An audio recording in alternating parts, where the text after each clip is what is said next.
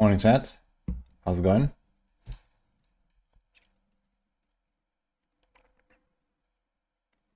Okay. Hey, Dini. Windmill, Kill, Fate. Oh, hello. Happy New Year, man. Morning, Dan, Kitty, Chronix, Martinus, Marv, Lymphona. Thank you for the sub.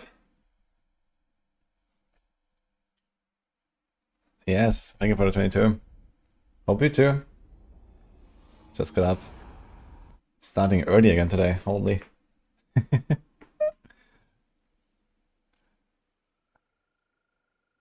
Some hell-tight hack to share. Holy. Okay.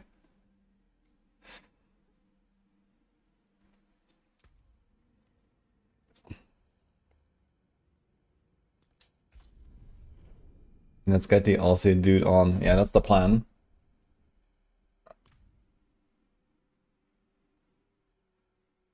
Yeah, we have a chat with Macon though. One-on-one chat. So we kind of start our stream with that. I actually wanted to meet like almost an hour ago, so I'm kind of late. But it is what it is.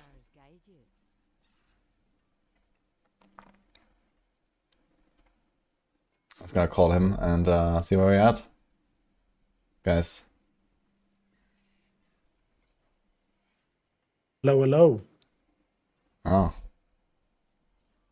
Wait. Hello. Music down. I need to try this later, Harley. Interesting. You there, mate? Yes, I can hear you. Everything fine? There we go. Nice and clear. How are you doing? Yeah, good, mate. Yourself? Yeah, I basically just got up a bit later than I've wanted to, so I hope that's not a problem. Oh, dude, it's fine. I've just been cruising. I decided to make the same build of yours on softcore, just so I can just let it sit there when I'm not playing. Yeah, it's great to not play the game, right?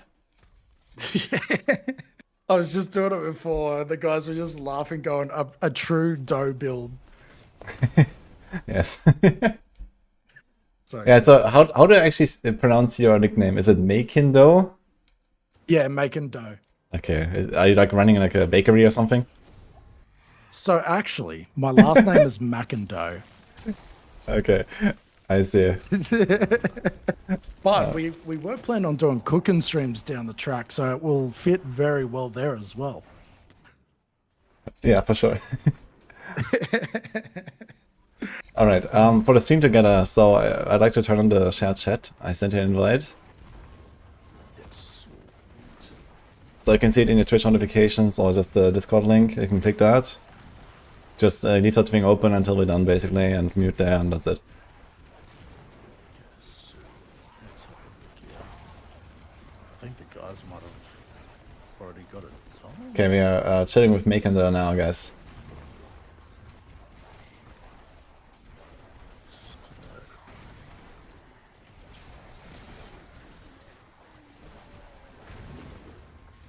I've got the thing. Oh, there we go.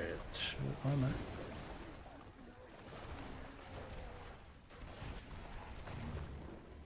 Okay. Hey, Hooch, did you touch it or at all? I'm trying to work out notifications. Okay, so you see the link in Discord. Oh, here we go. Yeah, I just sent you a link, exactly. So I just joined that. Okay. Yeah, just leave that thing open, basically.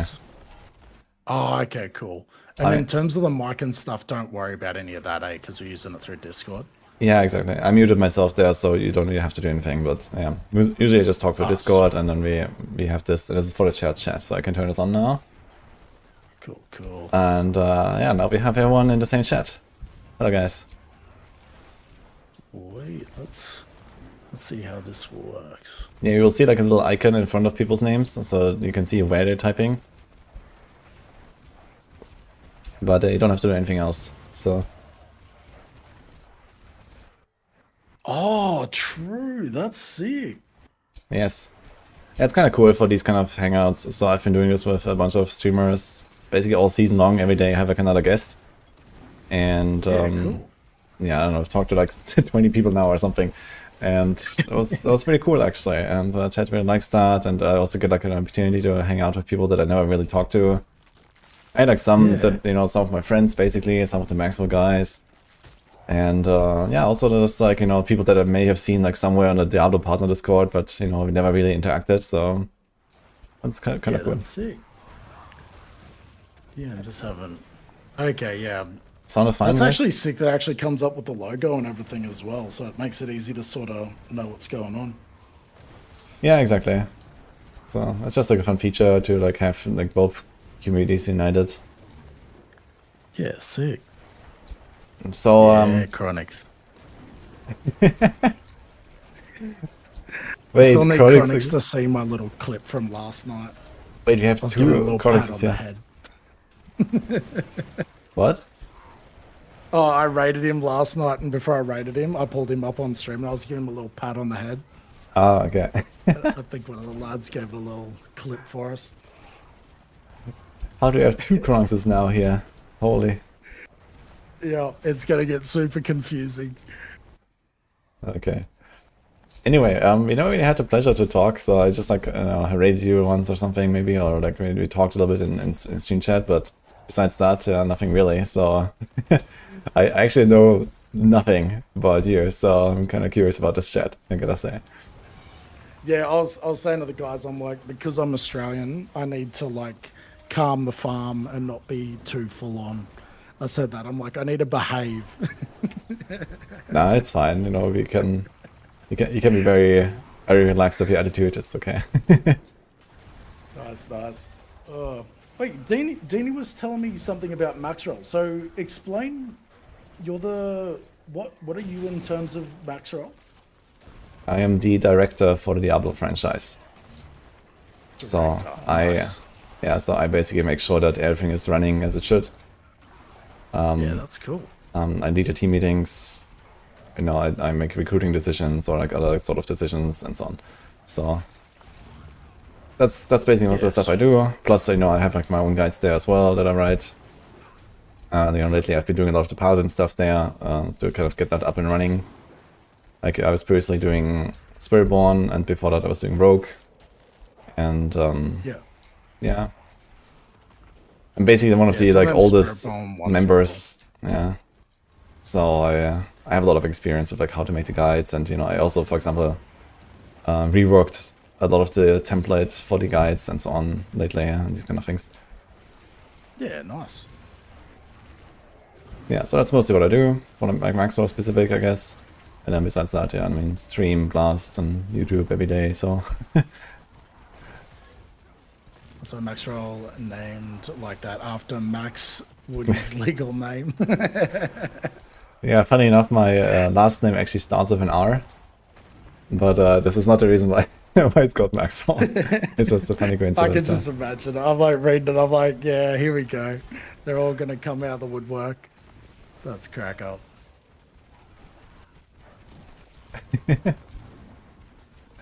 Yeah, anyway, so what about you though? Like, I don't know what you're doing. Yeah, so like we started off doing what was it, the hammer build this season, which was heaps of fun. Then I'd done like a bit of Spiritborn, and then Spiritborn was like, I don't know, it just didn't feel as satisfying. So I was like, you know what? Let's go back to the Pally. And then the wonderful community told me about your AFK build, and I was like, that sounds right up my alley. So here we are. But yeah, I'm looking forward to like the leaderboards and stuff, and especially like some of these support builds that everyone keeps talking about as well. Yeah, that's gonna be interesting. It's like the first time that we actually will really see people do this, like seriously, I guess. Yeah. So I also Yeah, made so like a bunch of supports now. So I have Paladin, Barb, and Druid support basically ready to go. So Sick. I'll see what I will do with that. I also made 2 of them on softcore, so I can blast with some people. So I wanna just kind of like get an experience for that. Yeah. And in terms of like, a few of the guys said that the Druid won't be as needed. Can you explain that to me? Yeah, so Druid support used to be the support basically for like forever. But okay, like, you know, for the people that really cared about it, I guess we actually had a Maxroll support Druid guide for like 10 seasons or something. So it was just like not really a thing, I guess, but we kept it around. And now it's, okay, somewhat outclassed by Paladin, I guess. And Barb also got a pretty huge upgrade. And on top of that, the biggest buff that Druid brings does not work with the best build that we currently have, which is Judgement Paladin. So it just doesn't buff it. So yeah, that's the thing. Like if that was like a different carry, then it would be really good to have to do it. Now it's gonna be a little bit of an extra tucked on in like a team, but it's not gonna do that much. Yeah. But this is specific to the Judgement Paladin, actually. Yeah, it would be cool if like they set some sort of thing where like you can only have like one of each class or something like that. That would be pretty cool. Yeah, I don't think they have to go that far. I think it could be fun to stack classes as well, and you know, you don't want to like force people to like not play together or something, right? So I think I would maybe go a bit far. But in either way, I think, for example, 4-man teams will probably run the Druid anyway. So I expect you're gonna see like, you know, 1 Paladin and then 3 supports basically. So this is most likely just how you're gonna play in 4-man anyway. So regardless of the buff working or not. Yeah, I was trying to have a look because in terms of, do they let you look at the filters and stuff? They do at the moment. They don't. So they've got clan filters in terms of the leaderboards, right? Yeah. I'm just trying to like, because I keep talking about like in terms of Diablo needs to bring out more features in terms of the clans, because I feel like they're sort of, everyone always asks, they're like, oh, what's the purpose of a clan? And it's like trying to come up with a reason is always hard. So it's like, yeah, I don't know. Like I keep thinking like what they can do in the future in terms of clans. Like, you know how, did you ever play Division? Nope. Yeah, so it was very like you had weekly clan objectives, you had like season clan objectives, like that sort of stuff. I'm like wondering if that would be a cool thing that Diablo could bring to the table. Yeah, I don't see why not, honestly. Especially if they also bring stuff like SSF and so on, and then, you know, they have like kind of people like that do like the trade and the group stuff and the clan stuff, and then you have people that don't. And yeah, I mean, you know, it can just do something similar to a season rank feature, but for clans instead or something, right? So yeah, that would be something, I guess. Yeah, because I just feel like it'd be something to sort of like, because everyone talks about like down the track, like people getting bored later on in the season and stuff. I feel like it'd just be an extra little thing that might keep people sort of like blasting, you know what I mean? Mm-hmm. Yeah, it's definitely underused, and I think there's easily a lot of room for improvement. So I think eventually I will get around to that. It's probably just like not really a priority for the start, but yeah, there's definitely enough people that would enjoy something like that, I think. Yeah. That, and then like turning the Citadel into like maybe a raid sort of thing.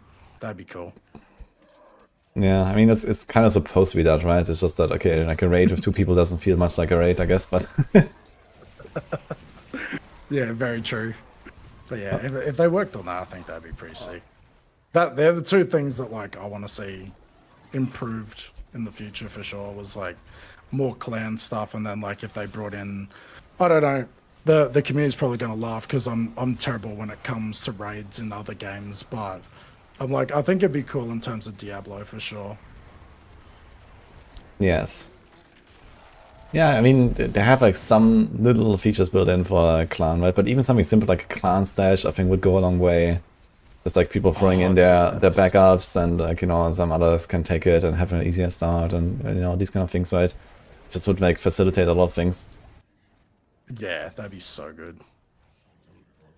Yeah. I definitely see, like, you know, I see that happening at some point, I guess. So, but maybe not like, now. I'm getting stoked with just like every season. I feel like we're getting more and more improvements, which is awesome to see. Like, Yes. there was a while there where everyone was sort of complaining that there wasn't anything sort of changing and whatnot, and now, like, I feel like we're finally seeing some good adjustments and better quality of life and stuff each season. So, no, it's gonna be good. Yeah, for sure. I think the last few seasons were like really great, and now the expansion's around the corner as well. So that's going to be like another huge step up. So yeah, it's going I'm well so for sure. excited. But So it's like I need what I do need you to do is explain the cube to me as a noob when it comes to like I know very little about the cube. okay, so you haven't played like D2 or something? Nah, like never played D2, played D3, but it was like on console before I got a PC. So like I didn't really get into the seasons or anything like that. I just like sort of played every class through, had fun blasting, but that was basically it. And then like that's when D4 come out. I was like, you know what? I'm actually gonna go hard and like try everything in terms of it. Okay, I see. Yeah, okay, so the cube originates in Diablo 2, which was like a core game feature. So you got it relatively early on, and it's like an item that you carry around that you can open like an extra small inventory. And in there you can like, you can put other items inside, either for storage. So people use that for storage sometimes, just to like, put the loot in there that they found. But also you were able to craft with that. So there were like certain recipes with the cube. So if you put specific combinations of stuff, then you could craft items that have specific stats on them, for example.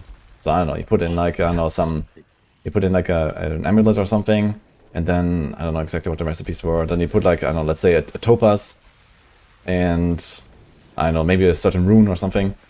And then you press on transmute, and then it would like re-roll the amulet that you had in there with like random stats and like one specific special mod that is tied to this topaz or something. And they cannot otherwise get that or something, for example. Yeah. So there was stuff like this, for example. There was also other things that you have like currently as features already with like NPCs. For example, like rune upgrading. So there was actually like some sort of like a rune ladder instead of this random crafting that we have. So there was actually like a hierarchy from rune to rune. It was like a 3-to-1 and then later a 2-to-1 upgrade that he did from rune to rune. So the highest rune, it was like a pinnacle, and you need exactly 2 of the previous one, and then 2 of the previous one from that, and so on. So that's kind of how that worked. There's all kinds of other stuff, there were like recipes to like add sockets to items and like take out the socketed stuff from items, and all kinds of stuff basically. So the cube was very flexible, yeah. And yeah, basically when it comes to D4, I guess we expect something pretty similar. So at least like when it comes to crafting, like enhancing items in some ways, adding stats to items. So I definitely expect these kind of things. I mean, yeah, as I said, a lot of other features are already kind of built into like the NPCs that we have. But the good thing is the cube is like modifiable, right? So once you have the cube, they can always just add more recipes, right? They don't have to make another NPC, or they don't have to just sort of keep going with the one sort of spot. That's sick. Yeah, so this is the main advantage of that system compared to other crafting that they could add. I think it's like you just add more recipes when you want, right? So oh, that's sick.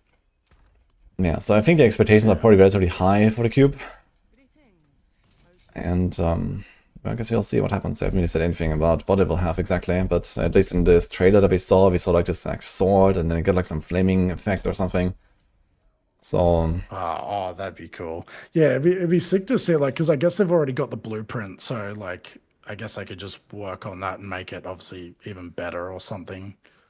Because I get so many people talking about it, so yeah, that'd be cool. Yes, yeah, I mean it's certainly like a classic feature. They also brought it into D3 a little bit, but there it worked different. So it was like a thing in town. And it also had these it was called Kana's Cube, not Horade Cube. And it had these Kana's Cube powers, where basically it's a bit like in D4 when you let's say you can choose one free offensive aspect or and utility aspect and a resource aspect or something. So it was kind of like that, I guess. In addition to some crafting. But I don't think it's going to be like D3, it's going to be more like D2, I think, where you don't get any power from it, you just craft with it. Yeah, it'd be interesting to see what they do with the stuff that's already in the game and whether they put it into that or if they, use it in a different way, I guess. Yeah. I'm sure we're gonna hear more details about how stuff is gonna work, like in like I don't know, some weeks or some months or something before the expansion anyway. So for now, it's just kind of like, okay, we know it's coming and we wait and see, kind of. Yeah, see. Oh, I'm interested to see what this whole fishing business is. Oh. Yeah, I mean, I guess some people enjoy that. I'm not sure if I'm gonna be a big fishing enjoyer, but maybe you're gonna fish up Uber Diablo, and there you go. We all love the gambling, don't we, Deanie? All the guys keep talking about because I keep gambling all the mythics. Every time I get one, I crush them and go for the gamba. And I haven't had very good hit rate on it, so they're all taking the piss about it. But do you like Sanctification? Yeah, it's pretty sick. Like, I haven't had anything hit crazy yet. Like bloody clipped us with what did he get? It was like a Starless on Starless. Yeah, he got a double like Starless, yeah. And it was also a 4GA, I think. So that is so wild. yeah, that's definitely one of the craziest items I've seen for sure. Oh, nuts. But yeah, I think it's cool. Like, and I guess like they're gonna have they said whether they're keeping it there? They have not said that they're gonna keep Sanctification around, but I think the chances are very high. Yeah. But they might just work on it a little bit or something like that. Yeah, maybe it's not gonna be season 12, but you know, maybe they're gonna bring it back afterwards or something. Yeah. But yeah, I think like generally Sanctification is praised a lot, right? Even like from like all ranges of players as well. I think okay, sometimes you break your item and you feel bad, but that also makes the good outcomes feel good, right? So it is what it is. And yeah, no, it's part of it. It's all fun, I reckon. It doesn't feel fun at the time when you do brick something, but when you do hit something good, it's always a good time. Yeah, exactly. So definitely excited to see this stick around with some tweaks. I think you can add a lot more really fun outcomes as well. They're not like ridiculously OP either. So we'll see. Yeah, and especially if they, I don't know. I keep thinking that like they're gonna do something with the like, what was it, the chaos powers, but like in a different sort of way. Like if they use that sort of thing again down the track. I want like that'd be pretty crazy if you've got that and then you've also got the sanctification as well. Yeah, that'd be pretty I think crazy. so too. I mean, basically, it's a bit like the Chaos Armors, right? It's like it does like give it these random effects on some items and so on. Like in fact, I would actually like to see Sanctification being like it can also drop as sanctified item kind of deal. So sometimes you get like this random shit item that you never think about, right? A butcher's cleaver, and there's a grandfather on it, and there you go, So like I would like to see that. So wild. That'd be so cool. Yeah, so I think that would be fun, It's just like something that kind of like breaks up the typical like gear grind, and you're like, oh man, now I have to use this thing, right? Like what do I do? So it makes people like sort of pivot as well. Like if it's really, really good, they're like building a certain build, and then they're like, okay, well I've got this now, so I've got to do something with it. Yeah, exactly. So no one is gonna put a butcher's cleaver into the forge, right? But yeah, it would be really cool, I think. Yeah, that'd be sick.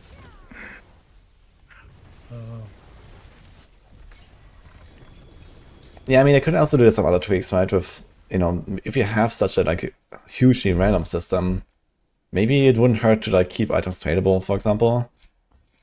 So that I found this thing, or I sanctified into like this crazy outcome, and hey, it doesn't work for me, but it's so sad to see this just get a dust in my stash or something. So yeah. That'd be sick. Yeah, there's so many like things that they can obviously add into it now that they've sort of gave us a taste in so many different sort of things. There's so many different like I don't know things that they could work on or like add together and whatnot. I'm excited for it.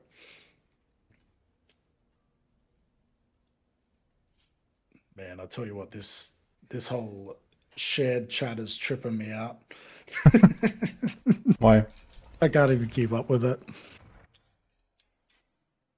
Too many people writing on.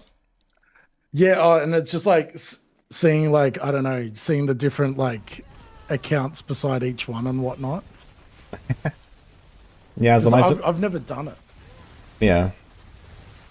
Yeah, I mean, now you have a taste of it, I guess, and who knows, maybe you can also find other collabs like that and just hang out. Like, I like doing this.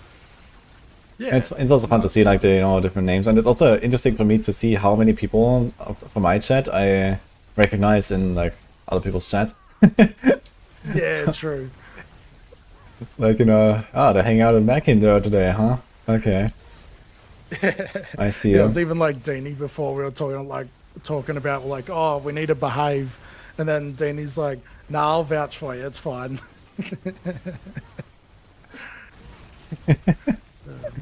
Yeah, but, I mean, when the chat gets too much for you, my solution is always just, like, hard ignore chat, it's fine. So, that's what I do. Just like, Nah. I mean, okay, it's mostly like on the very long streams where I do that. So, or when I'm like very focused on something. So, sometimes, when I do like my pit pushing or something, or tower pushing, yeah, of course I'm not gonna look at fucking chat for like 10 minutes at a time, So, it is what it is. I always say it. I'm like, sorry guys, but I am not reading any of this while I run through it because I'm like, I've done it before and my character's no longer with us. Yeah, exactly. So, you gotta be careful. I mean, of course, when you do like casual farming and whatever, then it's easier to chat, and then there's just like phases where you can do it and sometimes you don't. But yeah, when I do like very long streams, like my season start streams, they're always like 30 hours or something. Yeah, there's certainly some episodes where I just like don't really want to talk to anyone for like half an hour, Oh man, 30? Like, what's the longest stream you've done? Well, for the season start, I actually did a subathon and I did like a 24/7 stream deal where I went to sleep in between and stuff. So I actually had my stream running for like 10 days now on the season start or something until that was over. That is wild. You just get like, yeah. Yeah, it's like I think like two years ago I done like a 24-hour stream. I couldn't think by the end of it. Like I was literally a zombie. Yeah. Yeah, I'm pretty well in shape, I guess, when it comes to these long streams. So I've been doing them, usually for season starts. So I know exactly how to do it and how to keep myself awake and so on. So Oh man. but yeah, like I didn't do like 48 hours or something like every day or something. But yeah, I've done usually like a 30-hour-ish stream for the season start.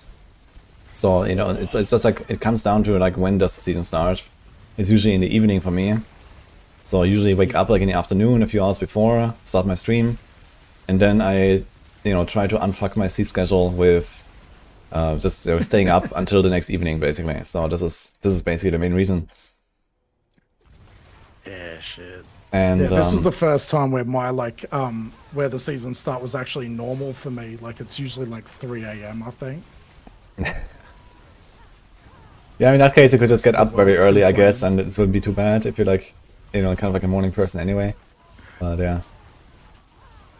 Yeah, for me, I just, for the season starts, I try to, basically go to the next evening and then sleep and then kind of wake up in the morning and have like a nice morning to evening schedule from there, So, this is why I do these long streams. Yeah, that's yeah. crazy though. But yeah, the longest stream I've actually done in one go was actually 48 hours. So, yeah, I did like a full 2 hours, 2-day stream, which is at that point you get disconnected automatically on Twitch. So yeah, at that point I finished the stream basically. But yeah, I've done it once, and I've done some others like I don't know 38 or 40 or 42 or something. But yeah, that's kind of the longest streams I've done. Jeez, how did you feel after it? Most of the time it's actually not that bad. Like the worst part is always like in the middle of that, and the end is usually fine. Yeah, so the thing is that at some point, like I don't know, between like the 18 to 21 hour mark or so, because it's usually the hardest phase, where you get really tired because it's like past your usual bedtime, and then your biological clock basically tells you to sleep, right? And yeah, then you get like very tired very easily, and you have to kind of like do something to kind of stay awake. So it's just like usually the moment when I take like, I don't know, some 10-minute break, I go AFK, I don't know, like cold water in the face, and you know, maybe I run through the house Yeah. for like a few minutes or something. And Just need to get an ice bath or something, mate. yeah, I can do something like that. Once I've actually just taken like a full-on cold shower at that moment, and yeah, so that can also help. And That's wild. yeah, and then after that, you know, like, you kind of go into like the second wind phase, and basically your body becomes awake again. And you know, it's just like at the regular time when you would normally wake up again, like, you know, at the 24-hour mark roughly. So Jeez. then you're kind of chilling. So once you reach like the 22, 24 hours or so, then you're just chilling. So and then you can kind of just go again for like another 12. So that's how it works. I think the biggest strats just stay out of hordes and you should be fine. Yeah, I did a lot of hordes actually this season, man. Holy. I always say, man, like if I'm the slightest bit tired and then I go jump in the hordes, I'm like, man, I can feel my eyes like rolling over. I'm like, I got to do something else, eh? So brutal. Yeah. Like sometimes I sit in hordes for like half an hour, just like clicking a thing and then doing something. So for that, the audience is very nice. I've been doing a lot of my build planners and, you know, some other stuff like that, especially early in the season. I was just sitting in hordes. Wow. So that was It'd be nice. easy to do your planners now, right? You just sit at Asmo and just go AFK while you do your builds. Yeah, basically, but Azulan is like too much, like, you know, inventory management, so I don't like going there. That's kind of the issue. That's so good. Man, Yeah, I still can't believe Paragon 300 on hardcore. That is so wild. It wasn't actually that bad this season, I think. So I have done it like 3 times now. Once in season 6 when it came out, and then in last season, actually. I played a lot last season, and then I did the 300 there. But this season, it kind of felt like it just kind of happened on the way, kind of deal. I didn't really try or something. Especially because of the build and whatnot as well, I guess. Yeah, I mean, I just had a lot of fun balancing the Paladin. But also, like they redistributed the XP a little bit, so you just get like more XP generally. And also like the bosses, you know, you get so much there. You can like kind of turbo farm the XP if you want. Actually, around twice as fast as you used to be able to. So in the past, like the best like speed farm was Pit, and if you did that like, you know, super efficiently, that was like around 300 million XP per hour. And now it's like you can reach 600 plus, 700 plus with bosses, which is easier to do basically as long as you have mods. You know, it's like it's not hard to do bosses fast, right? And true. doing the pit very fast and super efficient, that was tough, right? Even for people that were playing a fast build, you still had to like play the game and, you know. Yeah, like blast through it. Yeah, exactly. So yeah, bosses you just chill there basically, right? So it's very easy to get the XP, I think. And if you really want, you can like, you know, speed the Paragon so much. I actually like I got boosted a bit on softcore, so people gave me mats and people were like killing the bosses on me, and I was able to go from 0 to Paragon 225 in 4 hours with that. Just bosses. So that was kind of funny. That is nuts. So what? That was just like getting caches, like storing them aside. New character, blasting them, and then just sitting in the bosses. Yeah, exactly. I was just getting carried through the bosses, trying to get my supports going basically for softcore. So yeah, it's so fast with the bosses. It's crazy. And are you doing that event again this season, or are you sort of pulling back on that with Kron? Doing what? You remember how you guys the last 2 seasons you've done the hardcore event? Yeah, so we're thinking about doing this again. I mean, it's gonna be a bit complicated because the tower comes out and you know, people are preparing for that and then want to push and so on. But we're thinking about like maybe after the tower launch, so like end of January or something, we might do like a community event again. Yeah, that'd be cool. Because I don't think that the tower is going to be super interesting for that long for most people. So especially like because of the lucky sort of drops and whatnot, I feel like it will sort of, I don't know, I don't want to say fizzle out, but like it will get to a certain point where everyone will be like, all right, I'm sort of done with the tower this season. yeah, I expect that too. So I think like, for example, first week of tower, people are gonna try hard and push and whatever, and then yeah, eventually it's gonna hit that wall, and I don't think that people are gonna do that much more after that. So yeah, at least that's like kind of what I'm shooting for right now. So like a week or two after the tower launch, we start the hardcore event. Yeah, so for those that don't know it, we've been doing like some hardcore community events in the last seasons. Usually some, you know, very strict rules. And it was like hardcore SSF, so solo self-found, can't trade and so on. We had like some Paragon cap, you can only use 100 Paragon. We had some restrictions on masterworking. For example, I think like in an old masterworking system, you're only allowed to go to 8. And some stuff like that, basically. And I think also like a restriction, okay, last time he said no mythics and only 1 unique equipped and 1 chaos armor or something like that. Yeah, so that was kind of like some rules that we set. And then you go, you know, and then we give points for like, you know, how far you get in the pit and how many bosses you kill and which torment and so on. And fun, like a few fun extra objectives as well. Yeah, and it was such a good, like, well set out thing. I really liked it. Did you participate last time? Yeah, I think I missed the first one because Kron invited me to that, and then I think I was coming down to Melbourne for a convention or something. And then the second one, I said to him, I'm like, on the second one, I'll definitely shoot in on it. But like, man, I struggled big time. Yeah, I mean, it's basically like the intent behind it is just to like, you know, have some fun mostly, but also like, you know, bring back something like a real challenge of, you know, like, you know, pushing through the difficulties and, you know, like fighting the bosses at the end, you know, bring some excitement. Like, you know, last time, for example, like I fought Lilith for like, I don't know, 9 minutes or something on T4.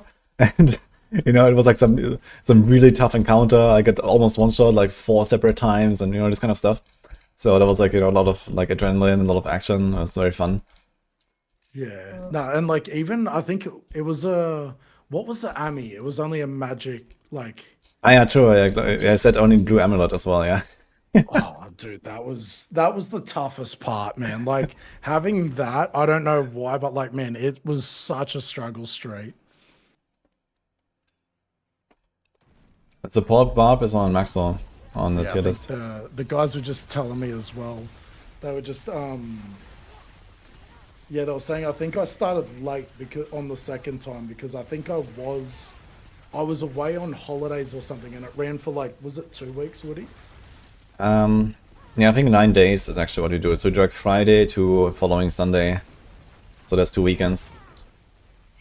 Yeah, and I think I started at the second weekend. I think that's what it was. Yeah. So yeah, if we do it again, I'll make sure that I get the time off and I blast from day one. Yeah, I mean, the events, the way we designed them, they were like kind of like, you don't have to go hard like all day, every day kind of deal. So that was the idea that, you know, a lot of people can participate and just, you know, play a bit on the side.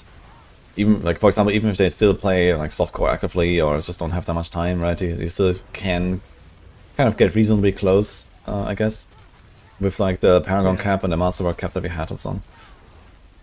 Yeah, it made it nicer because at least then you weren't sort of restricted if you did have like things you had to do and whatnot. So I think it worked out better, but I think it like took away a bit of my like motivation for it. So I was like, oh man, I wish I started like when everyone else did. But it was so good that you still had that sort of time to catch up. Yeah, of course, like the first few days is like the most fun because, you know, people are actually blasting and then you see like, okay, the first people posting their clears and like, you know, it's kind of cool to see there's like, you know, people posting their clips and we have like also the rip clip channel then, so people can post that. That's obviously a big part of the whole event. Oh man, if they end up like, because I was talking to Chronix about it and I was like, man, if they implemented that in the game somehow, like that would absolutely pop off, I reckon. Like it sort of kept track of all the bits and pieces for you. Like that would be so sweet. Yeah, some like 20-second recap that is like automatically recorded when you die or what? But yeah, just be like, I don't know, like just all the different point system and stuff like that. If we could, yeah, if they had some way of tracking that. That would be cool, yeah. Yeah, I hope also that maybe gonna get something like that for like the tower at some point, you know, like maybe the rank 1 clear, every time there's a new rank 1, it just gets recorded and stored or something. It's like a replay. That'd be fun. Yeah, that'd be cool. That'd be sick. Yeah, I'm excited to see where it goes once it actually like fully comes out, because obviously they've got it in beta at the moment. So I don't know how long it'll sit in that for. Like, I wonder if it'll be until the DLC drops. Yeah, I mean, from what it sounds like, they want to work on this for a while. So I expect like at least a year plus. Like, so like, I don't know, 3, 4, 5 seasons or something. So I think it's gonna look very different, you know, very soon basically. Like right now it's pretty bare bones, but yeah, if they actually do this and they're committed to this, then yeah, it's gonna be pretty good, I think. Yeah, and I like what they sort of explained. I think it might have been in Rax's like interview thing, where they said that like they're keeping it similar to the pits just to sort of get that thing taking over in terms of being the thing to push, and then they'll start mucking around with the pits again and making them different. And I was like, that's pretty cool. Yeah. Yeah, it's definitely a good reason to separate the two modes. While they still have like the tier scaling and some other similarities, you know, like, yeah, Pit is also gonna look very different in some seasons from now, so. And then maybe Pit is actually like gonna become like some sort of like, you know, real customizable endgame or whatever, right? You know, you can push a build further and there's a reason to do that, and it's rewarding, and you can get all kinds of stuff in here. So. Yeah. Exactly, like make it like I think they even said something like they could throw like heaps of crazy stuff in there, like goblins and stuff on like certain ones, and like just make it fully randomized, which I was like, at the moment it's probably a bit hard for them to do because people are still using it in terms of like pushing and having something to sort of track. They didn't really want to muck with it until they got the tower right. Mm-hmm. Yeah, it's gonna be exciting to see what it will do. I mean, it already looks like in the expansion itself there's gonna be like this wall plans feature. So maybe that already brings some sort of like, you know, customization for Pit, for example.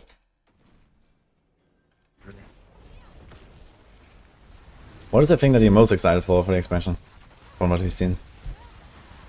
Oh, what am I most excited for in terms of the expansion? Like, I think because I never got to do the cube thing, and like from everything that I've heard about it, and like all like the whole community talking about it, like it'd be cool to like, I guess, get someone just said fishing, obviously. Fishing, of course, yeah. Yeah, okay, fishing aside, because that's obviously everyone's favorite. So. But yeah, like I reckon the cube thing's gonna be really sick. So like from what you've told me, I think that's gonna be definitely the thing to look forward to. And then like AFK fishing, I mean, it'd make like an aura for fishing. Holy. Oh, that'd be awesome. Just have everyone sit there fishing. But yeah, no, I reckon the cube sounds exciting and totally different. So as someone that's never done it, it's going to be cool to see how that sort of plays out. But I'm hoping they do like, because they've got another class which I thought was really cool that they announced. I'm hoping that it's like a really like dark class, like a demon sort of class. Mm-hmm. But I hope it's not one from another, like from one of the other games. I hope it's like a total new class. Okay. I mean, sounds reasonable, I guess, because, you know, we just had Paladin, Holy Guy, and whatever, right? So maybe they're gonna try to balance it out or something. Yeah, that's what I reckon. That'd be sick.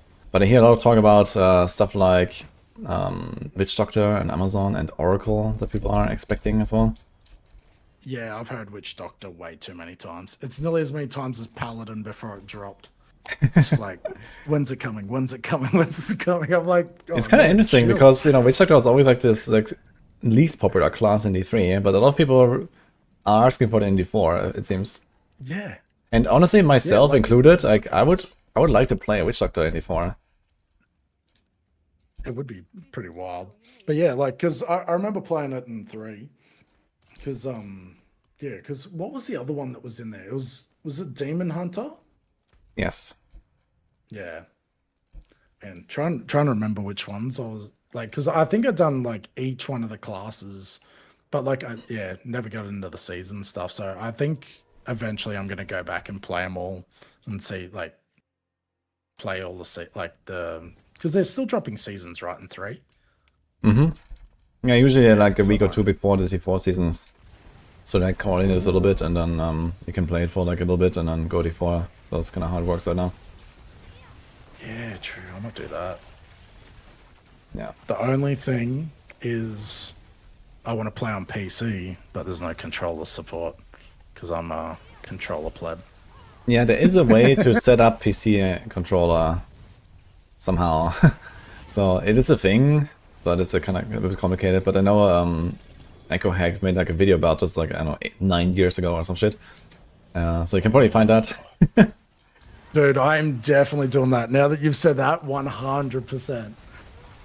I love blasting. Like, I was even thinking about, like, do I get it on console and then, like, capture card it? And I'm like, oh, I just want to play it on the PC, to be honest. Yeah. Yeah, I don't really play with controller, so I don't care about this. But I know there is a way, so... Crack up. No. Controller for life on Diablo. Love blasting it. I think I had someone recently just be like, they were like, oh, what do you like about playing on console? And I'm like, I'm not playing on console. Okay, so you play PC but with a controller. Yep. Yeah, it seems like a pretty common actually. It seems kind of strange to me, like sitting there when it's like not like a TV screen and a couch and you have a controller in hand. Like, I don't know, I'm just not really made for that, but... I think the one that got me, like, that I loved was, I think it was, what? Vessel Hatred, I think, when, like, the Quill Volley was around. And I still remember, like, the Quill Volley build on a controller. You could literally just hold down every button and it would just fire everything. Like, you didn't have to, like, sequentially press everything. You could just sit there and hold it down and go through the bits. It was so bloody good. Okay, interesting. I didn't know this is how the cooldowns worked on controller. Yeah, but then, like, there's a lot of builds that don't work like that. But yeah, for some reason that one did. Interesting. I mean, we still have that build, and I'm probably gonna play it a bit actually in like in a few days so now. So, and then I mean, you have similar builds as well that, you know, with other core skills that have all the same stuff. So it is still a thing actually on Spiritborn. Yeah, I don't know. I was trying Spiritborn recently, and I think I just must have, like, because is the Spiritborn still, like, is it like bugging in a certain area? Well, actually, right now they bugged it out and made it weaker than it should be. So that is actually why we didn't see like these crazy Spiritborn clears that we were expecting from the start. It's now starting to pop up. There's like a 128 with payback or something. So finally, people are doing it. But yeah, they actually they brought some buffs back in season 9, I think, for like all the key passes and all the Paragon nodes, and those are just all reverted now for no reason. So the class is just like doing, I don't know, 40% of the damage it should do or something. So that's kind of funny. That's wild. Yeah, so maybe that's gonna get fixed in 2.5.2, and then Spiritborn's gonna be really popping off. But yeah, either way, I mean, Spiritborn doesn't have like game-breaking bugs anymore like it used to have in Season 6. That was basically Season 6 only, and then they fixed most of it at least. Outside of... Yeah, 100%. Fell Soothsayer was still buggy for a while, and the Jaguar Hall, but they also finally... They reworked the Jaguar Hall at least. And I think they fixed the Fell Soothsayer, so it's generally in a good spot now. And not like bugged to shit. Them bugs were bloody hilarious though. That was so good. Yeah, I mean, it was good for like, you know, a week or two, right? But at some point it's just gonna kill the season, I think, in Season 6, so... Oh, 100%. Like, it was just crack up when they had that potion one. You just like popped it and you were just doing 150s, just blasting through. I was like, this is so cracked. Yeah, exactly. Yeah, most of the stuff is gone these days, so it's alright.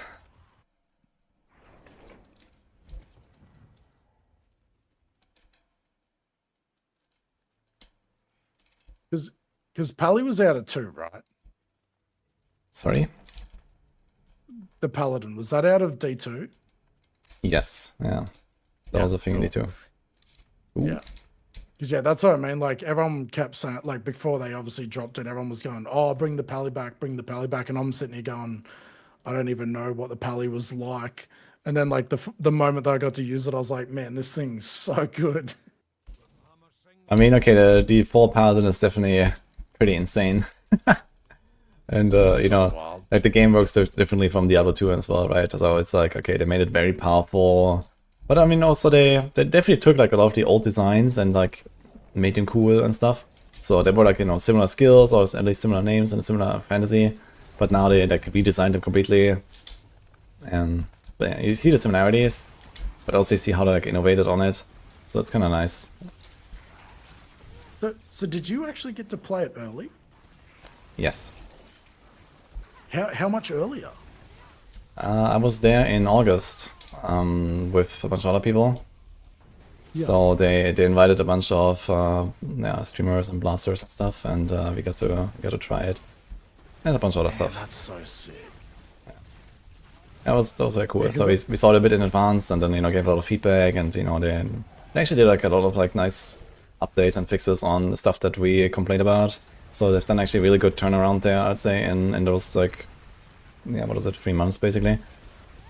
Since Yeah, that. because that's what I was surprised about, man. Like when it, like, because obviously not many of us knew about it, and then like when it popped, I was like, man, this is actually in a very nice state for like, sort of like no testing and stuff. And then I heard that obviously you and a few others got to like test it early. I was like, ah, okay, that makes total sense then. Yeah, I mean, you know, we were on site for 3 days back in August, so we saw the Paladin, and yeah, a bunch of other stuff as well. So I cannot really explain any details, but Nice. I mean, okay, a lot of stuff is now already kind of like at least mentioned somewhere, you know. So Yeah. the expansion stuff and so on, for example. But yeah, I've seen some things there. So It's hard to talk about certain things because it's just like you get excited and then you start like talking and you're like, ah, I should probably stop now. yeah. Yeah, so basically the rule is that you cannot talk about anything that is not yet, you know, revealed in any way, right? So this is, yeah, basically after Paladin was out, I could say, hey, okay, guys, yeah, I've played some Paladin, but, you know, I can't really share much more anyway, so. Man, that would have been so hard, like being so excited about it, playing it early, and just like having to be like acting as if it doesn't exist. Yeah, new class coming in Season 11, what are you talking about, man? You know?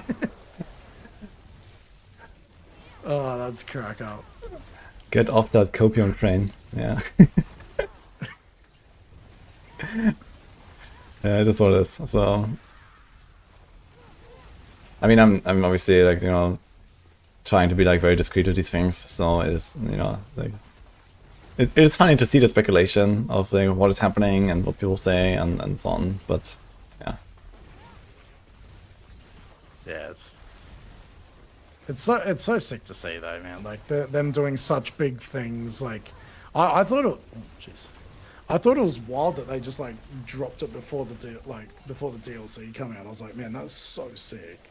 Yeah, that was a huge move, I think, like, together with the DLC announcement, and, you know, it's also just like, you know, it's a really good season, they have really good momentum now, and also, yeah, they kind of like keep the goodwill up, right? It's like, okay, season 10 was a banger, season 11 is a banger, there's a fucking new class, you know, and then, hey, like, in 4 months we have the expansion, by the way, you know, like, everything is like at once suddenly. Yeah, it's all like coming together, and it's just like going better. So it's awesome that they're finally getting to that stage where people are like, oh, I wonder if it'll actually be good. Like now it's like I can't wait for that to sort of drop, which is sick. Yeah. People ask me if I played the second class. Maybe, guys. Maybe. That would be like. And maybe it's very fun class. It could be. It could possibly be a fun class.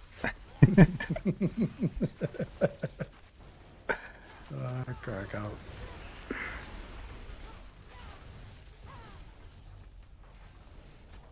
You're heading to BlizzCon, aren't you? Yeah, that's the plan. Yeah, sick. Are you going there? I'm gonna make the effort to get over there. And are you?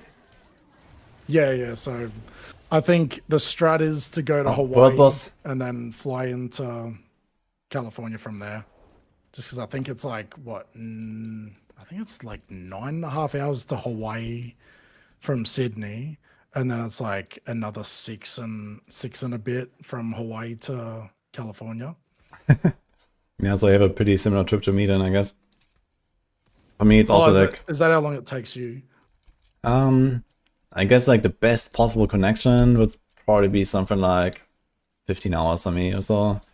But it's more like in the 18 to 20 range most of the time. Oh. Yeah. Yeah, that's what I was like, you know what? I'll make the effort. I'll shoot over for it. It'll be cool to meet up with all you guys and stuff, which will be sick. So, no, it'll be good. Yeah, it'll be fun. Yeah, I think there's gonna be a lot of like Diablo people there. Like I'm pretty sure they're also gonna just invite, you know, some people anyway. And then like last time, they invited me, for example, for 2023, and they also had like I don't know 15 other Diablo partners there or something. That they were actually like you know paying and stuff. Oh wow! So yeah, that was really nice, and you know I got to meet like I don't know there was like Darkside and I got Dreadside even, and I think I'm not sure if he came on his own. I met Echo Hack. There were so many people. It was very fun, and yeah, it was like kind of get together from some of the Maxroll crew as well, basically. So that was cool. Yeah, and I know this time there's also like some people that have already like booked their on like BlizzCon tickets and stuff. So I know like some will be there for sure. Yeah, sick. Hopefully go through headquarters. That'd be nice because it's pretty close, right?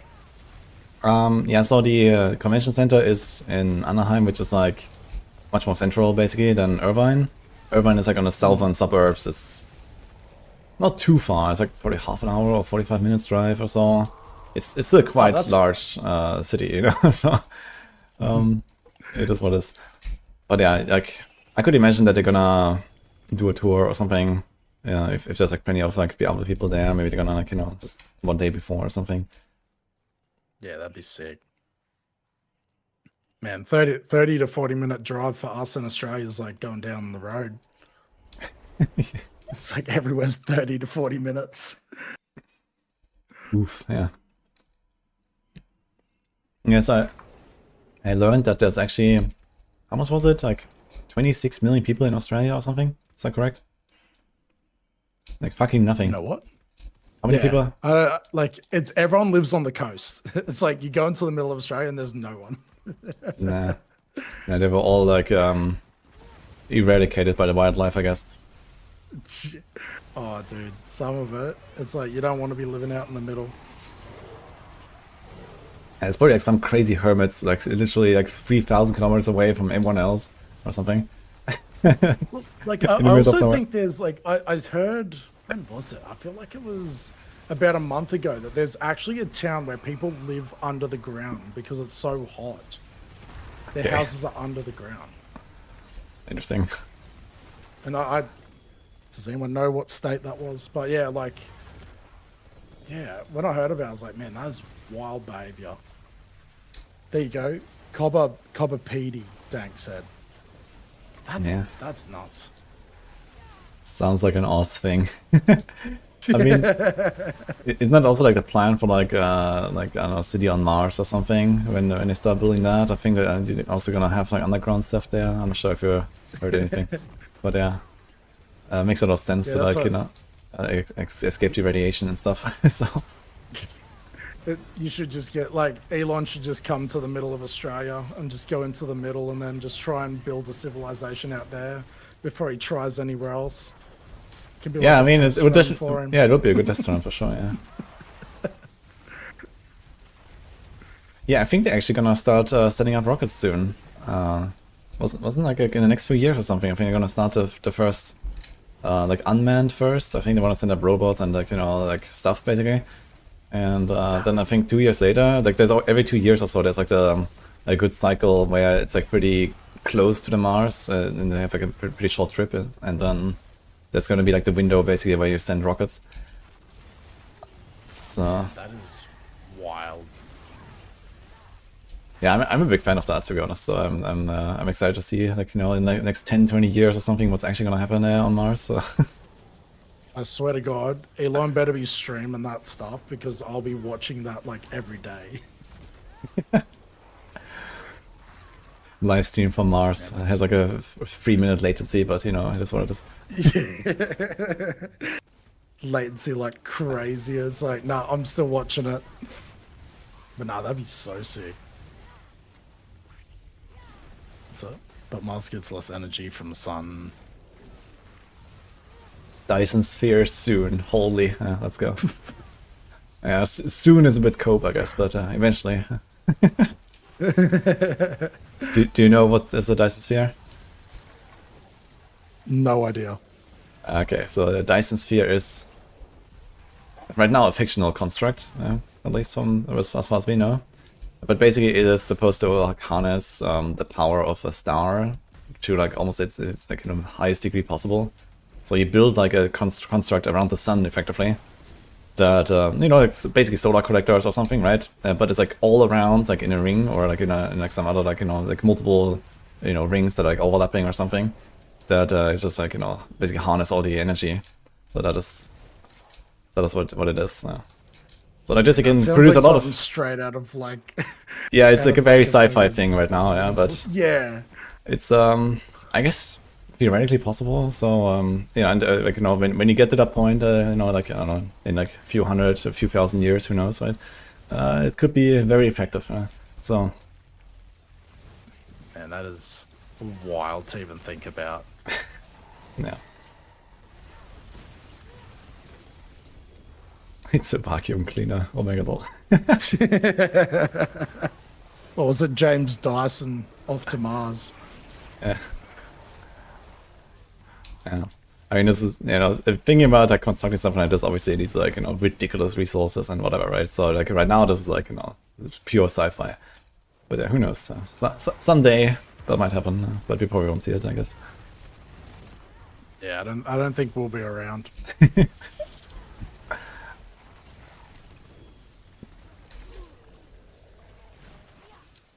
Yeah, space stuff's so wild, man. Just even think about like that you could even like send robots and stuff to another planet and then it just starts setting it all up. Yeah, that's the plan actually with Mars. So So nuts.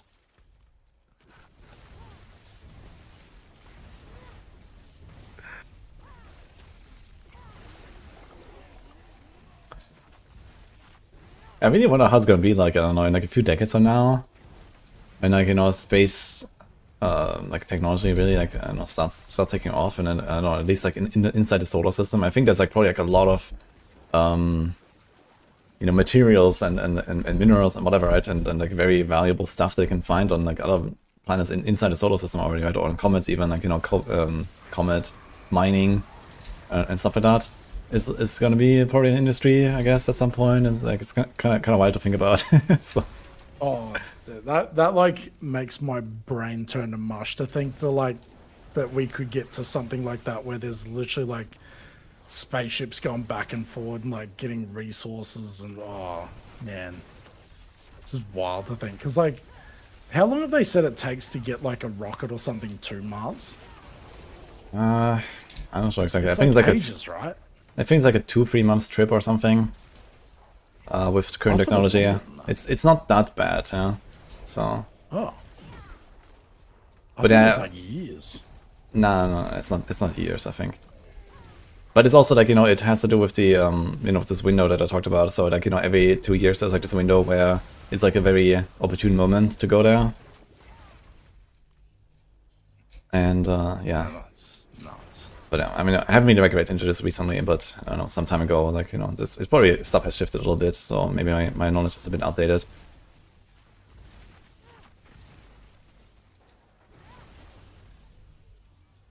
Isn't Elon aiming to get 1 million people on Mars by 2050? Yeah, I think something like that. Yeah, sounds about right. Like 1 million people is actually crazy to think about, right? That's like an entire fucking city.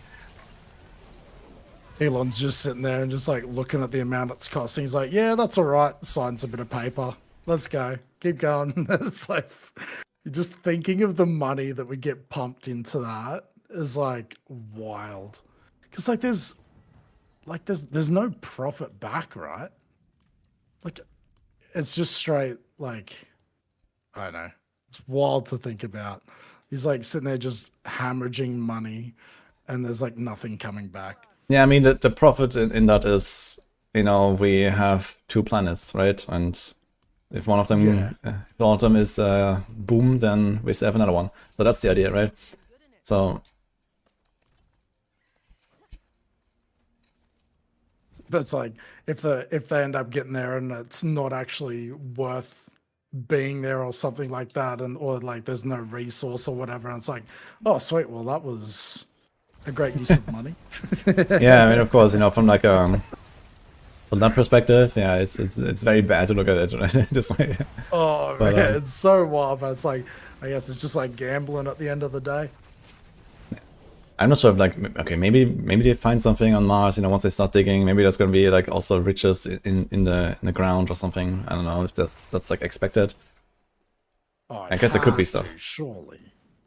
But either way, I mean, they will probably have to use it for, you know, use like locally, right? So I guess whatever they find is probably gonna be like mostly for local purposes. Some bloody rare resource that's only on Mars.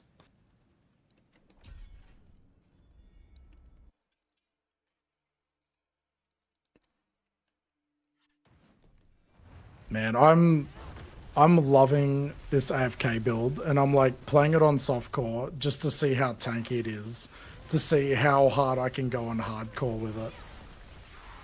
Yeah, dude, I AFK everything upon Paladin, and it's not even like super min-maxed. Like, I literally just put my guy on like a T4 world boss and it's fine, so. That is nuts. Do you know what sort of toughness it needs to be at? To like, basically be not able to get one shot? No, I mean, not able to, in T4 it's not that easy to get one shot, I guess.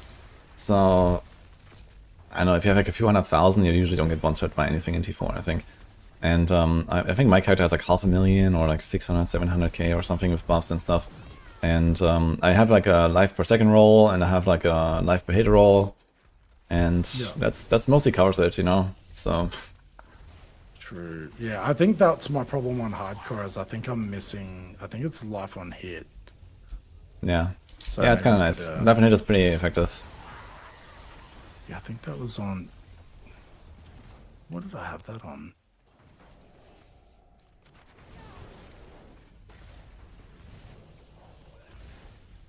Yeah, I think was it on the shield? No.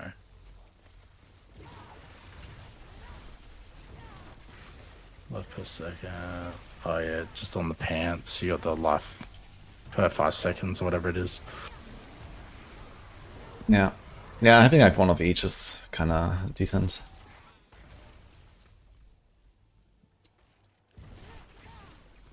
Yeah, because what more? Yeah, so 331,000 at the moment. So it's pretty. That's on softcore. I think my hardcore's sitting pretty similar. Yeah, yeah. I mean, you can also like try it out, right? You can like just go to the world boss and see. Like you can watch and see what happens, right? If you're unsure. So yeah. Then you just intervene if you have to. So just try it, I guess. Yeah, actually, let's go now on softcore. I mean, with like a few 100,000 toughness, you're not gonna like, instantly die from anything, so you can always react and just press your potion or something. So Just Yeah, I think it was. try it. I think they said it was like Zer's swipe or something like that. If you get hit with that, it's like a one shot. Someone was saying. From what? Oh, like I think it was. Was it Zer? Not zero. Zer's like- The hug you mean? Yeah. That doesn't even scratch me at this point, I think. So if you have 100% block chance, like, yeah, this is kind of whatever D4, I think. Let's have a look. Let's I mean, see what it's that certainly is. like a big source of hardcore devs. I've seen many people die to zero. Like, as a paladin with 100% block, that should not hurt you very much. Yeah, it's my build's sitting at 93 at the moment. Okay, you have to fix that, that's for sure. Yeah, I think on the Paragon board it was pretty close. What is the current Paragon on hardcore?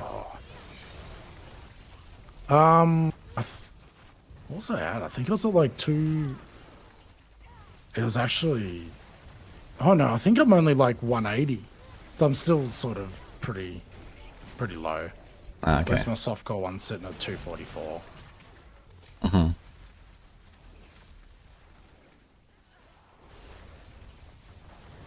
Wow, Zer was so easy then.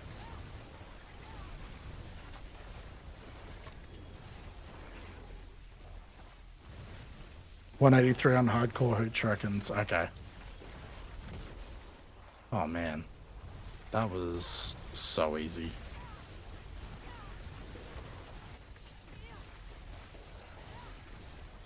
Captain J is saying you guys have a quite optimistic view of how technology is going to evolve. Yeah, I guess that is correct, at least for me, so I'm pretty positive.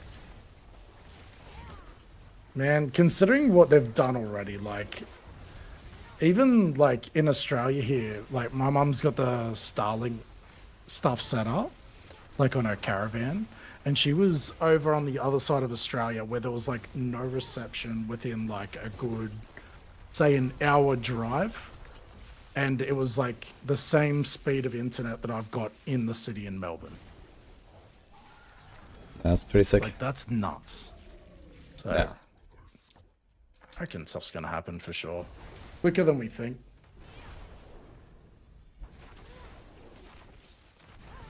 First of all, I have to solve how to make RAM.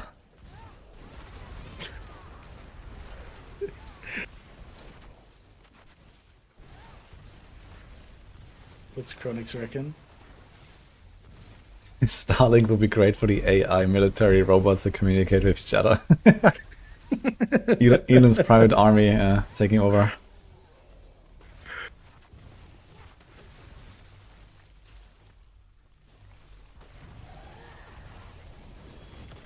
I need some more mythic shards. We need to run some more pranksters, guys.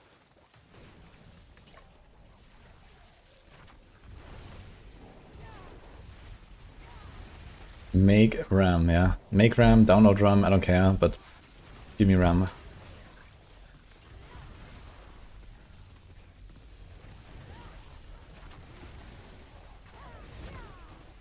Perhaps Melbourne just has. What's that? Just has shitty speeds. I think it does compared to the rest of the world. Like, I think. I don't actually even know what. What is my speed? Chronix joined the party. Let's get the old speed test out.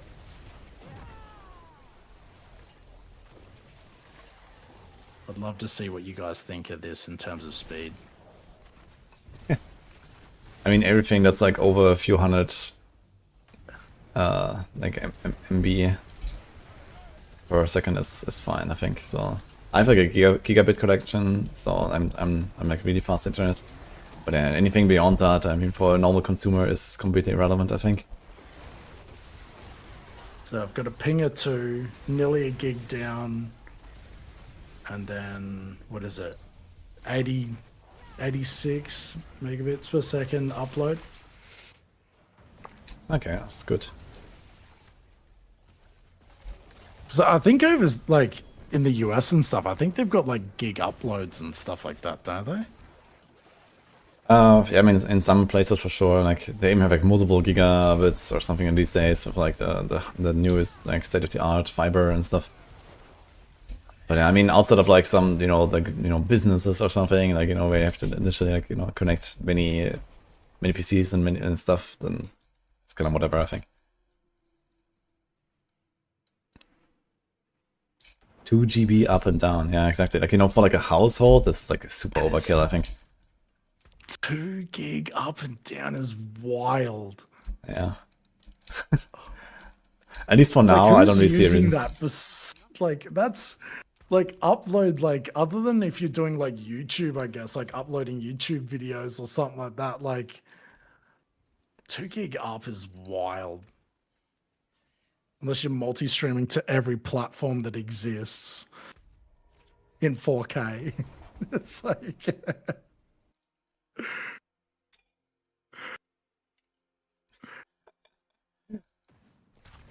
yeah, but then you also need a PC to handle this. yeah, exactly. The old multi PC setups. Are you running a multi PC or you just got the one? I only have one. Yeah. Just like an absolute beast of a unit. I have like a Starforge PC that they sponsored me when I when I started working with them. So I have like a pretty big machine, yeah. They got me like the biggest one they had basically back then. They're like, okay, Woody, what do you want? Yeah, kind of like that, yeah. Can recording, by the way, guys. Exclamation Starforge. Terabytes of SSD. It's not that crazy, but it's pretty good. Is it AMD or Intel? This is actually I'm not sure right now. Wait, what do we have in this thing? I can see the specs somewhere. I think it's Intel. Better be AMD.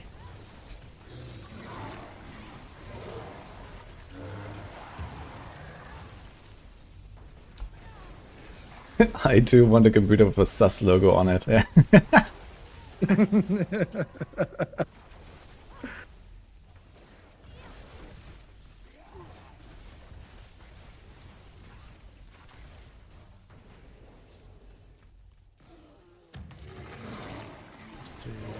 They're not too US. Okay. Not 2 gigabits each way per second.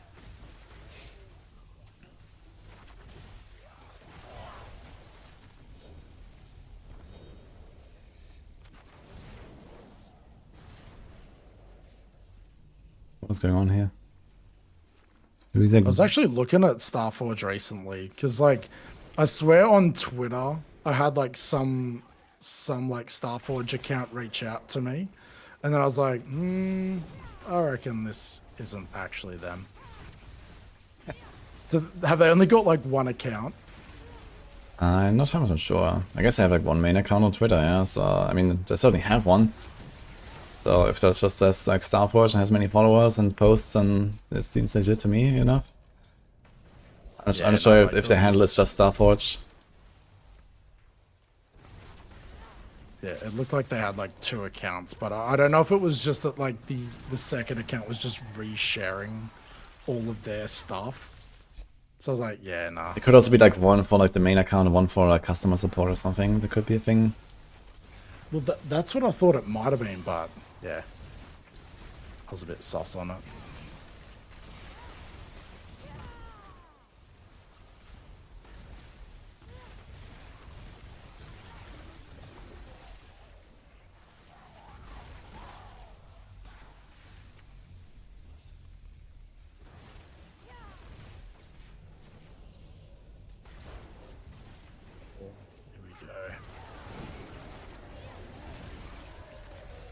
That's not bad. I've nearly got this AFK build on softcore done in...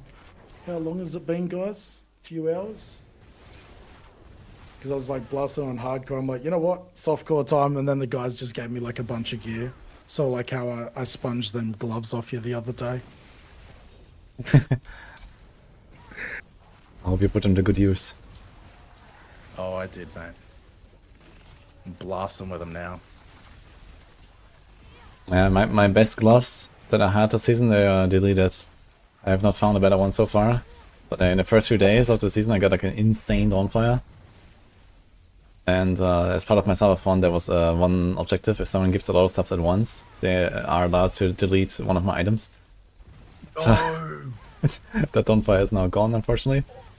Oh, that hurts so bad.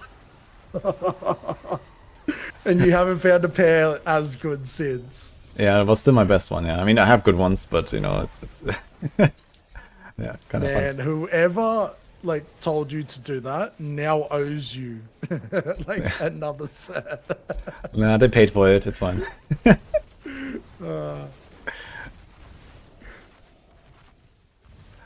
Yeah, that was part of the subathon, so subathon is over now, guys, so you're still free to donate and stuff, but no items getting deleted, yeah.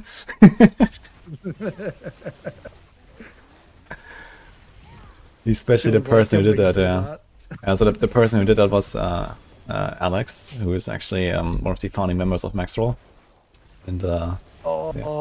So done it on purpose. Was like, yep, I'm gonna really smash him out here.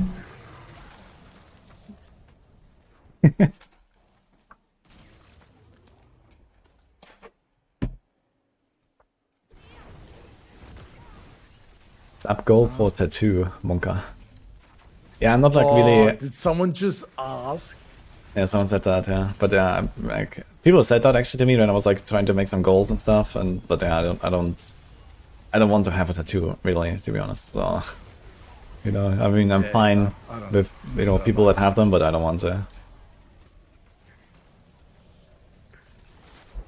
I thought they might have told you about my sub goal tattoo that I got a few years back. Oh, he got okay. What did you get? I've got quite a big ass tattoo from stream a few years ago. Interesting. Okay. So it's literally a Bulbasaur with my face photoshopped onto it. Okay. And I agreed. So it was on a 24-hour stream.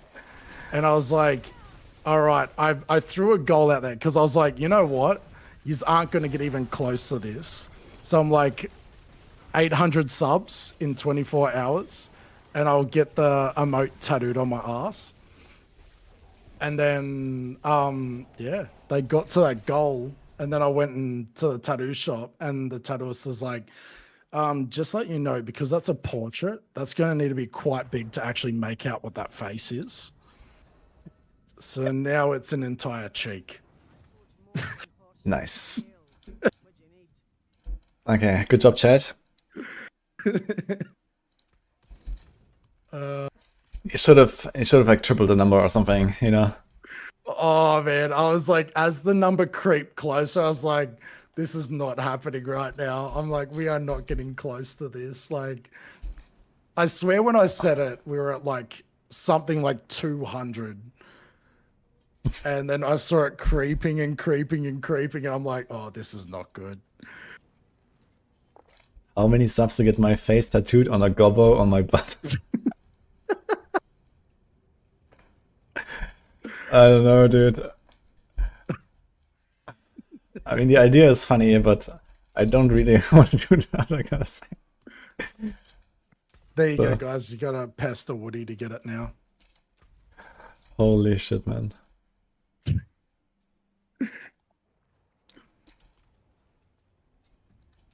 But it was so funny though, because like while I was getting it done, just having every tattooist coming past, just like giggling and going, that's amazing. And I'm like, fuck, man, what have I done?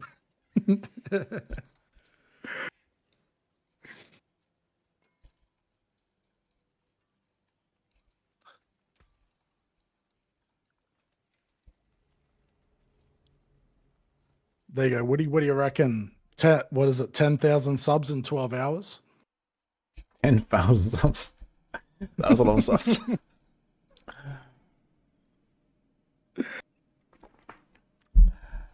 I mean, I did have a lot of subs in the subathon. I think I went to almost 3,500, so that's pretty crazy. Oof, that's awesome, man. Yeah. And I did a subathon for Vessel of Hatred that had even more. So like last year, like there was the expansion launch.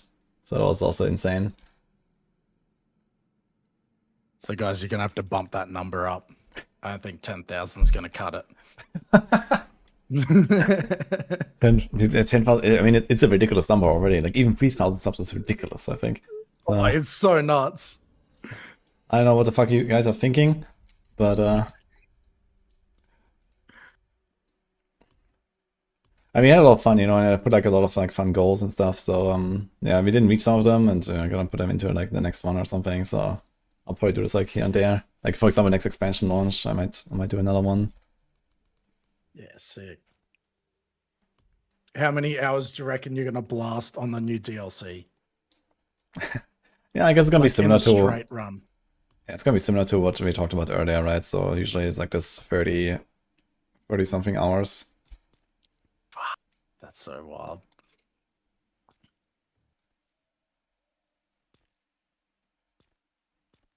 I think the new DLC will drop on one of my days off, so I'll have to try and keep up. Perfect. See if I can. What is it? 24 is the longest I've done, so I'll see if I can break 24 hours. How old are you? 33. All right. Yeah, same. Oh, really? 92, baby. Yes. Let's go. Okay, I thought you would be a bit older actually. It's. What is it? Is it the beard?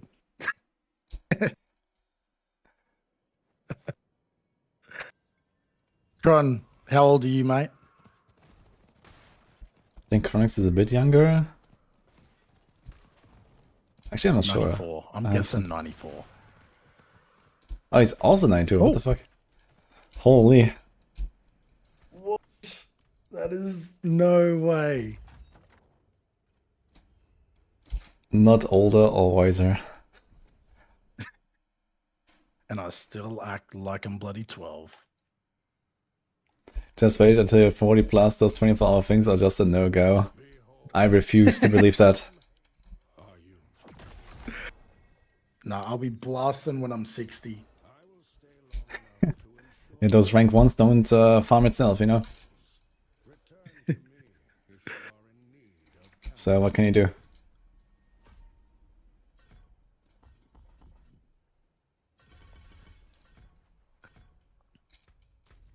What are we? Feels Age also dropping? Yes. 92. We are dropping ages, guys. Any ages?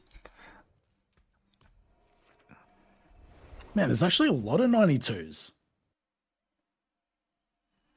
Hell yeah. The price of 40 Herald with 146%.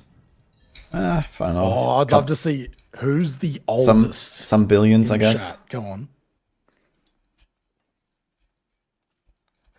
Let's see if someone pips your Bidor. No one's been able to pip Bidor in my chat, so let's see if we can get someone older than Bidor. 62. Go on. Someone beat 62. 62. Wait, who's that? Yeah. 1962 is Bidor. Damn.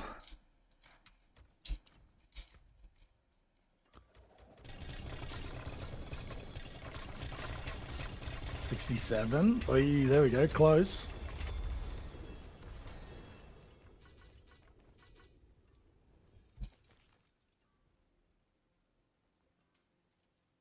Hey Razor, it's nearly midnight. You're gonna have to tell me the year. I'm not doing the maths, mate. Greetings. Better than starting from nothing. 62. Did he stumble in here from the old folks' home?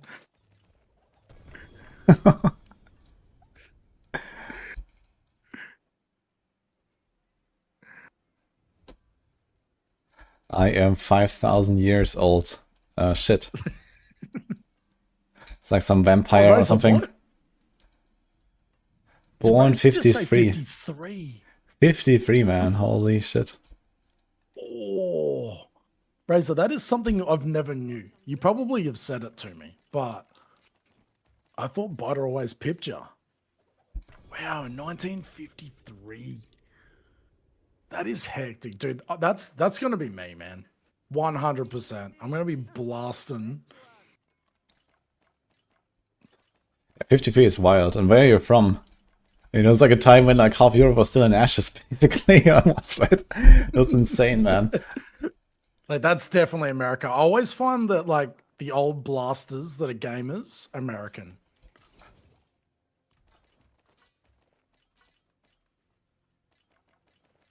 Reza, are you America? Kansas. Okay. Yeah, there we go. And then I think Bottle's close to the Canadian border, I think.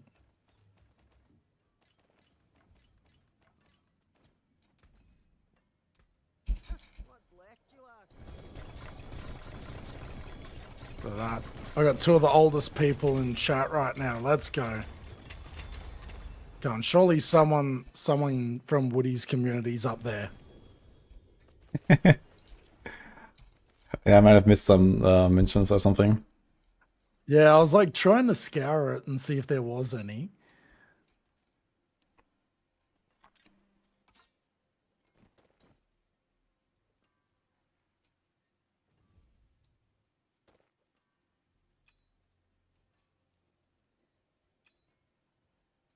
I wanted to learn a new language, so I started watching Do. Oh man, you know what the funny thing is, Harley? Is my missus can't even understand me half the time.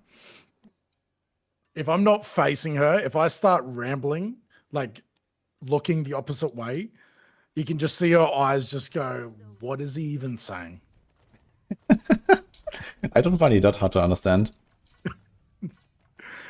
Wait until I get excited, mate. When I get really excited, I just start rambling and it makes no sense whatsoever. Okay. I feel like the guys from the UK find it hard, which is even funnier. Hmm.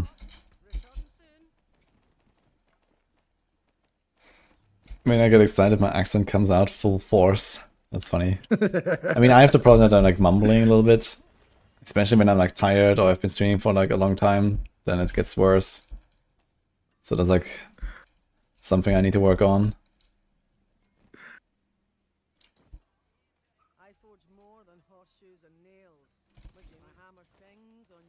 Oh, Scottish people. Yeah, Jojo.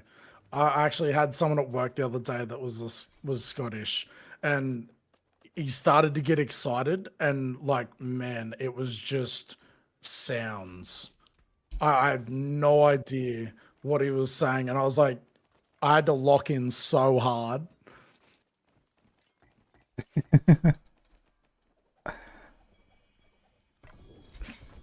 What was that? Dang kitty, that real convict accent.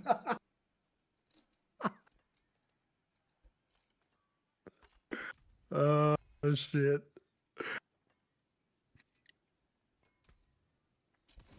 Kimmer. Yeah, jump in, man. I'll get back on my hardcore character. Good luck. Are you planning to do any sort of like, you know, higher end stuff? Like some tower pushing and these kind of things? Sorry, what was that, man? So when the tower comes out, are you planning to push the tower a little bit and like, you know, try hard or something? Oh, 100%. Well, like, that's why I was excited that you could like filter it via community, like the clans. Because at least then like I'll find that more satisfying that like just sort of like competing against your own clan and like just a bit of banter and stuff like that. Okay, I see that. It's just like styling on your whole community. Like, hey guys. Yeah. You watch them stop giving me items. They'll be like, nah, stuff ya. You're on your own now. So they get like an extra piece and they're like, yep, nah. We're hard locking him. He has to go farm it himself. Mm-hmm.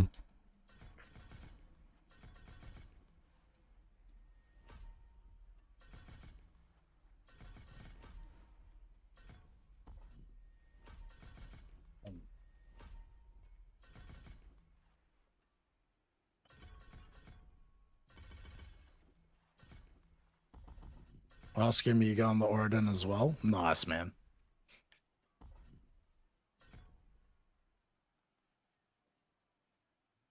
It's so funny, Woody. Since like people have been watching me play this, like everyone's like, "What is this build?"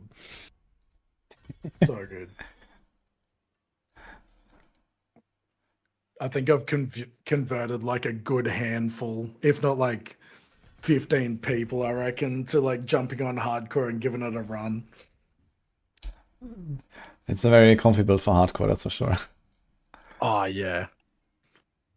It's definitely been the smoothest run I've had on hardcore for sure. Chat, who is playing Origin or has played it this season?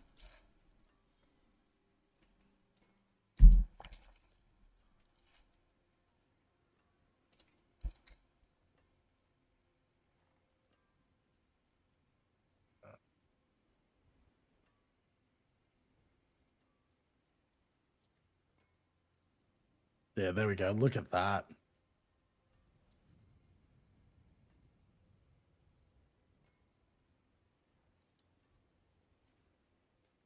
Lamau, Zia just clapped my Origin on hardcore. Oof. Okay, we just talked about it earlier, so maybe not that safe. Megan. Oh really? What who said that? Kizar. Just said my Origin got clapped by Zia. Oh no. I got warned earlier, like I was going into it and they're like, be careful, there's like a swipe that will get you. And I was like, oh, okay. Like made me second guess it.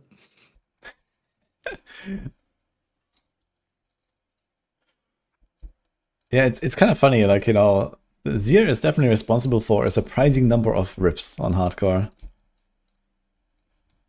And you think it's just like this like random ass, like, you know, low boss that no one really cares about. Yeah. But he can kill a lot of people, man. It's wild. It's like I've died a few times, so like even on softcore, and I'm like, how did that even kill me? And it's like I've never had it with any other boss, I don't reckon.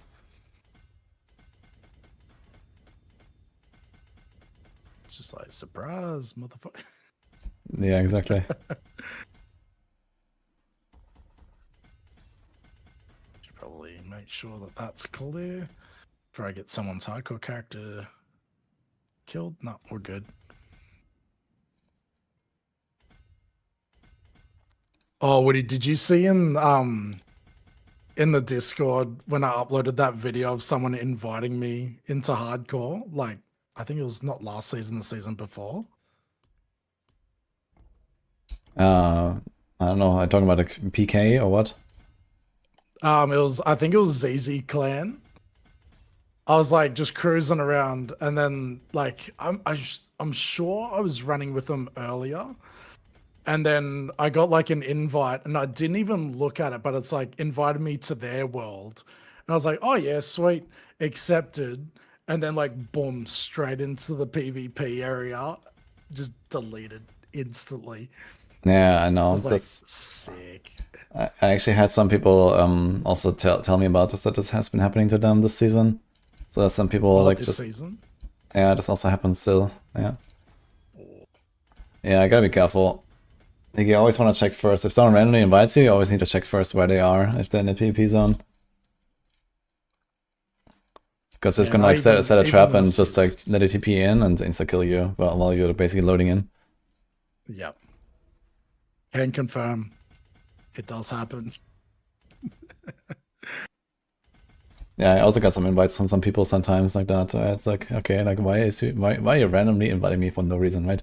So there's just some assholes. Yeah, I don't know. Yeah.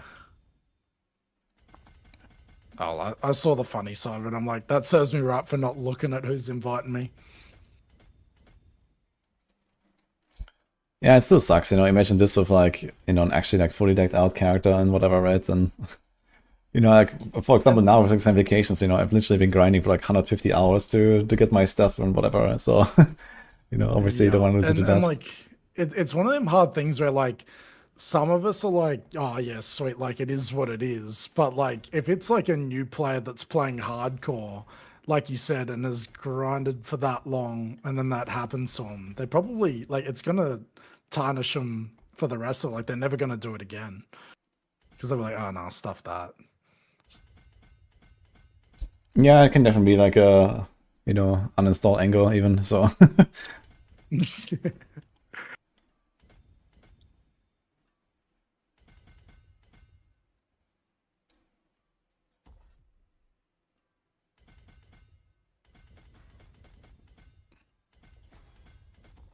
Human, did you die or did you leave?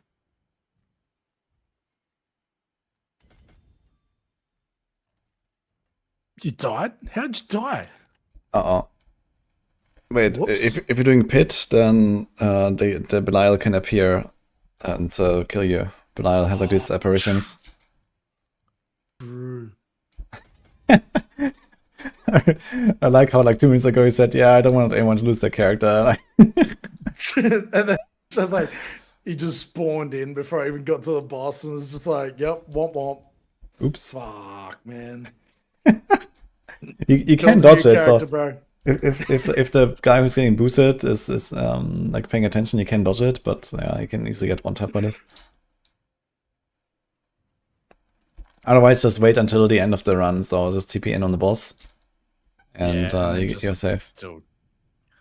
Still keep an eye out though, because I've had that where I've like jumped in on the boss, and then it's just like done that thing just outside the room, and I'm like, oh shit, just had to sit there and dodge. Mm-hmm.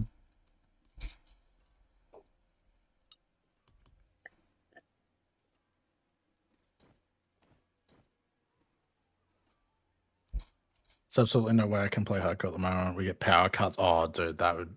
I've already had it happen. Like, I swear the servers are a bit more like cooked on hardcore. Like, I feel like I have like freezes and stuff that I don't have in softcore. Mm. Do you find that?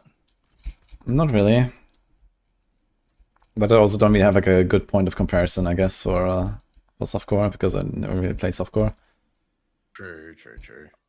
But yeah, like I swear this stuff, like it just feels a little bit more, I don't know, glitchy in a way. I don't know, like I know that on like some season starts where like, you know, a lot of action is on like servers, people tell me that they're lagging, and usually on hardcore it's fine, because I think they're separate servers, and there's just like way less people, so when I have like these like, you know, high like, you know, season start spikes, then usually hardcore is actually totally fine, where softcore is like lagging and stuff. Yeah. So that's like, what I know. Usually the thing. But yeah, I don't know what's happened this season, but I feel like it's just been a little bit weird. Just like certain things are like freezing where it shouldn't. And it's like, it doesn't boot me out of the game. It just freezes. And then if I leave it for a few seconds, it comes back. And I'm like, oh, that's dangerous. Yeah. I mean, on Origin, this is not dangerous, but yeah, it definitely sucks when that happens, I guess.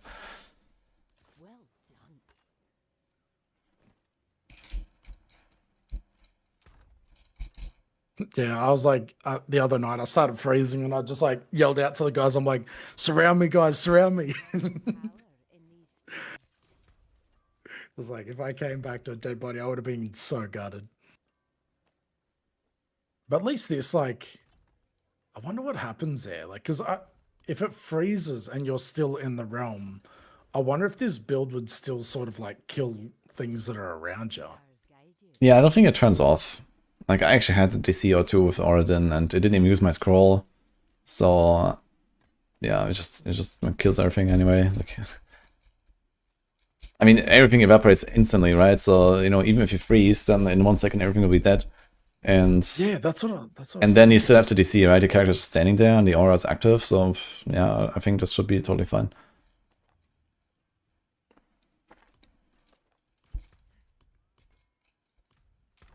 Like with aura, then you have nothing to worry about, for sure. Did you see Eric's message? He thinks that there's a switch on hardcore to kill characters that Blizzard turns on. Yeah, sometimes the character just falls over, you know, it's like in the Matrix movie, you know, when they pull the plug. So it's just like... Oh, man. Imagine if like the devs are just sitting in the office, just watching like someone playing, and they're like, "This will be funny." Clicks a Not button. like this, yeah, exactly. Oh god. Yeah. Uh, if there's any devs listening right now, please don't. They're like, you know too much. And then Yeah. It's like, oh, they're on to us.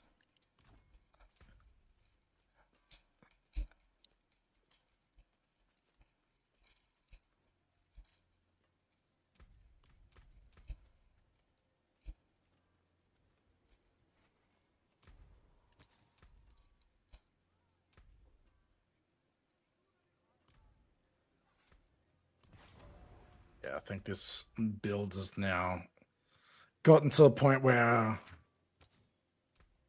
it's still trying to work out how high I can take it while I can walk through the pits on the hardcore one.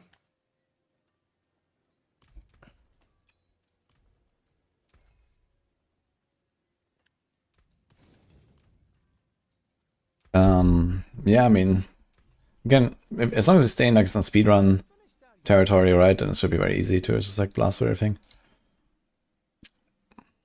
Yeah, it's like I feel like it's just the like some of the explosions. It's like if you just keep moving like you said, you're pretty sweet, right? It's just if you accidentally get trapped by something, that's where it could get a bit sketchy.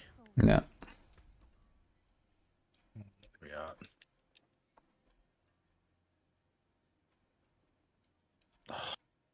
I forgot to wait. Shit. Sorry, Skimmer. Give me one more try, mate. I'm just like locked in, just going through. I didn't even like wait at the boss room and be like, all right, jump in. Oh, did he rip again or what? No, like he was just waiting outside, waiting for me to be like, oh, come in. And I just like went straight into the room and killed it. And I'm like, oh. Oh. Sorry, dude.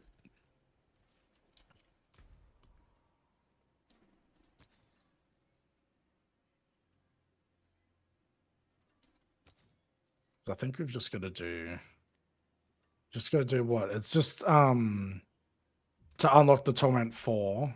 Because like you've only got to unlock the capstones on softcore, right? And then you're good for hardcore, I believe. Yeah, it's so shared. you don't need to run them again. Yes.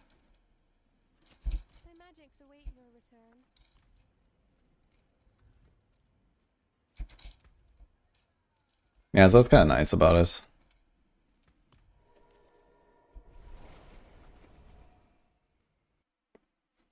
Yeah, it makes it a lot. Yeah, you can't just do bosses. You first have to unlock the Torment 4 and then you can do bosses. Then you can boost someone. But you first have to get the pit. But yeah, they can just AFK outside of the pit until the boss room. Then you let them to be in. They get the kill, and then you can go to bosses. And then you're chilling. And I wonder, like, what would you class as probably the quickest, easiest boss to sort of level people? The best one is Urivar. So Urivar is definitely like a little bit ahead of the others in terms of XP. Like just, you know, assuming insta-kill and stuff like that. So in that case, Urivar is like roughly a third better than most of the other bosses. So it's noticeable. And then Harbinger is also, it's like a little bit behind Urivar. So those two are the ones. And Urivar feeds into Harbinger, so it's like kind of a perfect combo. But I mean, either way, like you can do any of the bosses and it's gonna be okay. You know, there's like a lot of XP. Like every boss kill is like 4 or 5 million in party with elixir and stuff running. And you get a Forgotten Wisdom as well. They can like boost people super fast and even like get some paragons and so on. Yeah, that's actually what I keep forgetting to do is running that nightmare first. Yeah, because that's obviously gonna help a bit. Yeah, if you do like a big boss session, it's definitely worthwhile, I think.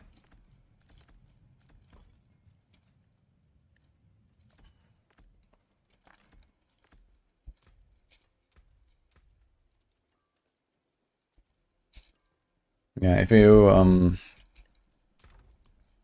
just do like a few bosses here and there, then I wouldn't really bother, right? But yeah, for the big boss sessions, for sure, I'd say you want to go get Forgotten Wisdom going. Yeah. Because I'm just thinking like leveling someone would probably be a smart idea, eh? Yeah. For leveling, it's usually pretty fast. Right? In 5 minutes, you can boost someone to 60, so it's kind of whatever.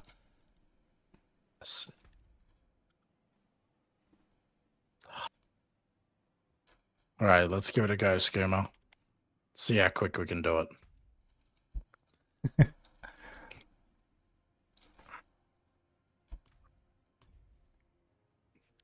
So I went to what level 6 with the tier 50, 255. So now we'll just go to that boss.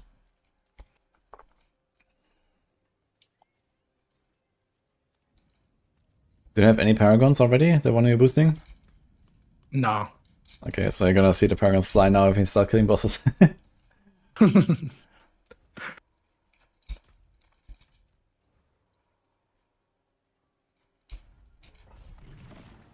I'll put the... Let's see if that helps. I went to play my rogue now after playing Ordan for days, forgot I had to press buttons. Oof, man, it's a struggle. Pressing buttons, like, man.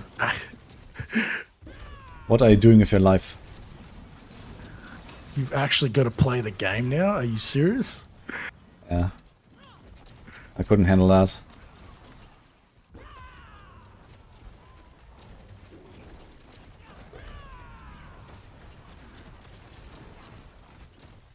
I just boosted Rushing Hand Spiritborn while we were chatting here, so I had a bunch of caches lying around.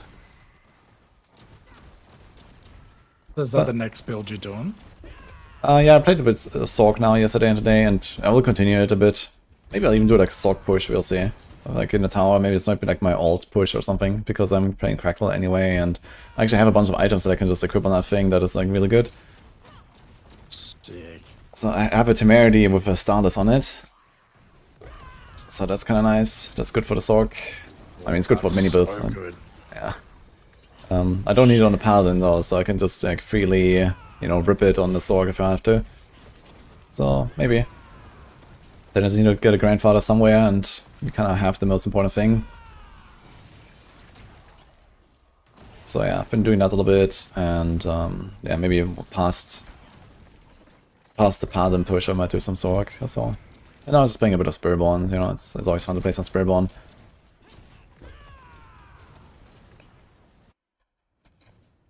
I mean, I've been maining Spiritborn since the Vessel of Hatred expansion, so every season I played probably the most Spiritborn, so now, so far I haven't made one, but definitely want to do some. Yeah, I thought, like, every time I've seen your builds and stuff, it's always been Spiritborn lately. Yeah, exactly. Yeah, I was just like, you know, kind of doing the Spiritborn builds on Maxroll, and that was like also like, you know, just taking good care of that class basically in general. So every season I've been playing it. You pushed the Spiritborn pretty hard. Was it last season or was it the season before? There's one where you got like right up the top. Yeah, I mean last season I did a bit of the rake pushing or so, but not super try hard, I would say. But yeah, I had like the full combo at some point and did like also some 130 something or whatever with the rake build. Yeah. But I didn't like it too much. It was like, it looked cool and stuff, but I didn't really find it fun to play. Yeah. Like the evade rake like, stuff. That, like, what is it, the Judgement build this season? It's like, I was talking to Kuna about it, and he's like, man, it's like playing the piano, so be warned. I was like, yeah, okay. the Judgement build is, and I think they need to tweak this a little bit to like just work more smoothly and stuff. It's like macro fiesta right now. Like if you look at all the top clears, like they literally like macro their entire fucking skill bar and the potion. Like, oh my god, man. So it's kind of wild. Oh, that's nuts.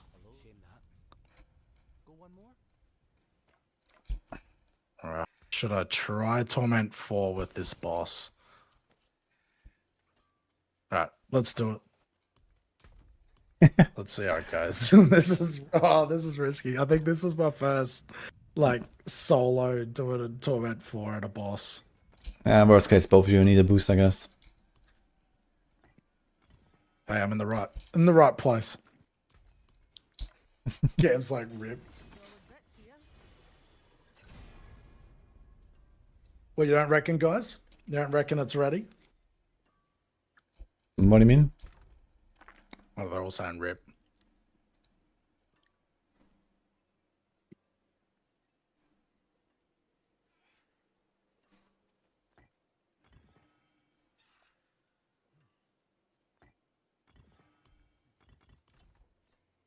Yeah, I think you're gonna be fine on T4 bosses in a party. Unless your characters are giga scuffed. I think I should. I don't want to jinx myself.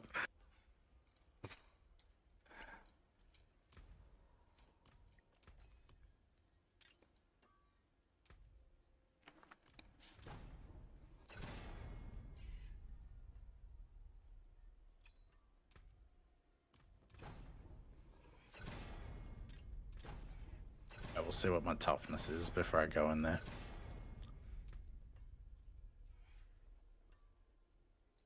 $285,000, Woody? Yeah, that sounds fine. Is that in town? No, that's running around in the world. Okay. Yeah, it's probably like half of me or something, so I think it should be chilling on most bosses. Which boss are you gonna do? Uriva. Okay, yeah, just don't stand in like the zaps basically when he summons the spears. Like, Oh, yep. and that's basically it, I think. I was like, just don't die and you're fine. Just don't die. Nah, it's like, yeah, I mean, he has like a few attacks that are dangerous. Like every boss has like a few attacks that are really dangerous, and the rest is just like auto hits that don't really matter.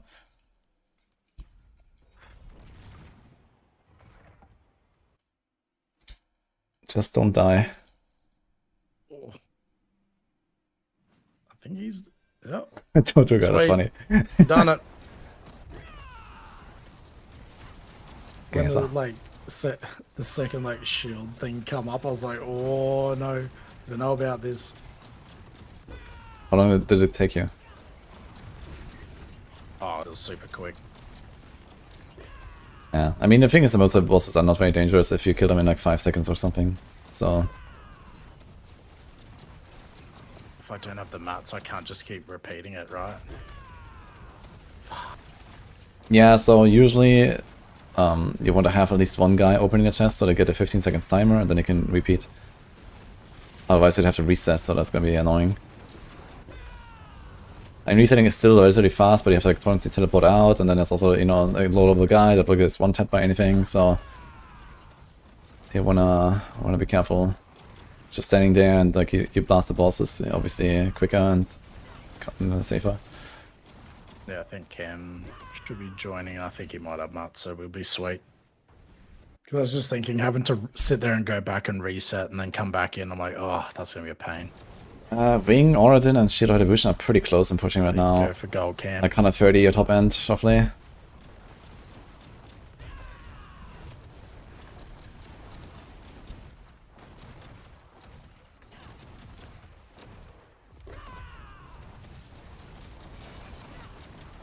Pull Druid kills Druid before he spawns. Yeah, Pull Druid is super good for bossing. Has so much damage, you can pre-stack the puddles, you know, tanky. I like bossing on Pulf. I've been doing a druid every season, so I should probably actually make one. Yeah, I played Pulverize 2 seasons now in a row, and also a little bit this season because I was setting up my support. I like Pulverize, but I hope that we can go back to like the old Shockwave playstyle as well at some point, or maybe the expansion. I hope that, you know, one of them is like the Poison upgrade, and one of them is like the Shockwave upgrade or something. I would like to play like a little bit differently. Man, I'll tell you what, what was it, the Shred Druid? That was sick. That was so much fun. Yeah, last season was very good, but it didn't actually play it really. Maybe another time. Hey.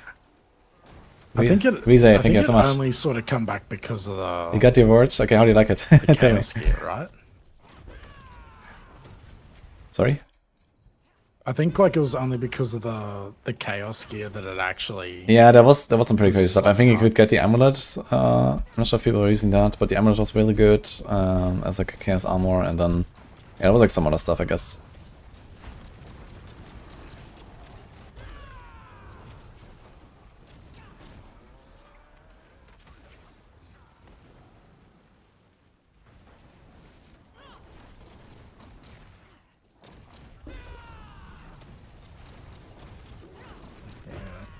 Hopefully, we're not having to do this each time.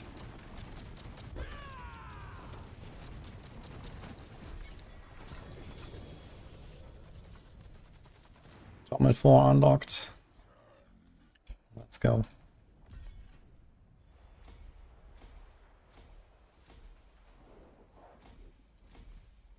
Yo, the Mackie as well. Thank you.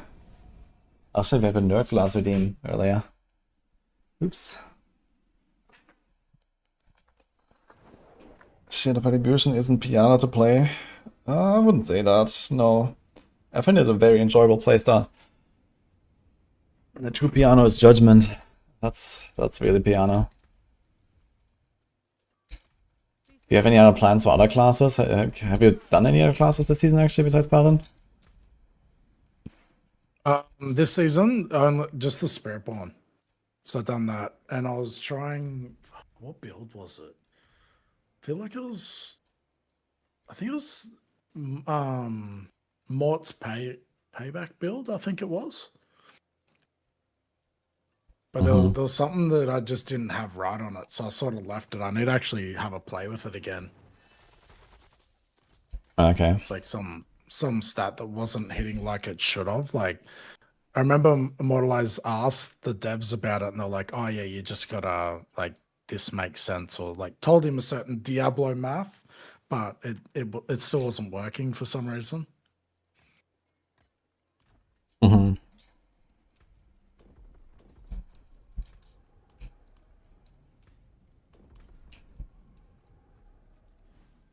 Yeah, on Payback, I mean, Payback is popping off now, but it's only when they do like some insane late game setup with like a double Selig and stuff like that. But That's wild. Payback has like this triple resource scaling. So when you have like Selig, double resource, and then again double resource on a acidic slam, then it gets pretty wild, yeah. So if you run around with like, I don't know what, like 1500 vigor or something. So it's like the build needs to be absolutely cracked to work. Yeah, I mean, Payback is generally a pretty powerful build. Actually, like last season as well, we had it as one of the top pushers. It was just kind of like overshadowed by the Rake thing. But yeah, Spiritborn last season actually, like out of the top 10 builds, like Spiritborn had like, I don't know, 6 of them or something. So it was pretty good. And yeah, Payback was, I think, actually the number 2 last season. But yeah, it's just most people didn't play it because Rake was a bit better. And yeah, now we don't have the Rake thing anymore. And Payback got this stuff, and yeah, it's like a pretty high-end thing. But yeah, it was definitely still strong. Yeah, even without like the super crazy double Selig stuff, it should probably outperform Evade. But everyone is just pushing Evade for some reason. Yeah, like because everyone, I swear even in the chat, everyone kept saying that Evade was just the way to run it, but. Yeah, Evade is just like the build in the game. Like, you know, since season 6, Evade was just like the build in this game, basically. Until now, Paladin. Okay, now we have Origin, I guess, so that's probably even better than that. But either way, it's yeah, Evade is still cracked. Yeah, so if you think that you know Paladin is insane and stuff, but yeah, Evade is still up there with Paladin for sure. And because did Bob take over? Like, is it Paladin then Spiritborn, or is it Paladin, Barb, then Spiritborn? In terms of the like leaderboards. Yeah, I think Spiritborn is now number 2. But basically, besides Paladin, everything is like pretty close together. I think just the Necros are lagging a little bit behind, but all the others are like within like 3 tiers range or something of each other. So there's not a huge gap. Yeah, like, it's just Paladin too OP and Necro too weak. Yeah. Because I swear, like, rogues were doing really bad, and then all of a sudden, like, the next time I checked it, they were right up there, and I was like, what? Where did that come from? Yeah, this is like this specific, like, Orphan Maker build with Heartseeker. and they've been cooking pretty hard on that. It's also like a very complicated build and very macro heavy. Like people aren't actually like, you know, there's like some guide for that build and literally has like the macro setup for like, you know, 12 different steps or something with like, you know, every timer and whatever that comes with the build. And it's kind of funny. Macro builds and snapshots pass. Yeah, it's. I mean, I think Matthias is playing it manually, as far as I know, and he's also like, you know, like he pushed like one of the top ranks with it. But it's definitely one of those builds where you have like some of the biggest benefit from doing that, I guess. Oh, that's like props to him. Like that's so sick. But man, I couldn't think of anything worse. Just like, especially if you're going like back-to-back pits, like trying to push it as hard as you can, like. Dude, that'd be just, I guess, like with macros, it makes it a bit easier, but I'll find a Sork. Oh, gross.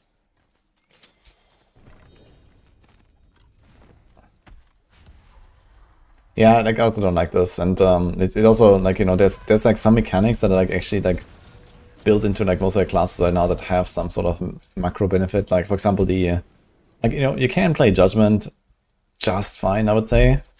Without macro, if you like, you know, get the muscle memory down and all that, so you're not gonna really miss out. But it's also like then there's like this potion thing. So there's like the glyph where you want to keep your potion count low to get more damage. So you basically have to find like this, you know, split second where your HP is not full sometimes, and then insta press the potion. So people just like spam, you know, their potion with a macro, so that every time when you take any damage, it just instantly uses it. And yeah, that is like just a stupid mechanic as well. So I'm hoping they will delete that. I've been getting some feedback on this, and no one likes that. Right? It's just like stupid, I think. And that's like how you can see if you look at all the top pushers and stuff on Paladin right now, like it's all like that. You know, like the potion's just getting hammered like 10 times per second. I'll have to watch some of them.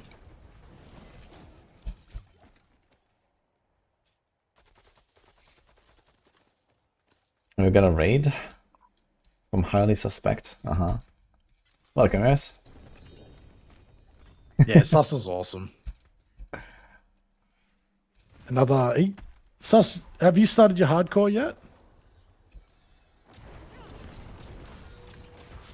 Suspect usually runs hardcore. Okay. Good luck on hardcore. Hi, Lennon.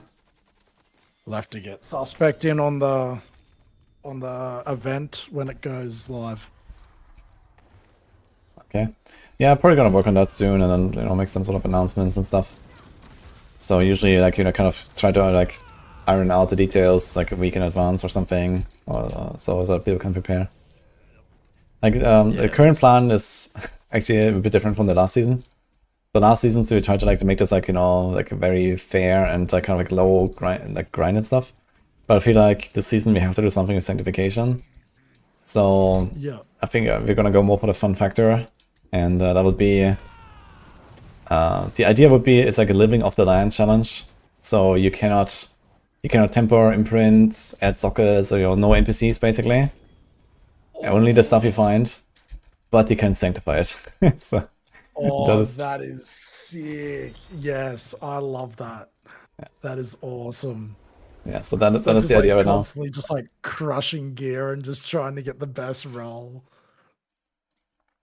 Yeah. Oh, that is so good. Yeah, look, everyone's so keen on it. Yeah, that's awesome. Angel touched. Oh, yes.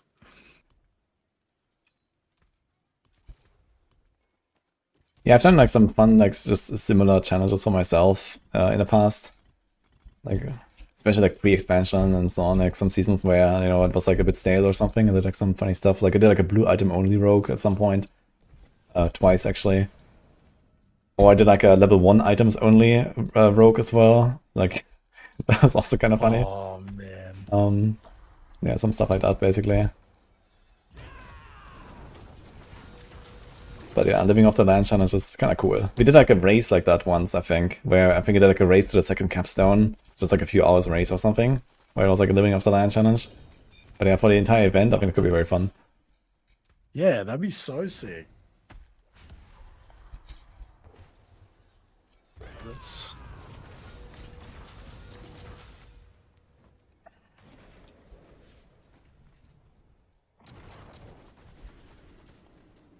Alright, what's the highest? So I've done a 70. Wonder if I can go yeah, let's go 70. Let's see how we go in the pits on the 70. Here's Paragon. Yeah, we haven't like finalized the details yet, so it's probably gonna be some Paragon cap again. So that, you know, maybe gonna do the Paragon cap slightly higher or something. But yeah. Definitely low Paragon cap anyway, I think. For this event.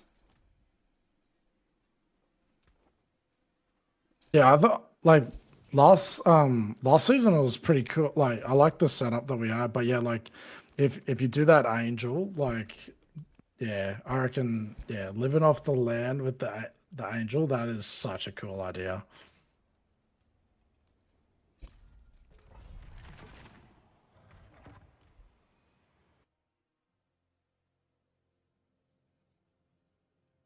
Yeah, it's also gonna be just funny to see, like, you know, what kind of wacky items people are actually gonna be running in the end, you know? Because, Yeah, like, it's like, oh man, okay, I have like 50 sigils lying around, okay, let's go, you know, it's just like slam some shit. And then you're gonna have it's like like this. full chuff builds. And Exactly, you're you're just like, gonna man, have that actually worked. this random pair of pants with one socket, and like, yeah, it's gonna be glorious, I think, so. Yeah, it'll just be cool to leave it up to like RNG, basically. Just be like, yep, see how it goes, and just like give it that last tap and be like, oh, it could be good, could be shit. Mm-hmm. No, it'll be funny to see what builds people end up having, and see if someone gets like super lucky. Yeah, someone is gonna end up with like a Rod of Kapeleke with a Starless on it or some shit, but it is what it is. Yeah. And then it's gonna be like some 750 with no quality. Yeah, that would be the hard part, is like actually knowing that it's like a good bit and you're purposely like cooking it. Mm-hmm. Whirlpools in 30, alert. Login.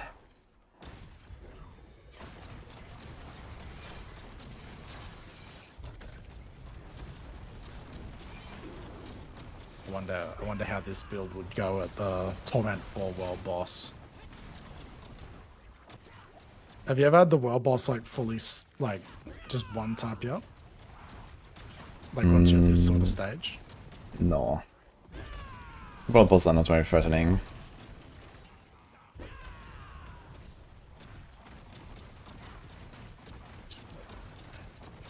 I mean, occasionally you see people die in the World Boss in hardcore, but yeah, they're not really like a threat, I think, compared to like other stuff. So, you know, like if you die to the World Boss, then you're bound to die anyway. So Yeah. Anything was going to get you if you stood in it. yeah, I mean, that's like way more dangerous effects. Like some of the elite affixes, like the explosions and the swords and whatever, they just hurt. So the Whirlpools are actually not really dangerous, I think, compared to that.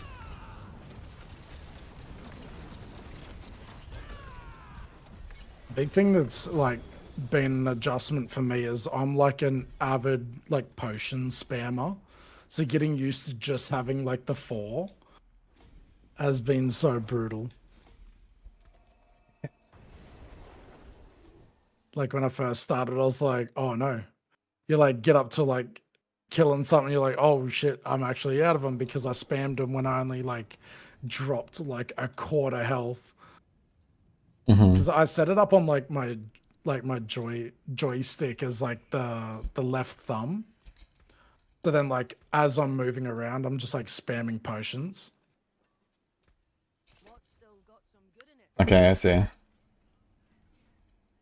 Yeah, I'm not really doing that, I guess, but yeah, I can see that. Like, it's like a different way now to do it, I guess.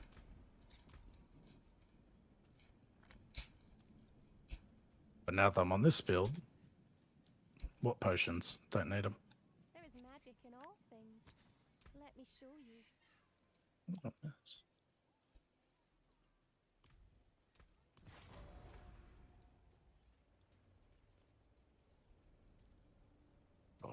Oh shit. That's what I get for looking at the menu. What The happened? old blow drag strip caught me as I was in a menu. Half health like instant. Uh-oh.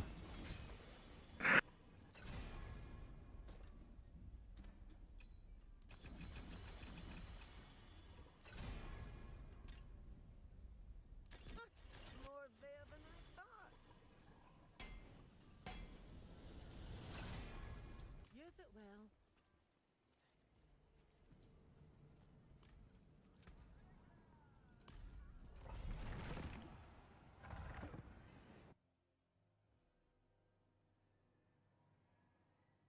What is the current for 25 damage in terms of dexterity? Using the words brutal and D4 is funny. Or like 500 dex or so, I would say.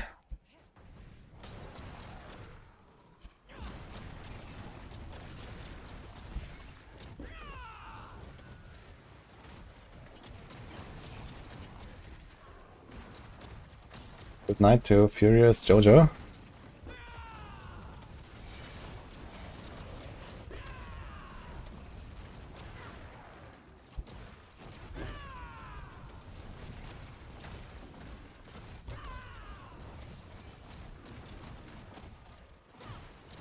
I'd stay at 75 for a little bit just to get these glyphs up. Better not get too adventurous.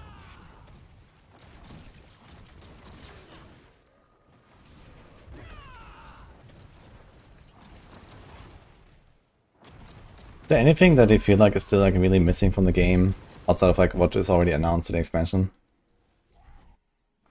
And what you talked about, I guess you talked about clan features, right? But Yeah, I wonder if clan there's other stuff. features and then like just reworking that citadel. I just feel like it's nothing now.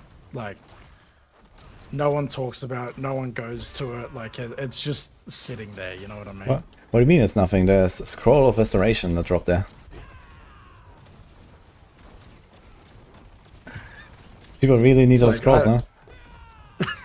Are you not farming Citadel every day? Like, what are you doing? Yeah, because like I started like doing just like runs with Mort just to sort of like make it fun, but I feel like I don't even think I've been in there in like a season and a half or something. That's actually very short.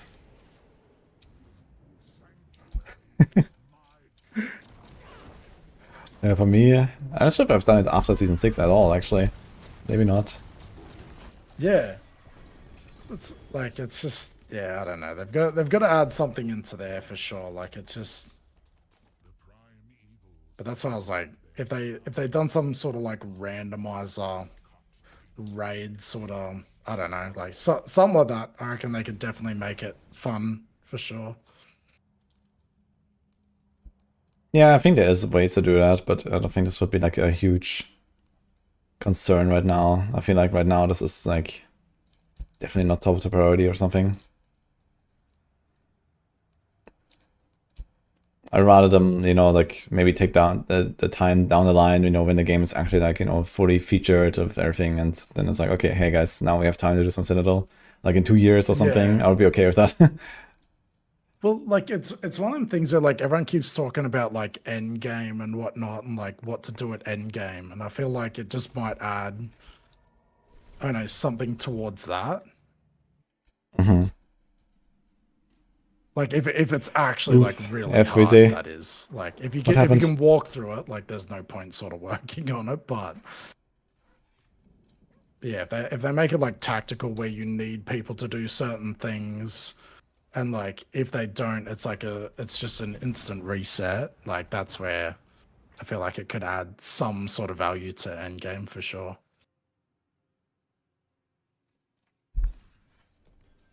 Yeah.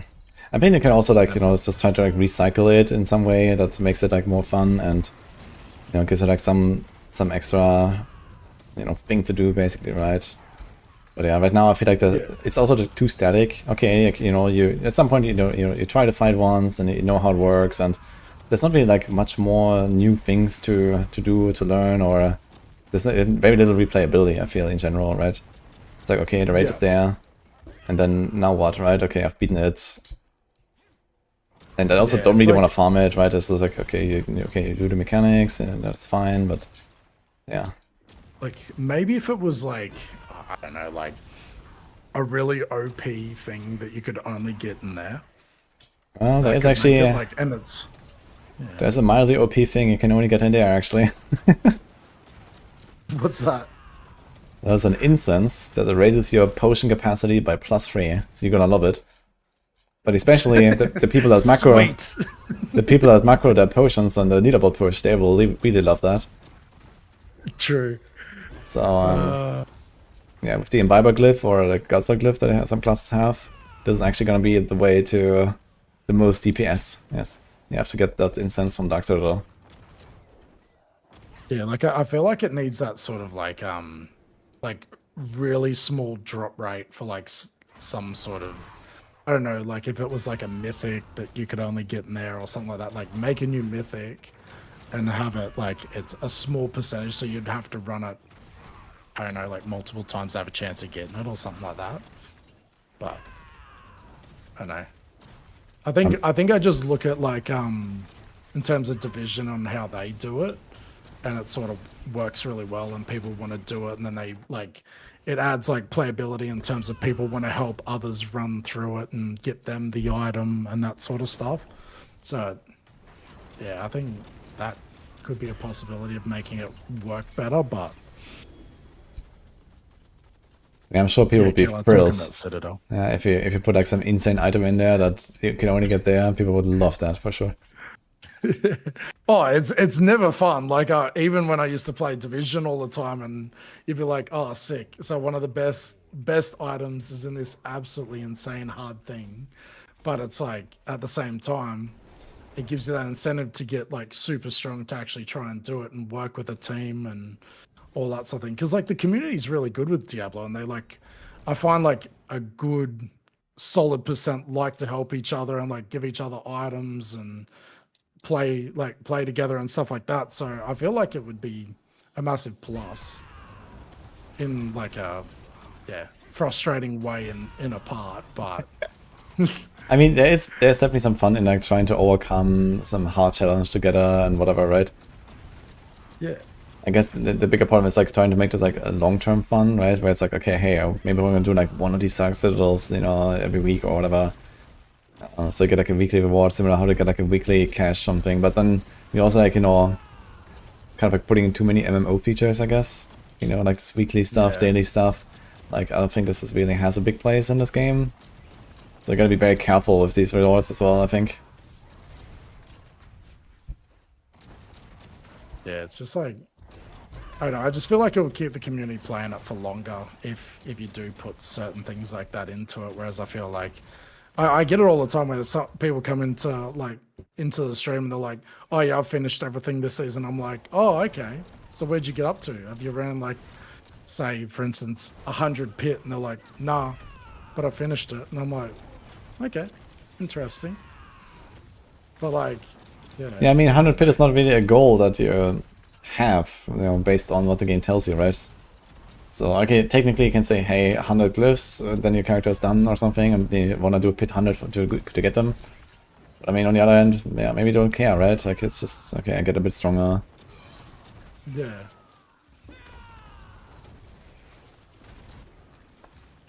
Shit. Copped a few things there.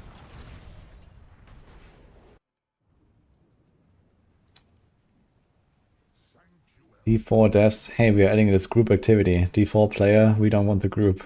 D4 devs, surprise Pikachu face. Yep.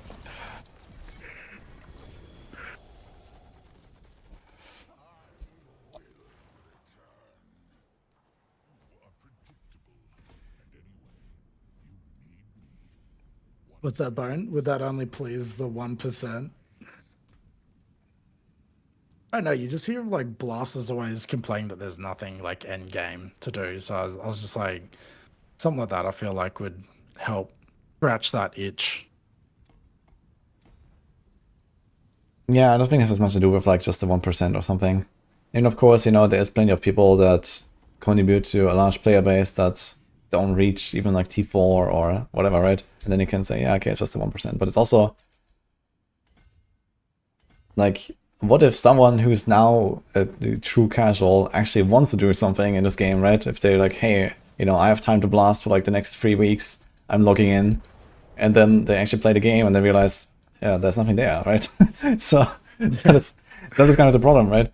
So it's not just, you know, okay, these are like the try-hard blasters that play like hundreds of hours every season, but, you know, at some point, many people might do that, right? Not every time, but, you know, then you're like, yeah, okay, like, you know, now I really want to log in and, you know, blast the season, and I can't, right? But it's like, okay, what do I do? So that is like the main issue, I guess, that people have. But now it's like, okay, we have the significations, that definitely gives you like a nice chase and stuff. But it's like not enough to really keep it interesting, because, okay, you can say, hey, you can chase nice items, but what do you do with those items, right? We're still missing that part. Yeah.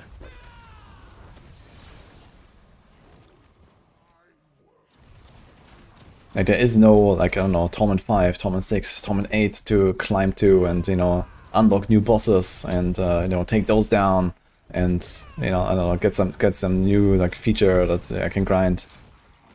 Whatever, so.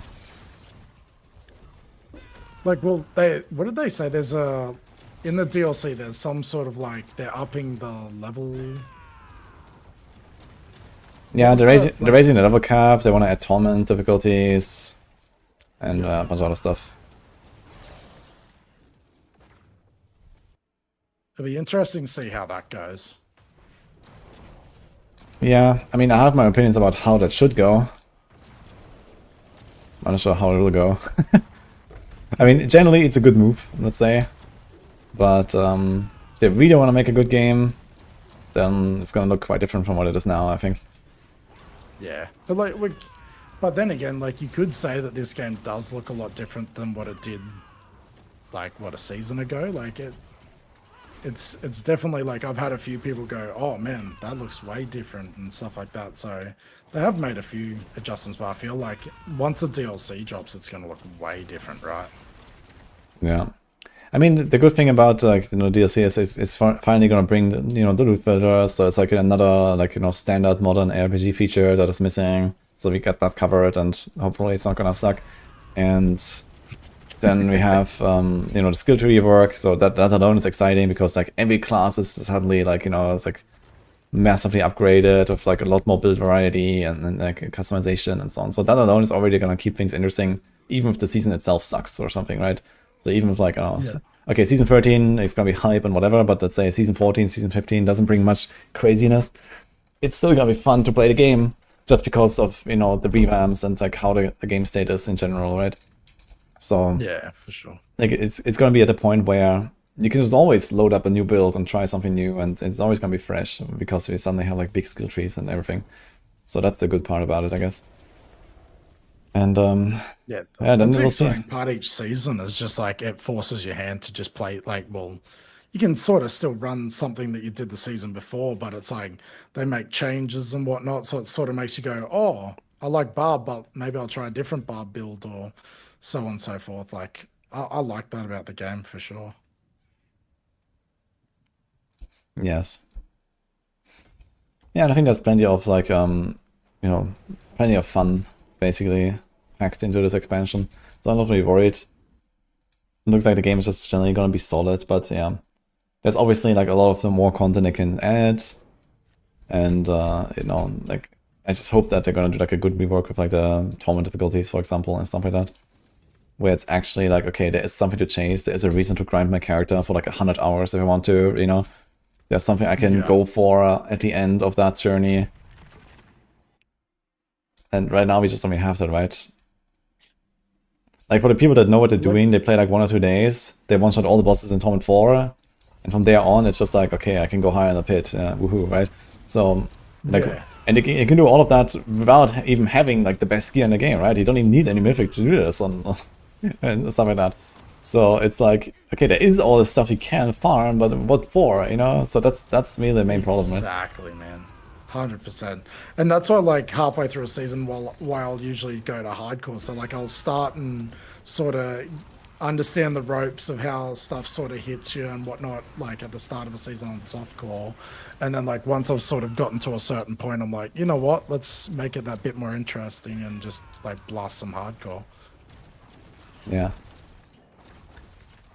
Yeah, exactly. And that is also another thing, of course, you know, you can always like restart on hardcore, that gives you something to do. Like, you know, I'm not running out of things to do. Like I'm complaining about like the short journey and stuff.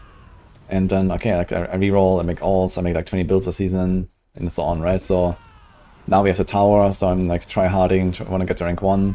So that gives me something to do, of course, but you know, there should be like a more kind of like natural motivation, I guess, to play the game, right? To like min-max a character, try to make the best build possible, and so on. And right now it's like relatively artificial. So, but yeah, like, you know, for example, right, when they add more torments, okay, let's say they make like 10 torments or something, right? Like, first of all, they should like spread out the torments a little bit better, right? Right now, if like, you know, this insane, you know, brick wall from torment to torment, basically, where it's like literally times 10 difficulty, and like, you know, you can one-shot everything in T2, then you go to T3, you get absolutely annihilated, you can't kill anything. Yeah. So that is like too much of a gap between each torment, I think. So they need to like spread that more. Yeah, like make it where you just need a few sort of upgrades, and then you notice that you can sort of step up into that next one. Yeah, exactly. So that is like already like one thing that absolutely should happen. And then I would also like to see like, you know, just like stuff unlocked gradually in the higher torments. So, you know, we don't need like go into torment 1 and then have everything, you know. There's every item, there's every boss, there's, you know, escalation, Dark Citadel, like, you know, all the stuff. I think this could gradually unlock as you go higher torments. Which is, number one, good for newcomers or returning players, because they don't get overwhelmed with like 1,000 things. Like the amount of questions I've heard from people like, hey, I haven't played for 2 years, I'm level 60, what the fuck do I do? Like, yeah, exactly. Yeah, I think that is actually a problem. And also there's no reason to have most of the stuff in Torment 1, right? So, like, why can we fight Belial on Torment 1? Who is doing Belial on Torment 1 anyway, right?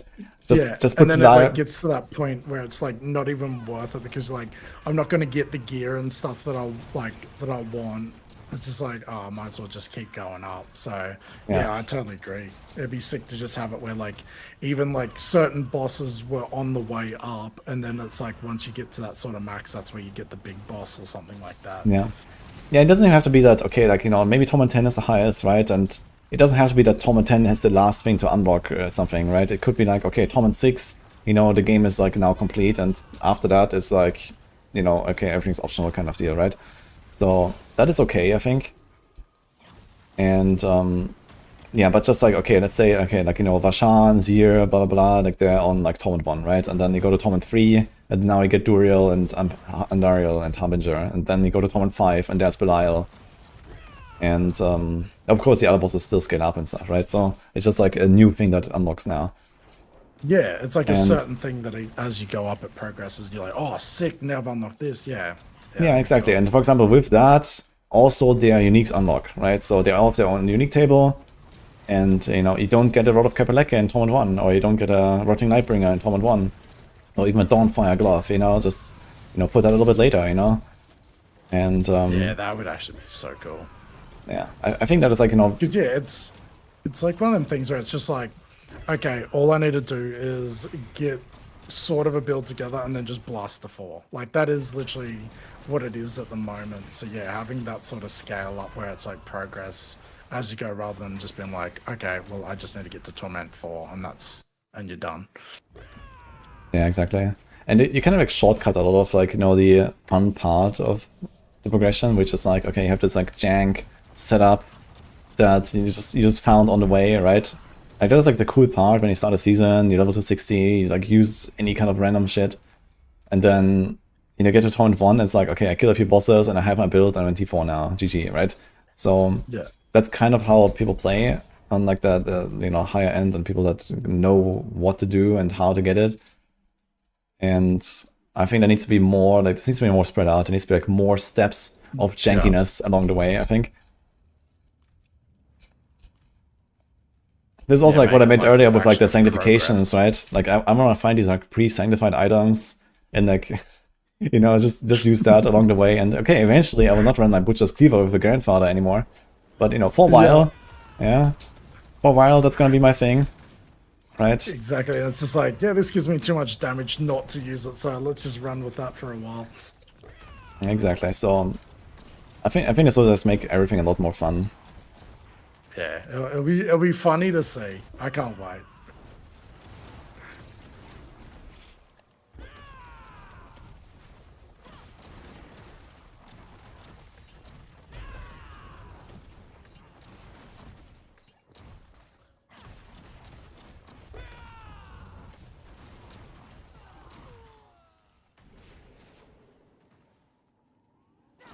And yeah, as I mentioned, like, you know, like I hear sometimes people complain like, oh, this is like, you know, to try hard or like whatever, like, you know, why do you lock out people from certain things? But I think it's actually like just better for the game and for the player base because of what I explained with people get overwhelmed, you know.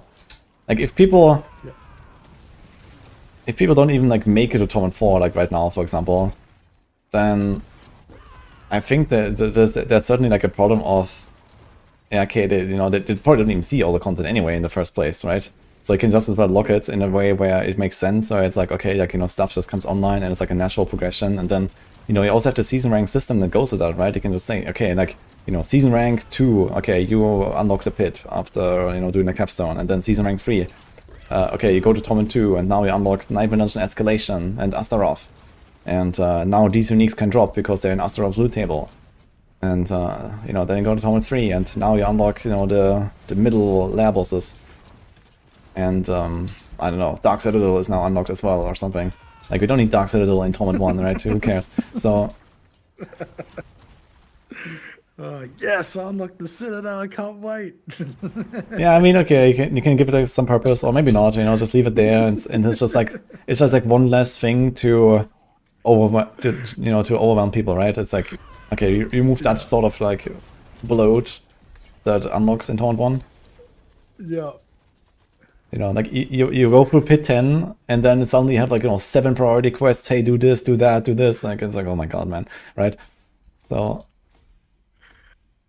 and you know, someone who doesn't know anything about it, like, is gonna be like, okay, which one do I prioritize? What do I care about? Like, what do I do here, right? And then, you know, imagine someone actually starts doing the Dark Citadel quest and then they're gonna be like, LFG, I've got to admit though, the funniest thing this season, like, because I just don't read shit. Like it's just won't read anything. I'll just be blasting, and then the guys were like, "Oh, you need to obviously do these capstones to unlock this," and I was like, "Yeah, I've already done it." And they're like, "No, look to the right," and I hadn't done like half the capstones, and I was like sitting at like, what was I, guys? Like Paragon 160 or something like that, and I hadn't done like any of the capstones. Oh, Funny. so bad. But I also did something like that actually on season start. I just kind of blasted all the way to T4, and then I was like, okay, fuck, let's just get the Paragons here. So I did like a bunch of objectives and the capstones all in one go, and then I had like 20 more points. I felt pretty good actually. Yeah, that was exactly the same with me, and I was just sitting there cracking up laughing, going, I probably could have used all these extra Paragon points.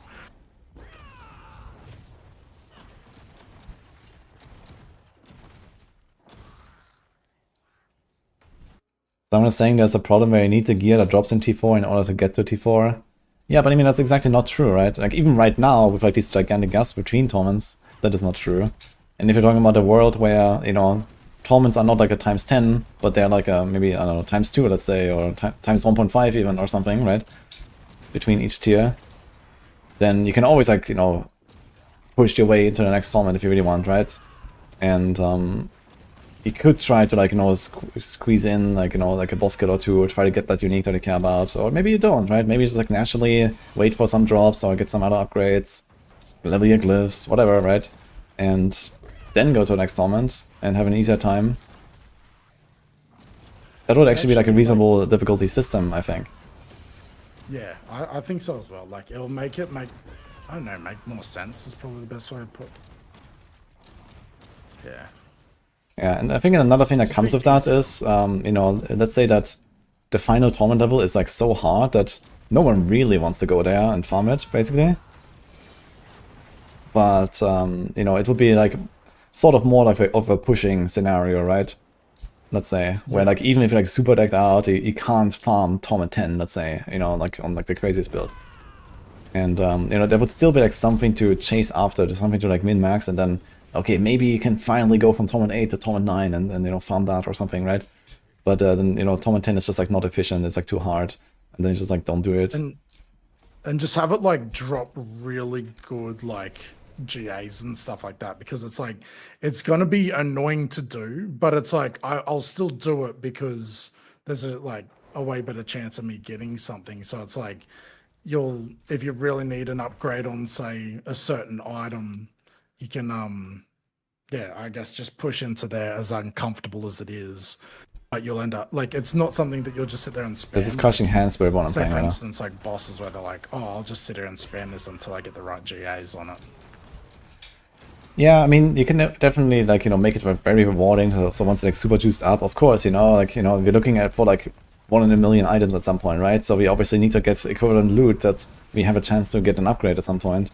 So you can kind of keep the loot chase alive, you know, and maybe eventually you just have 3 and 4 GAs in every slot if you grind for 100 hours and you go to Torment 10 and, you know, yeah, why not, right? I mean, that's a fair reward. So right now it's like, okay, you get like 1 GA in every slot, and then you're kind of just done with the gear, and, you know, like who cares? I'm never gonna get a 2J of that thing anyway, especially with Sanctification, so whatever. But yeah, this is basically how I've been playing, like, every season since the expansion or so. It's like, okay, you get 1 GA in every slot on like a decent piece, and the end, you know? Yeah. Because the rest doesn't happen anyway. So... And yeah, I mean, why not like give us some actual like reasonable chance to upgrade our gear, right, at some point. But also, I think what would be very important would be to like give every build some sort of like room to grow, you know? Because right now, with Torment 4 being like at such a low cap, it's a problem because speed is the only factor that matters for a build success, basically. So, you know, if you don't farm like 90-second pits or faster, then I'm even playing Diablo 4, right? So, and there's many builds that just can't do that, right? Like the builds are just too slow paced. You know, they have like a setup, they have like some combo, or you know, like a necromancer with corpse tendrils. I mean, it's super fun to use this stuff, but would you ever do that? No way, man. You know, like you need to blast, right? You need to go fast and go fast, go fast, go fast. And if you have like a torment structure where not every build goes to the highest torment, then you can give slow builds the ability to go higher, and fast builds, you know, you keep them lower, right? And you just need to make sure that the overall efficiency is in like a similar spot in the end, where, okay, like the loot scales up on higher torments, you know, you get more stuff, you get more GAs and whatever, but okay, each pit run is 3 minutes, but you get, you know, 3 items with a GA, right? And, you know, otherwise, okay, like let's say there's like an Aura Den that does like 1 minute pits, but they only get like, you know, 1 GA per run, right? So yeah, that equity. Yeah, I think something like that would like immediately make the game feel a lot better with a lot of builds, and increase the variety of builds a lot. Like you can't just have every build on every class like ending up on the same difficulty. I think it doesn't make much sense with like how the game is structured and how the rewards are structured. Because you just automatically outclass like so many cool builds that are fun to play, and you can give people more reason to like, you know, play other builds as well that are not just speed oriented. Because a lot of these builds that I really enjoy playing, but you know, we never really dream about it, and you always just feel bad doing it because they're not just fast.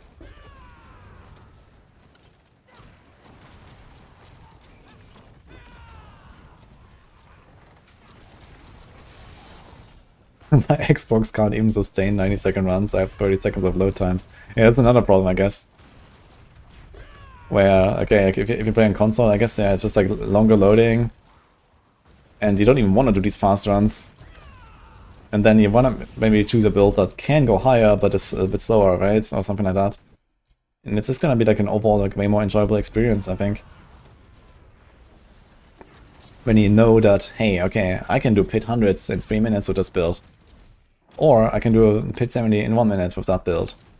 And they both give me the same, right, in terms of rewards. So something like that would be like a, you know, like a good system, I think.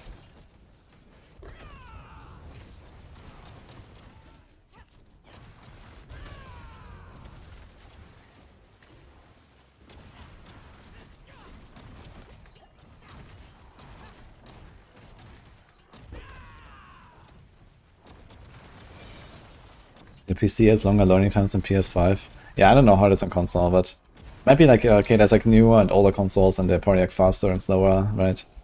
I don't know how this goes. I haven't tried the game on console. Mate, you should give it a crack. What? Get the console out, mate. Yeah, I'm not sure about that. I'm like a kind of PC Master Race guy, so... Mate, PC for the win. You just gotta plug a controller in, mate, and then you'll be good.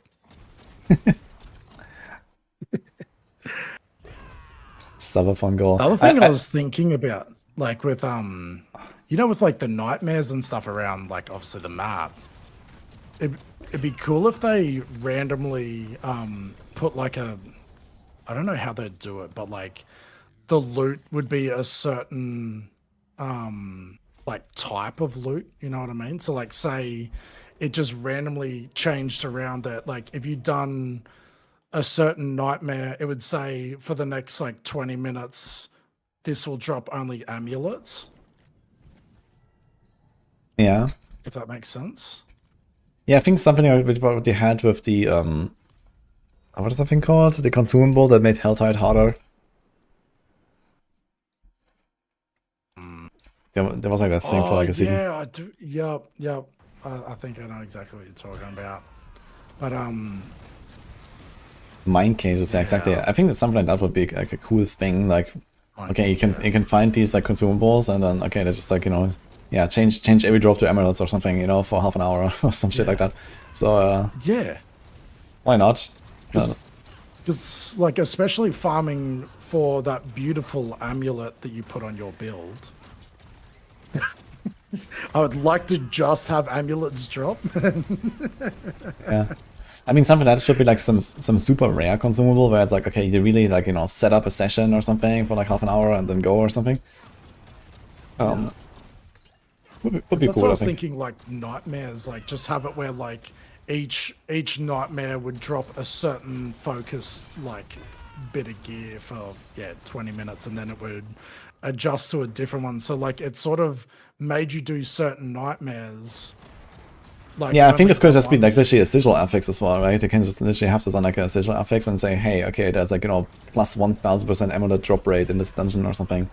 And then just like send it or so. So there could be stuff like that. Or, yeah, it could also just be like, you know, let's say we have like a passive tree for, you know, nightmare dungeons, right? And then there's like some reward selector. And you say, okay, that's like a generally like plus 100% drop rate for, you know, either amulets or weapons or rings or whatever. So you can like, you know, just like target specific things a bit better. I mean, like that's the most frustrating part when you're sitting there blasting and it keeps dropping shit that like you don't need, and it's just like, oh man, come on, like, and then you go to the Gamba thing and you sit there and spam say rings and it never drops the right one for you. It's like, it'd be cool if there was just like, doing things in the world that would just drop that sort of item. Mm-hmm. I mean, it could also do stuff like, for example, the like the whispers that we have out in the world, right? Where it's like, I think in WoW it's actually like that. You know, the whispers are basically like WoW world quests, but without the special reward. So maybe like a whisper could just literally say, okay, like, you know, if you do this whisper, it like has a little icon for like, you know, rings or something on it, right? And you know, okay, I do this thing, I get like, you know, 5 rings or something like that. Exactly. Yeah, that'd be so good.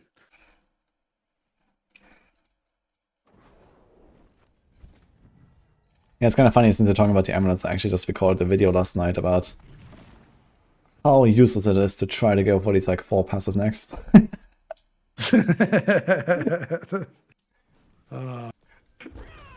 is so funny. Like, what was it last night? I was like, I got given this certain amulet, and I think I didn't have like the maxed out temper or something. I can't. What was it again, guys? Like I hadn't had something fully like leveled or unlocked, and then I went and threw it in at the angel, and everyone was just like, "No, don't!" It's like that was so filthy. Uh-oh.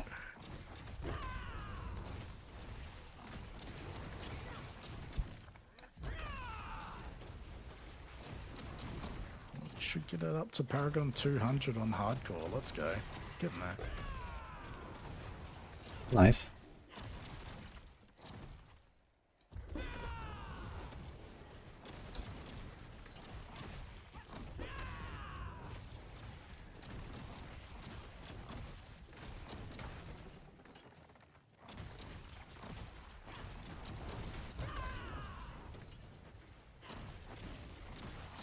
It could work if the whispers he did fill the cache with specific loot. Ah, okay, so like the turn in kind of like remembers which whispers you're doing, and then you get the cache at the end. It could be funny too. I don't know. I think like the whisper like selection at the end is kind of alright. But it could also be like, you know, some like, sort of like doing Belial, like in terms of picking like a boss. That's what you mean, but like in terms of loot. I don't know, someone just suggested that, but maybe it could be like something like, okay, like instead of like, you know, like you do one whisper and you get like random 5 rings, it just like kind of like, you know, adds that to the chest that you're gonna eventually grab from the tree, right? Oh, yeah. And you get like the payoff like this, basically. Also interesting, I guess. Yeah, I think one thing that they could definitely do is like increase the cap of how many Grim Fervors you can have, though. At the very least, let us like collect like 2 or 3 turn-ins at once, I think, or something like that. Yeah. Because right now it's just like too annoying with like, it's like too unflexible, right? It's like you go to a Helltide, I want to do Duriel, someone like kills a random Harbinger next to me, my Grim Fervors are full, Duriel spawns, I get nothing, rip 3 hearts, like, you know, holy shit, man. So... And it's always nicer when you've got about 5 caches to open at once. It always is way more satisfying. So it's like, just let it like bank up so you can just pick them all and then just be like blasting them from there. Yeah, it's a struggle for sure. They should at least give us like some sort of leniency here, I guess, with, okay, you can, and at least I don't have to teleport back 2 times during a Helltide and, you know, almost uninstall on the way, so... It's like not getting any extra rewards. It's like, yeah, sick, I'm loving being in here right now.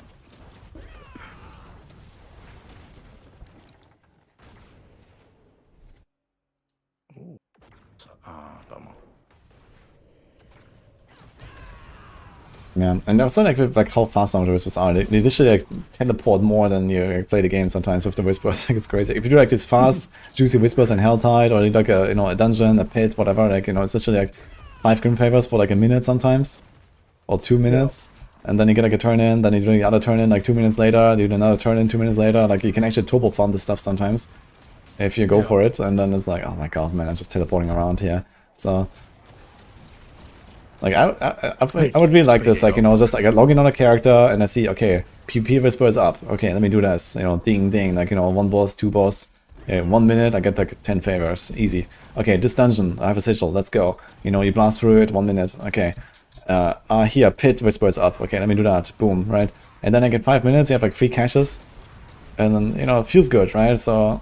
Oh, it's so, like, that's what I mean, it's so satisfying when you've got a bunch of them to like cash in on. It's just like, yeah, sick, and then you just like spam them all and be like, oh, sweet, at least like all that time was worth grinding, not like back forward, back forward, back forward. Feels like the start of bloody WoW when you first started. It's like, oh, go see this person. All right, come back to the same spot. Okay, go back to exactly where you were, but a little bit to the right. Okay, let's go back again. It's like, ah.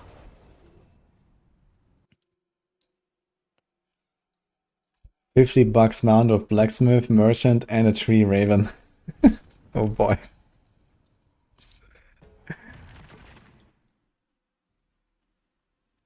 I'm so glad that they did like put that raven in town though. Like going back to the tree all the time.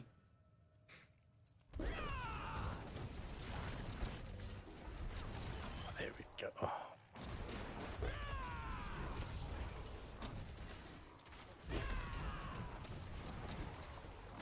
Yeah, I think in general, like, you know, quality of life is something they can massively improve still. And maybe, like, at some point when, you know, they don't feel like they have to, like, rework half the game every time, you're gonna get more of it, you know?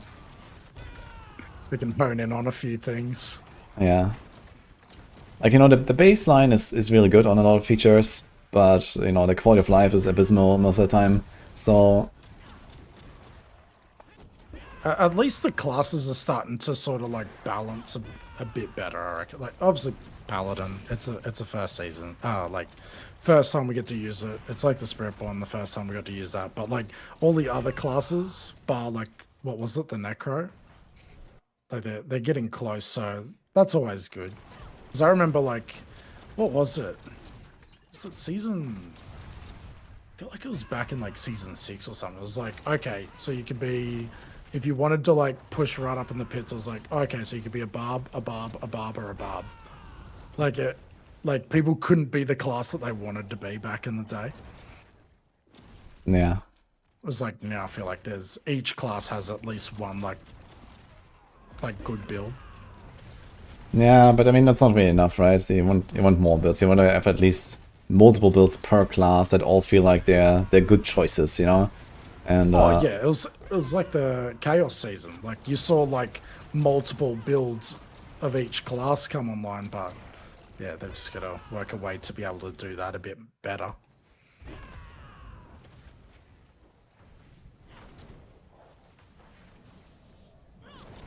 That Chaos season was so wild. yeah, it was fun.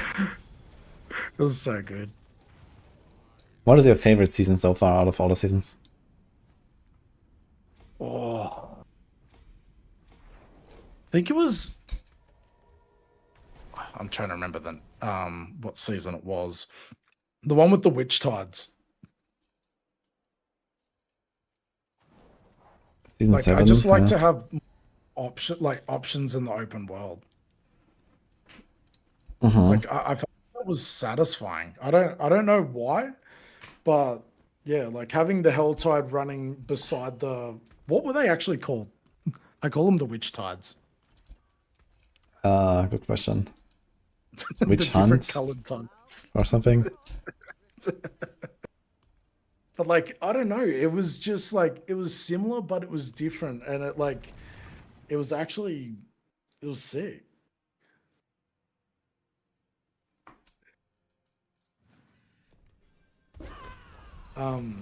Yeah, like I know, I felt like that one was actually fun. Yeah, I like the Witch Hunt as well. I think what they should do with Witch Tide is just like every year in October, and like the entire October, there's just like Witch Tide. Oh, that would be That'll be fun. sick. You know, regardless of That like, is you know, so- is it like the middle of the season, start of the season, or whatever, you know, just like activate Witch Tide for like a Just month. drop it. Yeah. Yes, that would be so sick.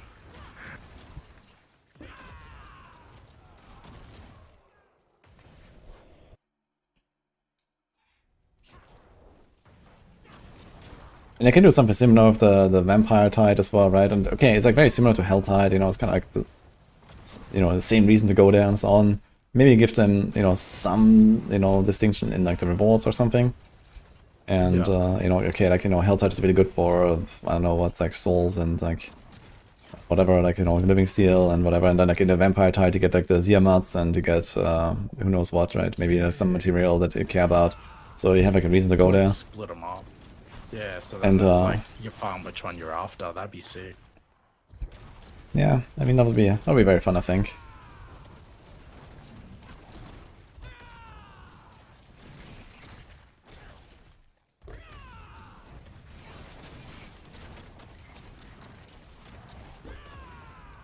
Someone else, is this Diablo 4 or Immortal?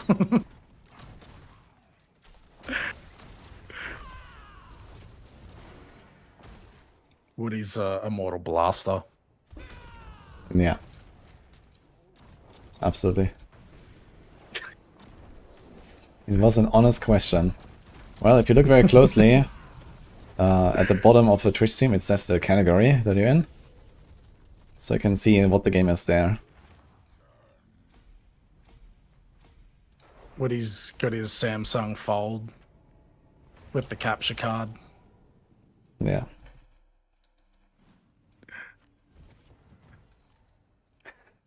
Here's an interesting question. What should be done with Paragon points for Z Paladin after filling out 265? I don't know, +5 main stat, I guess. I mean, just click random shit. I guess there's nothing else.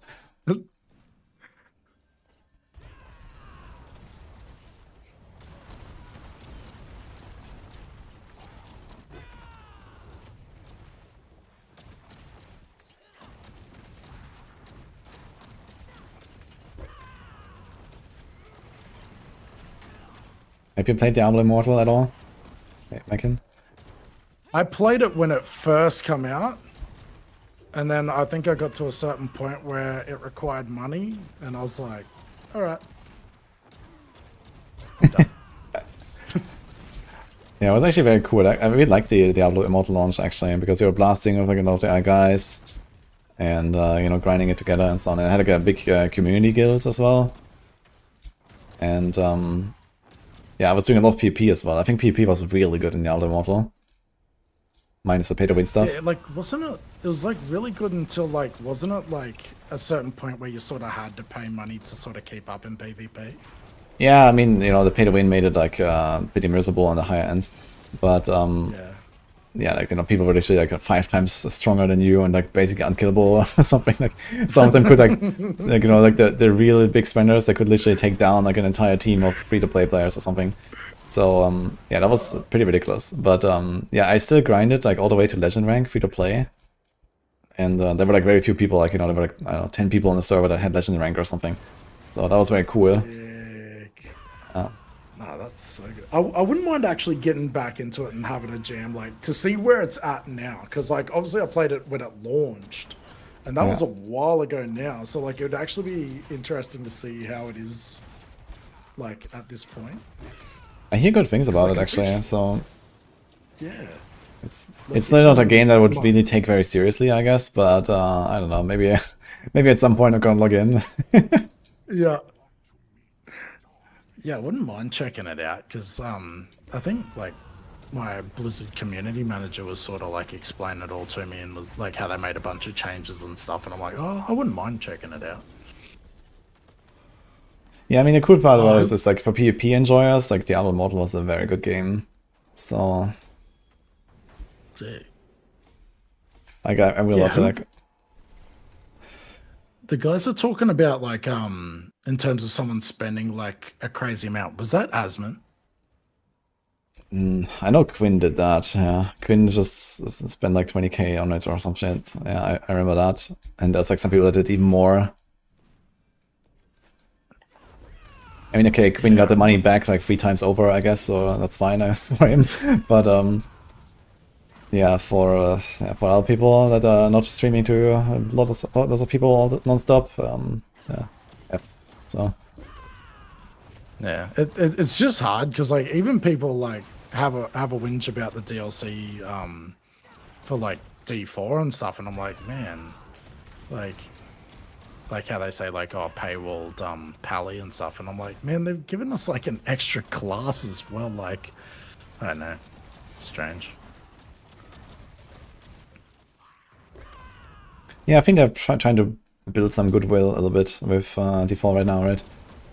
So that's what I thought. That's why I thought it was weird that like people were sort of saying a negative about it. I was like, okay, interesting take, but yeah, but I mean, what do you see as negative? Yeah, or like what do you think people see as negative? yeah, like that. Well, that's what I mean. Like when they were saying like, oh, they paywalled Pally, it's like you're not looking at it the other way where like you're gonna play it anyway, so you're gonna pre-order it, and it's like, and they're giving you Pally early. I'm like, that's a plus in my book. I'm like, that's sick. Yeah, I agree with that. And in fact, you know, not just giving us the Pally early, but they specifically made a Paladin version that is compatible with the current game and the expansion version as well, right? So because you know, the skill trees are about to change, and Pali's skill tree is also about to change, right? Okay, they've done most of the work now with like, you know, the free upgrades for every skill and whatever. But yeah, we're still gonna see a revamp of Paladin's skill tree as well. So there's another thing to think about, you know. It's not just, hey, they dropped a Paladin and now we can play it 4 months early. You know, there's still, you know, this double work basically with like, okay, this has to be an old skill tree Paladin and a new one.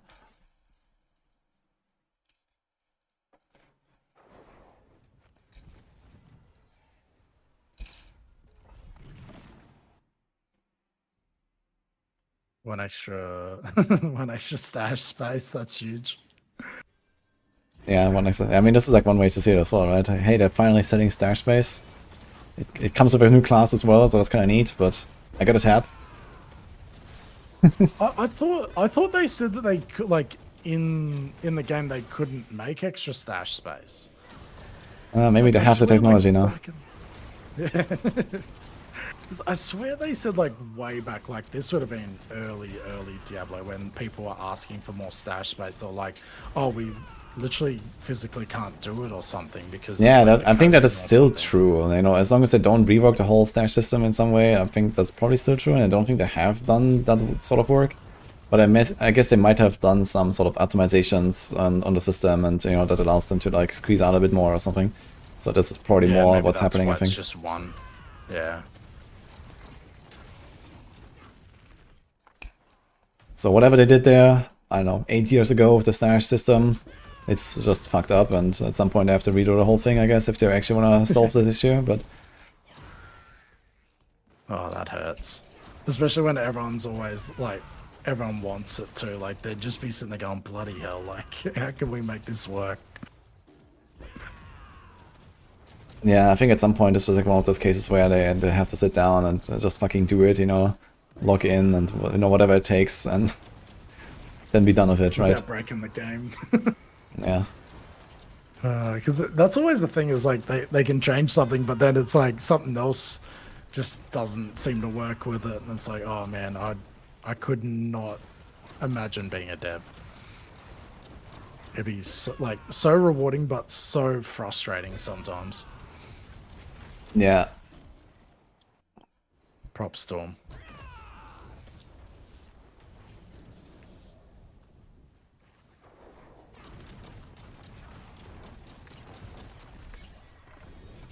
Needing mules in a modern game is absolutely ridiculous.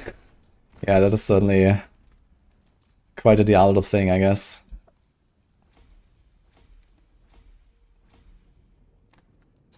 Yeah, and again, it's like one of those things where, like, okay, you know, like the stash is like annoying, and it would be nice to solve that, but it's like not crucial for the game's success or something, right? It's like, okay, as long as, you know, they have to fix the game first, make it fun and enjoyable, and, you know, add the grind and you know, these kind of things, and then at some point they have room to breathe and think about stuff like stash and, you know, invest resources, I guess. So, like, as we were talking about earlier with the clan stashes, I wonder if that's a possibility of making it like something different. Like, it might work a different way, where they don't have to break like individual stashes. The clan stash might be a option. I'm gonna make a clan stash just for myself, you know. It's gonna be on my own in my clan. Just invite no one. Yes. Yeah, I mean, a lot of people would actually do that. This is legit a realistic outcome. Yeah.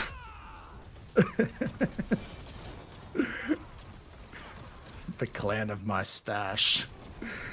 I mean, people did it in WoW as well. It's just like have like the guild bank in addition to their character bank or something. They just had like, you know, some auction house character, and that was in its own guild, and they had like a guild stash and the character's bank basically. That's so good.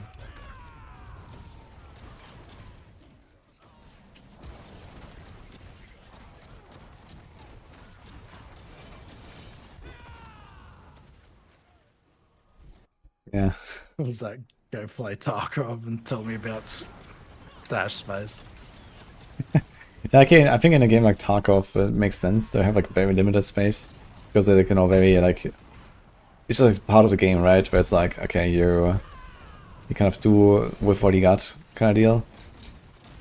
But I think like it's just not how you play RPGs, right? In RPGs you want to have options, you want to save something for another build that you may or may not play, and, you know, all this kind of stuff.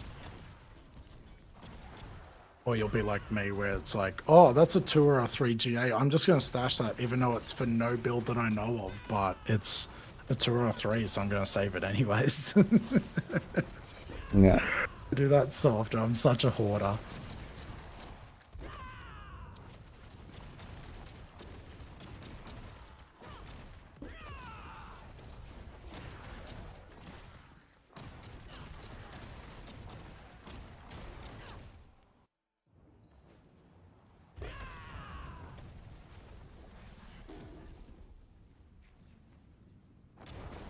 Items disappear? I've never heard of that. Yeah, this can happen. I mean, okay, right now, yeah, okay, so right now, there's like multiple ways this can happen, actually. So, I guess the most common thing that people experience right now is on world bosses when you, like, you know, TP back without picking up the sigils. They will all disappear when you come back. So you have to juggle them once, you have to pick them up and drop them again on the side, and then they will stay. So if you don't do that, then they're all gone. And then you have the other thing where, okay, like let's say do like a treasure breach dungeon, right? And there's like, you know, 100 legendaries on the ground, you TP back, and then 10 of them will go to the stash, and the rest will just like poof, basically. Yeah. So I mean, okay, no one really wants to pick up all that shit anyway, but like the sigil stuff is definitely a problem I think that people experience right now. When they don't know they have to juggle it. The pranksters. It's like... Yeah, okay, the pranksters, you probably have 5 slots to pick up the stuff, but... It's the same with like whenever I do the world boss at the moment. The guys like sit there and be like, do not leave them on the ground. I'm Yeah, like, exactly. That's fine, I'll come back for them. It's like, man, what happens if one of them's a prankster? Yeah, exactly. So it's just like, you know, it's just a stupid system right now, right? So, like, why do they despawn in the first place? Or like, why does it even drop like 70 sigils in the first place? Like, that's maybe a better question. But either way, Yeah. it is what it is, and it's just a stupid system. So, but yeah, and then you also have the other thing where it's just like, okay, loot sometimes can disappear in town when you open caches. So like it drops out and it just doesn't actually hit the ground, so it just vanishes. So this happens when you can see this on PTR a lot actually. So when you're like in town 4 in like the main town, and everyone's opening like 3,000 caches, there's like so many items on the ground that they will just despawn whenever there's a new item created in that instance. So you can't even pick them up anymore. So you basically have to go to another town to open your caches, or like on another difficulty or something like that. And then you can do it. And this can actually happen in live server. So if in the past this used to happen a lot in the Tree of Whisper area, where people turn in and then they open the cache and just like they would just not get an item. Because everyone does that, you know, they turn in, they open the cache, and there's like a billion items on the ground. And you know, the instance never closes or something, so there's just like no loot. So that can happen. Oh, I would be so mad. Yeah. Yeah, so that's the thing, yeah. And you can probably see the same sometimes in Carriga or so, in like really populated instances. When people like open like a lot of caches and stuff. I guess Kirwashard with the goblin stuff might be a problem like that as well right now. I look at it in the way that, like, yeah, it probably drops too many sigils, but it's like, I'd like it to drop extras just in case I get a prankster. It's like I'd rather as many as I can. I can always drop them on the ground once I've checked them. Yeah. I think it's a problem with the too many sigils. It's not that it's too rewarding, it's just shit to do. You know? Yeah. Like, it's just Check like... it, drop it, check it, drop it. That's just stupid, yeah.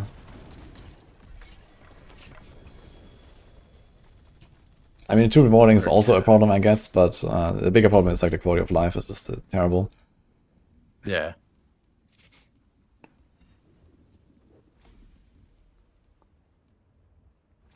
Yeah, I think I actually had that in one of the towns where, like, it was showing that there was, like, what, uniques on the map. And I was, like, running around the area going,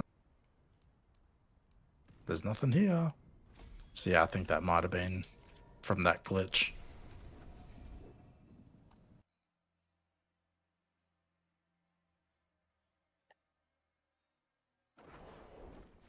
Need an enchanter at a world boss and a blacksmith. Yeah, if that is this, everywhere. yeah, and put him in the boss lair too. Yeah. I mean, if Every that is the nightmare, solution, throw if that is the solution to this problem, then I'm not sure if I really want to play this anymore. Put it in the pit. Yes. Yeah. Just put like the enchanter on your left shoulder and the blacksmith on your right shoulder, so you just have them.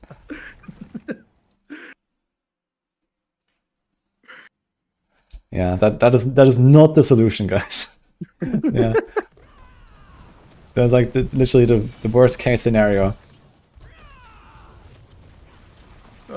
Everywhere you go, it's like, yep, that should be right there as well.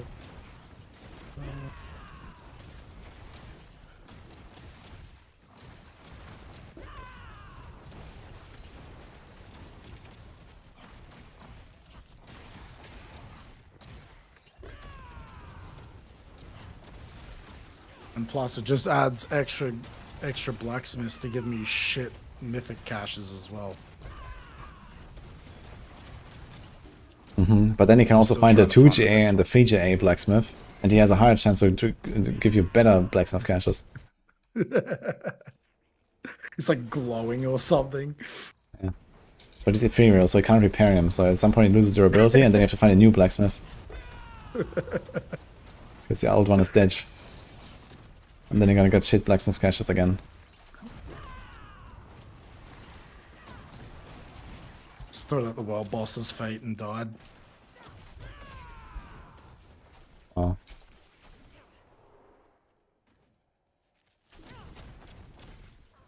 Wait, does the Diablo Immortal have fishing already? What does it look like? Does it? See, that's what I mean. I wouldn't know a thing about Immortal now. Like, since, like, I would say, what, a month or two after it come out? I wouldn't know what it does or doesn't have.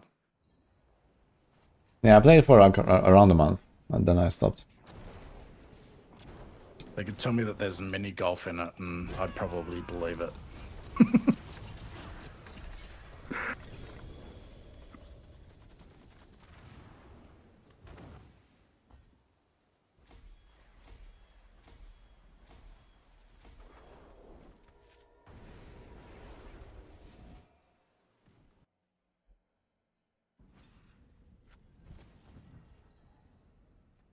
Have to- Brain. Yeah, you can, dude.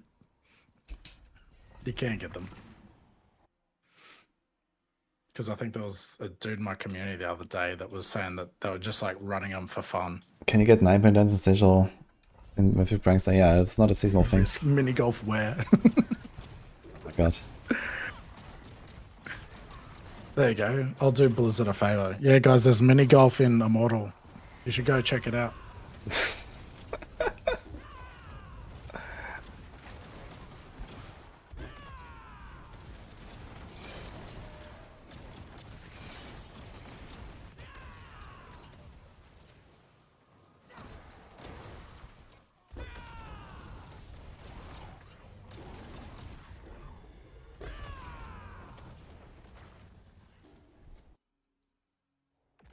Still need the cow level, please.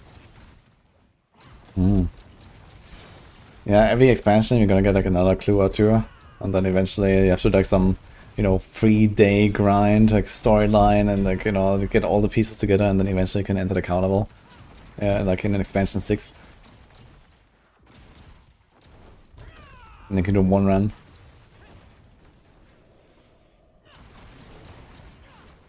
I'm still gonna do that. What is it? Where you verse all the bosses in a row after collecting all the boss mats. Like when you collect all the boss like items, and then you go to a special spot on the map and it spawns all the bosses. The Uber event, yeah. Yeah, I haven't done it yet. It's pretty neat. I've done it once. Yeah, it's pretty tough to get the essences. Yeah, it's just that it's so hard to get that by that time you're kind of like too OP, I guess. But it's still cool that they added this, so I hope they're gonna keep this around and find some more stuff like this to implement as well.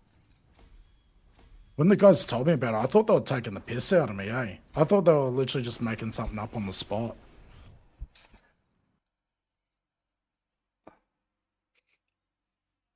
Dance battle against the primary evils.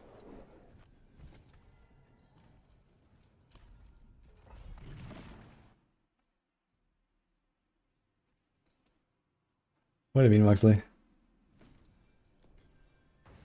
I was Iron talking about Sharp is Iron earlier. Multiplicative? How many DLCs Yes, it do you is. reckon that they'll drop for 4, Woody? I think there's gonna be at least 3 more. 3 more. Yeah. It's exciting. Because what, 3 only had 2, right? 1 actually. They had It's a pretty just the bad. Necromancer one. Yeah, so Necromancer was not the DLC. Necromancer is what people expect is the scrapped second DLC. And then just kind of extracted the Necromancer and a few other things and put it in there. And there was Reaper of Souls, which was like a big expansion, and then, yeah, most likely a scrapped second expansion. Okay. So, And if they do, you said an extra 3, so not counting the one that's coming. I guess counting the one that's coming. But yeah, I think the minimum is 4 expansions for this game. Fuck, that'd be sick. I'm so excited if that happens.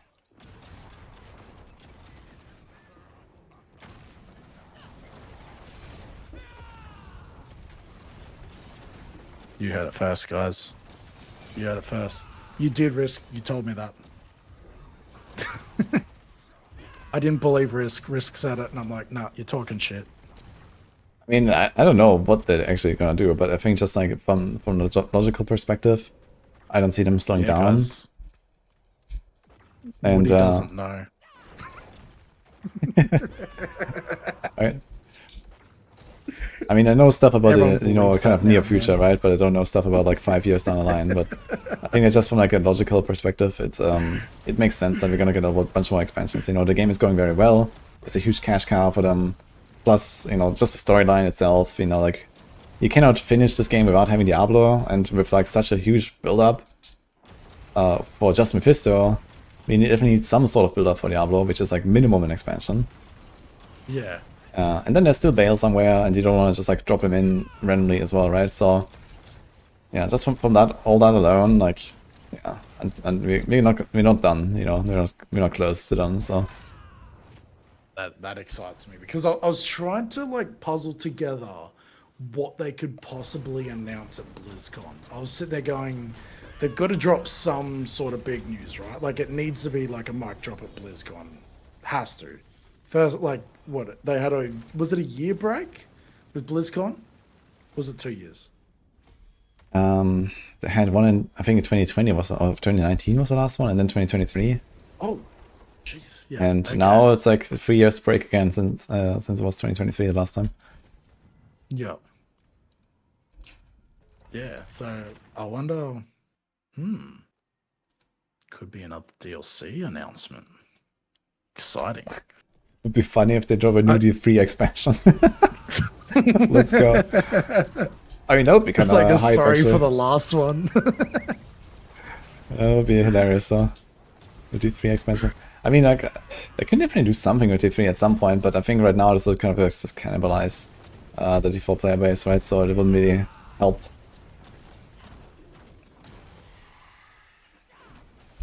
So I think for D3, I wouldn't really expect anything. But who knows? They could definitely give it like what, a remaster or something like that.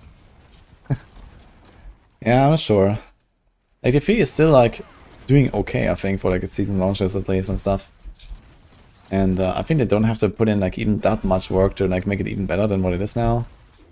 You can, like, rebalance some stuff, add some quality of life features. And, I mean, D3 is just what it is. Imagine if they added controller support. How cool would that be? Yeah, that would be something, you know, for sure.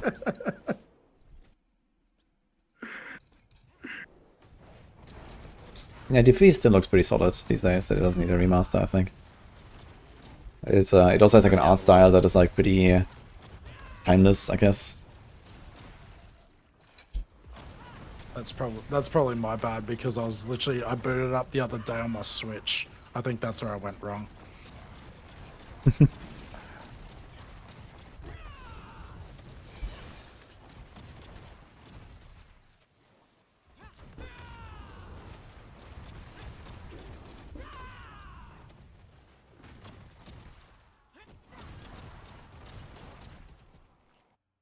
You risk. Don't tell me what to do, man.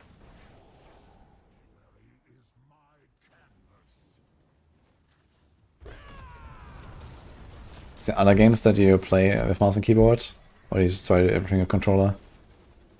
Yeah, so like Borderlands, keyboard and mouse. Division, keyboard and mouse. Mostly everything on the PC except for Diablo. I don't know why, but like the whole style of the game with controller just fits for me. Except for when I'm doing item management, then I flick straight over to the keyboard and mouse. Man, imagine doing your Paragon board with a controller. Oh, yuck. Oh. Log out, yeah, for sure.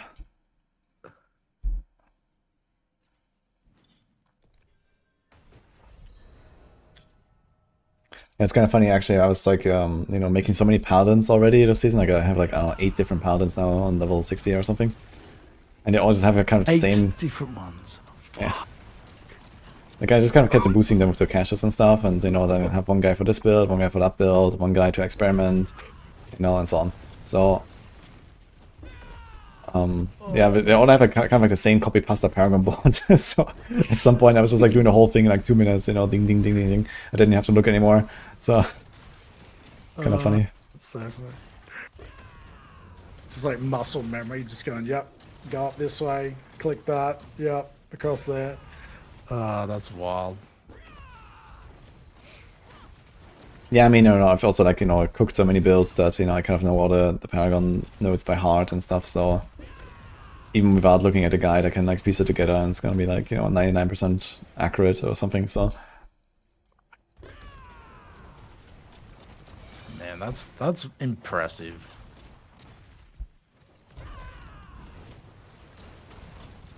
See, like I just got 3 GAs that are absolutely terrible, but guess where they're going? Straight in me basket. The hoarder of 3 GAs strikes again. I had a huge stash issue for like 2 weeks when the season launched, but I finally solved it. I always like say to myself, I'm like, oh, off stream, I'll go through it, and then it gets to like the next stream, and I'm like, yep, I didn't do that. Yeah, like the other day I just took like, I don't know, 2 hours or something, and I was like, sorting out all my stuff.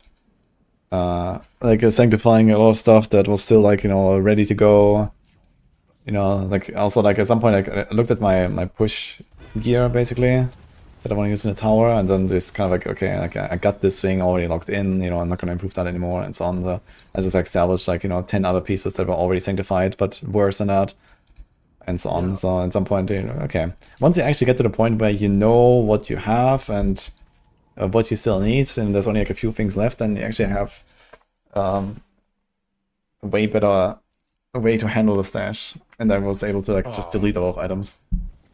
Yeah, that's like, now I'm at this sort of stage. It's like, yeah, unless it's good for the hammer or the AFK build, I'm just going to be like, destroy, destroy, destroy, destroy. Like, just get rid of half of it.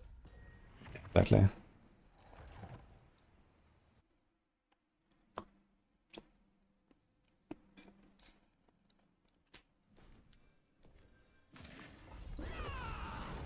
That's probably a mistake. So you run exposure on Death Trap.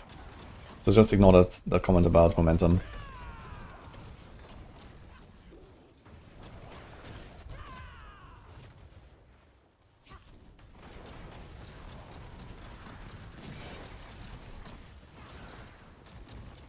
Yeah, and then for example, now when I make my other classes, I play like 1, maybe 2 builds on each of them, so I'm not hoarding a lot of items for the other classes.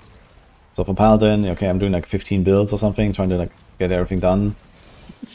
But yeah. For the other classes, like, okay, like, I kind of know what I want to play this season, and I play that, and that's about it, so I don't have to hoard stuff. Have you found that the armory's improved at all? I haven't really used the armory much, to be honest. I barely use it. I thought you would with like that sort of amount of builds. Not really, because most of the time I kind of like, you know, I play a build for like, you know, a few days or something, and then at some point I respec and, you know, go to the next build. And I don't really go back to a build most of the time after I'm done playing it. Yeah. So, yeah, this is mostly why. So, in some cases I would save armory stuff and I would, you know, maybe do this. But most of the time, like, for example, now I have like one character boosted, and that's just like my brandish guy. And whenever I want to play some brandish, it's like a fun build for me. Like, you know, I just log in and play some brandish for like an hour, and then log out and do another guy or something. So I just have like a character ready to go with everything set up. Yeah, it reminds me of what is it, Andy out of Toy Story? He just like drops the toy. Woody's like, I'm done with you now.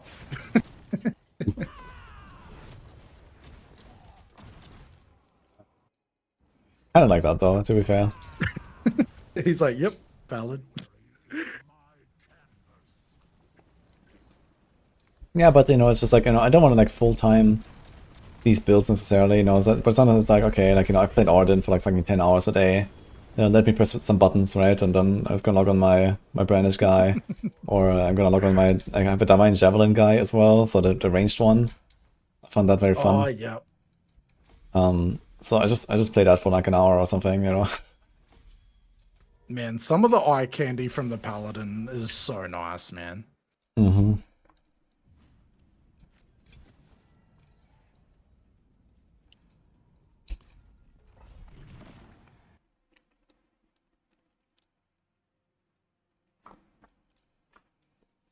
Yeah, that's actually a good thing. There's, like, someone made a comment about Armory, like, you know, start of the season, when you're like, you know, going to D4 and then like, I don't know, trying to build up a setup that you can't play from the start, you know, Death Trap on Rogue. Like, you know, you usually don't really start that build. And then you just kind of, you know, save your setup, respec to the other thing, and then see if it works. And, well, maybe you're still missing something or whatever, right? And then you can just, you know, throw the stuff in the stash again, respec it back, and just have both builds saved. And at some point you do like the final switch, basically. Yeah. Yeah, because I expected it to sort of come into play with like the support builds and stuff. So like you could have like a tanky, a support, and like a glass cannon, and then just like have them all in the armory where you could just like switch them and it just switches the entire setup and you just like blast at that one character. Yeah, I mean you can do that, of course, you know, but I don't really see a huge reason to do it. Okay, you save the cliff leveling a little bit and stuff, but besides that, I don't know, I just set up an entire character to be support, and it's just sitting there, you know, and then whenever I have a party, I'll just log in that guy and blast. Yeah. So Yeah, true. since it's like relatively easy to set up another character like this, I just do that and I just have it sitting there. Then I also don't need the stash space, you know, I save the stash space because their stuff is equipped. Or there's, for example, also a few items that, you know, I may swap around depending on the group combo on my support. So, in that case, I just have them sitting in the inventory on that guy. That's on.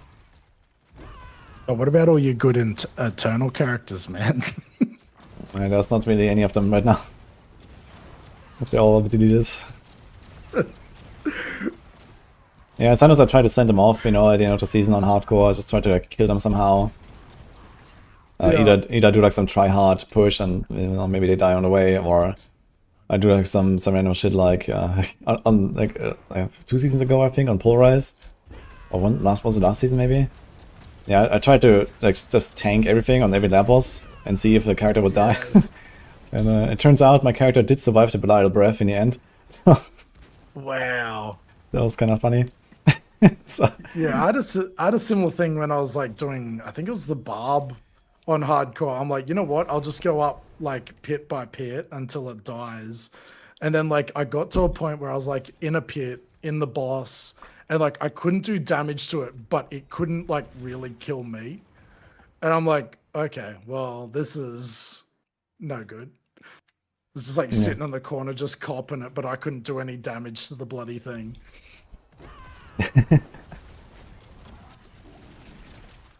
yeah, I mean that's like kind of another issue, right? Where like it's just so limited by DPS and not so much by survivability. Like it would be more interesting, I guess, if like, you know, pushing was a bit tighter on the survivability as well. Yeah. It's like you get it to like this sort of standard that you've built here, and it's like there's not much that's really gonna sort of upset it, eh? Yeah. Yeah, I think the monster damage just doesn't really scale much. I think they said that they added monster scaling again, like previously I think the damage stopped at 100. And now it keeps scaling, so it still gets a bit harder, but I don't think it gets that much harder per tier, so like maybe a few % maximum or something, so, you know, compared to like the HP scaling, it's like not very much. I mean, okay, it makes sense that maybe HP goes up more. Yeah, like HP should go up more than the damage, I guess. You don't want to like walk in and just everyone gets one tap, that would also be stupid, right? But I feel like we definitely need to get to a point where there's like a bit more of a back and forth, instead of, okay, just kind of face tank everything and that's the way to push or something, so. Because like, you know, extra survivability also translates into extra damage in a push, because you can make bigger pulls and you can, you know, keep monsters in the right position and then attack them, you know, and group them and so on, right? So there is an offensive benefit to being tanky. And then this means that right now people just get so tanky that they just are invincible, right? Just stand in things. Yeah, so and that is also not really good, you know, there needs to be like less this tank and spank stuff, I think. I think that was the whole thing with like this whole new toughness system, right? Was like they wanted you to sort of focus more on the tankiness of it, but now it's gone like too far that way. I mean, generally, I think we have become squishier, so that is good. You know, like most classes are squishier, and in some cases, like too squishy. Like we talked about druids earlier, like, you know, all the wolf druids, for example, they're just like dead. Yeah, I know they don't exist basically, because they're just too squishy for like general play. It just doesn't feel good. So they have to like, you know, revamp a few things there. So yeah, and we have very dangerous elite affixes, right? You have the explosive elites, you have this like sword, and, you know, a bunch of other stuff that the elites do that, and you really pay attention to that. And that's good, you know, this is definitely an upgrade over what we had. Like, you know, I'm definitely It's like, more careful than I used to be. Yeah. I've noticed that a lot with certain things. Like, even when I first started this season, I was like, oh, okay. This is like, until I saw your build on hardcore, I was like, this is really going to upset a lot of, or I won't say upset, like, it's going to get a lot of people's hardcore characters killed, that's for sure. Like, whenever I saw, like, certain mechanics and stuff. Yeah, I mean, I also died. I died 3 times already this season on, like, actual builds. And, yeah, like, in the last few seasons, like, I didn't have a single rip every single season, you know? Like, if it was, like, a year or something since my last rips or something, outside of, like, a lag death or some random stuff like that. So, you know, the game has definitely gotten noticeably more dangerous. And, I mean, that's good, right? So this is kind of what we needed. And there's, like, some tuning they need to do, I think. Like, some affixes are definitely kind of wild, and other stuff is, like, kind of whatever. So, you know, if they get it all, like, kind of a bit more tuned in the right direction, then it's gonna be good, I think. So how was your, like, so last season with your Spiritborn, was it squishy? No. No, it was, because I felt like, I'm pretty sure it was last season when I done a Spiritborn. I felt like it was, like, it slapped hard, but man, it was, like, it was pretty squishy. Even when I was, like, at, I think it was at, like, 250 odd Paragon. Yeah, I mean, Spiritborn is definitely, like, the squishiest class overall. It's certainly the hardest class to play in hardcore, I think. So I think that's kind of like innate to that class. It's kind of also kind of how it's supposed to be, I suppose, just from the class fantasy, you know. This is supposed to be a squishy class, I think. Yeah, it's meant to be something jumping around and being fast and that sort of thing, not like sit there and face tank stuff. Yeah. I mean, there are tanky builds on the Spiritborn as well. Like, you know, if you play like the Gorilla stuff, I play Crushing Hands right now. That's like my starter on the Spiritborn. And that feels decently comfy, but, you know, not like a Paladin. So, you know, I can die here in like an instant if I don't pay attention, so. On a Paladin you can sit and stuff and it's fine. But I don't know why, but it still worries me, eh? I'm like, I've done it on softcore and I'm just sitting there and it's not getting damaged, and then I jump on the hardcore character and I'm just like, yep, I'm dodging that, I'm dodging that, I'm dodging that, and they're pretty similar. Like 379,000 toughness. That's a lot, yeah. And the thing is, I think the block is not even calculated into that. So, you know, the block is 70% DR. So you can basically almost times 4 this number against like hit damage basically that it can block. So it's a lot of toughness. Yeah. I should actually see the block on this. I think I checked on the softcore character, but Yeah, usually you have 100% block chance and 70 with DR, yeah. But it's just that like some things are not blockable. Like in particular the explosive elite affix. This is like why we put rubies into Paladin builds, for example, as well. You can't block it. So yeah, you can run 1 or 2 rubies in your jewelry, and then you have extra fire res, and you can survive the explosives more easily. So my block chance is 95%. Yeah, that sounds like a 5% chance for a new character. And then what was a block reduction you said? What percentage? That should be 70, yeah. Okay, sweet. Yeah, it's at 70. So yeah, I'm 5% off. Let's have a look for an extra little squeeze here, shall we? Yeah, so you probably have on guard ranks on your pants. Maybe you can masterwork that if you haven't. Otherwise, check your Paragon nodes and see if there's one of that is not activated. On there's like some Paragon nodes that have a 5% bonus for a stat requirement.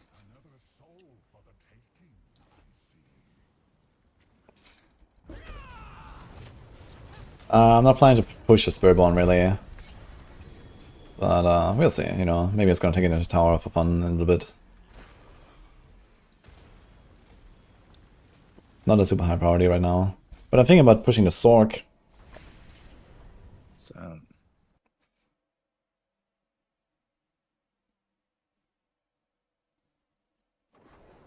I'm going to do a Beast Strike. Yeah, apparently something is wrong with Beast Strike and not working properly, so I would like to wait until that's fixed. close now. But I'm saving a Wishnak Bar at least if I get one. That's the spirit. Give it a go. Well, hello, shame that. Go one more? 99%. Uh-oh. Yeah, so that sounds like you're missing on guard ranks. Do you have 4 on your pants? I don't think I do. Let's have a look. Do you have a Shroud equipped? Oh, no, I've got the Era Partition. Okay, but no Mythic Chest, I mean. Oh, no. I've got... Oh, wait up. Oh, you said the Shroud? Yes. So where am I?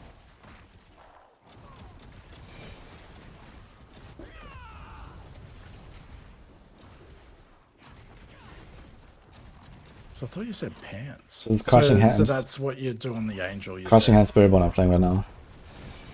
Sorry? Was it something? Did you say something on the pants? Yeah, there's a temper on guard.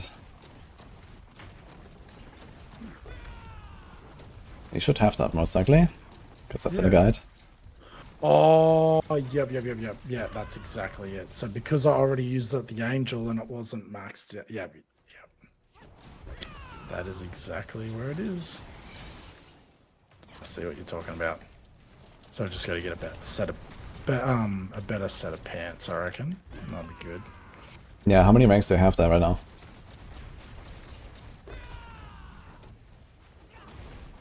To the passive. So what are we at? So gain up to 130%. No, I don't mean the aspect, I mean the temper on guard ranks. Don't you have that on your pants? God. It's a My mouse passive has thing. died, so I'm trying to do it on controller. Fuck. Uh-oh. Literally just died on me, so I've got to do everything by controller. Oh. What was it, Nico? +4, dude. Okay, yeah. If you get it to +5, then you have the 100% block there, because that passive gives you block. Okay. Yeah. So you can do this with a GA temper and a masterwork. So I gotta muck around with that. And then you can close the gap with a 100% block, and that's gonna make you a lot safer instantly. So I've got a 1% chance of getting. What is Shroud? Shroud is a mythic unique. Hey, it's better than 95. Yeah.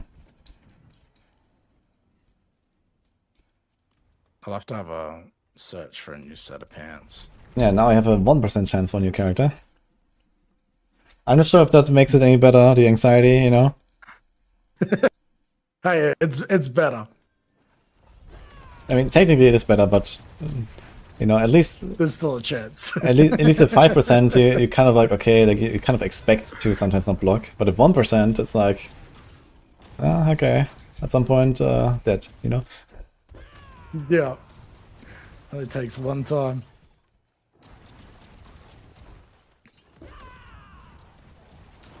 I stream out pew pew pew. I was like, why? Like, I was trying to understand what you're saying before, and I was like, why am I struggling? And I looked at the time, and I'm like, oh, it's 2 a.m. That will do it. Yeah, it's actually way past your normal time, right? Yeah, way past. I usually go until about like 12:30, and I was like, oh, okay. My brain's just not brainy, and I like looked at the time. I'm like, oh yeah, 2 a.m. That'll do it. Okay. Well, if you want to stop soon, I mean, we've been here for a while now. Yeah, I was trying to get the Paragon up to 200. I'm like, if I can get there, I'll be stoked. But Yeah, Paragon Coin is pretty tough this season. Like, my character's just stuck and the level's not going up, man. it's like, just have more coffee. I've already had like 4 shots of coffee tonight, bro. I don't think the ticker needs any more than that.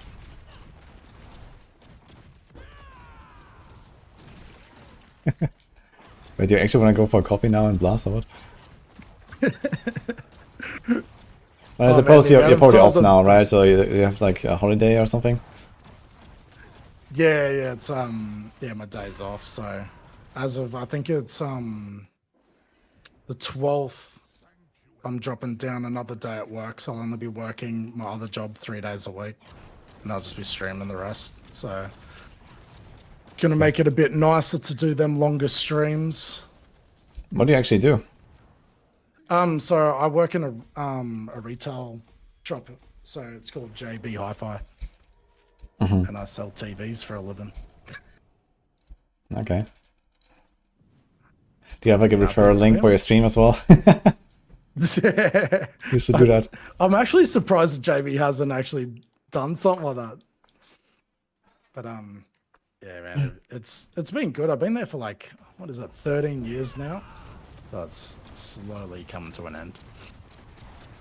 Okay. I still remember the time that like I was doing, I think it was like what, 6 or 7 hour streams, and then I was like getting up with like 4 hours sleep and then working full time, and I'm like, man, this is absolutely killing me. Yeah, I've done something similar as well, like some years ago when I had a job and I was streaming like as much as possible and trying to get like, you know, ranks in D3 and stuff like that. So I kind of did something similar, like full-time work and then like, you know, try to blast like, you know, 8 hours in the evening and D3 and go again, and it was rough, yeah. And then weekend like full blast basically. And then also like YouTube videos as well, like I was doing like daily YouTube videos on top of that, so. Yeah, that takes up, like, you don't realize how much time videos take, and that's like, you sit down, like, even I done one the other day for like thermal take, and man, like, time just disappears. Like, as you start to sort of like edit and stuff, you just get like locked in, and then you're like, oh sweet, yeah, there goes that 4 to 5 hours, and it's like for a few minute video, and I'm like, oh man, so it takes so much time. Oh, Tom's asking LG or Samsung. LG all the way, man. LG sponsor me.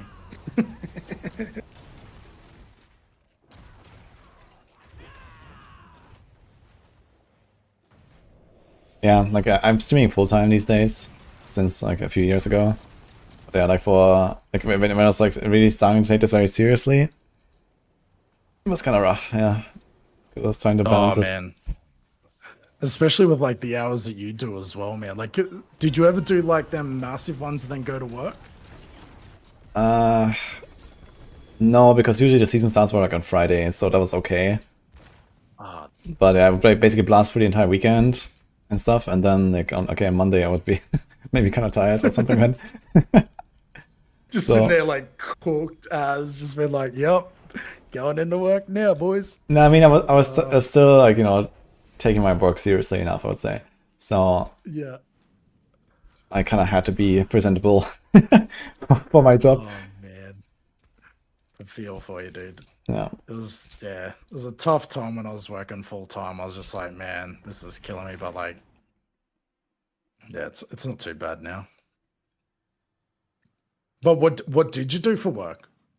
Well, it was like some kind of small job for me. So it was just like basically at the end of university, and then I started working, and was working for the Indian consulate. So Oh, they yeah they basically wanted like a German national, like a, you know, native speaker in the office yeah. for like in translation stuff. So I was doing a lot of translation stuff, and I was like going also like around with like the consul general for like meetings and so on. Like, you know, every day or every other day we would like, you know, drive somewhere and like meet some like industry or whatever, and I would be like kind of there as like a translator and just like to organize stuff and these kind of things.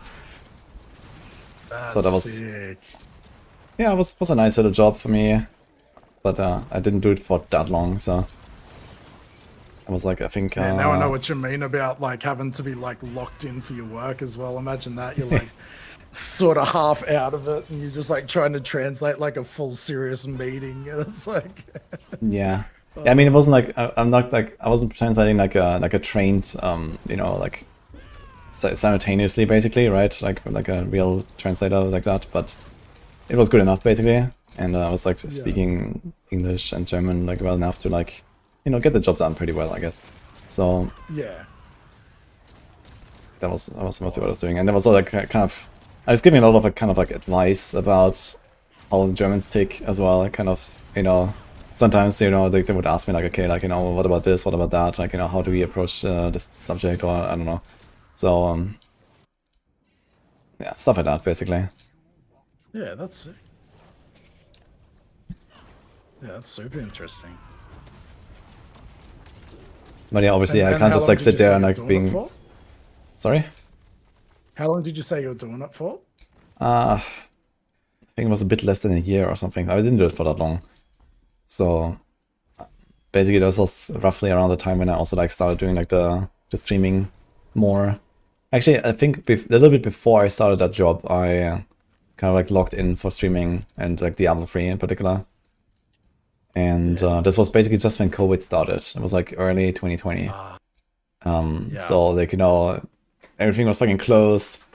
And I was just sitting at home, and like, I had my stream already, you know, like my stream has been going since like 2014, I think, or 15. But I never really like tried to do something serious with it, let's say, you know. Yeah, like didn't like proper lock in and like set up a proper schedule and stick Yeah, to exactly. it. But yeah, at that point I was like, okay, stream every day, YouTube video every day, you know, get rank once every day kind of deal. So I did that, and yeah, basically did that for like 2 full years or something, you know, on D3, and then later like transitioned to D4. And yeah, after some time like doing this, I was like realizing, okay, like, you know, D4 is now around the corner. It has been going relatively well. And okay, I'm just gonna do like full time now. I'm just gonna quit the job and go. And then yeah, this is kind of how that went for me. That was like Yeah, that's sick. maybe 3 or 4 years now, I think. So a little bit before D4, I did the full time transition. Yeah, So I kind of like locked COVID in. was like one of them times where a lot of people sort of booted it up and started getting serious with it, eh? Yeah, it's certainly a good opportunity because like streaming and gaming was just growing like crazy at that moment, right? And yeah, now I mean now it's just like a really like normal thing. I guess, you know, people watch streams and whatever. Oh yeah, it's like, because I still remember like when I first started, it was like I sort of was like asking my little brother about it because I had no idea about streaming or anything like that, and he'd always have like XQC stream up and stuff, and I was like, oh, just 2 more weeks, explain holy this to shit. me, like what's the go? And yeah, he sort of explained it all, and I was like, oh, that's sick. And then he's like, man, you should give it a crack. And I was like, all right, I'll go for it. And yeah, And now what, 4 years? I think I've been consistent for, I think it's been about 2 years now, a bit over 2 years. But yeah, just started as like a hobby and then just started blasting. Yeah, I mean, I guess you also like, you know, have like at least decent like side income from this or something. Yeah, like that's the thing is like I sort of wanted to not go to degen and just be like, oh, quit job, and then just like start streaming full time. I'm like, oh, I'll slowly sort of like wean myself out of the other job and then into this, and yeah, it's been good, man. I love every minute of it. Yeah, that's great. I want to just like type follow age and it's like 9 years, 11 months, 12 days.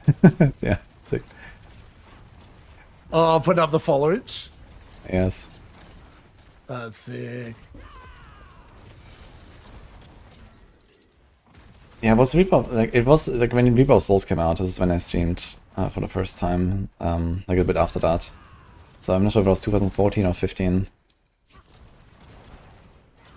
What was it? When Diablo 3 Reaper of Souls, the expansion for D3. Oh, yeah, nice. Any wish like I'm hard so build, I dirty use a that I spender. missed out on all like the Diablo. Yeah, Beast seasons Strike, and stuff actually. like that on 3. Beast Strike is with Quill Volley.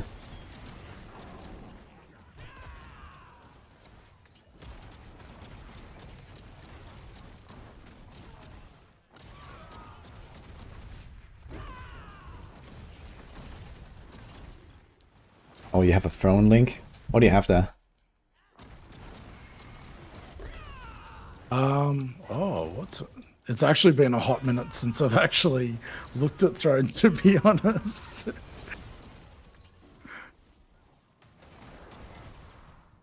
I can't even remember what I've actually got on there. You remember Moldrun? So I think like some of the stuff at like, because I'm in Australia, I don't think there's many that like support it. What did I drop for unrelenting hits? I just run... I have unrelenting Oh, the here Dark and unyielding. Blastoise. No Man, redirect force right now. that is like my favorite card, from a child.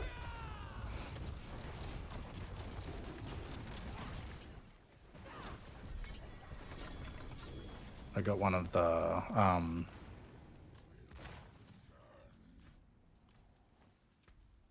just checking what you might have for like a Dark Blastoise, Maggie. Wow. I've got like one of the, I think it's the promo Blastoise holos from 99. And I got that like PSA grade, PSA 9 graded. It's so sick. It's like the same artwork that's on the Pokemon Blue game. I don't really have much of a reference to that. Okay, so I just checked. 23rd of April 2014 is my account. So this is the first time I streamed. So I created an account and started streaming. So that was 23rd of April. Wow. It's almost 12 years ago now. Actually, it's gonna be 5 days before the expansion. I'm gonna have my anniversary.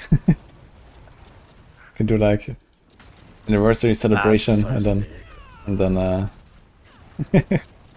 just blast. gonna turn on the stream a few days early for the hype. Yeah, just have it running the clips and stuff, like videos, like VODs or something. Well, I wanted to do one like RP playthrough for the full campaign with all the cutscenes before the expansion. That'd be so cool. I was trying to find like, I'm sure someone's done it on YouTube, but like a cinematic sort of video of every cutscene that Diablo's done. Yeah, and people always do that, so you can find that for sure. Yeah, I want to sit down and just like watch one right through.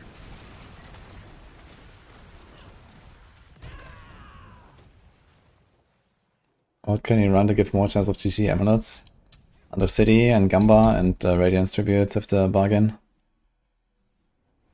Anniversary Subathon. Oh man, with all blue quests included, yeah, and no skipping. So I'm not sure if I can be done with that in 5 days, actually.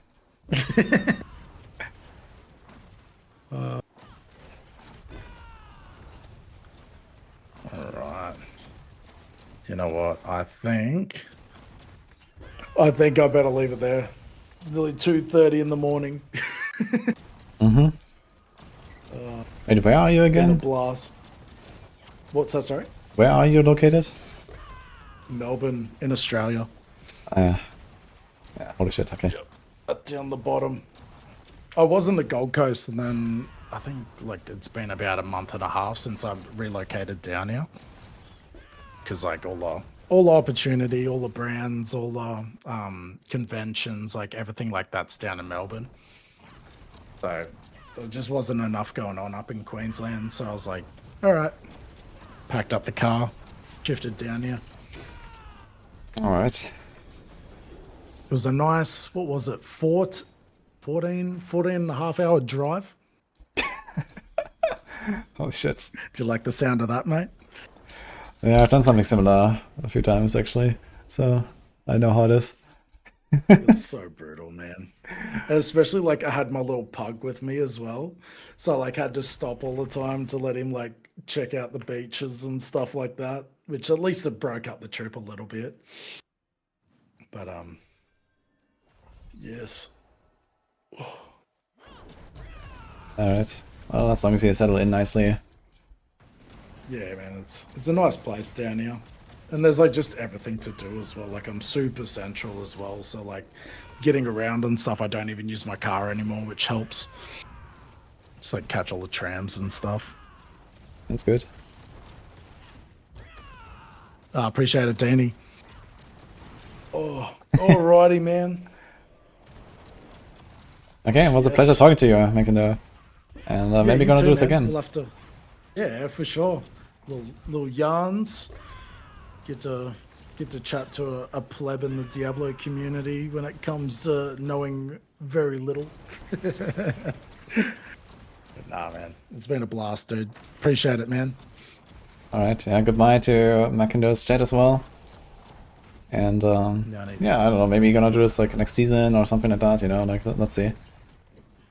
Yeah, and looking forward to the hardcore event as well, man. That's gonna be sick. Ah, yeah. Yeah, keep an eye out, and I guess, you know, we'll probably start DMing some streamers when the time comes. Yes. I'll just keep reminding you, mate. I'll be like, come on, get it ready. Get it ready. Get everyone keen. It'll be awesome. Maybe I'm gonna work on it later, actually, and see. So we can, like, you know, get the news out early enough and stuff. Yeah, that's it. Have it all like sort of ready before the tower, so at least then you've got like the date and stuff ready, so people can blast that for a little bit, and then they know what they've got after it. Mm-hmm. Alrighty. Now I need to work out how to end this thing.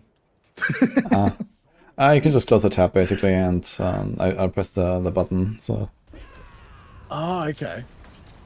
Sweet, let's have a look. All right, man. Well, appreciate it, dude. Thank you for bringing me into your community and stuff. It's been an absolute blast. Yeah, I agree. And we'll It was definitely do it fun. again soon. It's definitely one of my longer chats, actually. We've been here for a while. It has been yarning for like how long now? I know, 4 hours or something, I think we've been here. Yeah, something like that. Alrighty, dude. Well, you have a good rest of your stream, and I'll talk to you soon. Alright, have a good night. You too, man. Catch ya. Okay, guys, that was Makindo.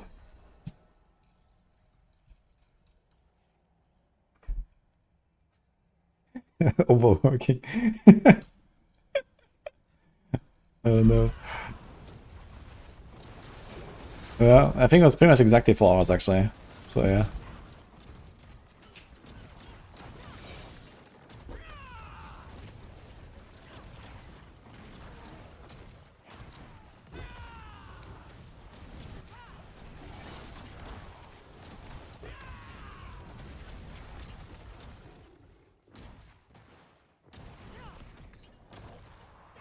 Okay, I'm gonna finish the shared chat after this run and stuff. I also have to get up for a moment. Just been like sitting here non-stop.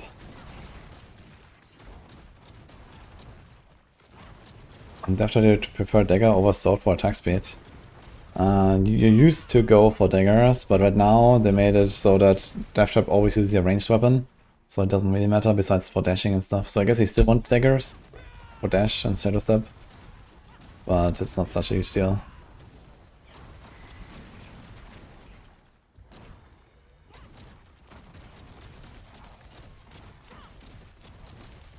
When are we doing under city runs?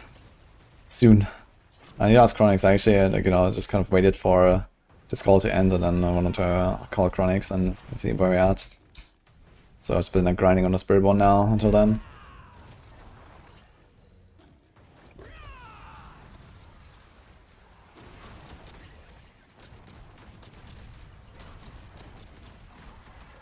Four-man Radiance, yeah.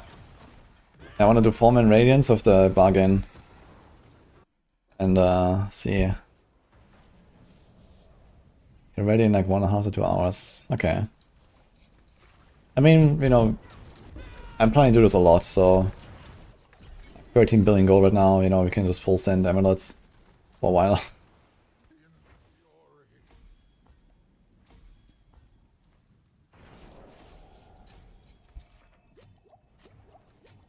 Which bargain the 50 million passive bargain with Radiance tributes. I've never really done this a lot, but now we have that gold and I want to try it. We also have like infinite tributes basically, yeah, so.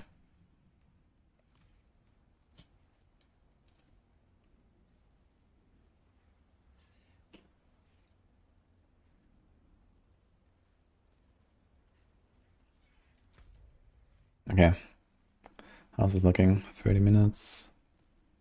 There's actually another city. I'm gonna run this real quick. Actually, do we care about Whisper Caches anymore? Maybe I don't care really, right? Is there like anything I still wanna boost? No, Red Barb, Druid is done. Necro I don't really wanna do. Sork is done. Spiritborn is done. We have many Paladins. We have a Rogue. So that's it, right? There's no more classes. So, yeah. I guess I don't care about Whisper Caches anymore.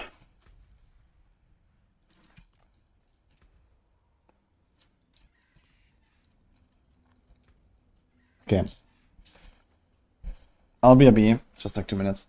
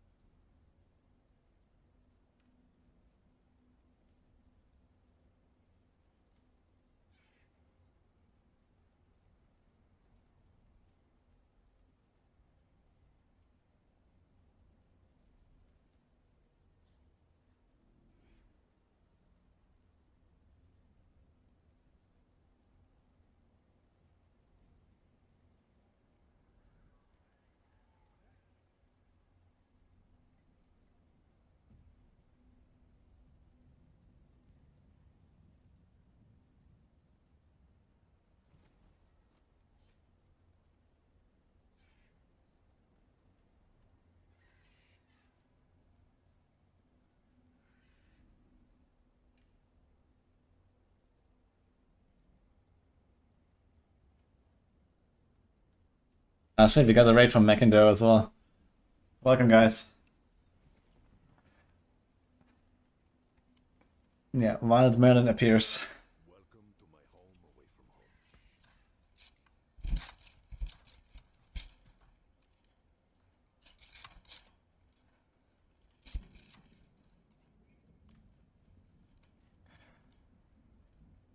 Oh, 6 minutes ago, just when I went FK, I guess. Thank you so much. We had a shout out from Mackindo earlier. It was very fun sitting down with him. Hope you guys enjoyed it too. Okay, I'll splash a bit more on the spirit one now, I think.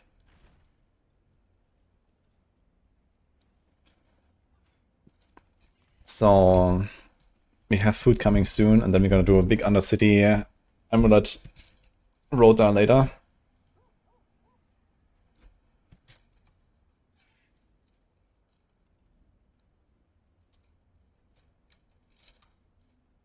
That's gonna be interesting to see actually what are the results of that.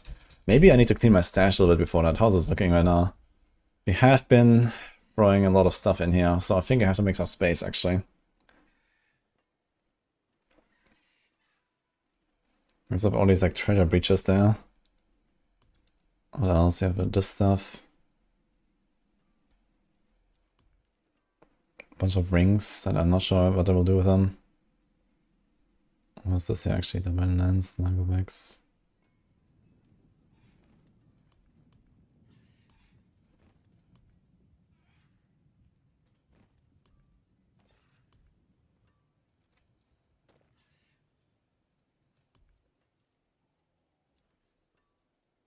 So many fucking treasure breaches, man. Holy.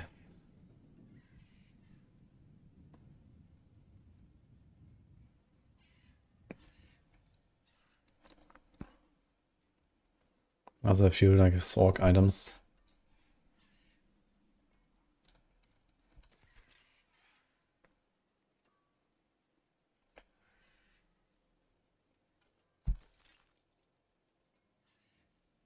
So I can try to like only go for like really good necks or something.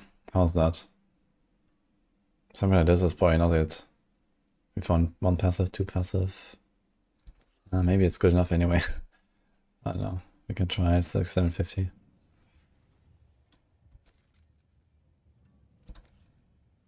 You might want to do some boots as well. Here's random flicker step. You can delete that.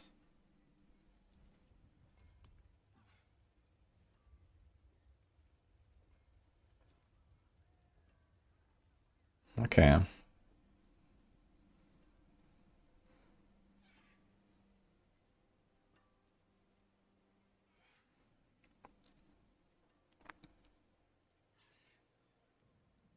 He's a Forge A-ring.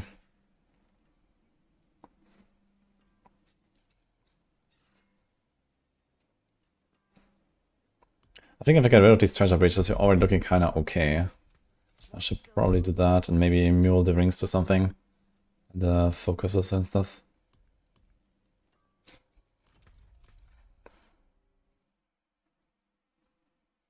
Maybe I'm just gonna mule them over to the Sork so we have some space later.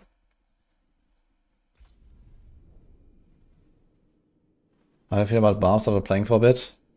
Yeah, I played Lunge so far. Lunge is really nice, I like the build. Earthquake stuff is really good as well. Hoda stuff is like pretty good on the high end. So yeah, I can't really complain about those, I would say.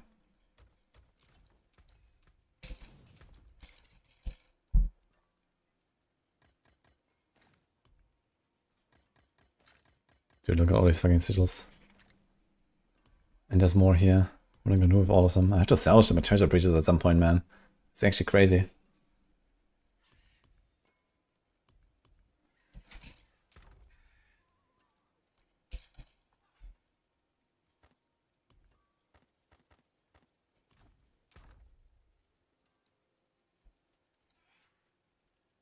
Yeah, rings is gonna stash away here for now. Don't think I want to touch those really for now. And then it should be kinda alright. Maybe pants as well. Because I don't really want to roll them currently.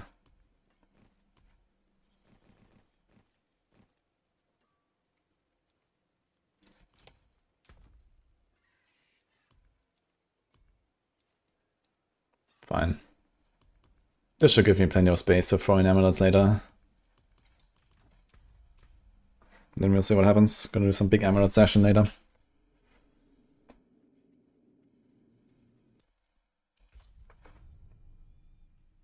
Hoping next pack to let us slam amulets together, make them harder and more rewarding. Would be dope to slam like 3 treasure breaches together and get a goblin rift feel.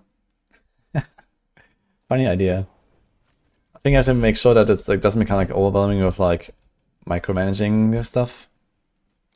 Like for example when you roll like maps in PoE1, I feel like there's just like too much effort sometimes and so on. But yeah, besides that, I mean, why not? We're both in 7 minutes.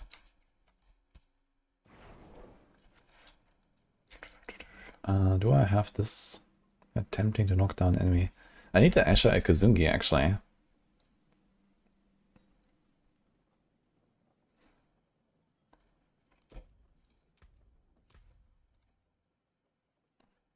But I think maybe gonna wait until I go quill volley with that. Oh, I have this. I think we need that point anyway. We can put that here. Auspicious is maybe also not that important when we have Crushing Hand and Temerity. I got this. Do I actually have Vortex Size? I don't think I've put Vortex Size anywhere, right? We have movement speed. Do we need that movement speed even? We're like giga capped actually. We're playing some old school Crushing Hand here with Hunter and Vortex. No Asher Ekuzungi. Also, can I get a better duelist? It's 2 out of 5, man. What is this? I got a 4 at least. There we go.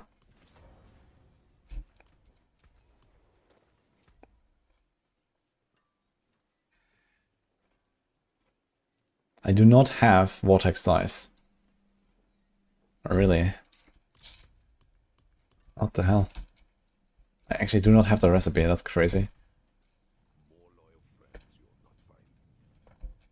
The wonders of Sanctuary at your fingertips. How may I help you?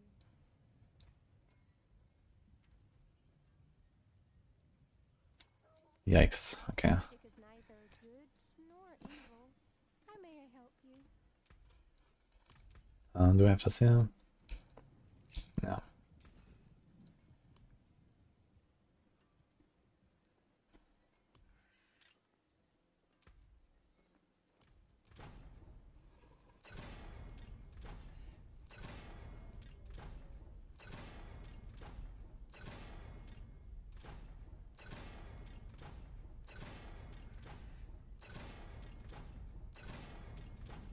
So it's a really sizable damage upgrade to go for the resource here.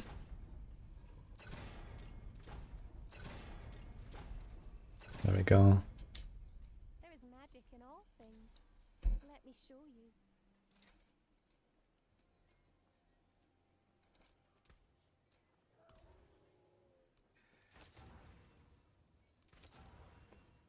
Maximum resource is actually not such a bad roll. 2 to Furnace. 3.5 per ferocity. How much do we have? So we have 4, 8, 10, right? So it's 1.5.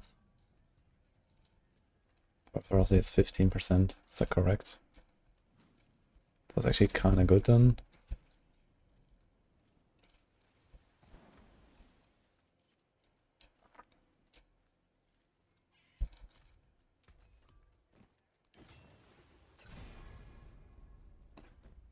I think it's vigor per second. I don't think we need that. Should try to get it on the life.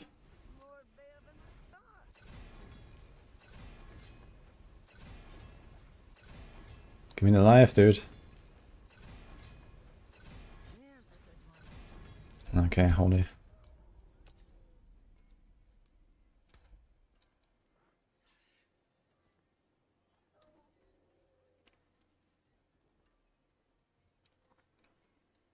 I don't really care about the vigor per second. So you might just do fire res or armor, I guess, one of the two. But 600 fire res and this doesn't sound bad.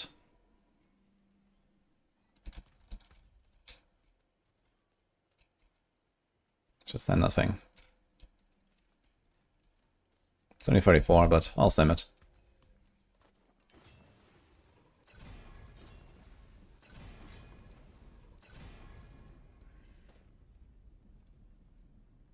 Solid bits here.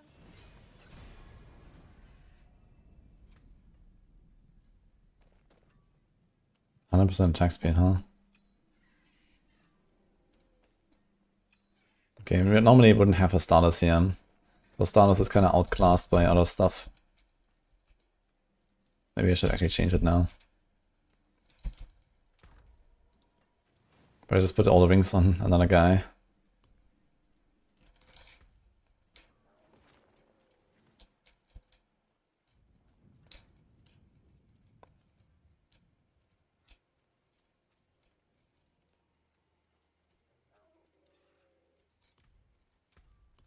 Actually, what I should be doing is a resource pot. So that will help. Exquisite concoction. Now we are capped, but probably not by that much. Okay, 13%, 15.8, okay, that's fine.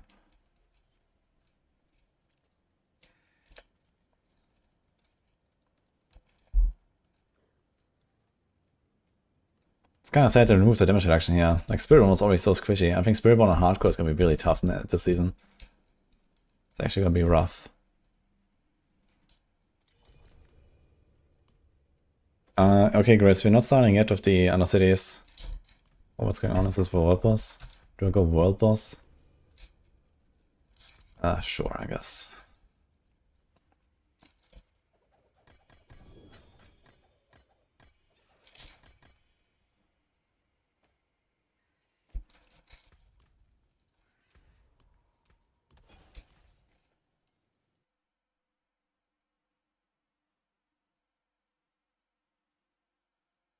Is there a way to scale Wither Fist into endgame? I mean, if we're talking about T4, yeah, maybe. But it's definitely one of the skills that is like the worst supported, I'd say, on this class. Interesting, it appears that Midnight Sunring is not proccing. Look at my resources. It's not proccing.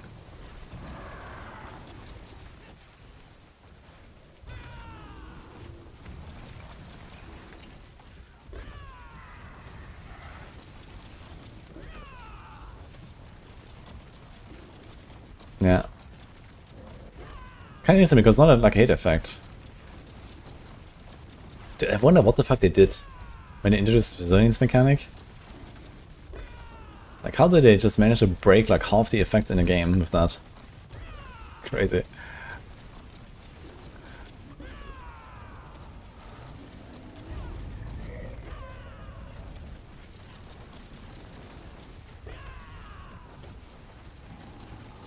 Good to say, it's fun to play some Crushing Hand again. Crushing Hand is one of my favorites for Spiritborn.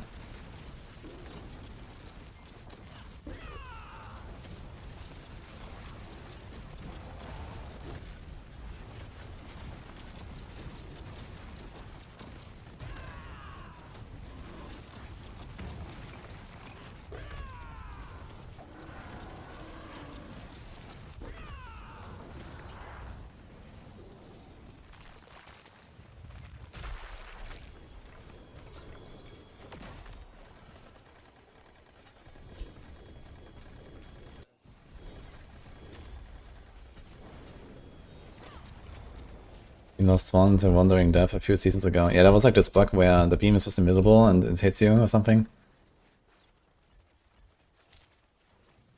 Or you play Paladin and just like FK the beam, it's fine.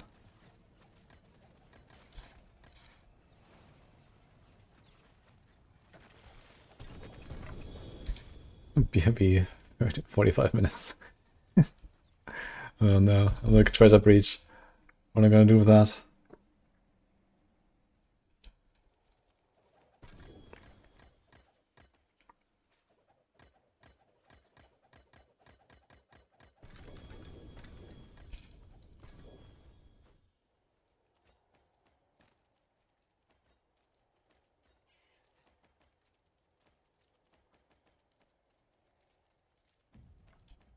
Yeah, the divine gifts are saved for your characters. You don't have to level them up again. But between hardcore and softcore, they're separate. So I guess for those people that want to participate in the hardcore event, would not make... It wouldn't hurt, I guess, to level them up beforehand. At least the Asmodan one, I guess, would be the most interesting one.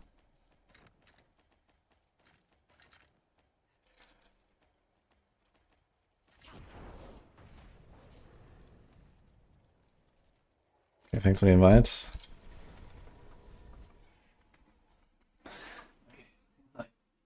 Maybe I didn't want to go back.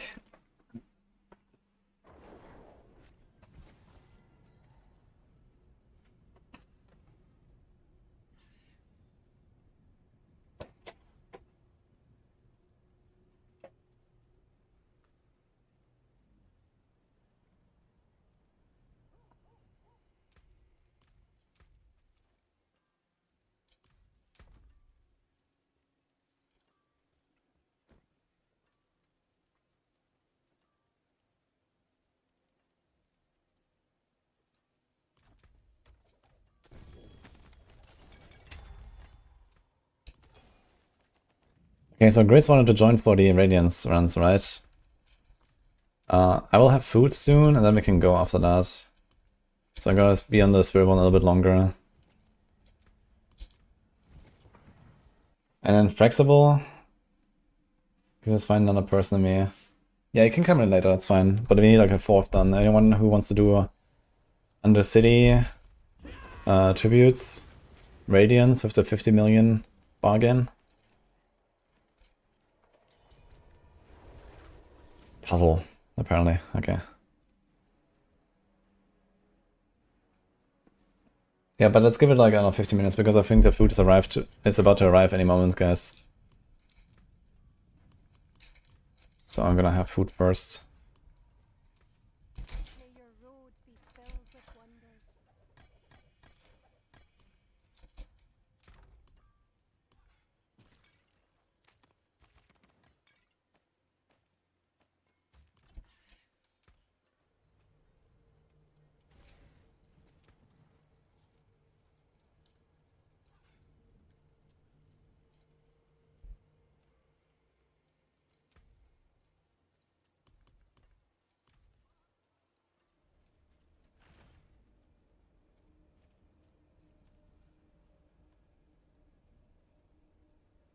Okay, now we have a few people actually. Okay, we can probably like, rotate some people later. So it looks like we have our starting setup though. So Chronix is gonna be the fourth one for this.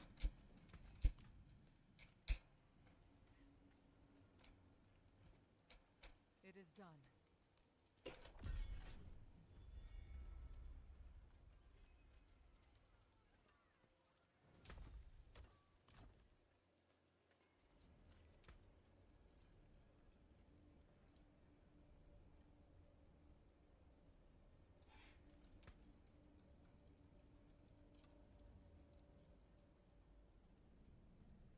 Okay, so I was gonna do like a few solo runs until we are good to go.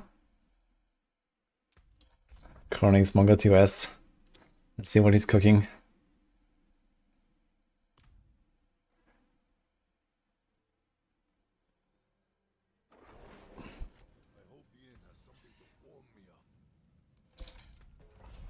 Yeah, we should have a pretty noticeable damage upgrade here. I'm still worried about toughness. My toughness is low, and it's very hard to get toughness on this class, man. Okay, we have the block. We have this. We have barriers. But it's just like Spiritborn things, I guess. I don't feel that comfortable. There's also like no good defensive glyph. There's like turf, but it's only against close. There's like literally nothing else here.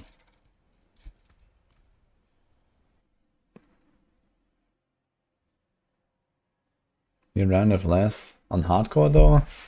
Like I tried to tank one of the sort of Darkmoclus effects. And like here this. And it took me like straight through the barrier down to like 40% HP or something. And that's with Dark Shrouds as well. So I don't know, man. Maybe it was two of them at once, but they do hurt.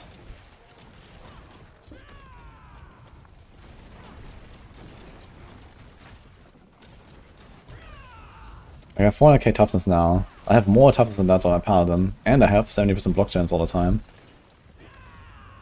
70% block reduction, I mean, with 100% chance. Here I have 15% block reduction, I think. Or is it 20? Block reduction. Actually, 47. Ah, wait, we scaled up from the passive, right? I have a surprising amount of block reduction. Wait a minute, what? How's that so much?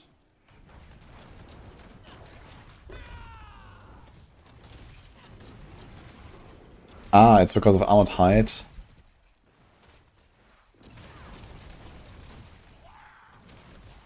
Well, increase your block damage reduction by 5%. Okay, so that's why. Yeah, so I guess against like, you know, big single hits and stuff, it's mostly very low.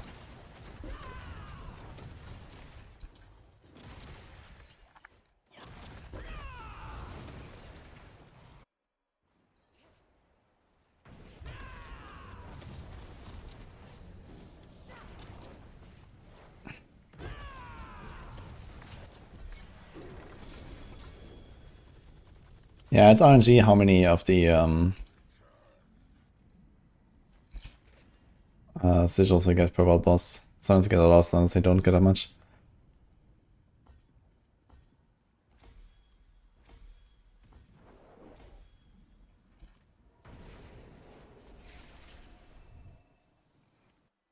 Playing Spiritborn on hardcore with all the current bugs is just a no. And which bugs we talking?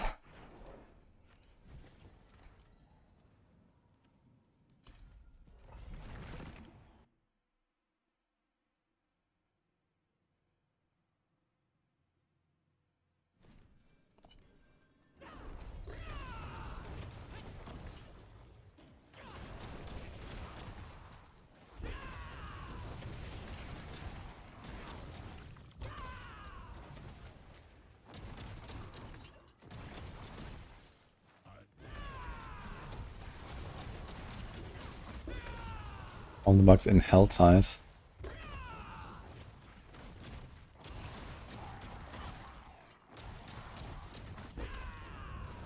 What am I missing?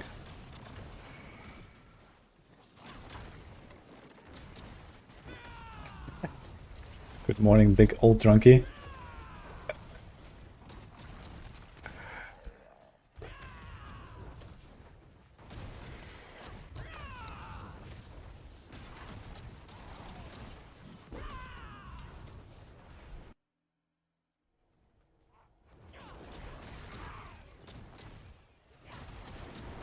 How's the game now compared to launch? Pretty cool, actually. I mean, I did like the launch version too, but I think generally the game has progressed a lot.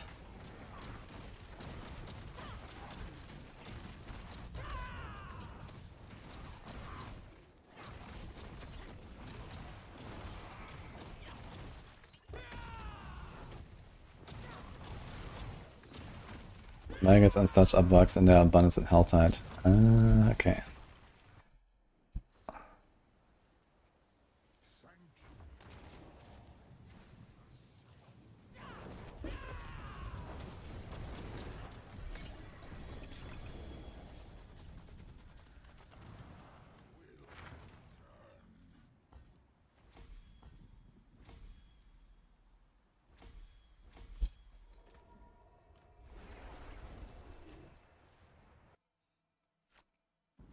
Okay, actually interesting question for chat. So before this season, what was the last season you played in Diablo 4?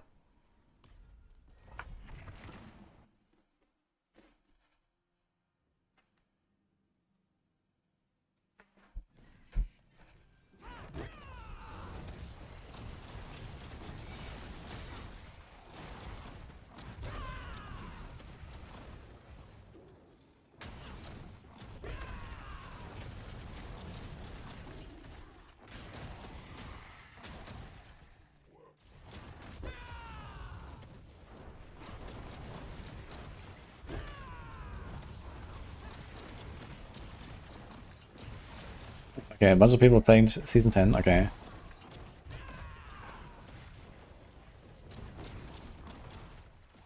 Season 4, maybe?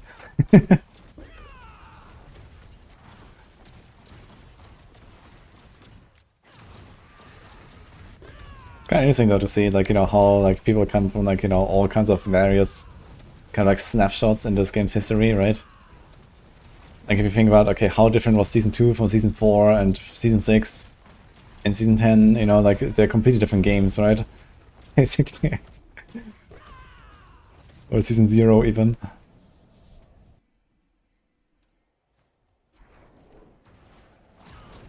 Nice code, by the way.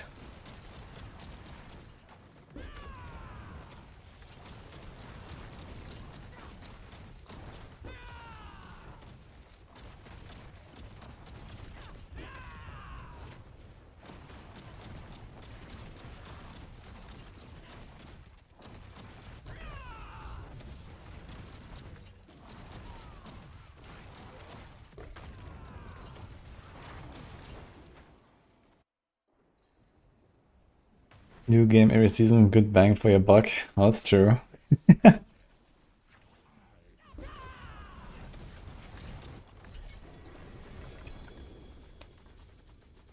This is the first time you hit actually 300. Good luck, Zoe.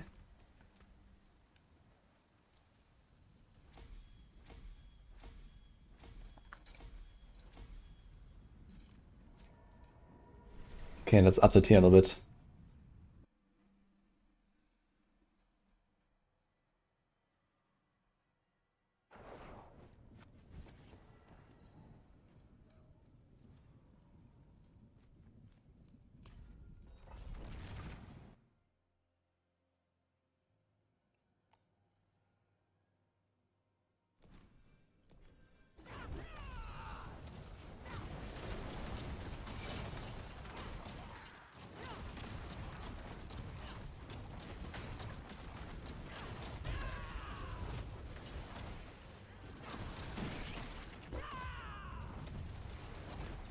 Yeah, I'm just very excited for the next few seasons, man. So much good stuff coming, expansion coming. It's gonna be cool.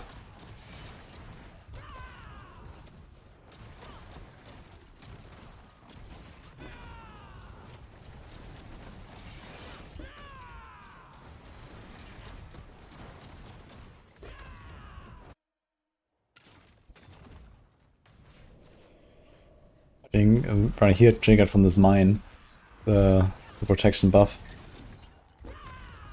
Now I'm gonna get one shot by some random explosion because right here is on cooldown. Watch out. Yeah, the swords, Monka.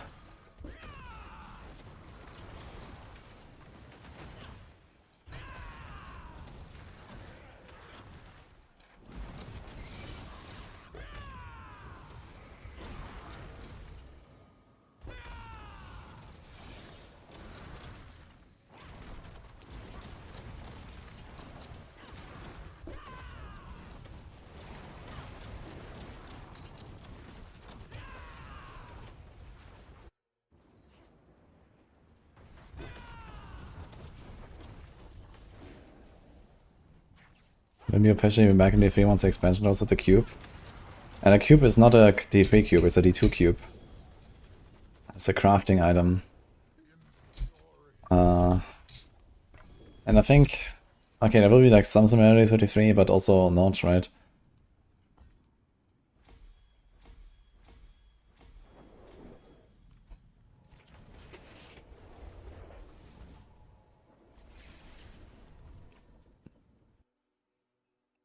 Imagine if the explosion would be survivable in tier 66, but not in tier 67.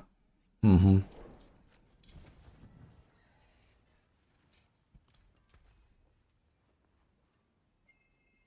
Oh. Okay, food is here, guys. I'll BRB.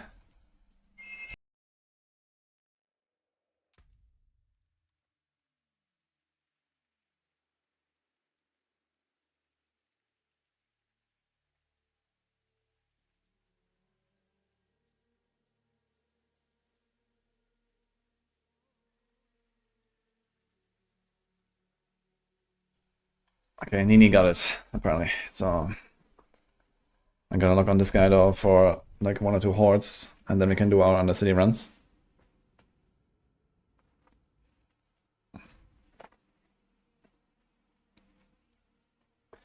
Would Rahir be better than Mariana for Paladin since he gives a armor buff?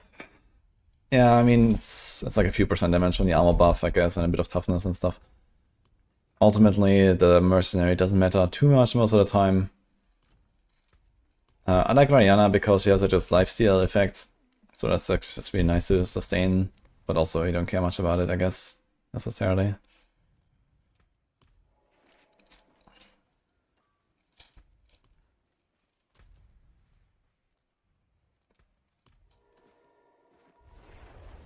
I was just running with right here on my Spurborn there, because he can like tank some one-shots basically.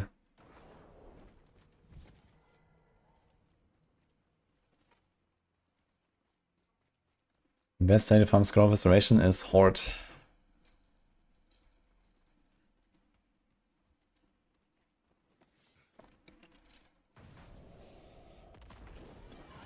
The Nephilim return, and along with class sets, Altar of Rights, and somehow Diablo has returned. Yeah, I don't see that happening really.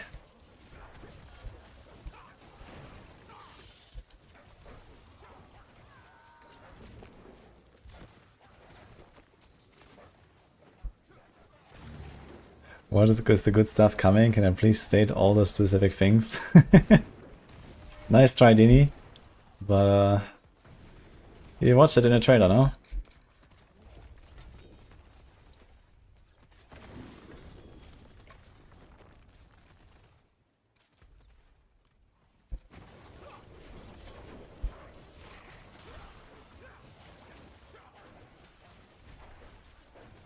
What's the best way to scan Origin damage? Extra skill ranks. And all these kind of generic damage increases. Like, you know, Perdition, Special Strife, whatever. The Wolves. A better glove. Let's see that.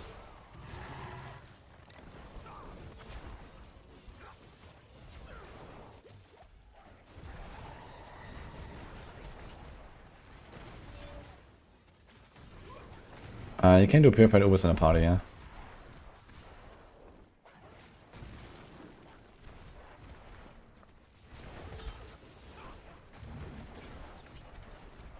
It's crazy amount of hours I put in this game. Do you think I can hit pit 150? I think currently in 4-man it could be done, yeah. Like the solos are already like, what, 142 I think or something? So plus 8 tiers from there is probably achievable in either 2, 3 or 4-man. Maybe 3-man would actually be the highest, interestingly. But, yeah.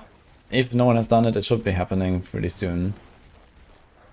Especially if they announce that they might bug fix Judgement in the tower patch. So that's 10 days until the tower patch.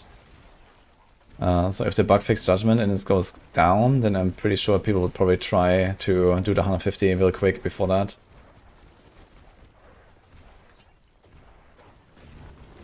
Didn't do 150? Okay, I haven't heard of it at least, so maybe someone has done it. I'm pretty sure it's doable. Am I going to skip this PoE 2 league completely? No. I definitely want to play like a few characters. So, usually I put like 200-300 hours into a PoE 2 league or so.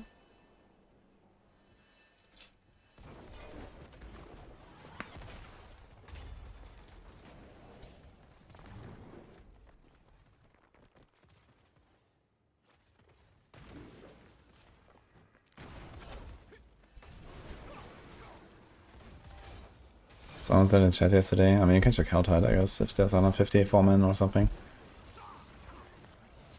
Yeah, I need to finish setting up my supports and then, like, you know, look for people that actually have like Giga characters. Maybe I'm gonna ask Roxy and Hysteria, since they are pushing 2-man anyway. Maybe I'm gonna join them for some 3-man. Maybe we can do the 150 with them. Because they're going pretty hard. I'm not sure if I have some Giga Paladins inside Maxroll or something. I don't think so.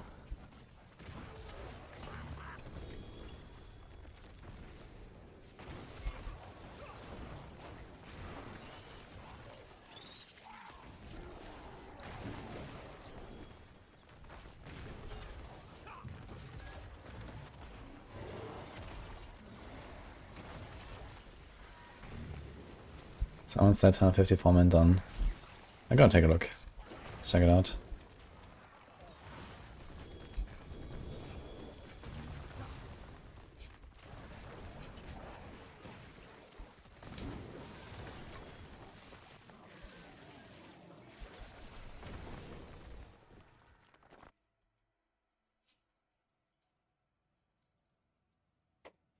Yeah, Shadow Blasters in Maxroll. Nah, it's more like, you know, like we need someone who has like some, you know, all the mythic slams and all the perfect stuff, right? For Judgement. I'm not sure if like anyone really has that internally, besides Croix and me, but we're both on hardcore. And yeah. Kinda hard to make team there, right? So the start is still for me to like, you know, play support for like hardcore, but maybe I'll have to play the carry as well. But I also just want to like try support gameplay and just see how it is with like different combos, like not just Judgment Paladin necessarily. You know, I'll be open to like play with a Necro or whatever. You know, maybe gonna ask Macro or Serok or something and just like blast with some Bone Spirit Necro or some shit and see how that goes.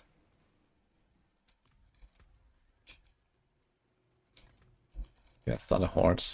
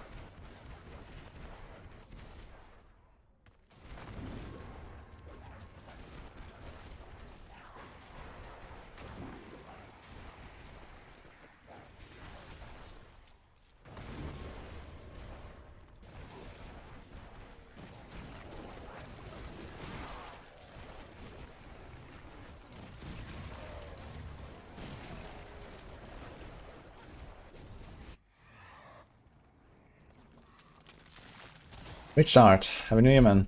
Thanks, man.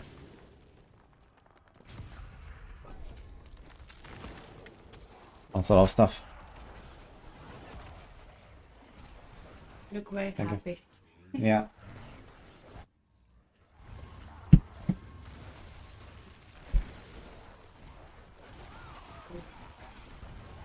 Thank you.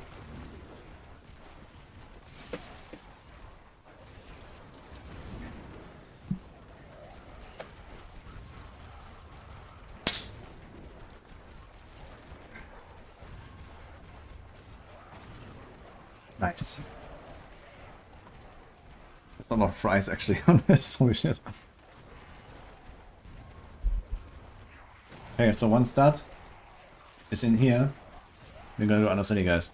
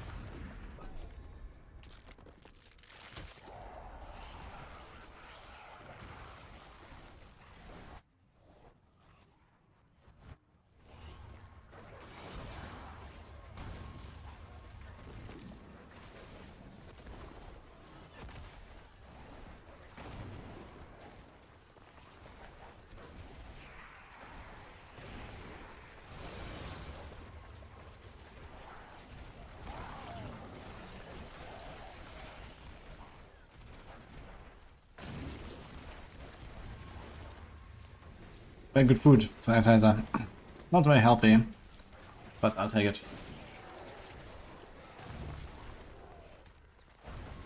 The origin using requires movement to work best. Well, technically this one does too.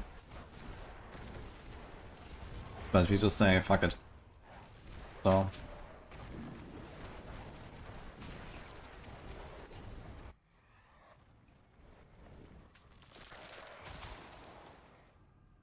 Yeah, that's basically my entire season 11 Funk Doctor. Eating and the game playing itself.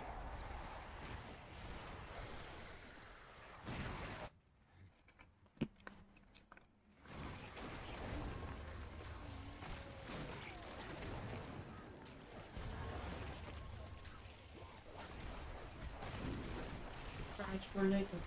What the fuck? Wait, how many prizes is this? How many prizes is this?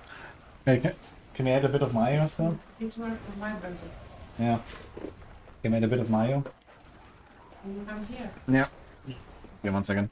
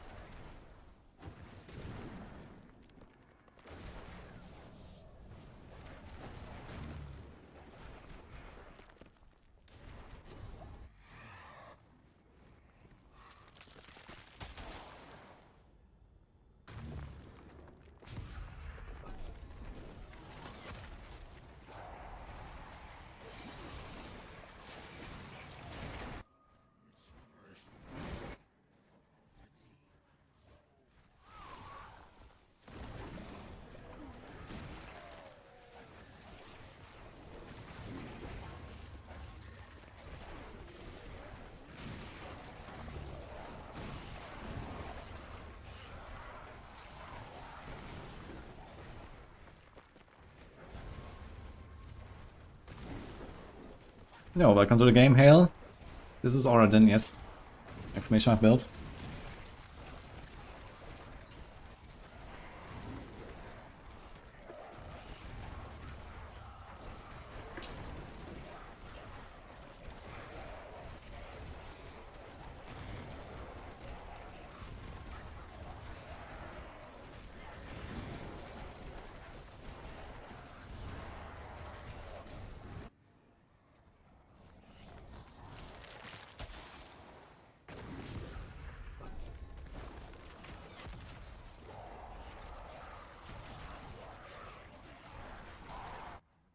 What am I grinding?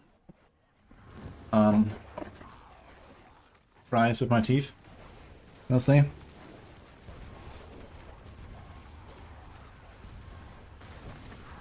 Because there ain't any loot in hordes, unfortunately. That's better than nothing.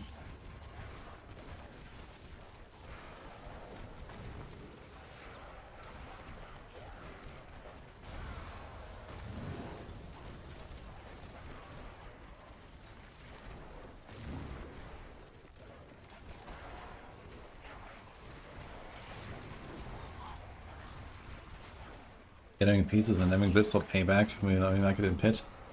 I mean, I would recommend you can play Crushing Hand for farming, which is just like a faster, smoother build than payback, I would say.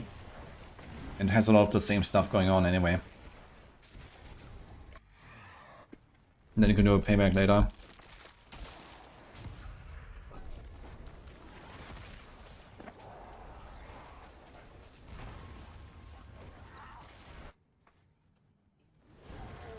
Did you take a glass of water? You just brought it in my room. I don't have any. Yeah, I think I left it there. Thank you. Me. Me.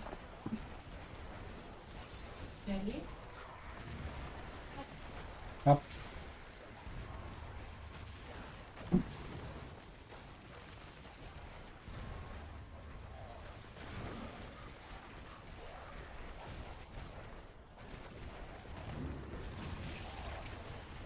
It's a very hard build, yeah, guys. You gotta be a professional to play Aura then.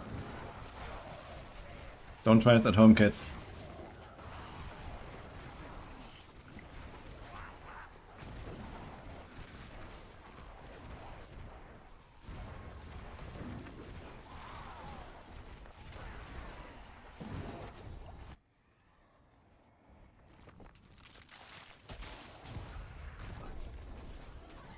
Heal build when? I played actually like 2 weeks ago or something for a bit. But then I died.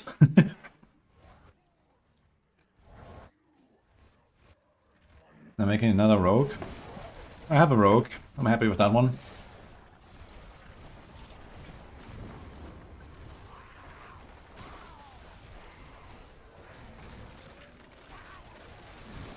What's the best AFK setup for this build? I don't know, man. Not sure why I would ever play something like that.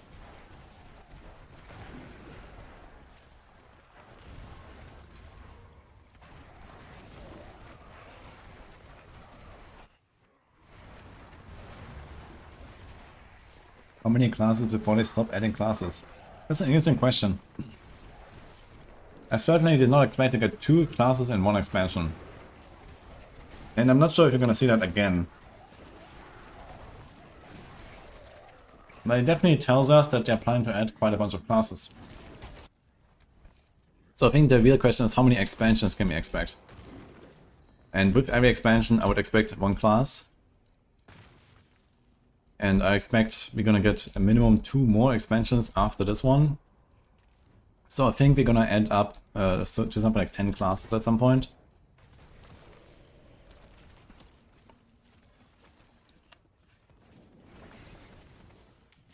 What can kill me?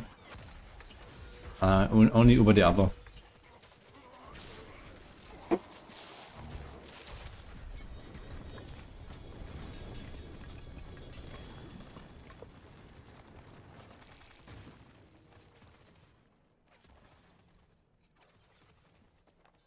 They can't even handle the classes we have now. Yeah, I mean, there's obviously the expectation that once the new skill trees are out, like everything is just kind of in a much better spot. And then, okay, they have to do some tweaking and like, some upgrades to some builds and whatever. But at some point, all the old classes are kind of like done, right?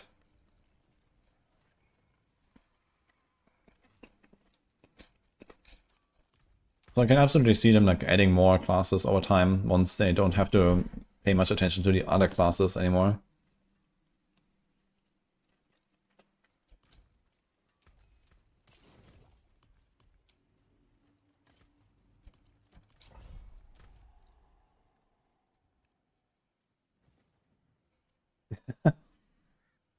Nesta came on a Dawnfire.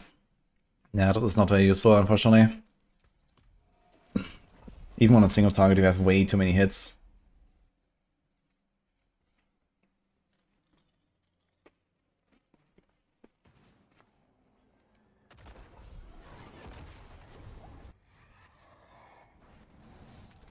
Uber Merlin. Definitely a pretty tough enemy, I gotta say. Okay, let's try this thing here.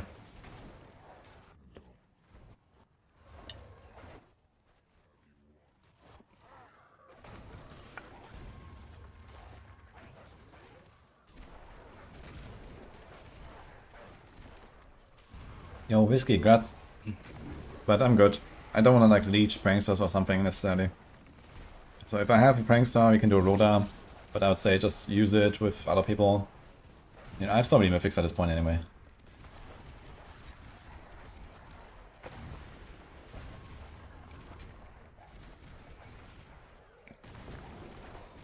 No, actually it's a funny experiment I wanted to try at some point. I'm gonna try to always pick the worst offer for a few runs and see how much we get.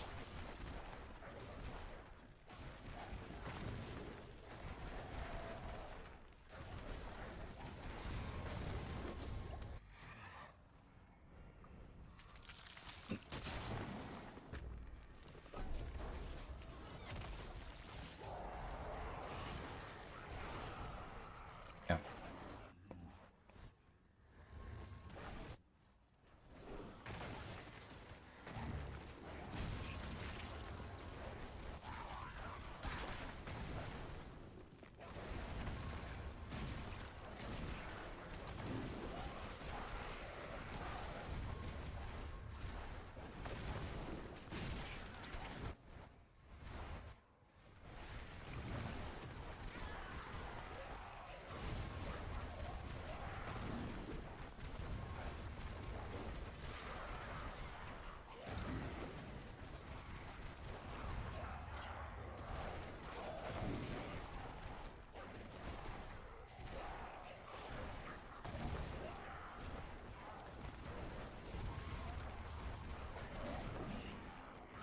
Holy.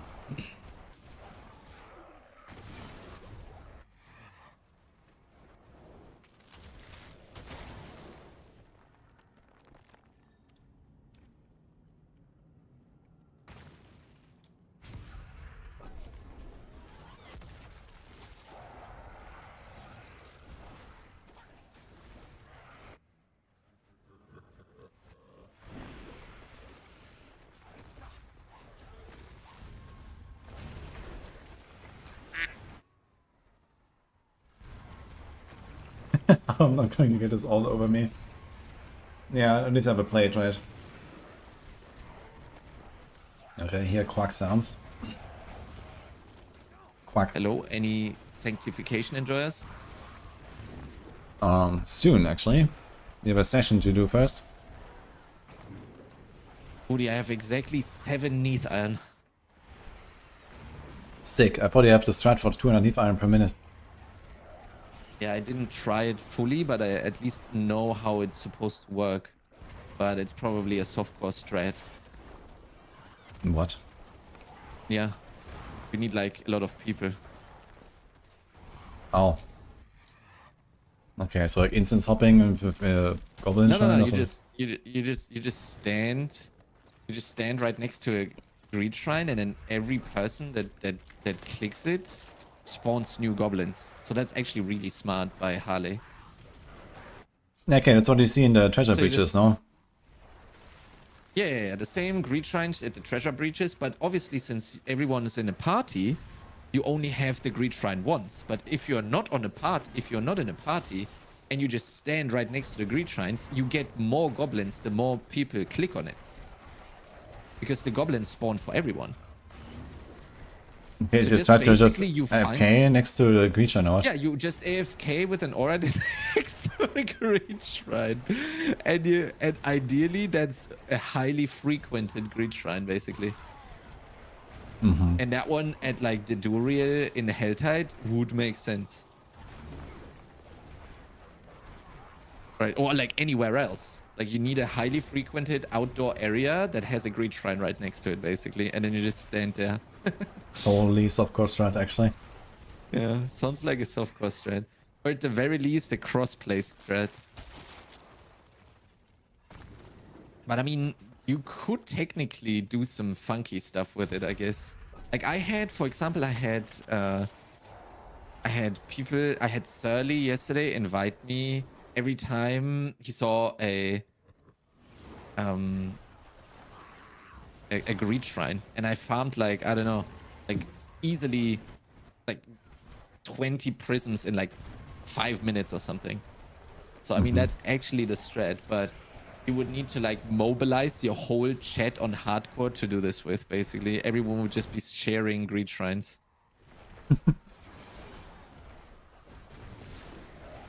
But yeah. But is that really better than just like sending treasure breaches? I don't know. I feel like treasure breaches don't give me that many scatter prisms.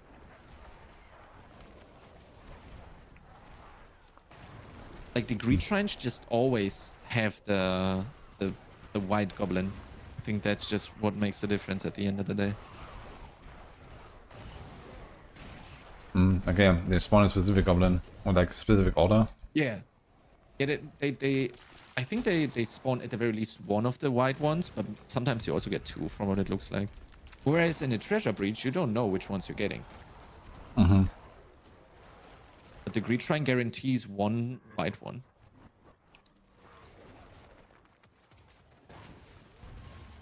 So basically, what you could do, you would just need. This is what we need to test. Basically, you would stand right next to a greed shrine. I join your party, leave the party, click the thing, log out, log back in. You invite me. I leave the party, and we see if I can click the thing again. Oh, okay, we can try.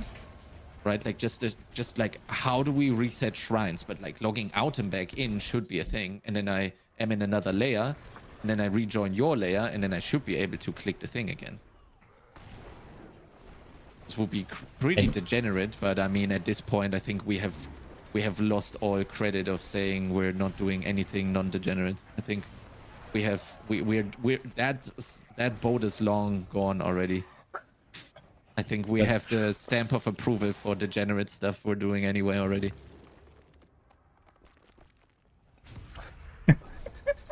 Chat, are we allowed to go to this level of degeneracy? I think it's okay if we're both doing it.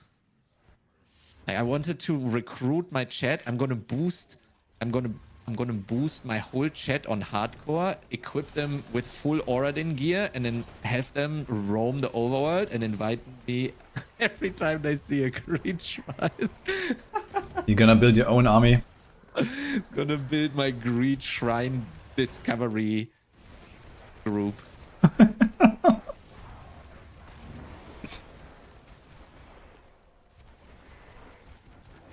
Man. Okay, what are you still missing for your gear, by the way?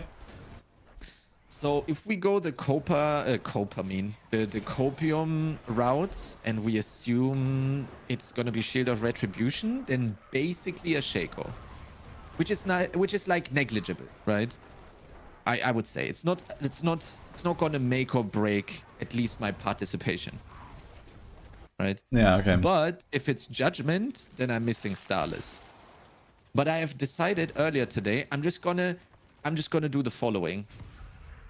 Since you are already done with all of your gear, basically, the run where you are going to pay the 50 million, I'm gonna get the 4GA amulet, and then I'm gonna slam Starless on it as a revenge. Okay. Okay.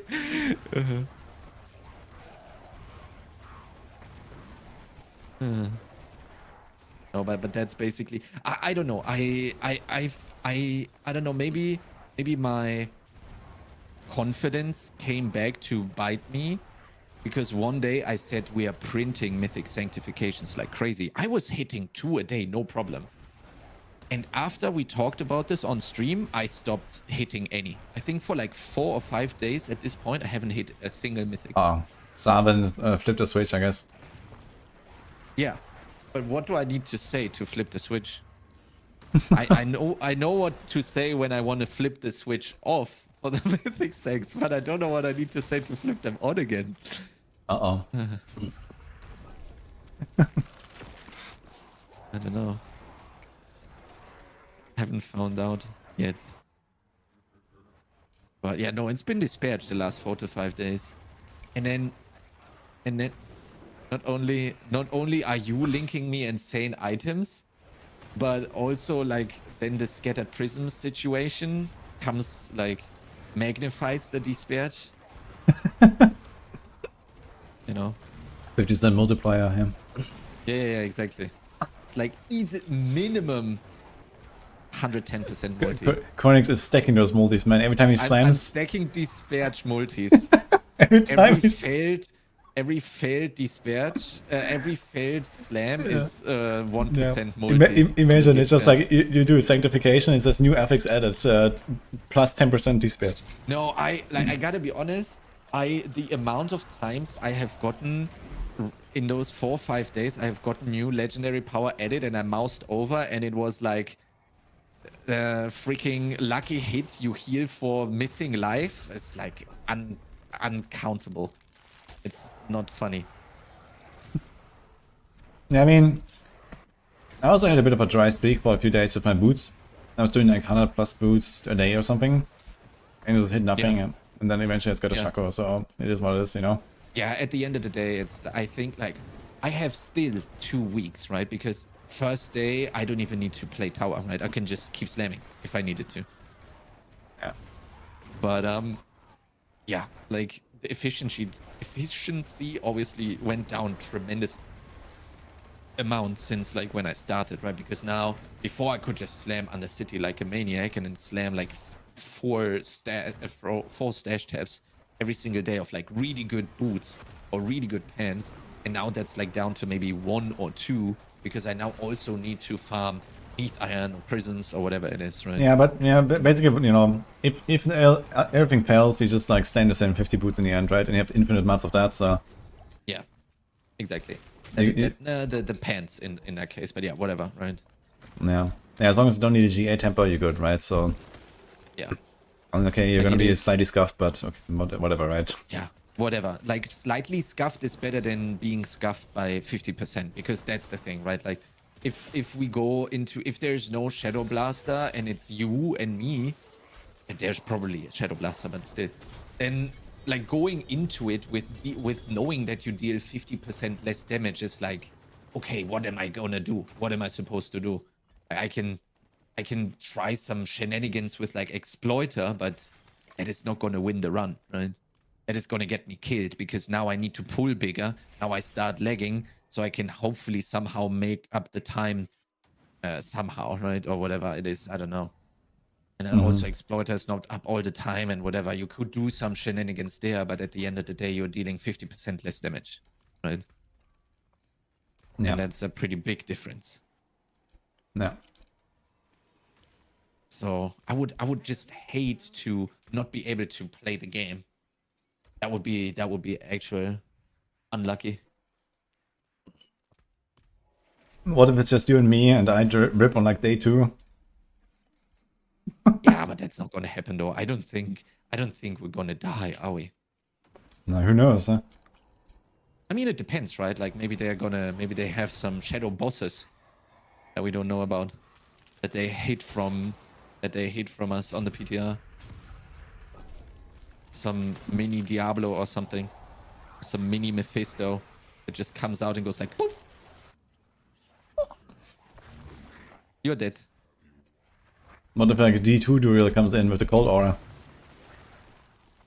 I don't know if that's gonna help, but yeah, whatever. We're just gonna get slammed. Would be cool if they would change a little Hi bit Chris, Happy New Year. that we don't know about. To exploit the aspect invocation useful for Paladin. Yeah, for pushing. It's not nothing at least.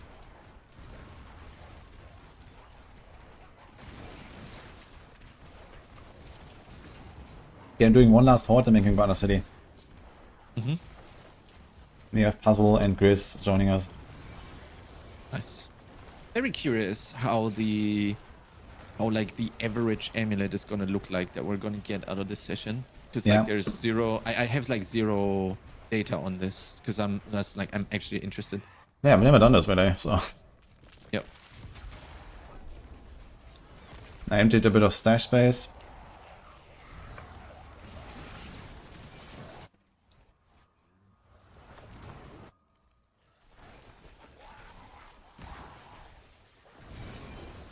As I'm playing vulnerable, the wolves have vulnerable.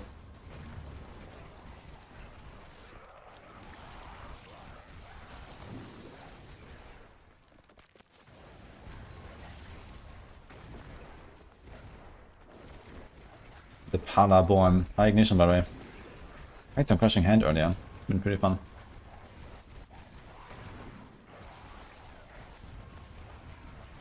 F-Bug, hope you're gonna get well soon.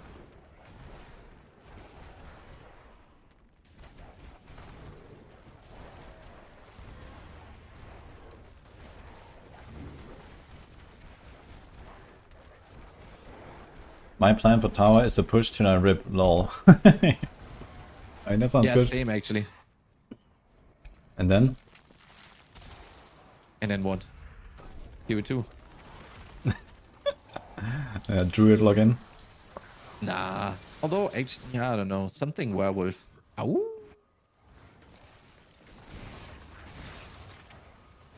Maybe. Or if everything is like Giga Dispatch, I'm just gonna shoot a couple of galvanic shots. Yeah, so the question is, how can you combine werewolf with a crossbow? I'll get it. Mm-hmm. I'll just pounce around and then unform and shoot galvanic shots. And then I'm gonna jump around again. I think you should add the ability to use crossbows as a werewolf.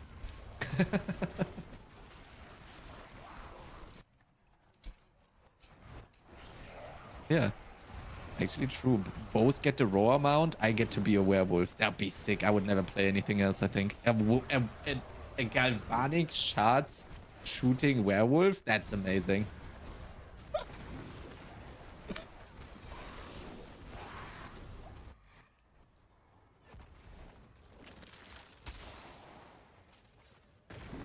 Okay, what do you think about this, Woody? They're gonna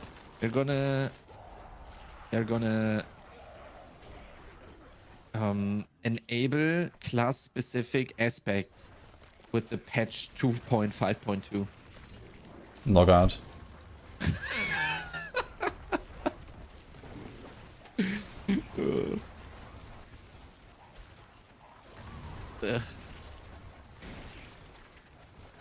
Then we would have been much better off just taking a full break, not even playing anything, not even slamming anything, saving all the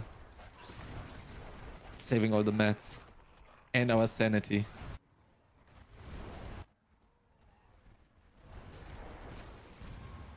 I mean, that would be a huge fuck you if they just like turn on like other sanctifications or some shit now in this patch. Like, what the hell? Oh my god.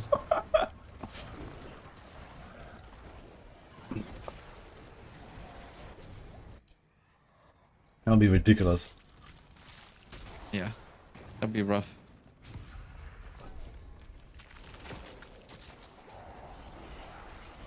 Yeah, redirected force, two-handed on a Kapaleka, let's go. Redirected force on the Paladin. Yeah, redirected force on Paladin, yeah. Actually, not a big deal. You don't have to get hit. You don't have to not get hit and drop your counter attack all the freaking time. You just have it. Yeah, you can even trigger it yourself when you like do shield bash or some shit. And on top, let's go. Yeah, true. You can even trigger it only.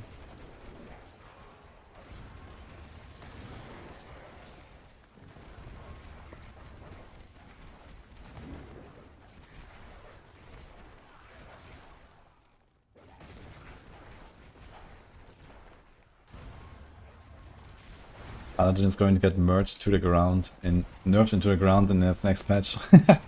Nah, I don't think so. But I do hope they're gonna fix Judgement a little bit. In 2.5.2 or for season 12? Yeah, in 2.5.2. What? What? Yeah, okay, no, I gotta be honest. I want to play Shield or Retribution. I don't want to play Judgment, if I'm being really honest. That Yeah, thing is just like macro heaven. I gotta be honest. Oh, I would like to try this actually, or to know this rather instead of trying.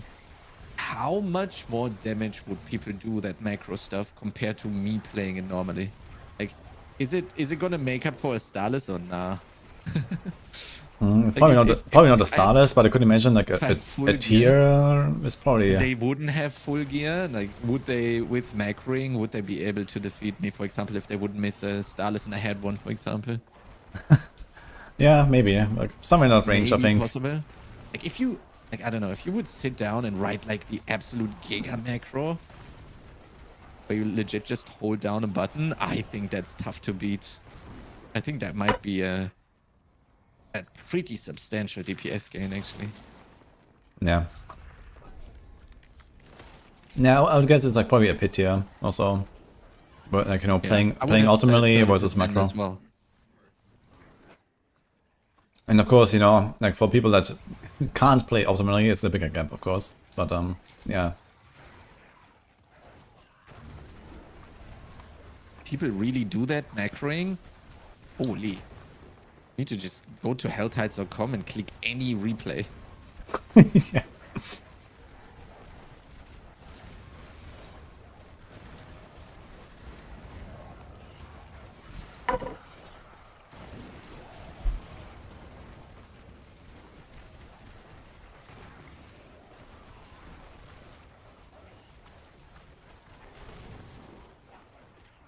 Paladins have so many different builds, we're just going to remove all the other classes. What do you think about that patch note? That's good. For me, all the other classes have been removed anyway. There's only paladins now. I mean, I need a rogue though for gambling. That would be good. Everything else can just whatever. And maybe some Heartseeker action.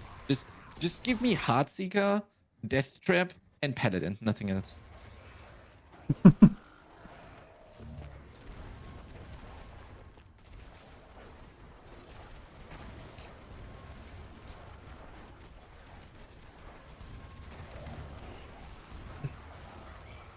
Crazy, they thought AFK aura farming is a build design they thought would be good gameplay.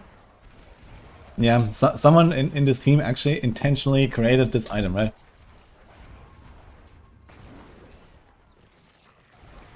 Yeah.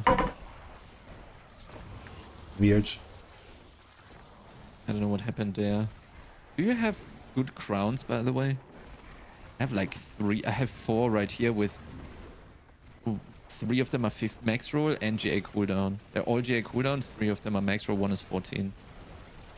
If you would need any. I have like an okay. I have like a 15% GA cooldown, Okay. and it has, I don't know, something on it, like attack speed, I think, or something, so not terrible. Yeah, that's nice. Yeah, so I'm not gonna try much more with crowns unless I get a really good one. Yeah, no, that. Yeah, attack speed is more than fine. Yeah, I haven't sanctified them yet because of the prism situation. Do you think they would buff prism drop rates with 252? Mm-hmm. I would assume so as well. I don't know. I have a gut feeling that they're gonna do it. Yeah, I have a tendency to buff some of the bottleneck materials later in the season. Like, where would you put them? I thought like maybe just putting one. Nah, Imagine they Citadel. would have put. Oh my god! Imagine they would have put 1 prism per boss. Like we would have 0 problems with prisms. Yeah, I think they should not giga trivialize this kind of stuff either, I think. But you know, maybe they're gonna throw in some more on, I don't know, whisper caches, or they're gonna throw in some more on, like, you know, random drops or whatever, right? So they can do all kinds of stuff. Like 1 per boss is pretty insane. Yeah, 1 per boss is crazy. But I would take it. And honestly, like, look at how many prisons you have spent this season, right? Imagine. Yeah, it's absolutely ungodly amount. Exactly. I don't know, 2,000 or whatever. Yeah, minimum. Yeah. Now imagine you had like only 20% more than that, right? Like 400 extra. Yeah. Like, imagine you had like 400 now, right? So they don't have to tweak the number in like a really major way, I think. Yeah, that's actually true. Just buff wherever it drops by 20%. Or even by 10 would probably already be almost enough.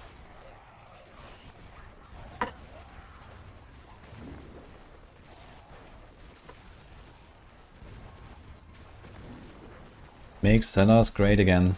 Yeah, maybe. Put it there. I was, funnily enough, talking about this earlier on stream. Like, the problem with the prisms is just, I can farm everything, right? I can farm Neath Iron, even though it takes long, which is okay for me, right? You can farm scrolls, takes long, it's also okay. But I just legitimately cannot farm prisms really. It's like time gated behind world bosses mostly, and then sure, okay, right now we have the event and stuff. But that's gonna go away eventually. So what are you gonna do then, right? So only the real thing is like actual gating is prisms. So give me like, I'm totally okay. Like put 3 prisms in a cellar or 2. I'm just gonna run cellars for the first hour and the last hour of the stream, no problem, right? But like there's effectively just no way to farm them. Yeah. Yeah, I guess treasure breaches. You can spam those, but then you have this auto-side problem, so... Yeah.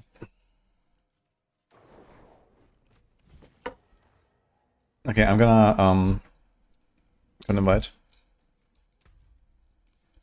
Yep.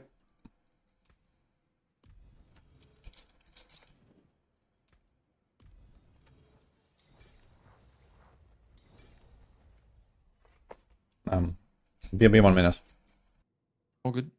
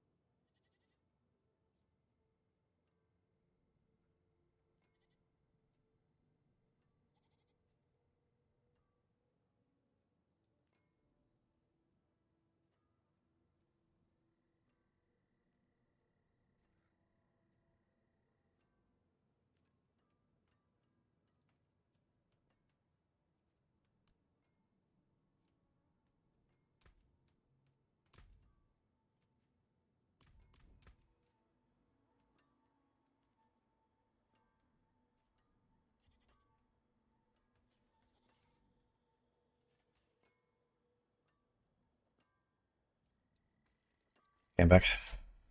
Nope. So we had Puzzle earlier who wanted to join us, but I think they also have dinner now or something. So I had someone else asking though, so let's see if we can fill.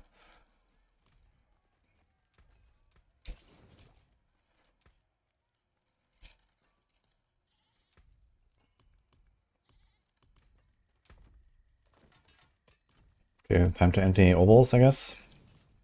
So I'm gonna go full send amulets and see what happens. Mm-hmm.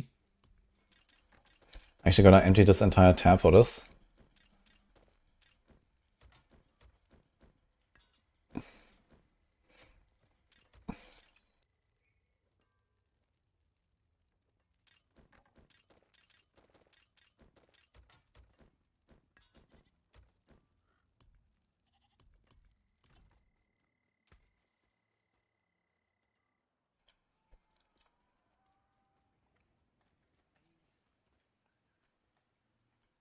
You and Gris are same paragon. Catching up. Oh. I did a couple of bosses today in my pursuit of Neath Iron. How did I go? Terrible. Mm-hmm. Spent 2 hours on bosses, I got 9. Yeah, it's only Belial really, right? Where's the rest coming from? Yeah, they randomly drop 1. Okay, interesting. But yeah, I basically I knew it's not gonna be a lot, but I had to. No one wanted to sell me Betrayer's Husk, so I was like, okay, I gotta do it myself. So I went bossing. And then someone sold me 2 stacks of Betrayer's Husks, and Gris sold me 1 stack, and now I'm like, yay! But at least I got some much needed XP, so.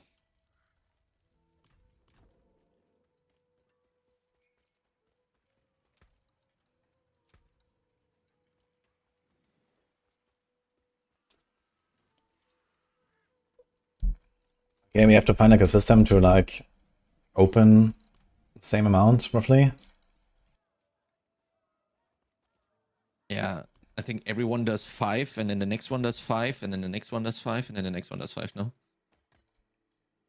Yeah, okay, maybe just we all start with, like, can you find radiance while we're doing this? I guess when the goblin appears, right? I just want to find a good way to count the runs, basically. Yeah? I So see. we all You start just with a take stack. 5 into your inventory. Yeah, but you might find one, right? And then we can make, you know, I just want to find like some solution, but I guess that's maybe not a perfect Yeah, solution. but if you do 5 and then you lock them, and then it's gonna stack onto the other stack. It's not gonna stack on your locked 5, you know? Like the marked ones. You can mark it. What is it called? The favorite. That's the thing with space. If you favorite a thing, that it's gonna go into your non-favorite stack. Mm-hmm. You know what I'm saying? Yeah, true. I can do the favorite thing. That's a good idea, actually, with the favorite. You favorite, and then it's not gonna stack into that one.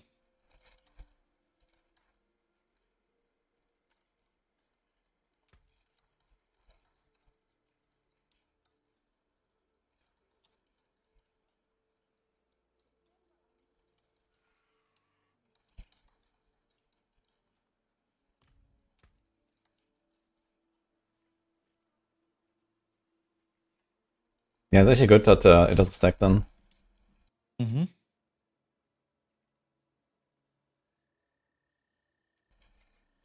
It's okay. Where pushed it that far? Yeah, the wolves are really good. Okay, I'll start. 50 million. So I will gamble after this run, and you just run again immediately. And then we can desync again.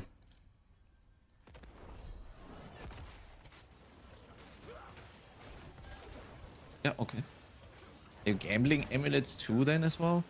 Yeah, I'll just full send amulets for now and see what happens, you know. Yeah, I can't yet. I need more pants. Like, I was thinking about this earlier a lot. Like, I have done an ungodly amount of pants compared to everything else. But I only, like, I have one mythic on every slot. But how is that possible when I have, like, at the very minimum, 3 times as many pants sanctified as the other slots? I It's just, math. This just doesn't make any sense to me. I guess I got unlucky on the pants.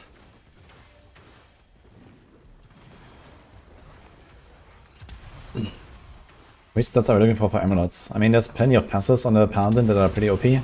So you want to get combinations of those passives. And then, you know, cooldown or attack speed or crit or something doesn't hurt, you know, as like an extra roll. Or even strength, I guess, is okay, you know, as like a backup stat.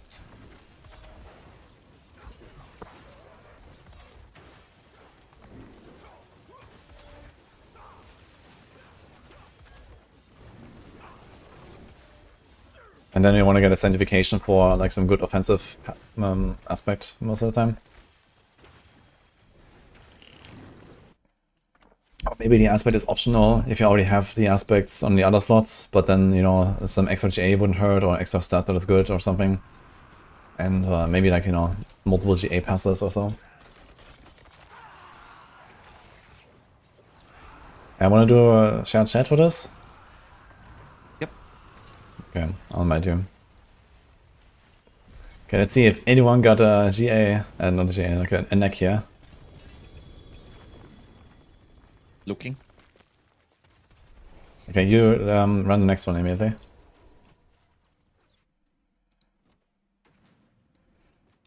I don't even know if I'm gonna keep the ones with one. Yeah, one passive and like Like shit at this stats. point, I have too many good ones. I didn't leave dungeon. Oops.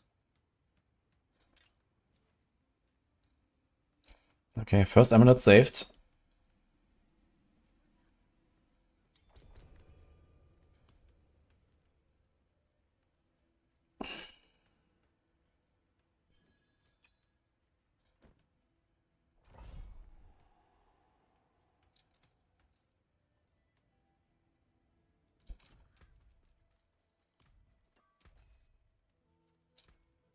Okay, one emerald saved. Pog.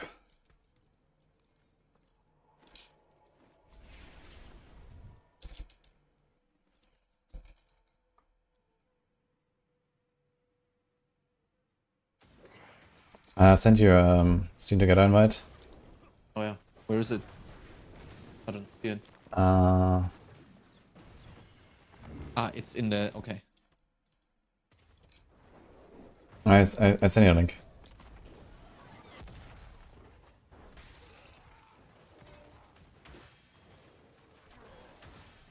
Yo.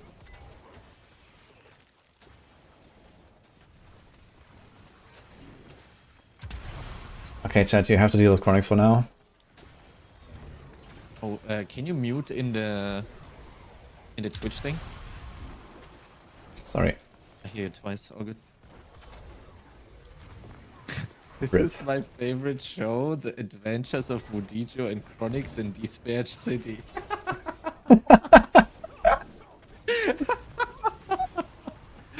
Oh no. Yep. People That is pop. Yeah. great. Yeah, I don't know. I think like for Woody, this is not that disparage. For me, this is. I don't know how you feel. For me, this is rough. Like just doing Undercity every day, all day is like. I don't know. I think like the Undercity is not that bad, but the fact of slamming and setting up pans, just pans every day, pans, potion capacity. I'm gonna have nightmares of this. Like in like 2 years when the game is like actually good, I'm gonna wake up full sweat out of a nightmare. I'm like, oh, season 11. And I'm like, no, everything is good. Everything is good. We have crafting now. It's okay. Season 22 is fine. All good. Yeah, dude. Everything is Expansion okay. 6 is gonna fix everything. Yeah. I keep reminding chat. I couldn't do it. Yeah, no, that's the thing. This right here is like war of attrition. And I also really want to just play the game for the first time. I don't want to play the game and feel like, well, I don't have any chance anyway. I would hate that. Seeing Woody having fun blasting and I'm sitting there eating my life. No. Like the SpongeBob meme, you know, like looking out of the window. Exactly. I don't want to be Squidward. I just don't want to. The Shadow Blaster and Booty running around outside going like, yay! Demolishing everything in the pit. Yeah, because it's SpongeBob and Patrick, right? There's two outside. Yeah, so exactly. Holy dude. And I'm inside playing my ukulele.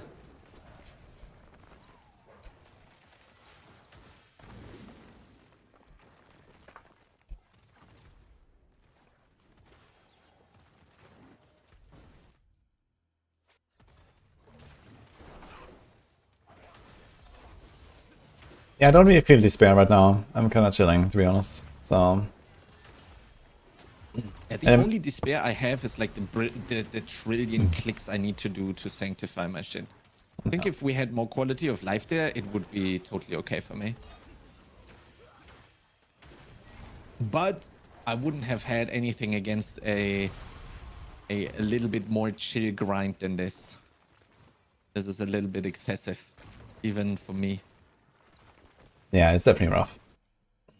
Like even PoE after like 1 week of going full no life, you're kind of done with like, you know, Mage Blood and everything, right? So yeah, like this is one of the hardest grinds I've done in a long time. Not in terms of like difficulty or whatever, just like in time intensive and duration. Right?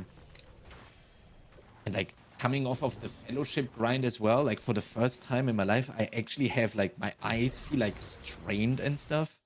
And they're not like hurting or whatever. But I just feel that they are like. I have certainly looked at a screen for a couple of minutes these last 3 months, right? like every day the bags under the eyes grow thicker. Oh yeah, that one is long gone. That is a big problem anyway. Earlier I googled gamer eye drops. That actually exists. We had a laugh. And they advertise it with half as many. You only have to blink half as many times. I was like, holy moly, what is going on? What? Yeah, I was like, what is this? Oh, this Oh. is the starless one. You are not in the party? What do you mean? Huh? Why can I not link this in party? It says I'm not in party chat. Yeah, rip. Crack in the armor, best offense +2, but unfortunately not ancestral. Someone needs to open here. Yeah, it's me probably. Holy moly, sorry guys. I'm not doing a good job. Also, I realized that I have the 5 stacks, like the stack of 5 favorited, and then the stack of 95 not favorite, and it took from the wrong stack. I have 94 and 5 now. What the fuck? Oh, okay, I know. So I actually have to put them back in the stash, I have not basically. thought about it. Yeah. No, that's you only run with 1 stack, then yeah. Yeah, so your favorite So we do 5. we do where is it? Passive rings. There we go. Your Yeah, favorite so you 5, have to that's put it. the rest back in the stash, basically, else it's just gonna take from that.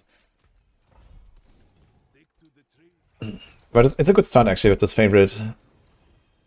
Yeah, I noticed this with the scrolls. 'Cause there was actually infuriating. I was like, I want them to stack, but yeah.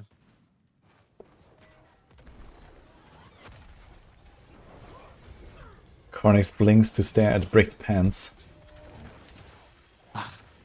Like the short dopamine followed by the disparage multiplier when you see new legendary power added is rough at this point.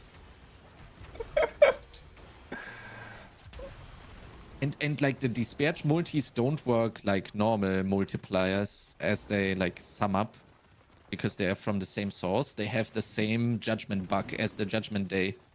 They like multiplicative with each other on the disparage as well. Yep. My disparage multi is bugged, so it's even worse. I'd like to see the ladder right now. The disparage ladder. Yeah, I win easy, no problem.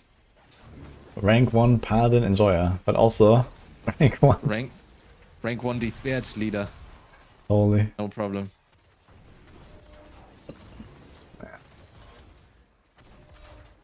It's actually okay. Like today is fine. Yesterday was rough though, not gonna lie. Like running out of prisms and Neath Iron constantly, no matter how you twist and turn it and what you do. And just having to basically, you prepped like a full stash of pants and you can't slam it because you run out of Neath Iron midway because like 2 pants just decided to not roll on potion capacity for like 15 times. Yeah, I mean, Already- I settled on my pants with, okay, either potion or the on guard. So this is what I did, Yeah, and but that saved me a lot of Neath Iron. Yeah, but I need to win, Woody. Yeah, but even an on guard rank is like 3% damage or something. It's not even far off from the potion. Yeah, but if you have an on guard rank and I have a potion cap, then I'm ahead.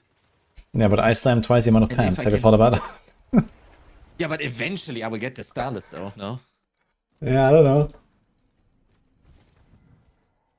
Like my starless pants are actually 5 potion and 5 on guard. Yeah, that's pretty good, holy. Yeah. Yeah, we're too fast. I can't gamble pants, I guess. I mean, you can just run in. Like you have like roughly 30 seconds or so after the start. So before you lose the first ovals.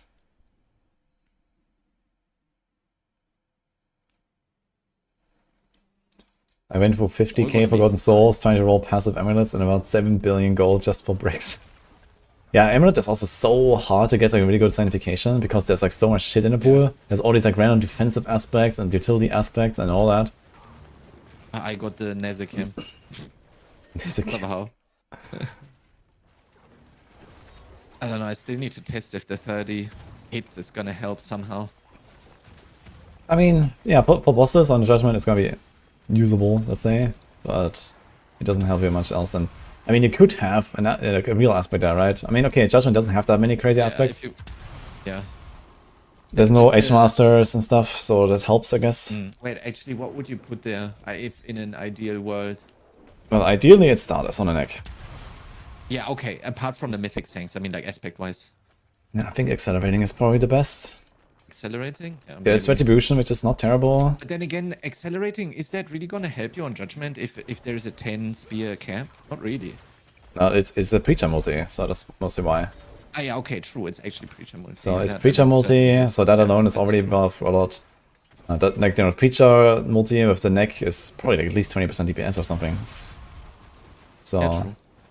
it's quite a lot. That is what you want to have accelerating on then for sure. And That also makes like sense. with accelerating you have more Ahu Quacks procs, I guess. So there's that.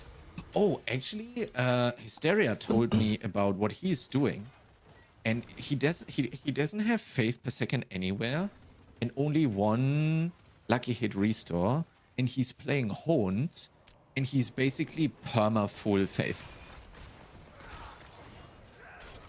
Okay. Yeah, I can see that. Which is probably a little bit better, slightly, right? What would you get? You would get a max life roll or an armor roll maybe, on your gloves, on your hands or on your Yeah, not even. Yeah, you get like an armor roll or your so. gloves, right? You An don't armor really roll. get that much. Yeah, armor It's roll not- is like 2% toughness and then maybe like 1% it's like damage or not something. a crazy difference if that we haven't done this or prepared for this yet. So, and I gotta be honest, he also said like if he gets unlucky, sometimes he can actually, or like an unlucky restore streak basically, then he can sit there for a while. And Yeah, on okay, that's- hardcore not being able to cast stuff. Yeah, GG. It's gonna be a bit risky. Yeah, I don't think that's the way necessarily. I think the faith per second is a very low opportunity cost on the boots and pants. So I would absolutely put it there. Wait, I need to change my hometown here. Unlucky hit to restore resources. Yeah, exactly.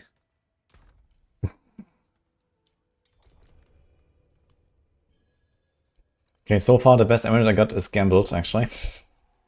Lol. Also, it doesn't actually help me for judgment. Unlucky. It's discipline and crack. Rip.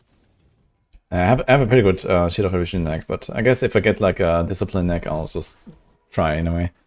So Oh, actually, what I did was I saw you had the resolve generated on the neck for the retry. What I did is I changed the resolve generated to pants so that the necks you're making are universal, and you only have a difference on the pants because on the pants you want to have thorns anyway, right? So you don't have to make two different sets of amulets and two different no, you sets still of need pants. on guard. Yeah, but you put the on guard on the pants, on the shield of retribution.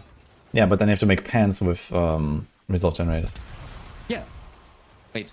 You make the neck with on guard, so you can use it for both, right? Yes. And you make resolve generated pants, which I mean, means you you can- cut down on one slot. You have to double up, basically. Yeah. Okay, in my case, you know, I make different necks and I have the same pants for both. I guess it would be easier to make two pairs of pants than it is to make two amulets, but the thing is you have different passes in some cases, right? There's righteousness and discipline that differentiate the two builds. And there's actually a very surprising amount of me rolling or just getting one or the other of these passes. So sometimes when I set out to make a judgment next, I just happen to have like a bunch of discipline necks or a bunch, I just roll into discipline and then I'm like, okay, I'm not gonna reroll out of discipline now, you know, I'm just gonna make, yeah, that makes sense. I'm just That gonna makes make a sense, neck now, you know, for the other build and that's it. Yeah. So in that case, yeah, I mean, it depends, right? My pens are settled and I'm not gonna try to improve those and this is just it. Yeah, I was just thinking about like the planner, right? From a Yeah. planner perspective. But yeah, actually, you probably have to make different amulets anyway, so it doesn't matter where you put the resolve generated after all. Yeah, and for me, it just, you know, it just worked out that way now with the next, so it's fine. So yeah, I have my Shield of Ambition neck and I have everything there. But yeah, we still need something for Judgment that is better. I don't have like any really good Judgment neck. I have like a bunch of like double or triple passes and stuff, but you know, no aspects or anything that is like really good. Yeah, I need to sit down one day off stream, just sit there and look at all the stuff that I've collected. I mean, it doesn't take that long to sort it out, I think. If you set your standards really high and you keep like maximum 3-4 per slot, then you're gonna sort out your shit pretty fast. Yes. But like I haven't done that in a while. Just been putting the very good stuff on my GG gear mule, and I have 2 of those at this point, but they're like, one is full, the other one is like half full or something. So I kind of need to double check one more And time. it's kind of good, like in some cases when you have like some sort of Joker pieces. Like I have like, I literally have like a status of every single aspect you can imagine. You know, there's like one of accelerating, one of Edgemaster, one of Intercom, one of Retribution, one of Rayman Yeah, Brawler. it's weird. I have the exact same thing.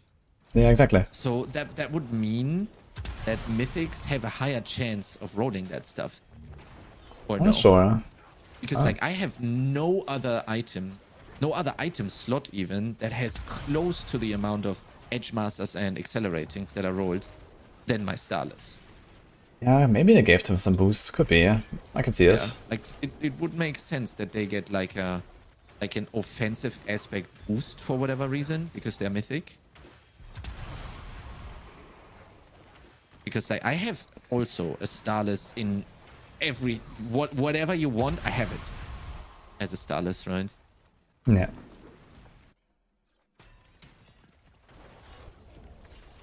So I was asking to maximize my despair multiplier. What kind of breakfast should I eat?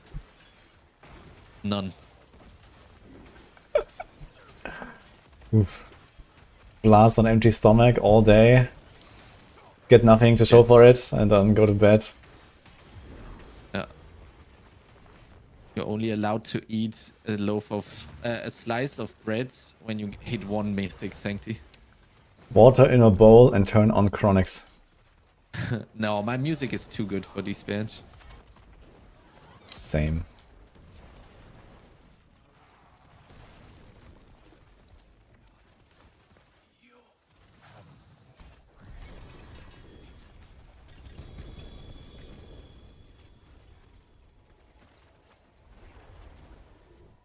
Every mythic I sanctify gets +6 quality. Nice. I got 224 shrouds, I think, already. Yeah. I think I have at the very least 124 and 123 for sure. But yeah, I mean, they're not gonna fix that, are they? I don't think so. Holy moly.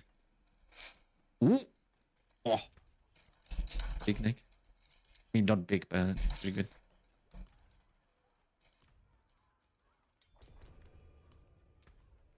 Now that's not where it brands. That's just too. We leave nothing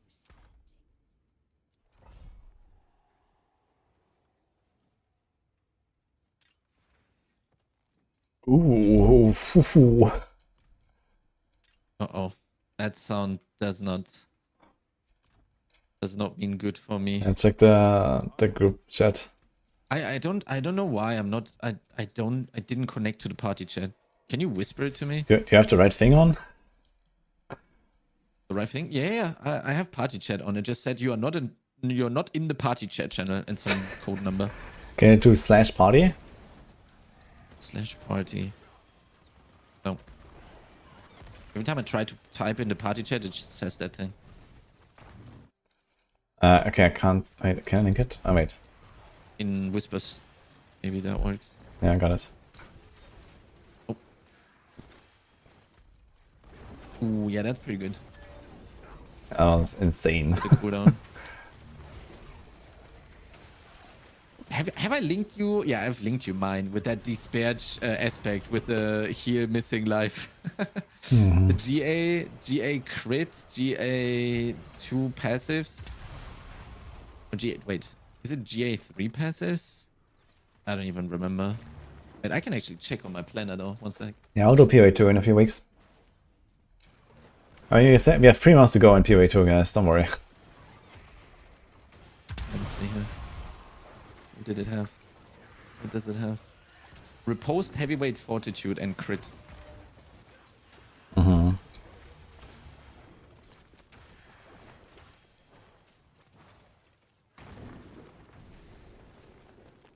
$750 quick salvage.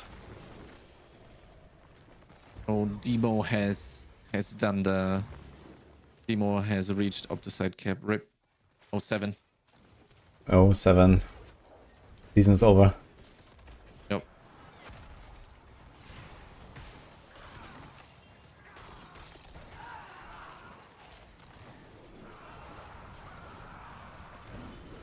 That's also a problem, right? Like, on the day that the the Goblin event stops, I will need to send all my leftover treasure breaches, which means I'm not going to be able to see any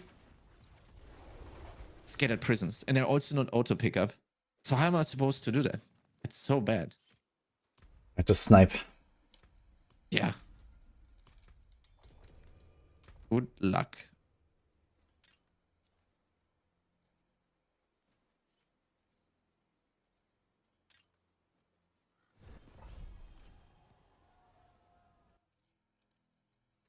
No, Hawks. Happy New Year. Glad you like it.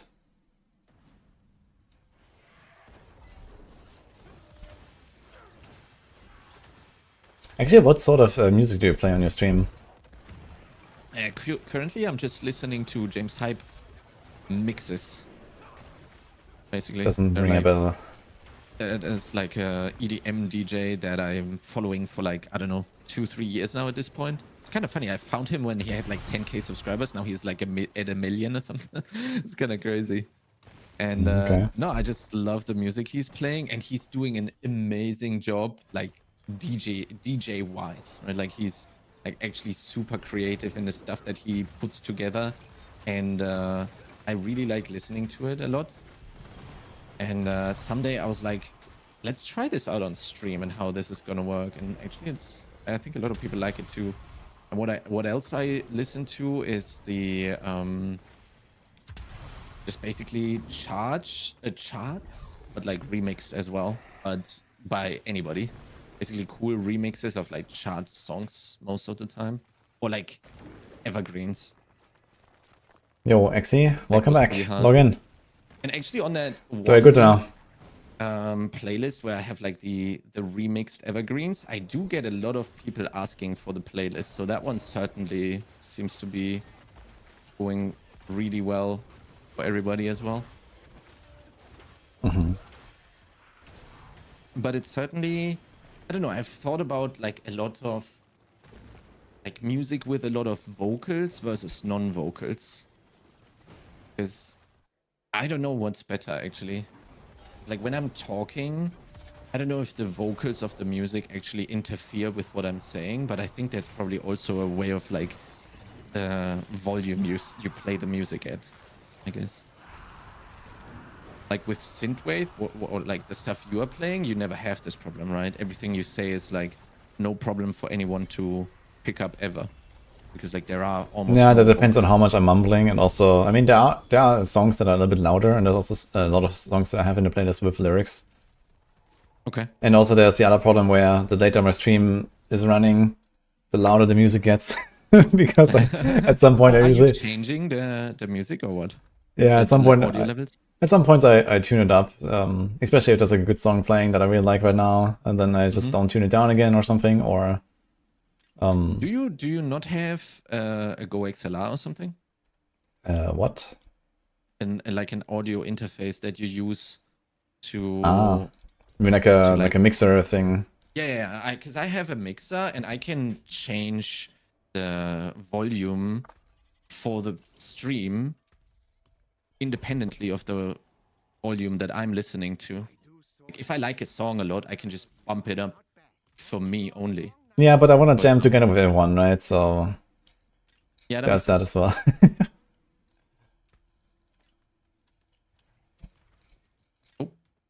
Close. Yeah, I mean, it's not bad. Imagine it slams a Starless and then you're good to go, right? Discipline and righteousness, though. So F. Oh, yeah. You can't combine those two. That is a bit of a problem. I mean, would it make? Yeah, I mean, you're rolling one of the two anyway, aren't you? Are you rolling the max life? No, I would just in that case actually rolling either discipline or righteousness would make more sense. But like, I think in that case, have you tested this at all? I have not tested repose uptime, no. But it should be basically Should be permanent. right? Yeah. Like in like Maybe on bosses. It's yeah, on not- boss it's gonna fall off, especially if you stagger them. Yeah. But besides that, like okay, repose is like my least favorite, I would say. But I still stop there. If the emerald is not like super crazy, I stop at repose and I get it. Yeah, I agree. And dizzying blow is probably my second least favorite, but it's also agree. alright. So if I get it, I get it, and okay. Unless the neck is like crazy, like the one I linked to earlier, I'm definitely not gonna put repose on that. So Yeah. The one that I linked yesterday, I think that one has reposed actually. Yeah, it stopped rolling on. Oh no, actually no, it had reposed. I rolled the fortitude. Yeah, that's how it was. So it had reposed heavyweight. So I rolled the fortitude on it. how many scattered prisons do I have versus Chronix? I am at 225 prisons and 300 Neath Iron. 94 prisons, 9 Neath Iron. But I do have 350 Belials too. I have 350 husks, which is like basically, Okay, that's good. I would say like 700 Neath Iron. Let's say 600 Neath Iron. No, that's a bit cope, but No, that's certainly 2 on average. 100%. it's like one guaranteed, and Oh, then wait, sometimes it's not- more than it's- one. It's not times 2. Wait, sorry. No. It's every husk is a Neath Iron, basically. I Omega Mouthed. 1.5 average? Nah, no way. Yeah, I think that checks out. 1.5 roughly checks out. I've done like 4 stacks of Belial in one go, and that kind of checked out for me.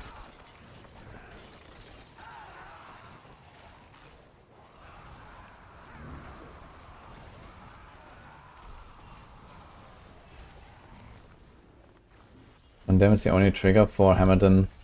Yeah, usually you can do something like Tam Watt or so for these kind of builds. Just get like the slow in there, then they can trigger Dizzying Blow. What happened? With no rest for the wicked? Like, I have read a couple of posts there actually, so that's actually kind of interesting. There was like some action on Twitter the other day. Yeah, I saw that. Of like but, the what was CEO this? or something. Yeah. He posted like some like meme he made that Yeah. showed like a baby holding like a D4 box, and then like Yeah. some I don't know, teenager with a PoE2 box, and then like some Giga Chat grown adult with the no rest box or something.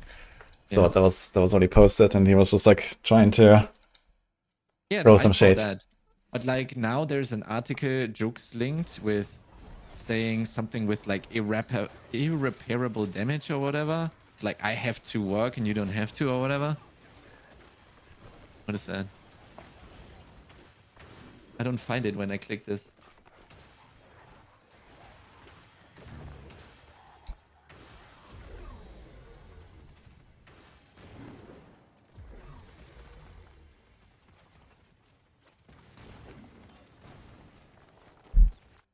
Oh wait, I can just keep scrolling here. Okay, that article is like going on forever, holy.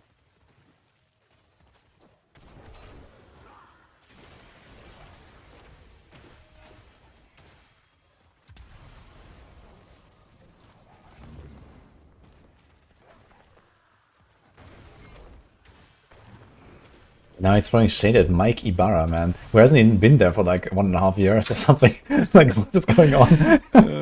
What? There's Willem Dafoe is for whatever reason also involved. What is going on, man? What is this? Oh my god. Ibarra 2 had more in the tank. I don't have to work anymore. You do. How would you ever say that if you're sane? What? Wait, who said that to whom? Ibarra said that to Marla from what it looks like. Okay, that is also quite That something. is... Why would you say that? Not sure why you needed to tell me that. You don't have to work anymore, but that I do. I work because I love my job, because we want to make an amazing game for players, not because someone is forcing me to. And I don't know if pointing that out that you got a golden handshake after getting fired for your tenure at Blizzard makes you look particularly great either. What the... Man, this is like some drama stuff from high school. Why do grown men like engage in this stuff? That is crazy. I mean, it's a kind of funny comment from Mike Ibarra, I gotta say. Like, I don't have to work anymore. Pleb. Yeah, Like, why would you... Yeah, but... it is funny, man. but I don't know. Yeah, obviously it's know a if you quite need to say arrogant that. attitude, but Yeah, it's like you it's funny, man. Holy. arguing with people on the internet, man. Crazy.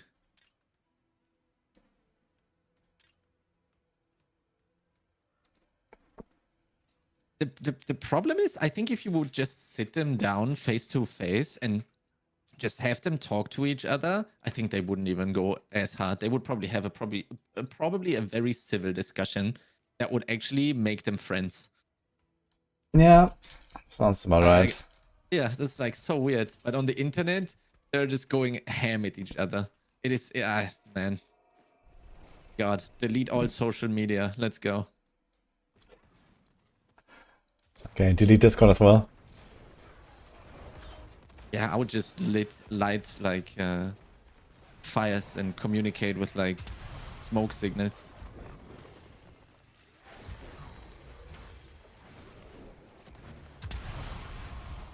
Text tone is lost in translation. Yeah, exactly. Like, how often have people misunderstood each other just over text? That has happened to me already countless of times. Doesn't matter if it's Discord or WhatsApp or whatever.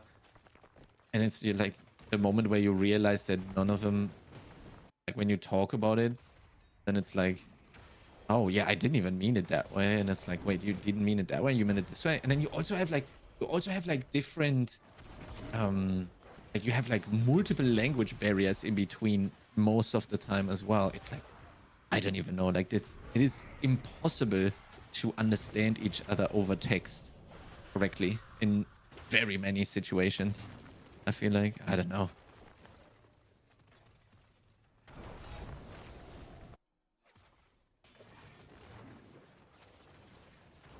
I think it should only be allowed to post memes on Twitter.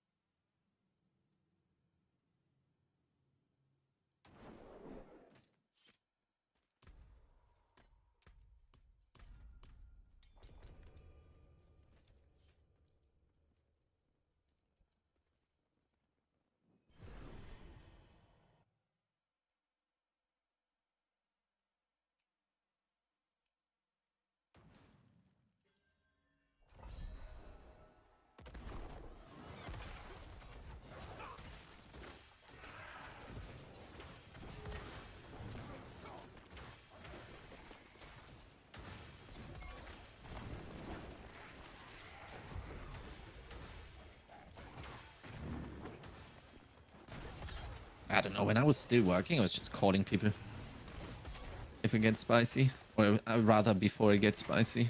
It's just like, I don't know, so much better.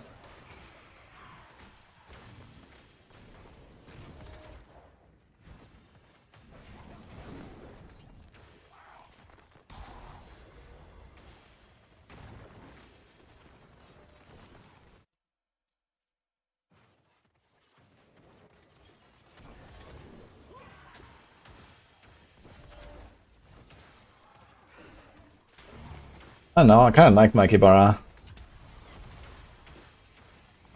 Like, he always seemed like a very like reasonable guy to me, from what I've seen.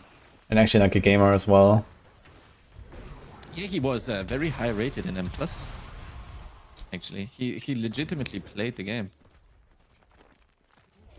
Also in a very high high scale setting, right? So I think that is very based. I don't know any of these people besides Willem Dafoe.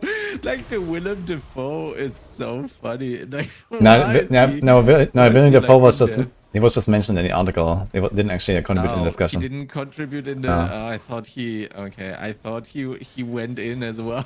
No, it was just Okay. it was just a comparison to that moment in the movie, in the Spider-Man movie. Okay.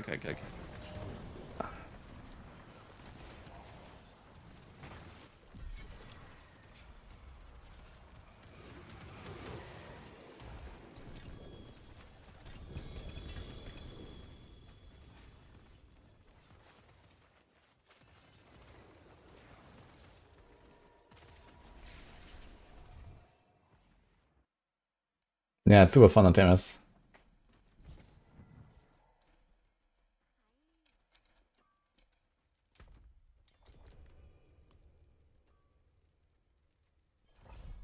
God, I'm so not used to leaving dungeon here. Mm-hmm.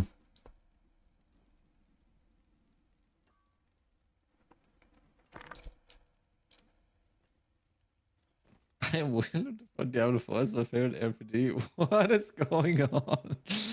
Oh my god. I love this. I love this meme stuff. It's so good.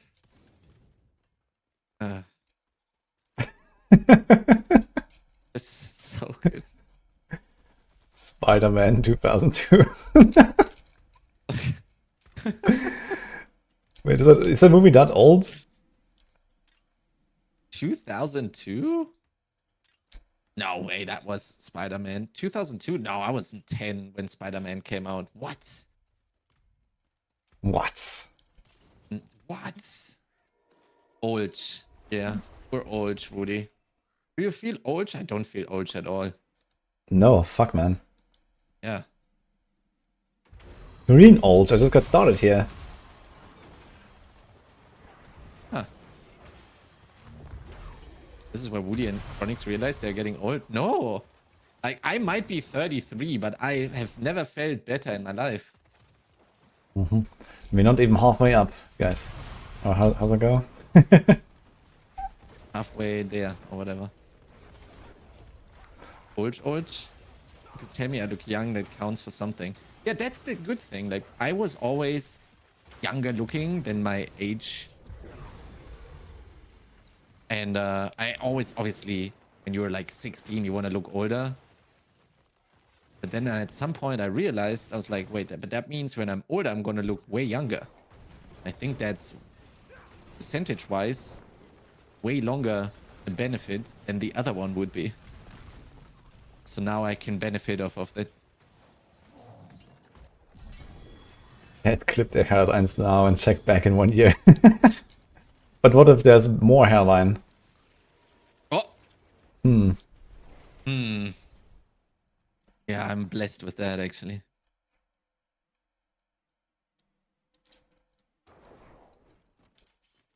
On the genetic stuff, at least I won on that part. Yeah, I have to do a bit of fixing at some point, but okay. I actually had a friend do it close to where I lived before. So it was and it looked awesome. So the visit in Turkey is not necessary. Mm-hmm.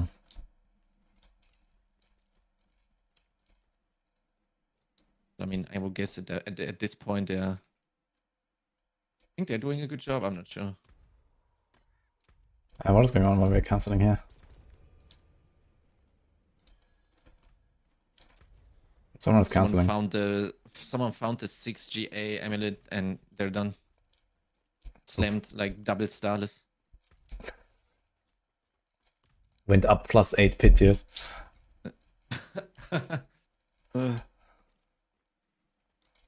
150 hardcore. Yeah, about that 150 hardcore.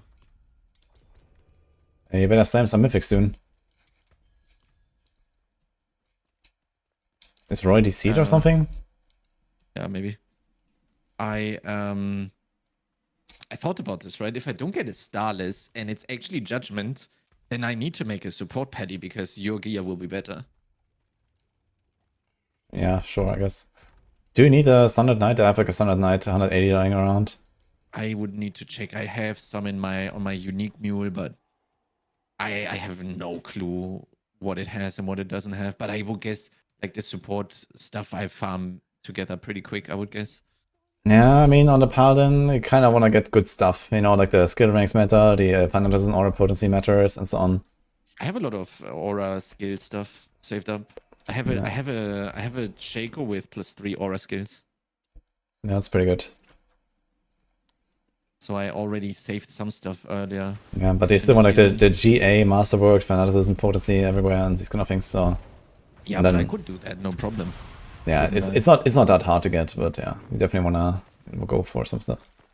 Yeah. And I mean, ideally, I would also like slam chest. I guess chest can also get aura skills, right? So I have one. ideally, I think I have I think I have a shroud. Oh, what do you? Ah, wait, you do. now you have legendary, right? you have to roll it and then also slam it. Ideally, yeah. But I mean, this is obviously No, kind I of have a trial. GA. I have a GA aura chest somewhere. Yeah. Yeah, but I mean, ideally, Slam like your at aura least if you're like skills going for a and try hard push at some point, I guess you probably wanna also slam the support stuff. Yeah. But I guess like if, yeah, I don't know. I mean, it kind of also depends on like how long a tower session lasts in terms of like when does it freeze for the first time, or when does it record whoever is rank 1, right? If it's a week, then I'll probably, I don't know. I wouldn't know the approach there. But Bradley says, I've slammed 300 Thunder Knights for support, haven't gotten anything. I mean, what the fuck do you expect to get on your weapon, man, as a support? I mean, the only thing that would exist there is cooldown, I guess. But even that, you're like capped anyway, so... I don't know, what do you even want to slam? Like, life on hit, I guess, would be something. Nah, like, I think the only thing you care about slamming is just like extra ranks for auras and for all skills. So, auras, all skills can be on the jewelry, and aura can be on like helm and chest, I think. yeah, true. I don't have any of the old skill slams on the jewelry actually. I think I also don't have that, but I was thinking about just equipping some random starters to get a +1 all skills I slammed. Lol. Yeah, I probably have some stuff like that though, yeah.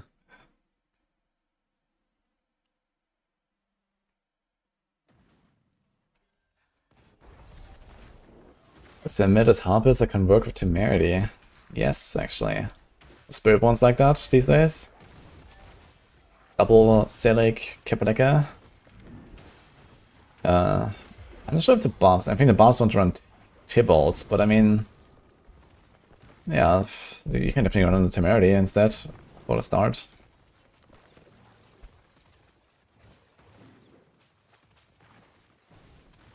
Knee firing confirmed from Belial and Treasure Breach directly.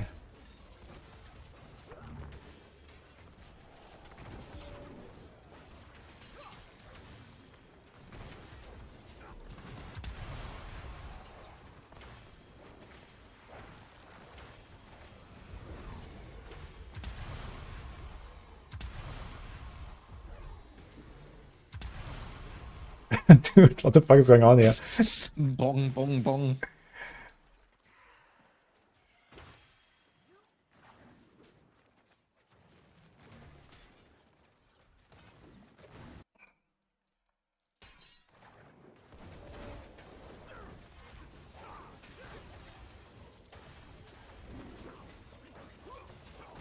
How's the amulet blasting going? Nothing so far. I mean, I have a bunch of amulets in my stash. It's not terrible so far. I mean, I probably sold out some of them because some of them have like only one passive, or they have like one passive, like you know, two to a passive, but like shitty other stats. So I need to like fine tune this a little bit, but like I want to have at least one passive with two, like with +2 basically, and then like two other like not useless stats. So that's kind of a minimum requirement right now. Attack speed cooldown or something, that would be sick. Yeah, or like even like strength cooldown or something is also okay, you know. Yeah. So Problem is my good one has crit, which is like actually not what I want. Because like, yeah, just air basically. yeah, I'm running a 35 air, so I can get away with crit on neck. Yeah, I have some 35s saved up as well. We'll need to puzzle some stuff together there. That's actually gonna be interesting. It's gonna take me a while, I suppose.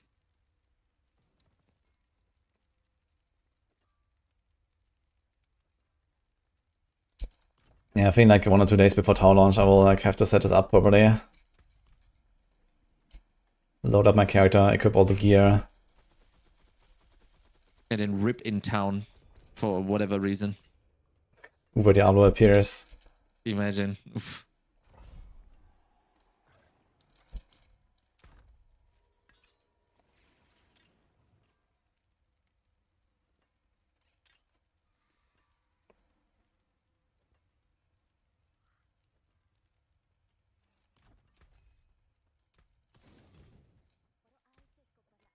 I'm stuck in loading, I think. What's the tower? It comes out in 10 days. It's like a pit-like leaderboard feature.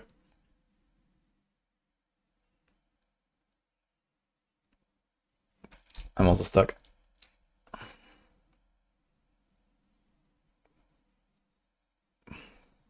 One Doombringer on his side, night, like in the guide. You can get Doombringer on any piece, right? You can also send boots or something if you want. Get a Doombringer. Are we also stuck here or what? Maybe.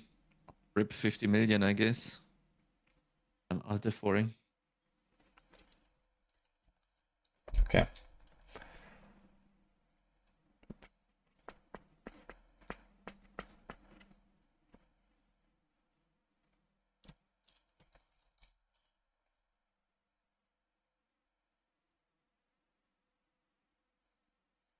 Can you DC? Can you die?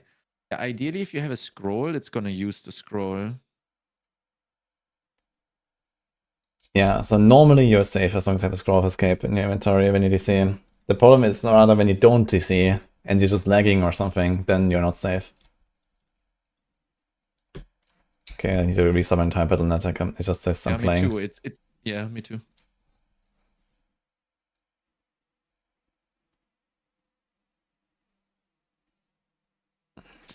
Also, I don't know if you had this at all. I had this once as well, where I got like rolled back several minutes while I was sanctifying or like preparing to sanctify, but it rolled back my items, but it didn't give me back my materials. That was also giga dispatch at some point. Oof.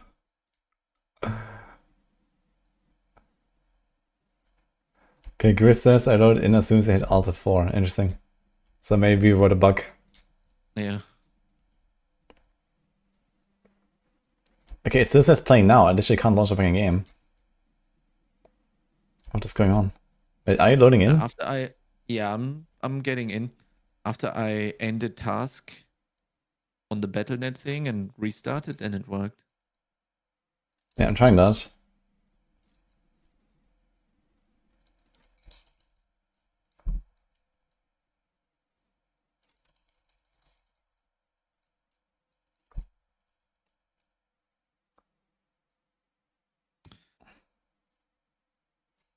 Okay, so Got too many sanctifications. okay, so it says okay, it was still running. It said Diablo 4 as a background process. 10 gigabyte RAM, by the way. Oh no. And now it's updating. Patch, guys. Okay, we got it. Wait, I found a scroll? Nice. Okay, I'm logging in.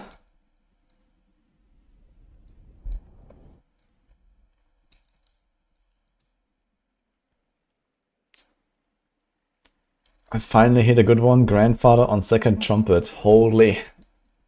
That's crazy.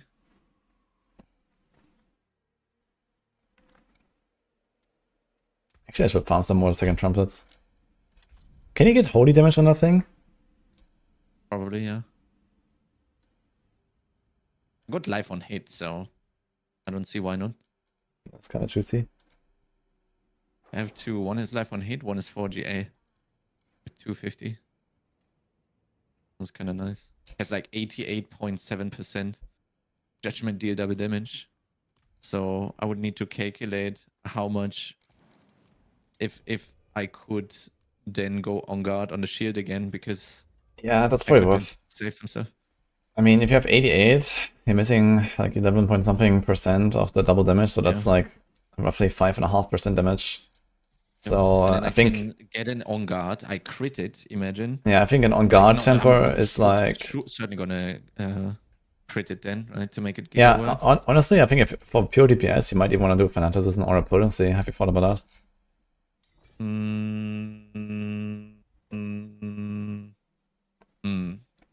I'm thinking about putting this on boots. So I might make new boots and just get one that has like holy damage on it or some shit. And don't you have Shaco boots? Yeah, but I also have a Shaker Shield. Ah, lol. Okay. Yeah, so the Shaker boots were for Shield of Retribution exclusively. They also have the wrong imprint. Okay. So, okay, I mean the imprint doesn't matter that much on Judgment, I guess. But I wouldn't mind having a Wild Bolt, or I'm still undecided between Wild Bolt and Ghostwalker for Judgment. Yeah, I think both are kind of nice. The problem, I think we would. The problem is like we don't spend that much time playing the build, so it's just kind of a problem to really assess. But I really like Ghostwalker a lot when we were playing duo.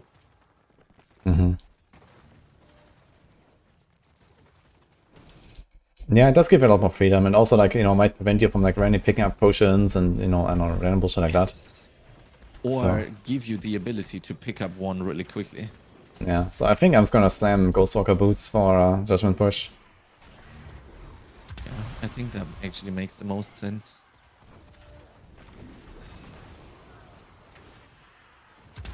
I don't know.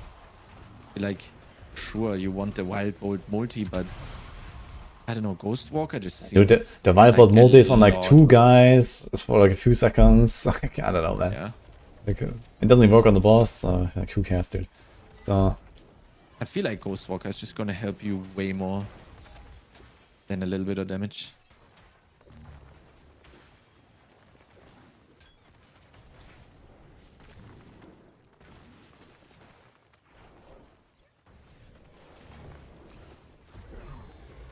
We all done 5 yet? No. I still have some, I think, 1 or 2. I have 2 more. I have 3 more actually. Probably.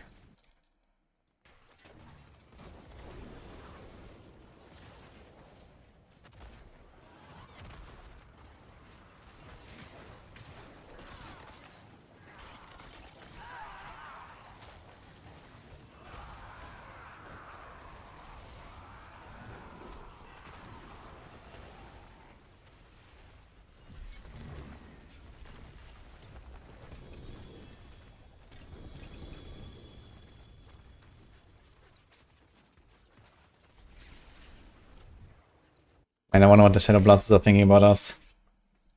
The They're adventures, laughing at us. the adventures in Despair City. They're laughing at us. Yes, rubbing the hands, evil. Yeah. They have multiple screenshots of our characters that we save all the gear on. So they have remade our characters in Character Planner on Maxroll. So they can exactly look at what we have and what we don't have. And since they're looking at it, they're laughing at it because they have so much better gear than us.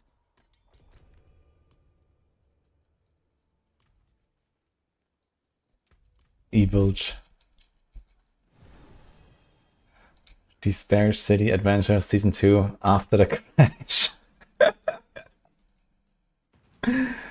Oh god. Fools, yeah. They still want to try to make Judgment next.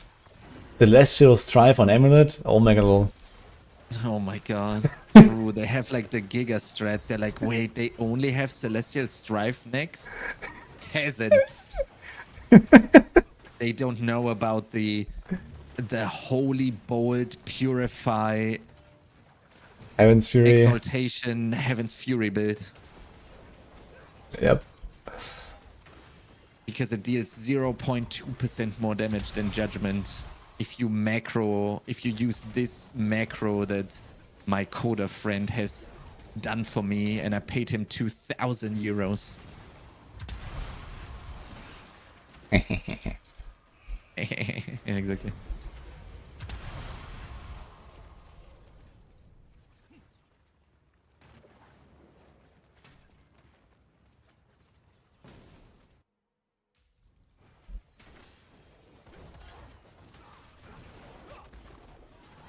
What do you get for Paragon 300 in a season? Yeah, you get like a Mount Trophy, yeah, but you don't have to do it in a season. You can get it on Eternal too.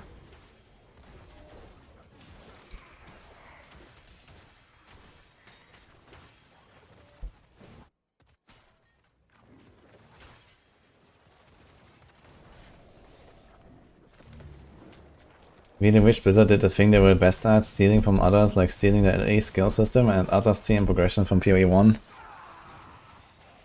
That sounds like an incredibly good idea, actually. Maybe we should wait 4 months. Maybe you should just type !! skill tree in my chat.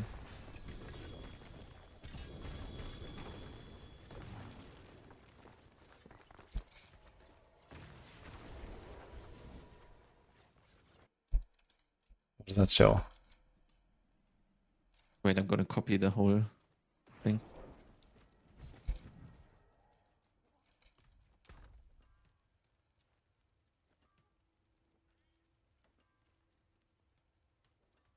This is even a time-stamped link. That's how much I care about my viewers' time. Holy. Hmm.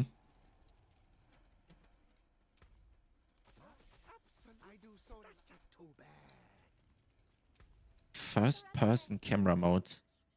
I highly doubt that. Okay, man.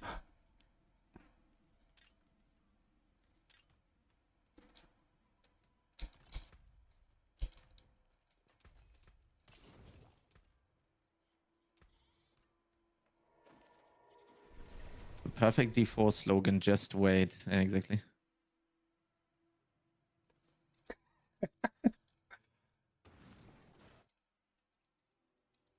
What the fuck? I loaded in, now it's teleporting me around again? What is happening here? Same. Okay, it was just at the level transition. I teleported in right on the entrance. You can get mythics from gambling, yes, but that's not what we're going for. Woody, are you gambling for mythics? What are you doing? Gambling for something that is way better and way harder to get. 4GA. Sanity? 4GA passive neck for sure. But yeah, you can get a mythic item from gambling. Has happened to me a lot of times this season already, actually. I think I got 2 Gamba mythics so far. Which compared to like the other mythic income we have from, you know, Azudan stuff is not very good, but in normal seasons that would be pretty decent. I would really like to see a season recap for this season. Like amounts of mythics salvaged, amounts of pants sanctified, 3 billion highest pence. disparage multiplier achieved, stuff like that. I would love that. Chronics, in parentheses, X 13.7. 13.37. Oh!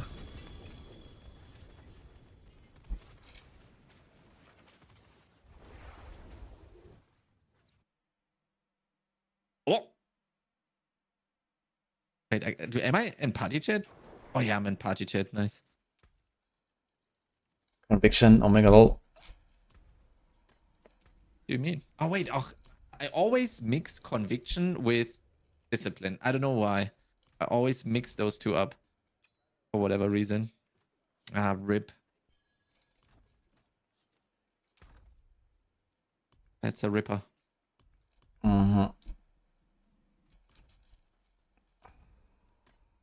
Okay, why is it always failing when I try to open here? Is this like bugged or what?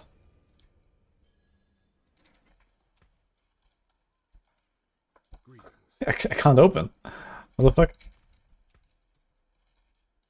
I'm gonna re-invite. Okay. I'll be right back.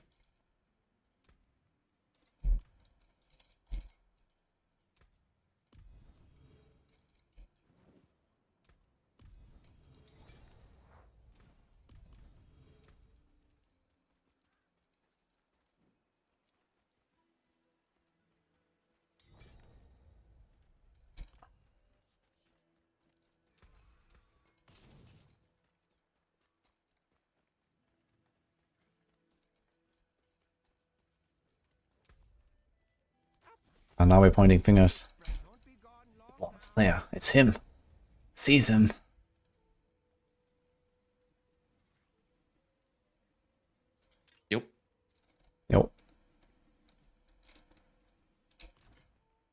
Okay, let me try now.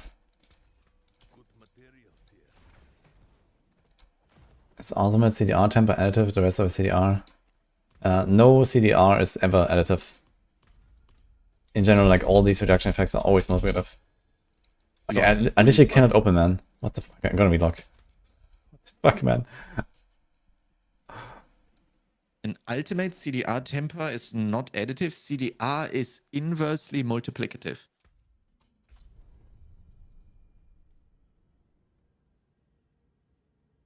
So if you have 25% cooldown reduction, you basically, oh, well, not just one. Let's say you have 2 rolls of 25% cooldown reduction. You do, for example, what's this? Oh, there we go. 0.75 times 0.75. Yeah. And then you know by how much you're actually reducing the cooldown.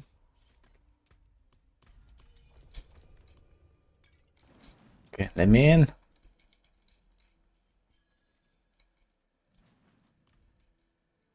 What?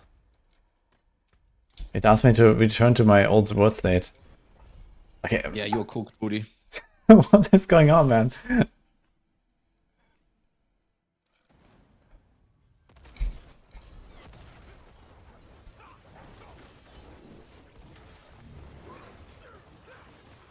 Mandatory t-shirt moment. Mm-hmm.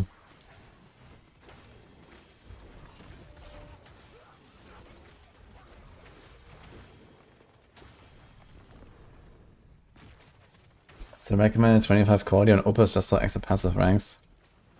I think I might have changed it on the Shadow Revolution build now to not be quality anymore on a weapon. But for other builds, you care about the weapon damage, and the weapon damage goes up with the quality. So you usually want to have quality on your main weapon. Shadow Blaster, Shadow Band. Yeah, man. Now they're sabotaging my game or something. Like, I can't even run this on the city anymore. What am I gonna do? They realize I'm getting close. They're desperate. Maybe the Shadow Blasters are dispatching now, because my gear is too good.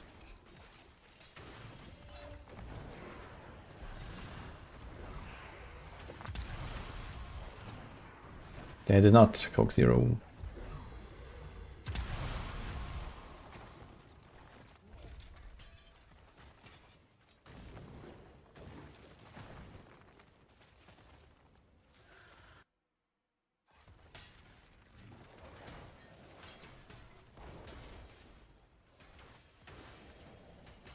Will the brave group manage to return to their state? Watch the next episode of Adventures in Dispatch City, only on WJO.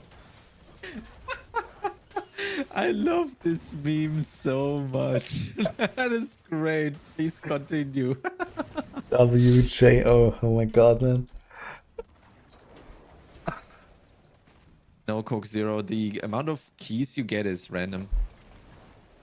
Sometimes you get lucky and you get like giga keys, and sometimes you don't. What is the 5% base crit when you look at the planner for Oradin? That's the 5% base crit that you have when you have a naked character at level 1.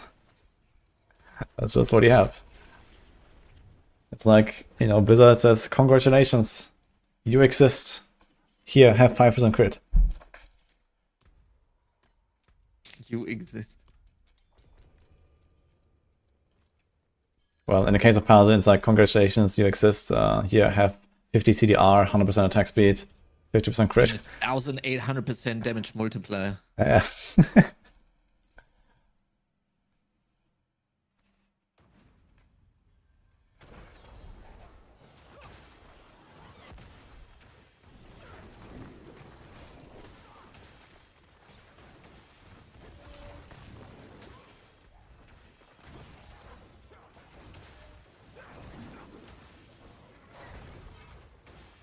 I literally cannot open this fucking other city. I'm gonna try to take the other Ascendance tributes and open those and see what happens.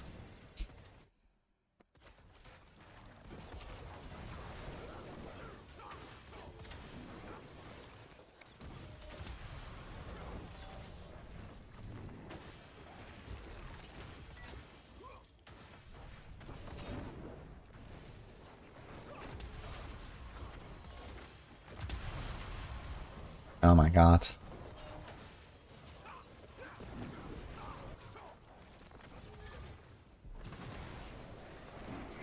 I teleported to you and it put me here like around the corner. What's going on?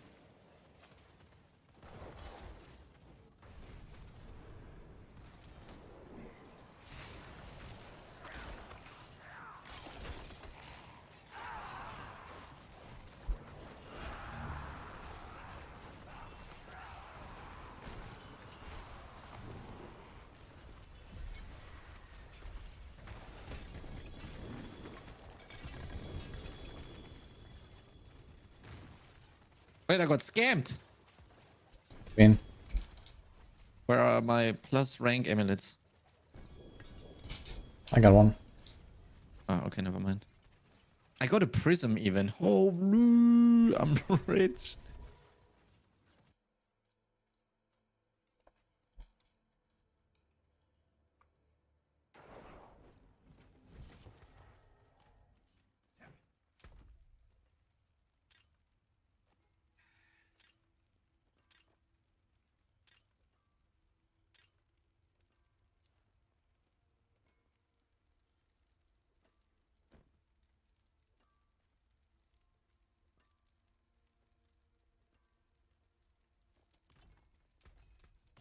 Make something new with these.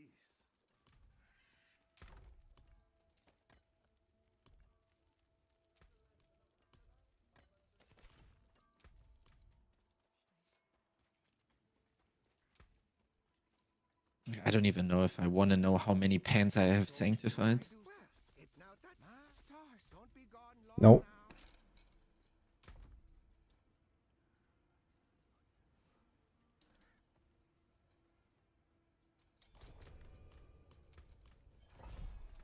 You take care now.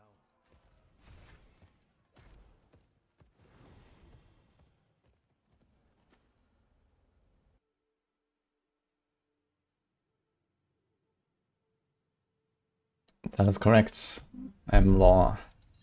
You should read what Resplendence Glyph does.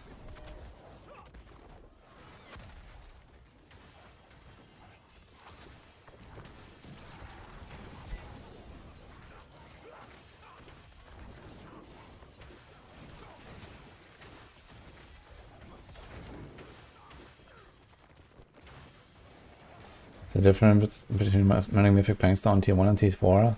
No, it's always 5 Mythics apparently. So if you get a Prankster, you just run it on any Torment.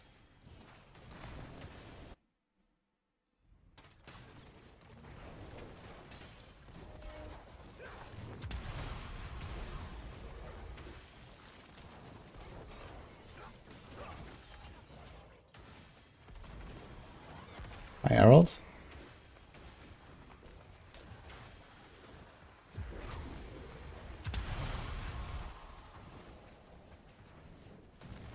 Did you know you do not need materials to farm boss XP? Good old kill, leave dungeon, reset dungeon, rinse and repeat works wonders.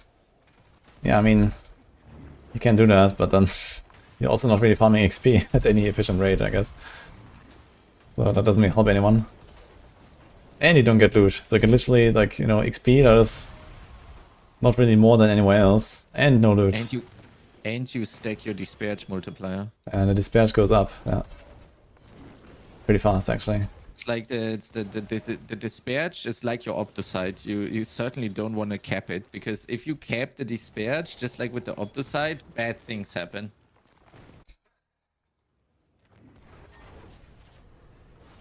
Bad things are gonna happen. I need to flip my chicken. Oh, what is happening with my camera? What is going on? Holy, what was that? I was in the wall.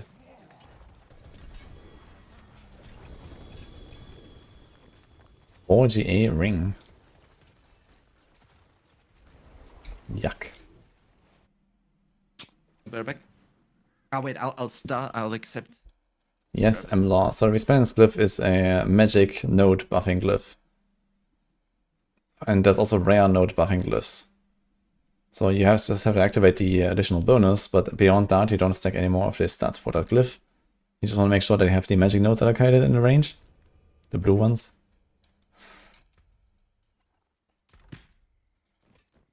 And that's not like the other glyphs that just like stack certain stats to infinity and then get more and more from it.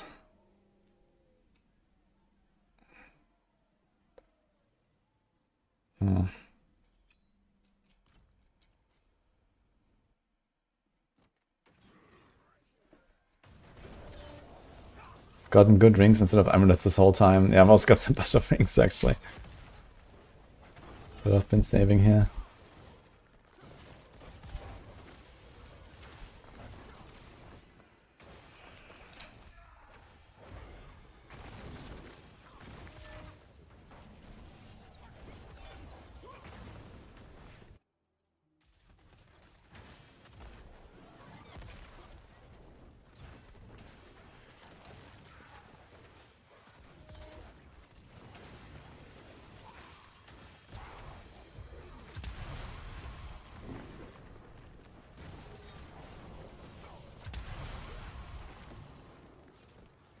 No, we're doing Radiance with passive ranks, not Ascendance. Ascendance doesn't help you with this.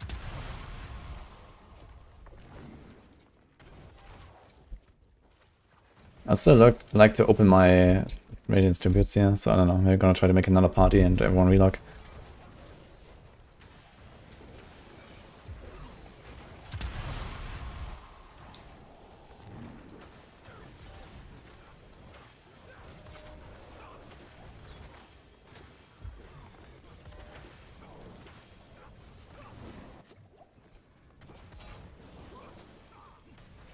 The Disparage multiplying glyph. Yeah, that's the Tears of Blood.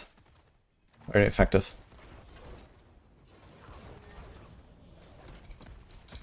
Is Chronix here?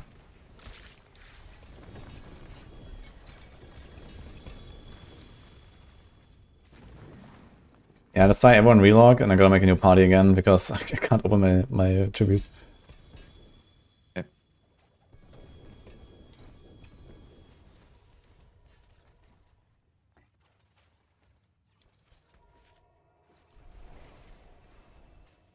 Shit, I was an amulet still. I need to get that.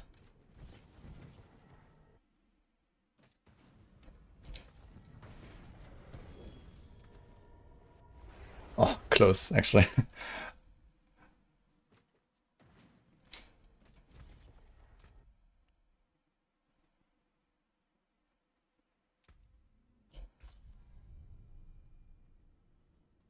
I'm sitting at 78%, considering using guard to cap it. I mean, you also have break the line if you're playing a Paladin.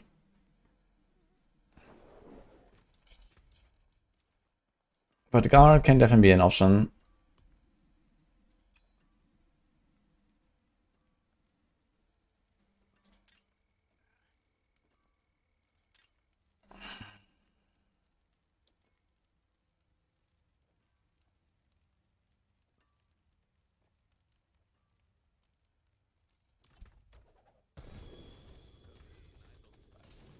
Like I used to, anyway.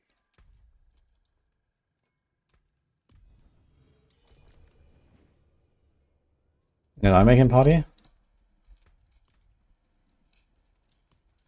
Temptations and I do stars. I invited you when you invited me.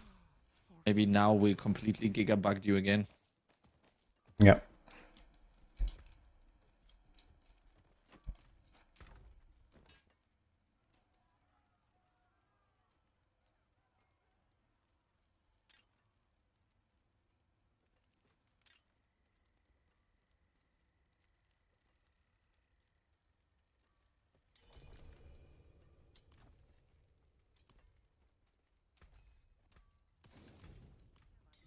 Previously on Adventures in Disparage City, wudijo left the party and relocked to save the state. Will the party muster their combined strength and bandwidth to finally overcome the Disparage City and its lucrative drops? Stay tuned.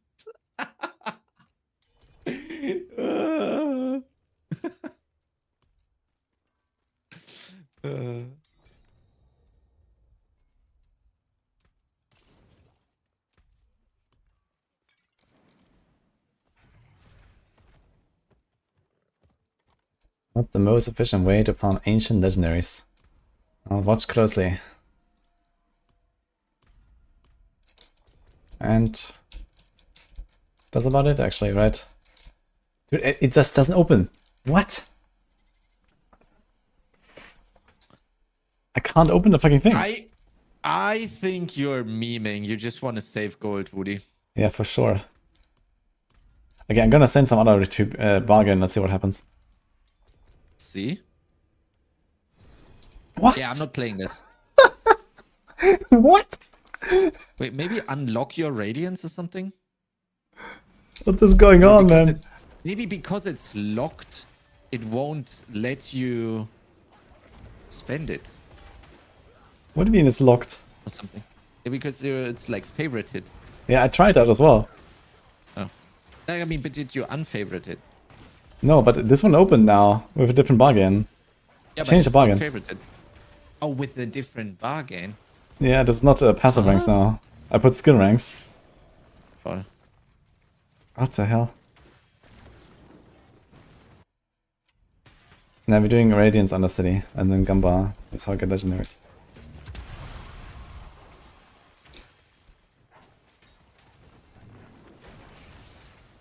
I thought it fixed the gold counting bug. What? I mean, okay, there's no way that I've spent my gold now that like, with the old gold bug. Like, you know, I've opened like the gold counting bug.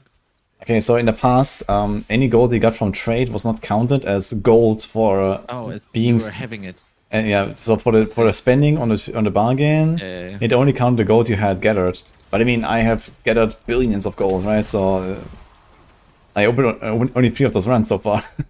So that is not a problem. So let's do it this way. I give you 1 billion and you give me 3, and then we see what happens. Okay.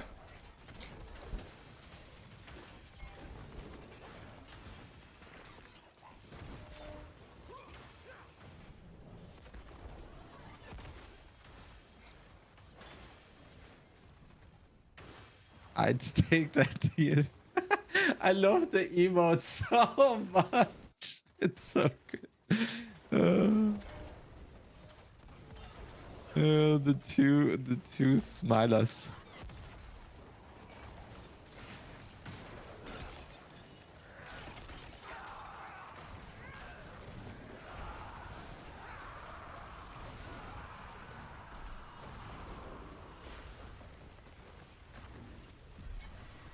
Okay, let's see what happens.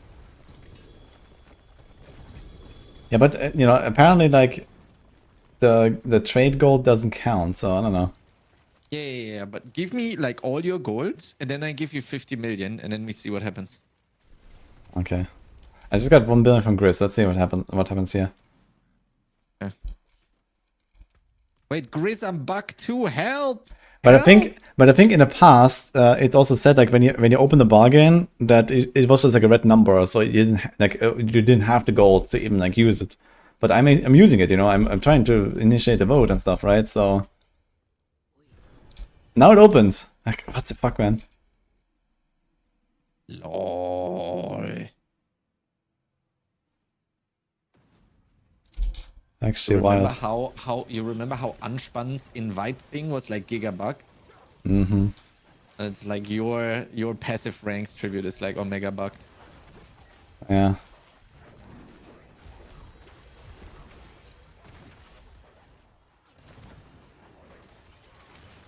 Yeah, I think I'm gonna permanently rename Undercity to Disparage City.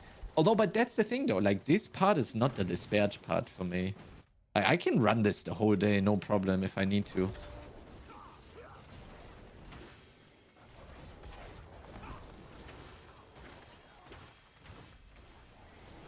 Yeah, I hope they innovate on the city a little bit at some point.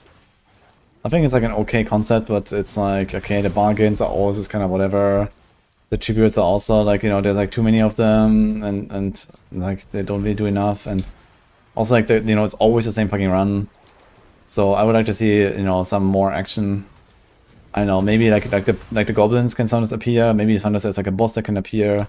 Maybe sometimes there's like some, you know, second portal and you can go through that and there's an extra level. Or I don't know, something like that, you know? So, Yeah, some more variety, some more RNG stuff. yeah, exactly. And yeah, different maps would be good.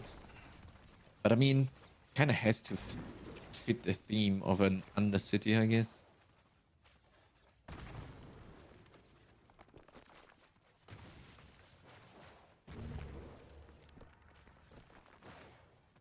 So how did Merlin get through New Year's Eve? How rough was it with the fireworks? It was okay. He was barking for a few minutes. And then was fine? Yeah. And there was not that much going perfect. on here anyway with like fireworks. It was like a very Nice. cold and rainy and shitty day. And very foggy as well, so you barely even saw anything from anyone. So, Okay. yeah. But yeah, Merlin was very alert and protecting the home. Well, he did a good job because no one. Yeah, No no one got rockets entered, yeah. Yeah.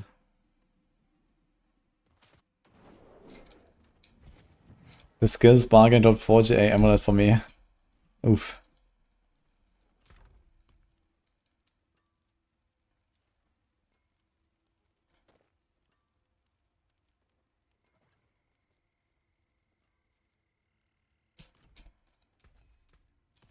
Make something new. Isn't it great when you gamble amulets and you get you get 2 blue ones and 2 gray ones, or white ones. Amazing. Yeah, crafting bases, dude. Holy. Crafting in my Diablo? Yeah, haven't had that for 25 years.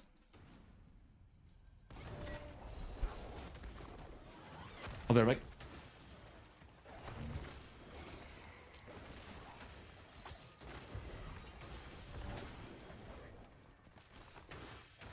Maybe we don't have to click braziers at some point. I don't mind clicking the braziers, I mean that's okay. But you know, maybe there could be like actually some distinction between them, right? And you know, not just okay, some monsters pop out or you insta one shot. But maybe there could actually be like, you know, different braziers and like you open the map and you're like, ah, okay, I wanna go for that, I wanna go for this.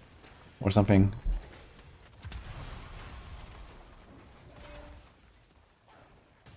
I think there's a lot of like cool stuff they could do with Undercity. It's like all these special monsters have all these like, you know, new elites here and all that stuff, but I mean they're all kind of worthless and you don't really care. There's like this timer mechanic that no one cares about. I don't know.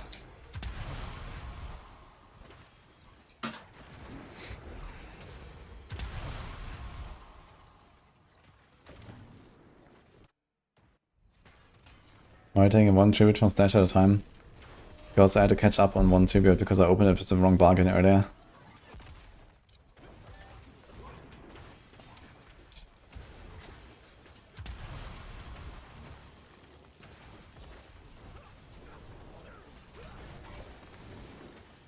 X.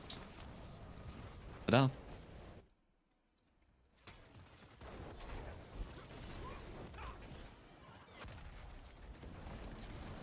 So far I feel like this is actually not too costly. And I am producing amulets, so I'm kind of happy. I got a scroll. I've really gotten like crazy ones actually. Got a 4GA, what? Helm. Beautiful.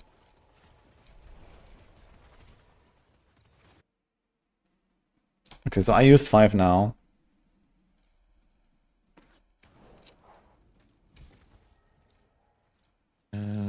Still have 2.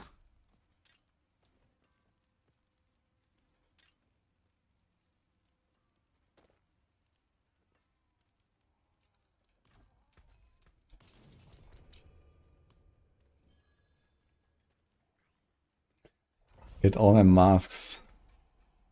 Yeah, I can check what I got. Don't think I really need masks right now.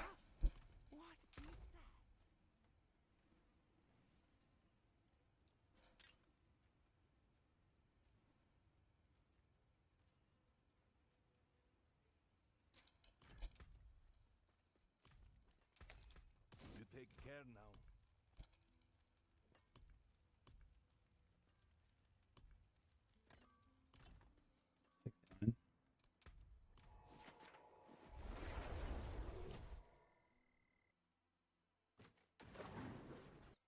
How much is one mask going for on softcore right now? 20 million or something, I think. Or 10 million, someone said. Or mask. Why? Are they all leveling or what? It's because they want to farm XP like a little bit faster. Yeah. It's wild. But they still have like 2 weeks. Like, there's no need to rush. You're easily gonna hit 300. If you're like 280 now, you're chilling. Unless you need to stop playing, I mean. Dude, imagine you pop Urivas for like 200 million per kill, dude. Oh my god.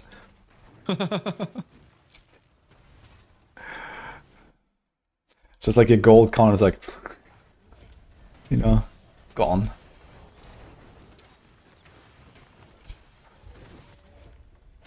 If you're sitting on a lot of masks, sell them. If you have no interest in getting Paragon 300 fast. I'm so sad we cannot see the gear people have in the tower. I want to see the super ethical gamers on softcore at the rank 1 spot. Mm-hmm. Yeah, it's definitely a miss that we can't inspect the gear right now. I would love to see the giga ethical softcore gear.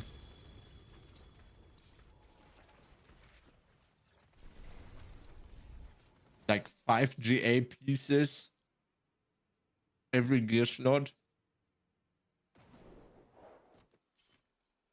4 GA mythics. You have to open again.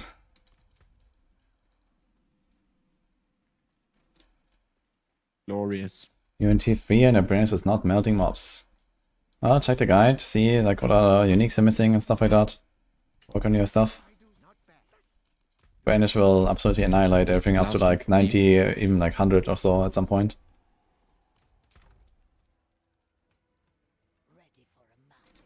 Has anyone opened 5 in that case? We've been running for a while.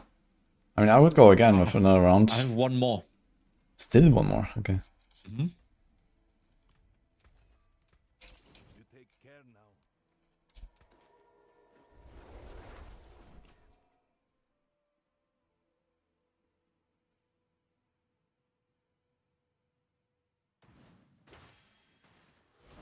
But it's good.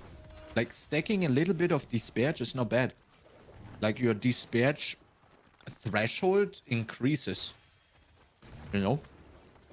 You let, like, the bar drop a little bit again.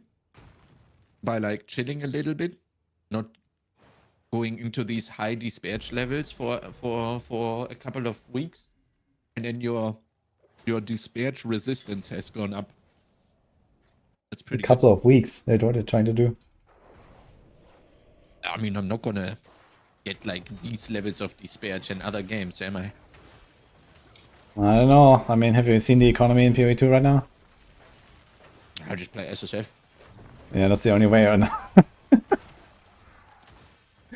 Like, it's giga fucked, actually. Yeah, I asked like people because like Celos was playing. He was What is posting. happening on week end of week 1? I was like, what's a divine? And they're like 200 exiles. I'm like, holy. Yeah, what not is just that, going on? man. Like, it's crazy. Like, I think a mirror is like thousands of divines or something right now. And What the fuck? yeah, like everything is giga fucked, yeah. And and Nini was actually leveling some alt or something, and she was trying to buy some leveling gear, like some random, like, you know, 20 res ring There's and like, some no one's bullshit. going out of the map for a diff. Yeah, no, like it was like listed for like 4 div or something, and she was like, "What is going on?" Some level 20 ring, you know. It's like the leveling gear is like super expensive because no one is gonna leave their hideout for less than 5 div. Yeah, exactly, man. Leave their map, I mean. Yeah, exactly, man. Oh, no. It's like the same thing where, you know, at some point you just take your 5x tab and just vendor everything. But it's like you take a 5 div tab and vendor everything, you know. That's how it goes right now. What's happening over here? Macro, we are on the... Wait, how is Dini, what is it called? The Adventures of Despair City. Yeah, exactly. We're in the we're it's Woody and Chronics and the Adventures of Despaired City. Dude, I keep getting 4 GAs out of this shit, man. It's crazy. Like, every fucking run is a fucking 4 GA, man. I don't know if this is like Giga coping, but I've gotten a lot of high GA items for whatever reason It's crazy. as well. Yeah, so like the PoE2 economy is so fucked right now, it's even worse than Affliction, basically. Apparently. Holy moly. Okay, this is my last one here. And then like, if you start now with Trade League, you just completely out, basically. Yeah, I mean, if you start so late, you don't start trade, I think.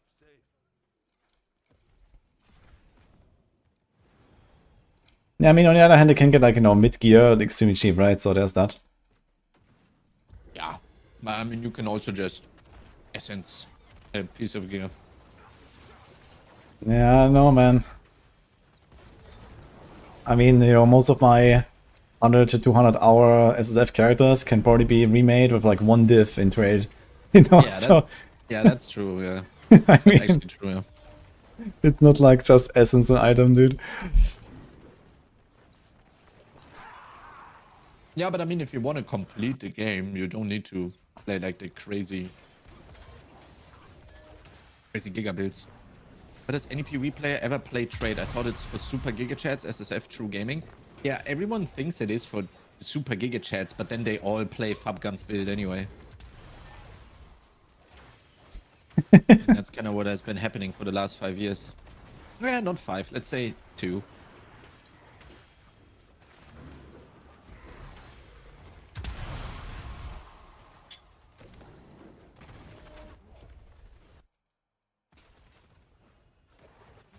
Do you have the Crushing Hand builder posted?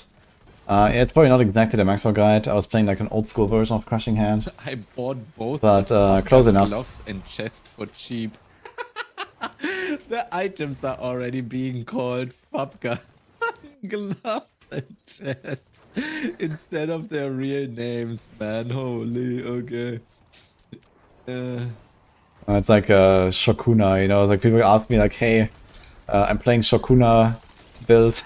Like what, okay, what do I roll on my ring or something like that? It's like the same thing, man. It's hilarious.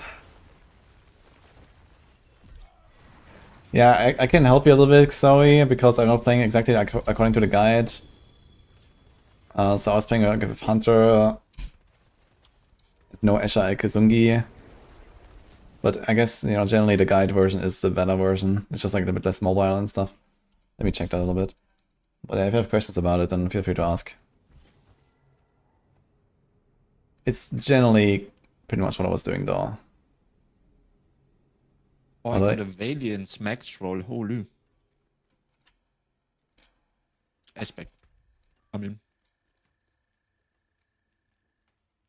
Mm-hmm. Oh, I actually, I'm only missing one aspect now, as realized. Which Then one? I have every aspect on the Paladin maxed out. Is I it got it. Valiant's? It is the block cooldown thing. Ah, mm-hmm. Let me check. Yeah, I got adaptability earlier when I was playing Sork. Uh-huh. Yeah, so it's now Accurate's Blessing. I have 20 out of 21. And I have every other aspect otherwise. Kind of wild. I know, yeah, here, Accurate's Blessing. Okay, I thought this was another one. Yeah, one more aspect. Are you ready for another round 2? I mean, sure, we can go again. I didn't Okay. get shit, by the way. I think. Borders player is leaving, okay. Although, actually, I would have to double check. But I don't think there is any really good one, actually. Okay, is Flexible here? No. Is Puzzle here? Also no. Okay, anyone else who wants to do Radiance? 50 million bargain runs.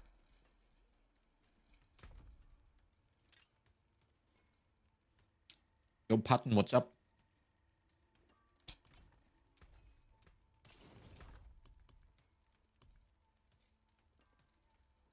I think I have to start salvaging some stuff because I think I'm through.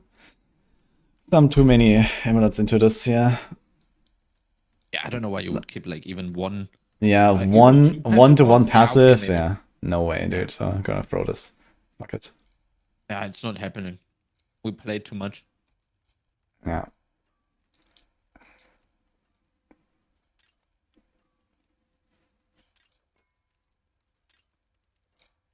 Definitely need to like be a bit more strict here when we do these runs.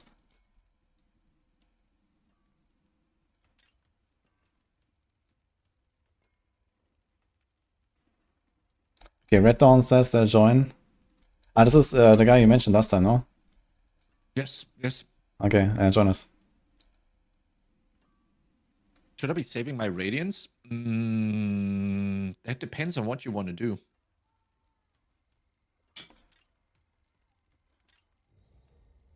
If you want to also live in Dispatch City, then you can use them.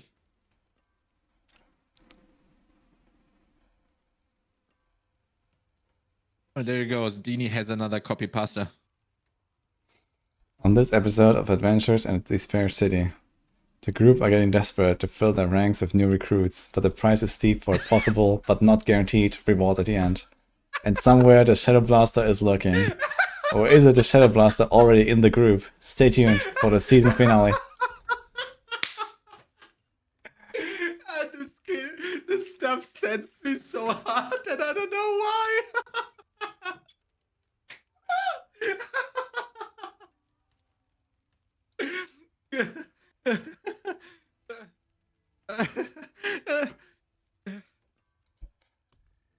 Already man, Chronix is having breakdown.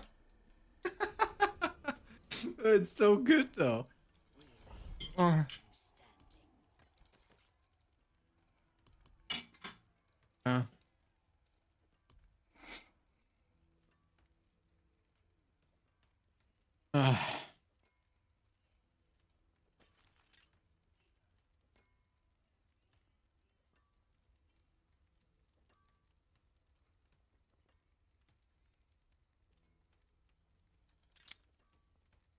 Yeah, we already had Netflix reach out. We declined. Yeah, with the No last time. minute. Yeah, last We need minute, to yeah. blast.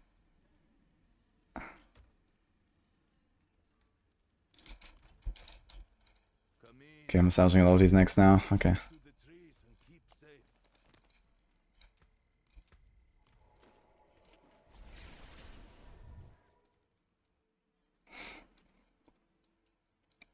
Should I be saving your Radiance? I mean, if you wanna go Giga degen mode, like us, then yeah, you save your Radiance and then you blast them with a party like this for the Amulet Tribute. If you want Amulet to be a bargain. citizen in Dispatch City, then yes.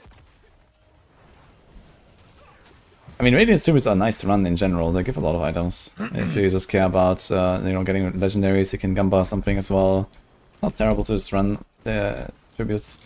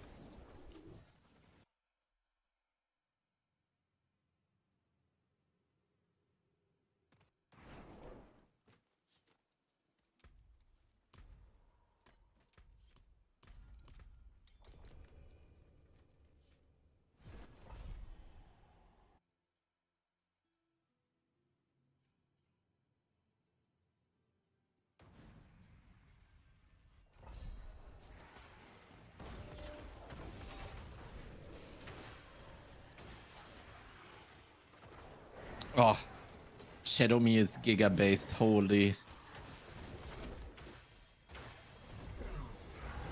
Play multi-shot in D3. Dude, how about multi-shot in D4, man? Can we get that?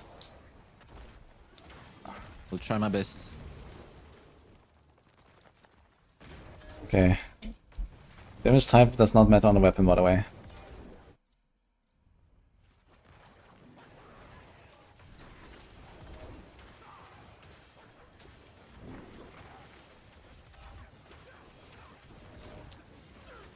How did they make this Soon TM so huge? Yeah, with 70V you can have some emotes that are like larger somehow. Okay. Because I did the holy because it needs to be like a square, right? That's why I did it in 2 lines instead of just one big holy. I mean, it's kind of cool like this, actually. Yeah, but if you can make them in a rectangle like this... Yeah, but this is like not a sub emote. Oh, Like, the sub emotes are square. 70V yeah, but is different. this is a 70V. How do I make this on 70V, though? I'm not sure how... 70V, it needs to be square as well, I think. I'm not sure. Maybe there's like a way to trick it or something.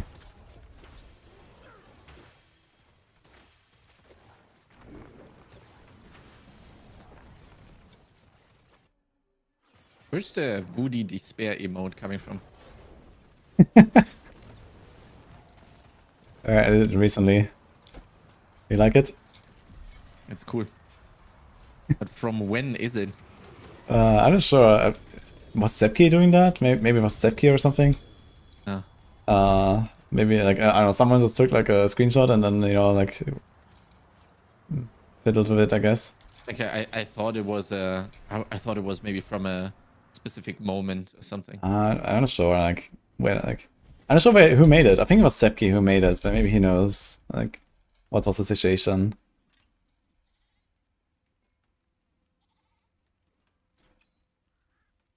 Oh. Just slam a Starless on this guy and we're good. You wanna get these pants for the Shadow Blast Clash meta? I have thought the same. Every time I've gotten a Clash pants, I was like, oh man, that's the hidden build here. And then I salvaged it. It's Clash, man, trust. I mean, Clash has a few things going for it, to be fair. I mean, the name is great already to begin with.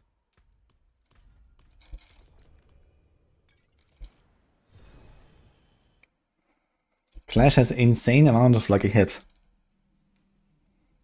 Then you combine this with an Andariel and another Andariel. And Azure Wrath, dual wielded. Yes. Still stack 100% block because Paladin.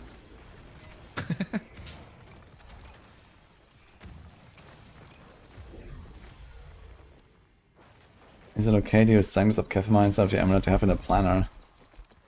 I wouldn't call it okay, but might be good enough for the start.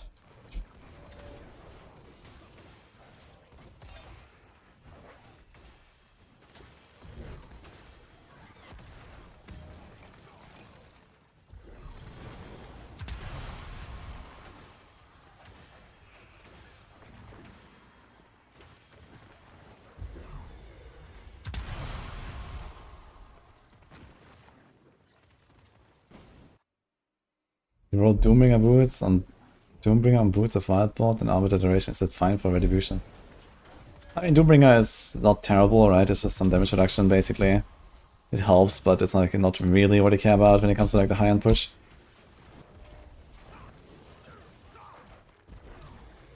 And for Retribution, if you go for like the Arbiter setup, then you also want Arbiter Saphir usually for the mobility. Unless you have a lot of cooldown. If you have a lot of cooldown, then I guess it's okay, because you can reset your evade fast. But with the setup I made, it doesn't actually have like that crazy amount of cooldown.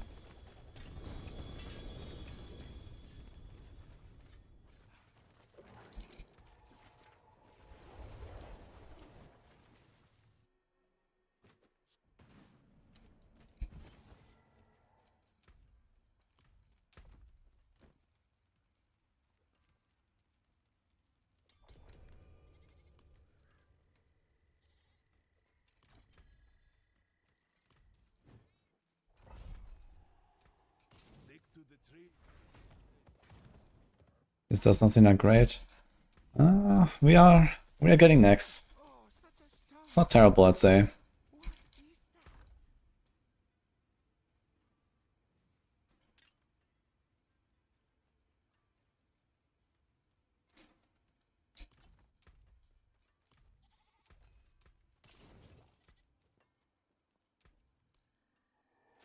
You wanna join us later, Fox? But they just started a new round.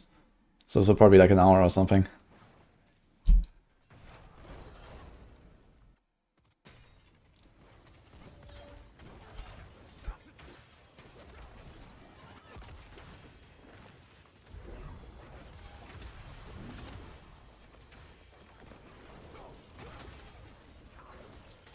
Ah, sorry, I missed that.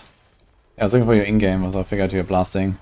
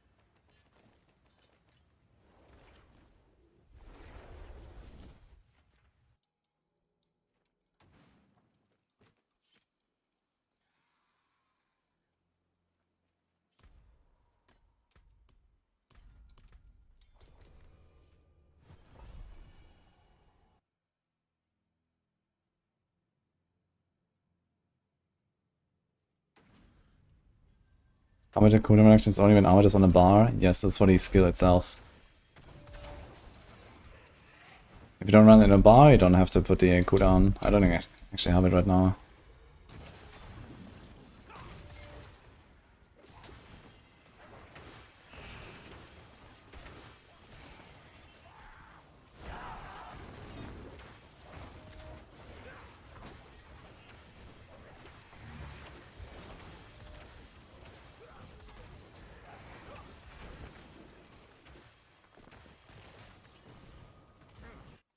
In the season finale, the Shadow Blaster did not reveal themselves, despite the group heading deeper and deeper into the depths of Despair City.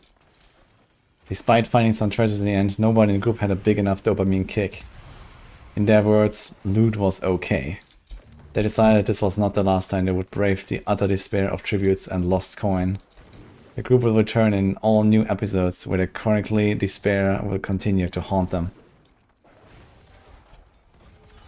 Yeah, I mean, the Shadow Blaster is gonna reveal itself The final hour. in the final hour before the leaderboards are getting locked for the first time. Or first and only time, who knows. I would love so hard if it was legit called Shadow Blaster. Imagine. Oh my god, I would do that for sure. Get a friend, level me. The character would be named Shadow Blaster. It's gonna be account name, no, not character name. Oh, it's gonna be account name? Uh-oh. Yeah. You will see him when he's rank 1. Yeah, exactly. He will not... He will... And he's also only gonna reveal himself when you don't have an opportunity to beat him anymore. But what if he knew the Shadow Blaster all along? Now it's getting spicy. What do you know that I don't know? What if the rank 1 is gonna be random 9? Oh. Yeah, I mean, maybe that's probably highly likely. I don't know.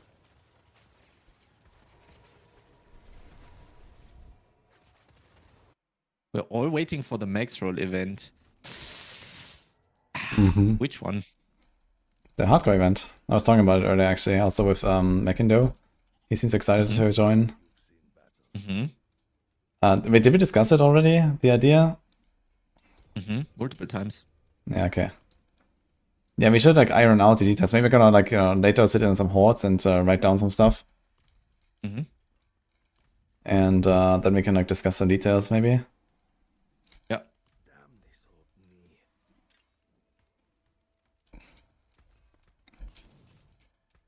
Yeah, living off the land is gonna be sick. Is Paladin allowed? Yeah, Paladin is allowed, I think. But maybe we're just gonna ban Castle. Yeah, okay.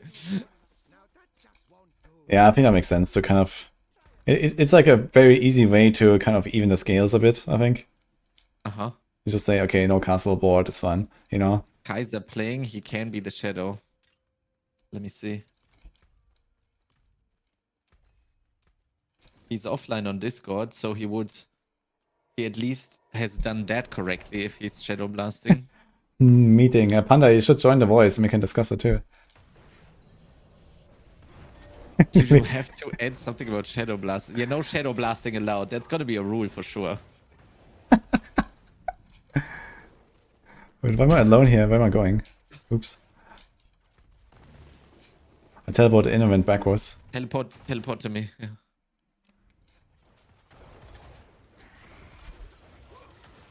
No mythic? I think we keep that, right? Mythic sanctification is allowed though. Okay, you can't equip Mythic. Yeah, And, but mythic I don't know, sanctification is okay. Yeah, exactly. Okay, so we do that. What else? Oh my One god, unique? I gotta do all of this again? What do you mean? Gotta do all of this? No, I mean the hard part is gonna be getting the items and not so much the slams, I think. So, but either way, I mean, I'm just gonna slam everything I get my hands on. yeah, you have to farm the sigils too. Yeah. I'm just gonna buy them. Ah, no, wait, it's SSF. Rip. It's gonna level characters with like my. Ah, wait, we cannot equip mythics. Ooh, wait, that's actually making it interesting. Now I gotta be honest. I think I think I love the Maxroll events, but I think for my mental well-being, I have to step off of Diablo 4 for a little bit after this. What? I don't have it. Yeah, I don't have it in me to play more of this game. I think after the leaderboard. It's gonna be so fun, man. The event. What do you mean? Oh, It's gonna be like the fun send-off for the season. The fun has been sent off on like after 11 hours after the started. What do What? you mean?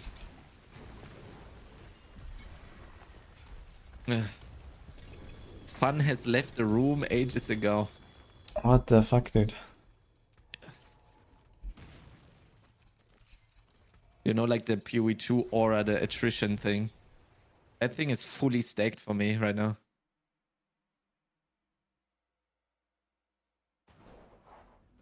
Oh, big boy.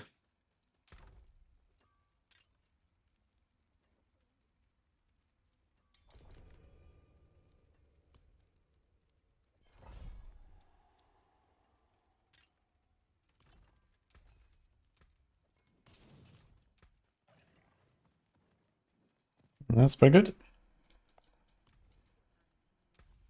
Where it absolute, it was marvelous seeing you.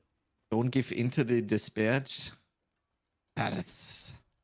I'm fighting battles every day. Multiple. Yeah, we want to do a hardcore event, like end of January-ish, probably. Or like, It's, yeah. go ahead.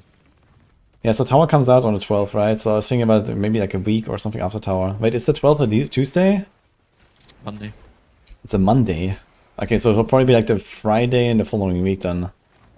So that should be 23rd maybe? So this will probably be the time. So I would have I don't know. I'm not gonna think about that yet. Yeah, so it gives like a time to like, you know, refresh. You can do one character in PoE, come back. And all you have to do is like rip your character on Yeah. first day of the tower, then log out for like 1.5 weeks. Actually, getting a starless, ripping first day of the tower, and then log into Torchlight. Releases on the 15th. That would actually be sick. Hmm. Because I can't play TLI because of tower probably. But if I rip, Well, you can definitely play TLI. I don't have a starless, Woody. I need to slave away for Yeah, okay. every second I'm awake. Yeah, okay, you keep going until you have to start us. Then you log in, do a rank 1 tower, Oh, and then you go Torchlight. And then you come back a few days later and do another rank 1 tower, and then go Torchlight again. And then you do a Maxroll event. Easy. And after Maxroll event, you go PoE. And when do I have fellowship? New season is February at some point. Exactly. Although, if they say February, it might be end or start, right? Like that's actually a big time frame. Yeah, who knows. Yeah. Ava says I'm probably playing Ava's probably TLI first time ever. Oh my god, Ava, you need to prepare for absolute dopamine spikes. Like, oh my god. Like, you will never see the world the same again.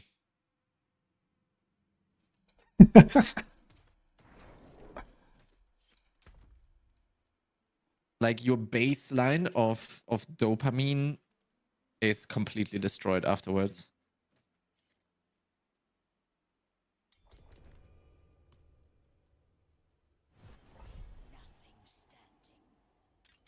The problem is, Ava is just gonna log in and then he's gonna get one spell and then he's gonna go like, let me actually test if this works how it says. And then he's gonna go down a rabbit hole that no Torchlight Infinite player has ever gone down. And then he's like, 3 weeks later, he's gonna come out and he's gonna be like, okay, I have understood what is going wrong with this skill. And then he's like, which Yeah. level are you? That doesn't matter. Actually- I have found out how this skill works. Yeah. And I have found these 17 bugs and made all bug reports. Oh no. That's what Ava calls playing the game. Yeah. I recommend don't do that. Just log Surely in. beats farming mythic sanks on Rogue. Yeah, how did you see Ava's mythic sank on Rogue, the first one? Yep. Ah. 200 starless on TB, man. Holy, log in.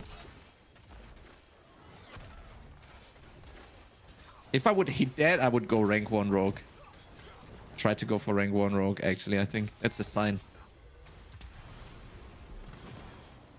Dude, I just need to make like some half decent like significations for my Zork, and I can probably just push Zork on hardcore actually. If I don't rip my probably played played a lot of Sorg now. yeah, but does would Panda assume. have like a grandfather and a starless and everything? I don't know how hard Panda is going. Yeah. I mean, I have my petition with grandfather. I have a temerity with starless. And okay, I get like, you know, a conceited aspect and maybe an inner calm aspect, and otherwise we're kind of chilling on a Zork, to be honest. I just need a good Isadoras. Just need to not rip, basically, right? Yeah. Paladin. Yeah, that makes sense. So I might actually do a Zork Rogue is push. Rank Rogue is Heartseeker? Wait, why is that shit? Heartseeker is goated. Yeah, because they're playing with some Giga, Macro, like Orphan Maker stuff.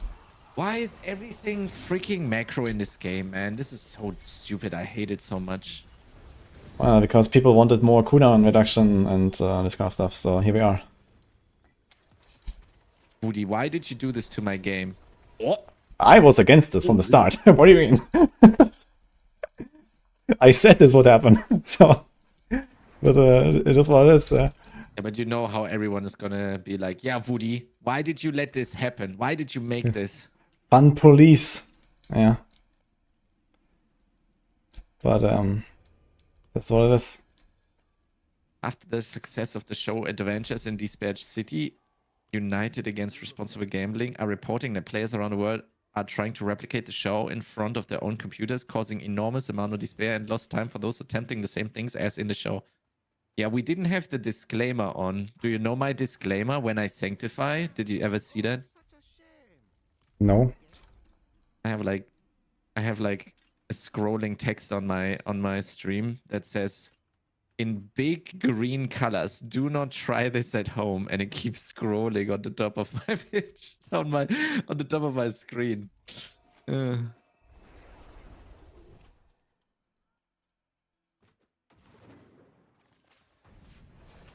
United against responsible gambling.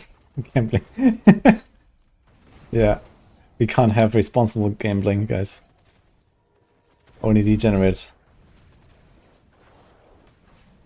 Okay, I did the same thing again. I TP'd in and then walked backwards. F.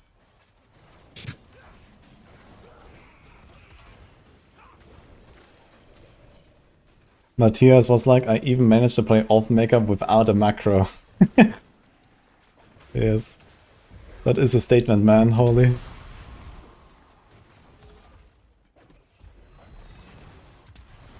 Yeah, this is dog shit. I need to read the terms of service. I'm just gonna report every video directly to Bloodshed on helltides.com. Just Yeah, they're not gonna do anything Yeah. about that. yeah, but then is it in the TOS or no? I'm pretty sure, yes. Well, I mean, I don't know, I haven't really checked them out recently, but I'm pretty sure there's a, something about automation and whatever. Yeah, I mean there would be, I would guess. But either way, once we have no video evidence because we have a tower leaderboard with nothing, then And the Yeah. Shadow Blasts are not streaming. exactly. Rip. Hi, Flatnack. Ali, welcome to Despair City. Beautiful, yeah. Oh no. It removed the quick shift, which has been today. I love it, man. The vision. The vision, yes. Do you have that emote in your chat too? Yeah, but why does it not come up when I type it right now? I see it, for me. Send it. Something's wrong with mine then maybe. Yeah, wait. No, I don't see it. Ah, no, there it is. Like, but I see this. Ah, that's it with a big V. No, the one where Jonathan looks like slowly towards the camera, right? That's the one. That's Ah, the vision, no?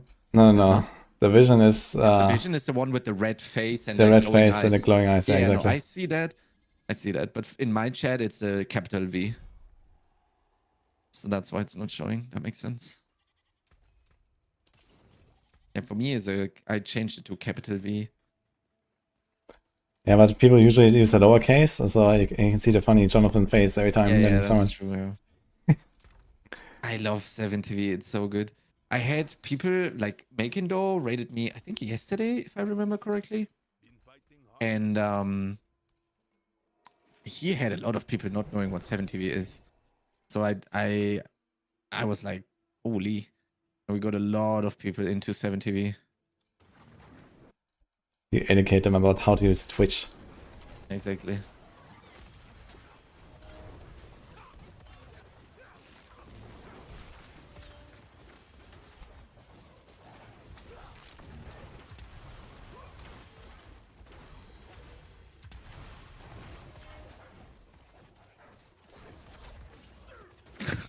Can build a village with the bricks I have.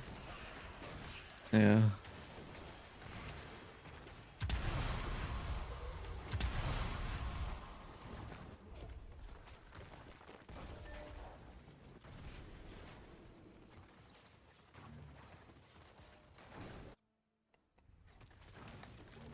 Want to carry me. You can run a prankster on T1 if you want, it's the same loot. So I appreciate the offer, but you should just go for a real rota for your prankster. And get more stuff.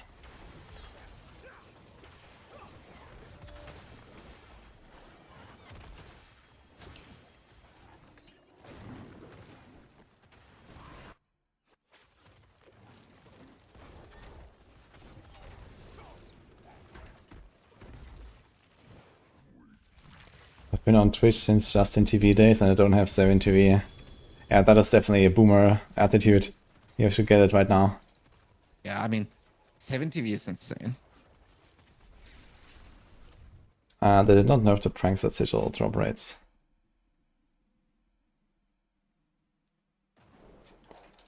Like, 7 TV increases your fun on this platform by insane amounts, in my opinion. It is so funny. All the cool stuff.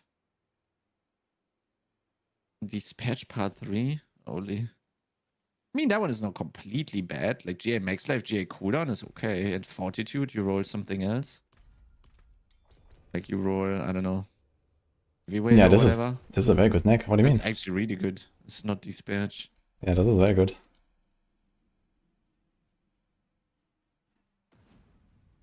Like I take a GA max life for free on my neck. It's fine.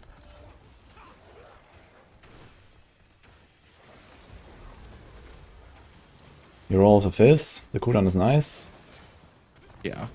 Cooldown and max life is so nice on hard. I mean, on max Judgment, life is useful. yeah, on Judgment you definitely want to cap your cooldown anyway, and for Retribution it's not like really a super priority stat, but it still helps because you can get your Ward of the White Dove buff more often without clashing, and you can do a Fanaticism Aura more often for Weaken, which is actually a damage boost. You don't actually have perma Weaken uptime, so you lose actually like 40% damage when that's down or something. It also means like when you do a shit of Retribution push, I think you have to go for the Relentless setup just to get more cooldown for. I've not played Retri yet. What's the rota? Do I do Blessed Shield, Clash, Blessed Shield, or what is it? No, Or is okay, it so you never. Blessed Shield, anything Blessed Shield. Yeah, you never clash twice in a row. So you usually do 2 to 3 Blessed Shields and then one of the other skills and repeat. And one of the other skills means Defiance Aura or Fana Aura or Clash. You have to do 1 Clash minimum per 5 seconds. If you don't have 5 resolve generated on a neck or on the pants, then you need to do 2 Clashes per 5 seconds. Wait, say that again, sorry. If you don't have 5 resolve generated temper, Yeah. so you get this with a GA temper and just or a masterwork. So one of the two gives you 5. Yep. So if you have that, then 1 clash every 5 seconds is enough. Otherwise, you have to do 2. Which is not a huge downside because you kind of want to clash anyway every 3 casts because you don't have enough aura casts to keep up the ward of the White Dove buff. What of the White Dove? Wait, but you said you do 2 to 3 Blessed Shields and then 1 other. Yes. Okay. Yeah, so you do like shield, aura, shield, clash, shield, aura, shield, clash, or And something so like that. So something like this. Yeah, but that's like way better. That's like so much better than freaking Judgment breaking your fingers. Or macroing. And obviously no one is gonna break their fingers. That is shadow blasting basically. Why would you? Yeah, it's also just like way more enjoyable playstyle, I think, with Shadow Revolution. Like the build just flows much better than Judgment. I can see that for sure. And it's also not the end of the world if you're like, you know, a bit suboptimal with your rotation or something. But, you know, this is like the optimal way to do it, basically. And there's also like, there's a lot of other stuff going on, right? You have to pull them around. And like, you know, the actual phases where you like just stand there and nuke are like pretty short. You know, this is like usually like, you know, 5 or 10 seconds where you do like a burst like this, and then most of the, you know, trash mobs are melted and you kind of move on or something. On Retri? Yeah. So you actually have a lot of like positioning and a lot of like pulling to do and so on. Yeah, but that sounds so much more enjoyable if I'm being honest. Yeah. Yeah, like the AoE is relatively small on the Retribution. Even with the Mantle and the Juggernaut buff. So the AoE is not terrible, but small. yeah, when you have like a 5 elites and like 50 trash monsters or something all stacked there, like even when you pull them with Condemn. Covering everything. Exactly. So there's a lot of like constant positioning you have to do and so on, and also they run at you and you have to like reposition. They want to like, I don't know, step back a little bit or something, so that they actually hit them with the 6 pulses. Yeah, and then like, you always like play like some medium, like short to medium range basically, because You have to clash them every few seconds, but you also want to kind of like step back a little bit to actually hit them with all 6 explosions. Can you just clash? Can you, for the buff, can you just clash the air, or do you need to hit something? No, you have to hit. Yeah. Okay, I think Ward of the White Dove you get, but you don't get a resolve if you don't hit anything.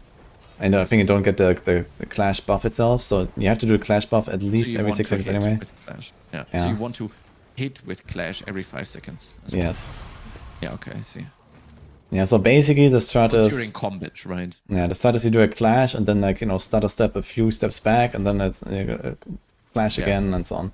And usually something will run to you, so most of the time you just kind of clash, you know, but you kind of eternally stutter step a little bit backwards away from the poles because they keep running at you. So that's kind of how it is. Is that a lot of DPS? What do you mean? That when you press the Defiance thing?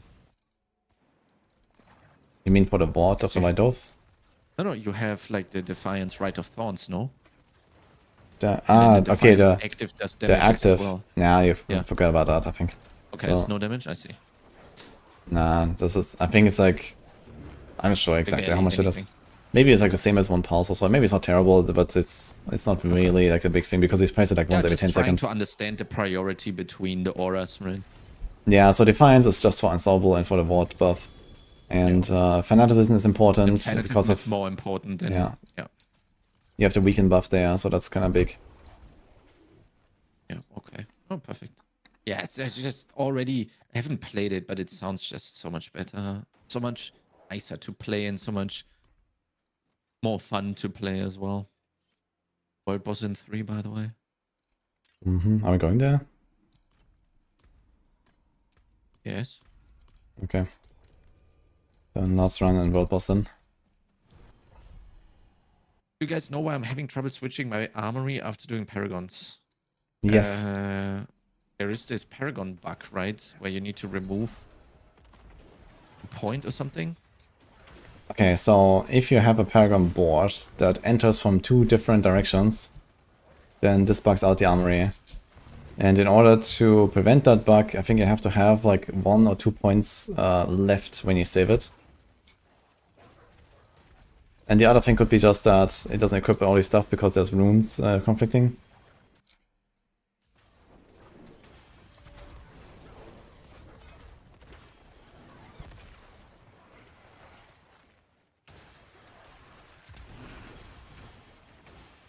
Yo, Killers cleared 120 with Javelin build of Light Rebuke. Interesting, with Light Rebuke of all things.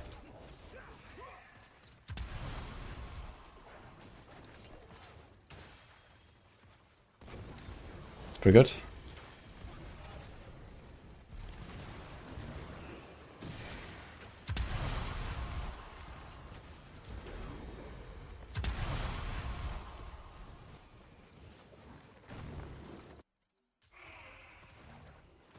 Wait, he did 120 in 8 minutes with Javelin. 8 minutes.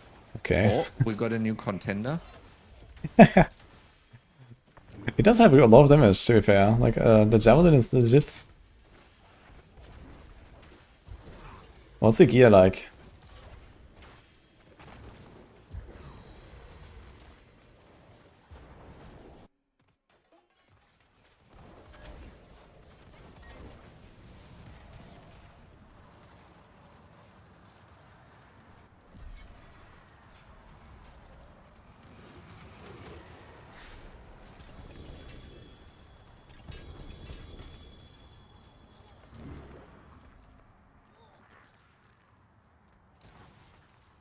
World boss.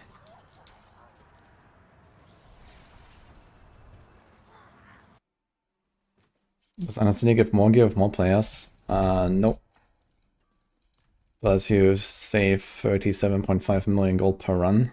And you do the bargain.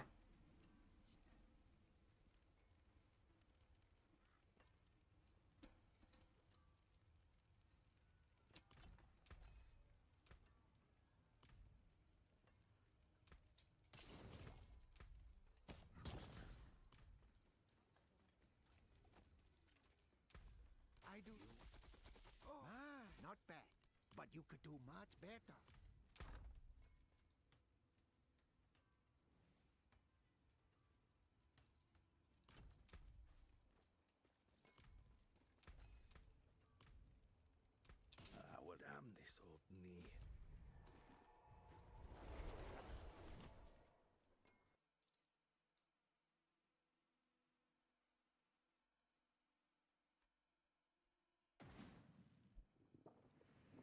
Have you tried Griswold Killers? What the fuck?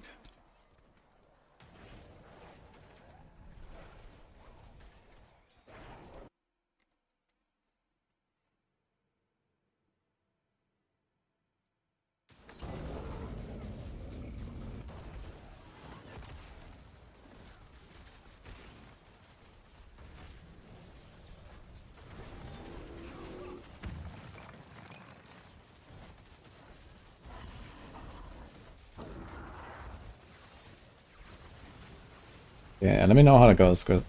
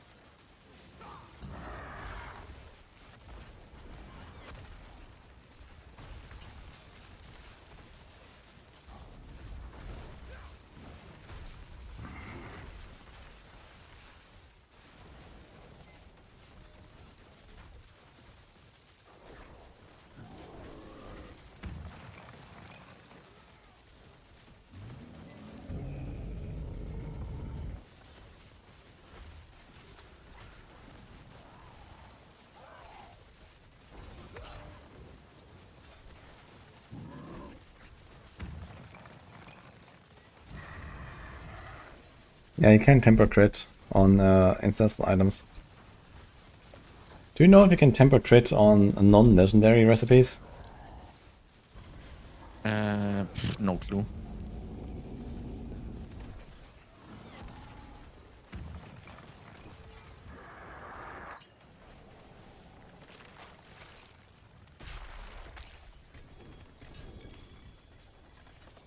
I would assume. Why wouldn't it? Would be funny, like temper crit plus 7.5% cooldown on your ultimate. 8.75 post masterworking login.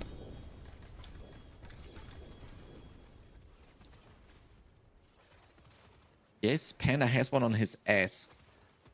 He says. On his ass. Okay.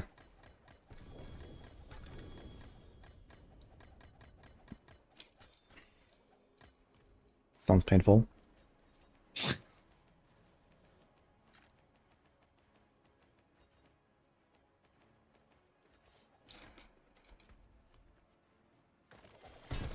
Imagine.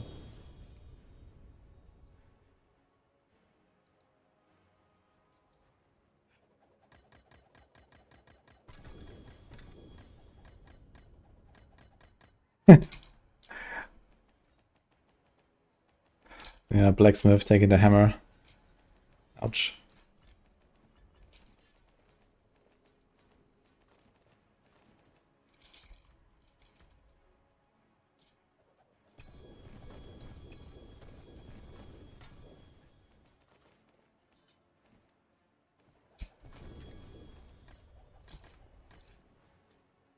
God, this is just way too much loot. What is going on, man? Yeah, that's why I'm not doing this shit anymore.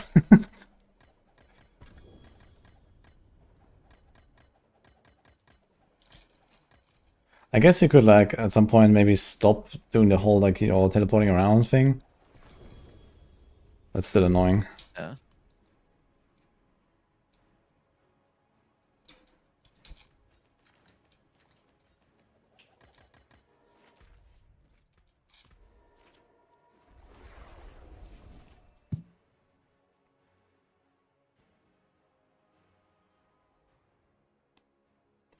Bruh, I didn't get to open the chest. Yeah, this is a buff.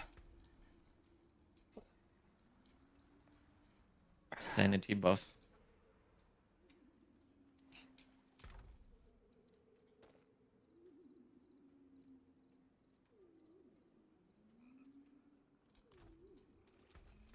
There's that. A good business. Nice shield, yeah, but that's out of it. Had 2 GA, but one star was kind of bad, I think.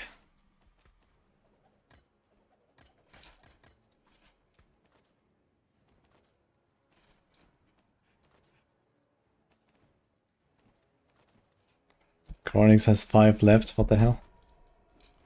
Yeah, every time I want to pop them, someone is already popping. You're too slow, man. No? How are you gonna get ping 1 like this? I'll show you. Show me. Trying. How can I help?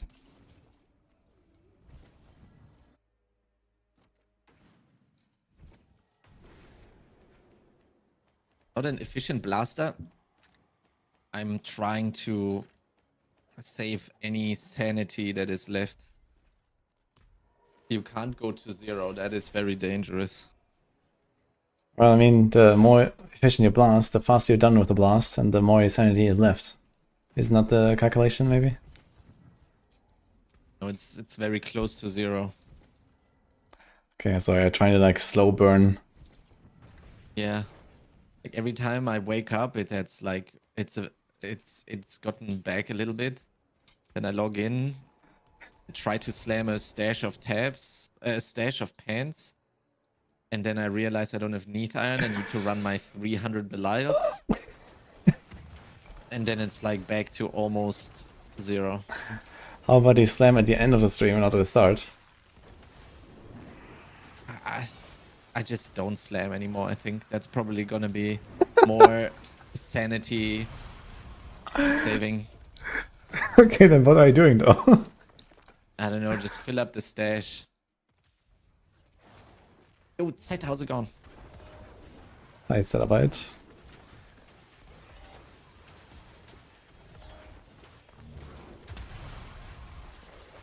I don't know, I'm like... I am the husk. For example, all these obols, yeah, I didn't gamble, I'm at cap. I'm cooked. Guys, we had 4. We paid for this run.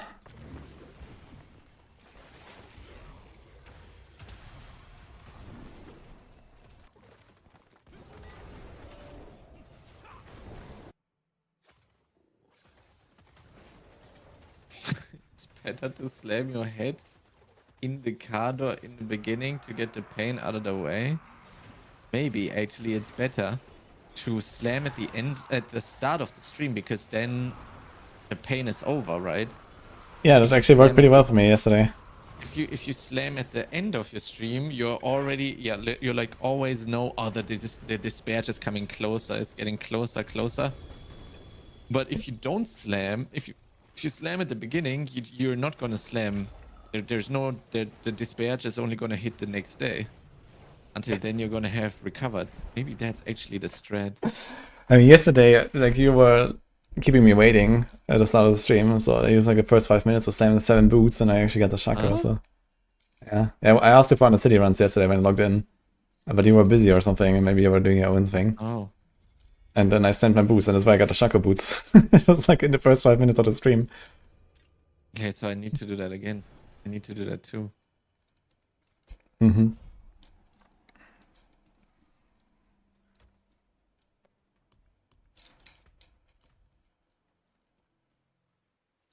He was having a meltdown. Yeah, what was happening yesterday? I was certainly having a short moment. Yeah, am I gonna do another round after this, or are we gonna chill? Oh, we can. I didn't gamble again. I'm so cooked. Yeah, we can keep going. I don't care. Okay, but I need to find a replacement then. Someone wants to leave, yeah. Okay. So who wants to join? Didn't we have Frex, I think? Ah, yeah, true. Frex is Someone here. else. Yeah. Yeah, Frex is waiting, I think.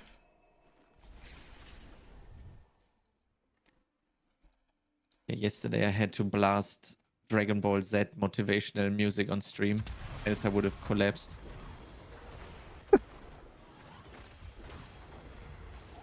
Like we are... Yesterday, you said tomorrow. So just slam it. Yeah, something like that.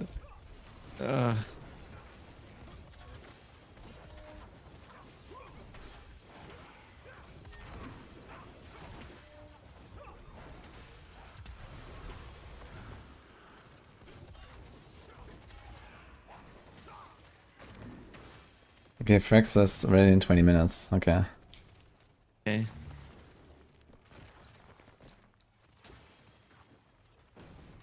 Problem is with having so many husks is you need to run all of them, right? Ugh. I mean, Husk disappear pretty fast, I think. Right? Just, like, one stack is like less than 2 hours or something. Hey. Oh, 1 hour? Wait a minute. Like, how much is it? Like 20 seconds per Benial, maybe? Plus salvage. But yeah, this would be like per minute, like 5. Yeah, okay, one stack is like less than an hour even. Yay.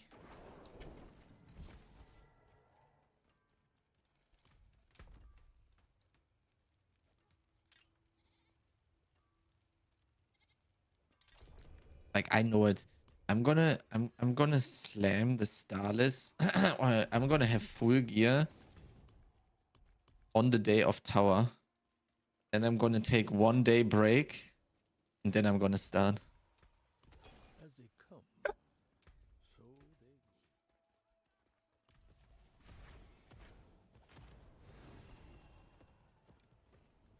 What are you gonna do in a 1 day break?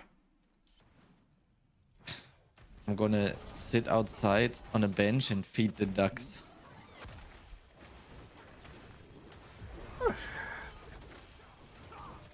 For a day. And stare into the distance.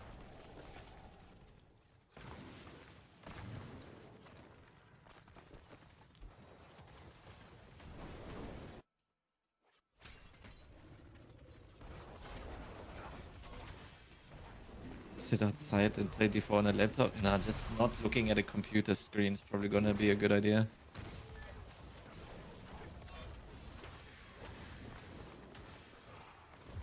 Yeah, the last 3 months have certainly been a lot of blasting. How did you enjoy it? Oh yeah, it's tons of fun. Especially these last 3 weeks here.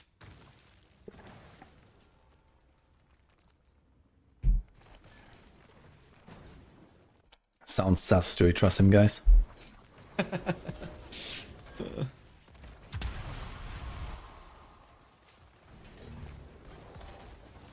I don't know. Like, Fellowship was great though. Where the fuck is the exit here? Top right? Top left?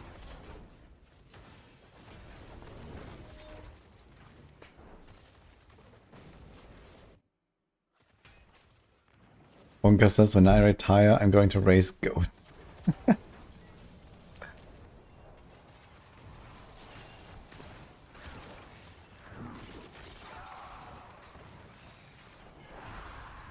Not build or recommend for Spiritborn. Something new. Yeah, it's Beast Strike, which is like a new build. But it's not as good as Evade, I guess. I mean, if you had played Evade, then you already played like the craziest build, but I was playing Crushing Hand today. That was pretty fun and decent. Quill Volley also always works. Yo, Minch has gone.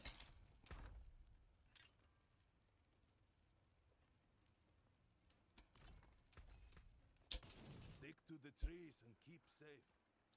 9 inch. You won't find it. Oh, such a shame. Try again.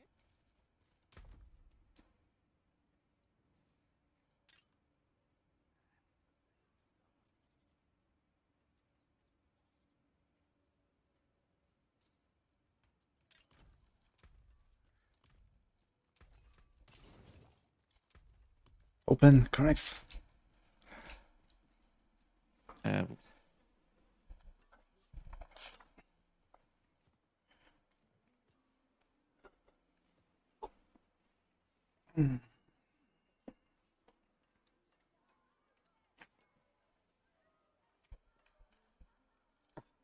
But it's much less enjoyable.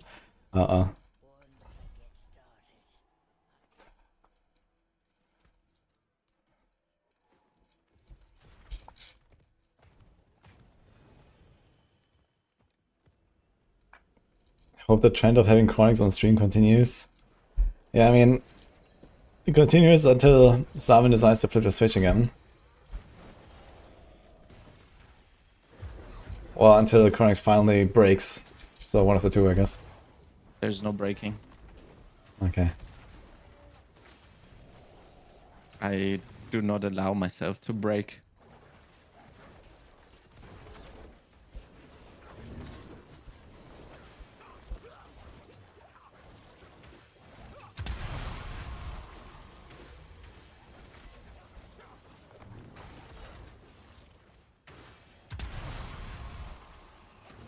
Yeah, the problem is if you're doing this for like 2 weeks and you're like giga disparaging, and then at some point you have to log in and actually play the game, it's gonna be a little bit different as if you could have taken like 2-3 days of just like chilling and not omega hyper blasting, worrying if you get it or not. Like the mental state you're gonna be in when you enter the tower is gonna clearly be a different one, and I would much rather be in the better state, but that's probably not my luck this time around. Days until launch, don't worry.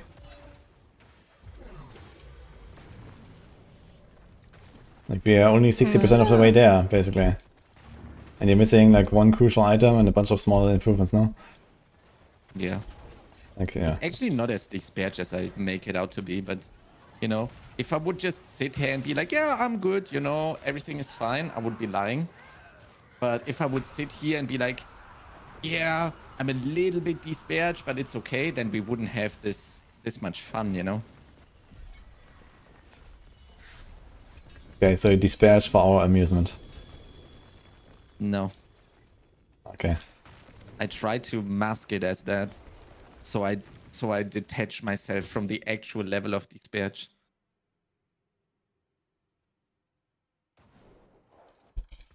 If I pretend I it's played not some so shit much bash, yes. disparage, maybe it's gonna be less.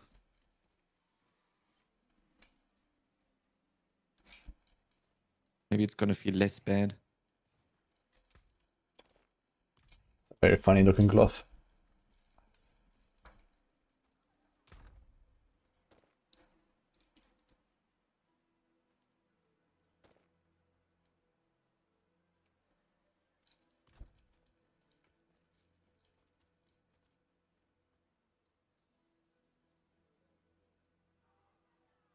So we have a shield bash guide on Maxroll Chippy. I also played it, Chronix Problem played with it. gambling amulets is just you have to quickly check all of them. I'm not used to that. Having to look at all the items in my inventory. Only look at the ones with the star. Mm-hmm. Now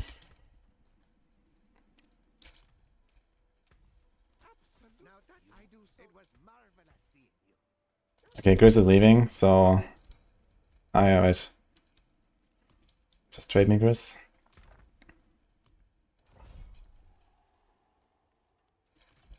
Okay, so I have 213 masks.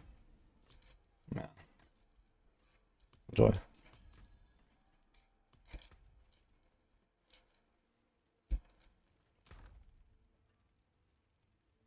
Is that a good trade? I don't know, actually. How much is the mask worth on hardcore? I know the softcore prices are ridiculous. He gave me $1 billion for that. I don't know. It's probably fine. Like I used to anyway. Okay, so I guess we wait for flexible in that case.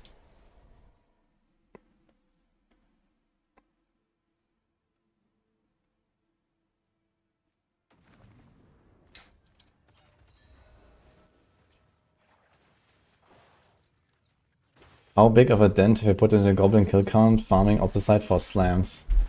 Oh. Yes. I mean, maybe you're like 0.1% further. So we just have to do like a session like this, 1,000 more seasons. And then we have the goblin events done at some point.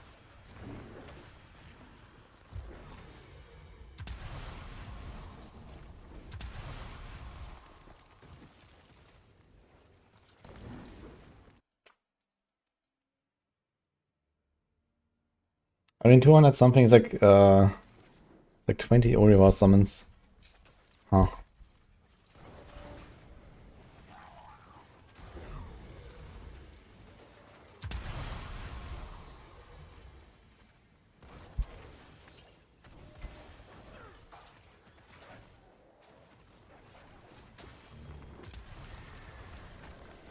I see you beats meats.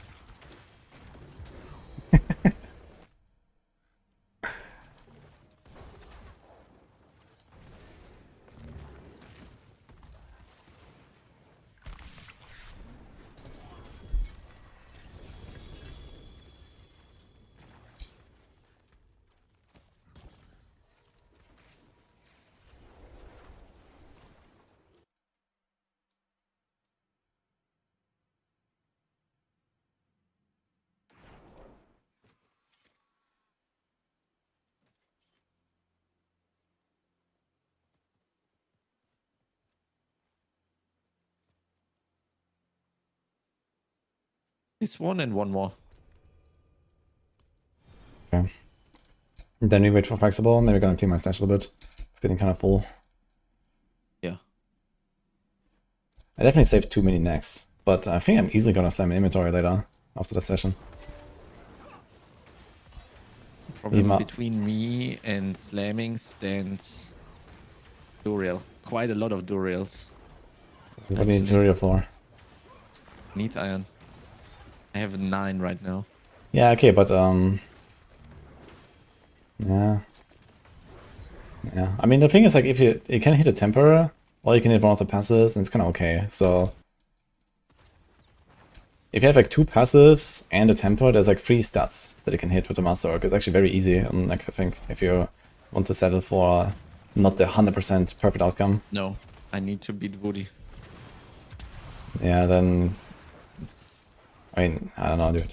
You're gonna get like some accelerating aspect that has like 2% higher from like the triple amount of attempts, and you know, you're better off. So That's true.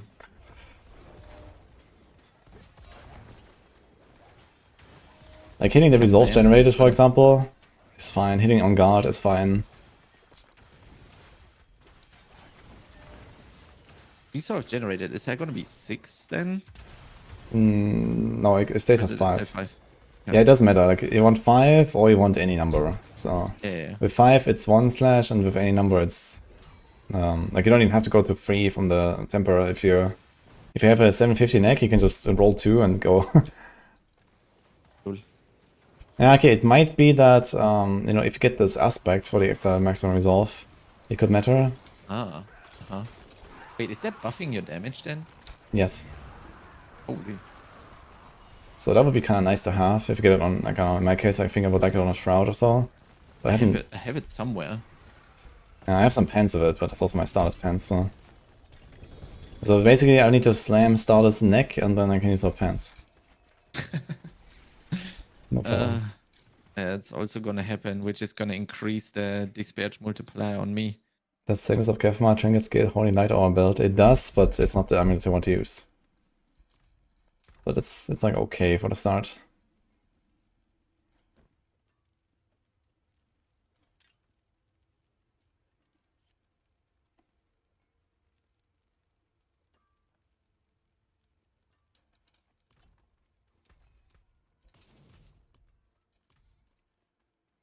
Okay, this was last one for now.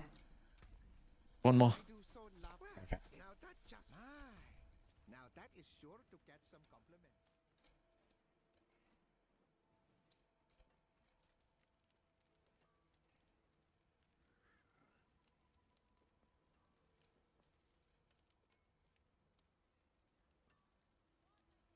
You look like you've seen battle.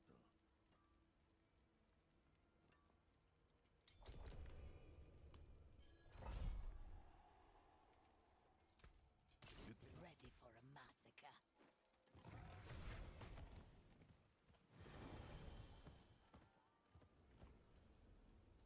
Why is Eva taking notes on Chronics? What are you talking about? Nothing.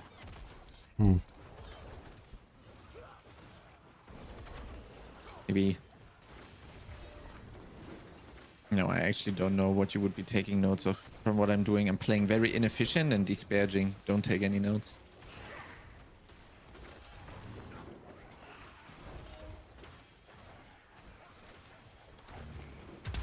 The resolve conversation? Ah, there you go.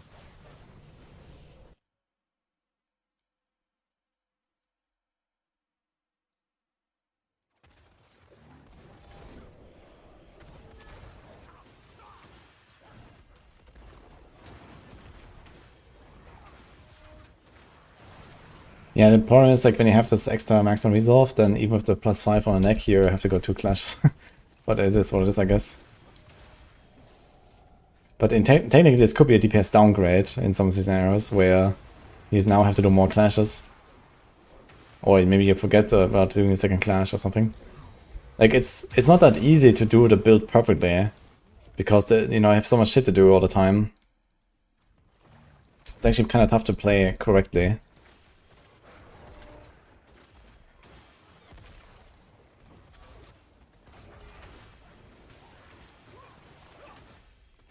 Like Shield of Retribution pushing actually feels like a real pushing, I think. Like, you know, where you do stuff. Yeah. I can imagine. Sounds like it. Sounds like way better than freaking Judgment, where you have to count your spears and have like a absurd amount of macroing going on. Really, do you FOMO for the temple on PoE 2? No, I do not FOMO. I don't play trade in PoE 2. You get Chan.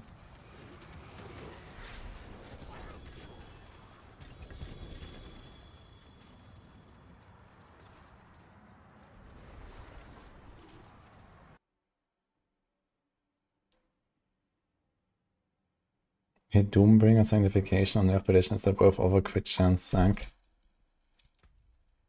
I mean, if you have enough crit, then...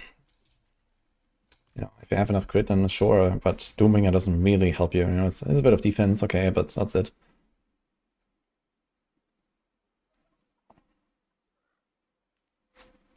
Okay. Okay, seems like our friend left. So we probably need like another one for Rhoda if you want to do more. But yeah, I think I have to clean my stash a little bit. We have too much shit here.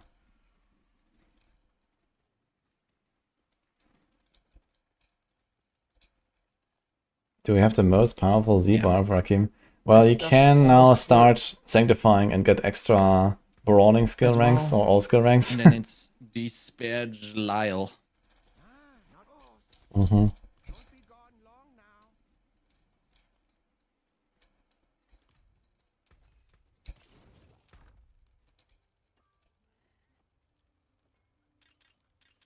Okay, so here's the result, guys. Amulet. It's actually, wait, how many does it show? Let's see. So I have 29, 19, 24. I mean, this is like 60 amulets I have here. And okay, maybe some of them will sandwich, but you probably still have like 40, 50 amulets that are like okay to slam.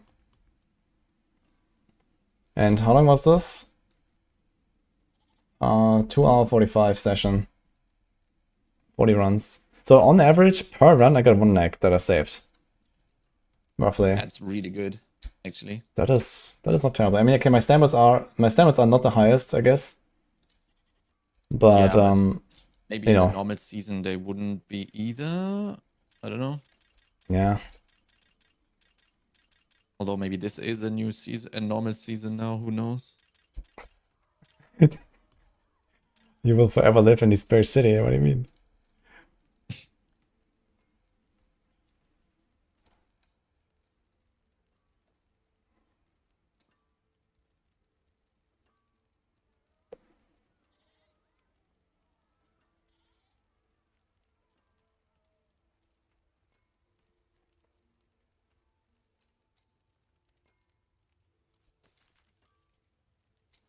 I definitely sell a few of them though. Because I probably don't have enough gold to like roll every neck like this, you know? So that's kind of the problem. Can you only ask Grok something if you have premium? Fuck. Really? I don't know.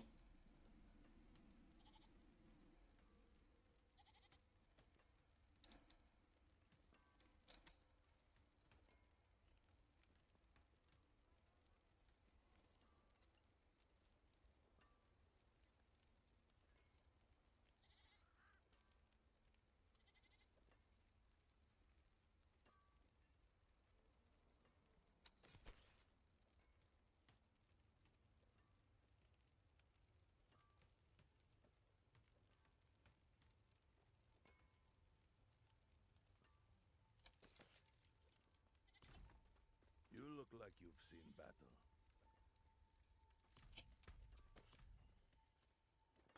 Okay, to the forge.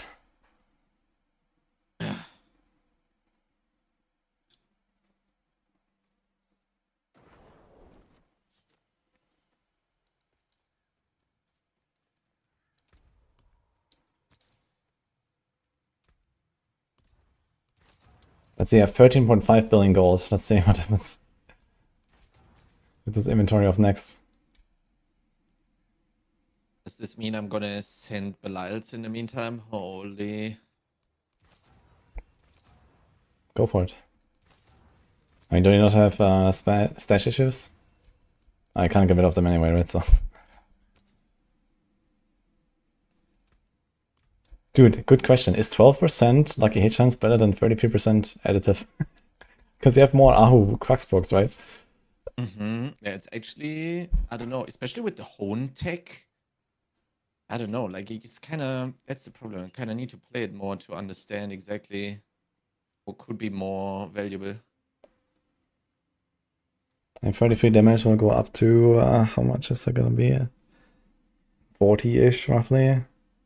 That is like 2% damage. Yeah, I keep the lucky hit chance. I might get a bit more Quacksprox. Why not? Yeah.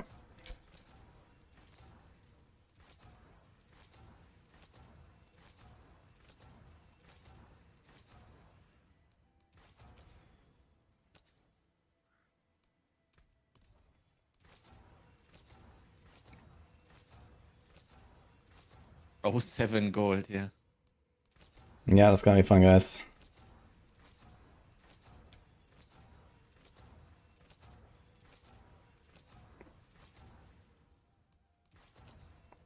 We're getting kind of lucky though for our first next here so far.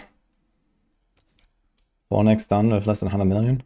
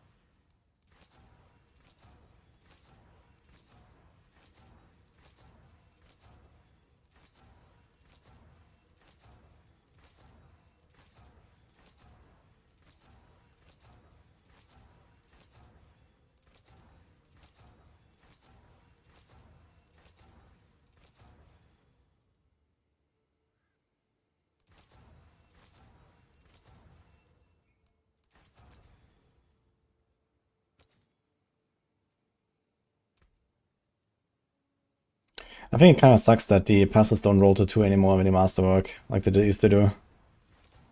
I think from 1 should go to 2, and then 2 to 3, so I think that would make a lot more sense. I think it was kind of nice before. Now it's just like misery. Now it's Marth, though. Actually. Hmm?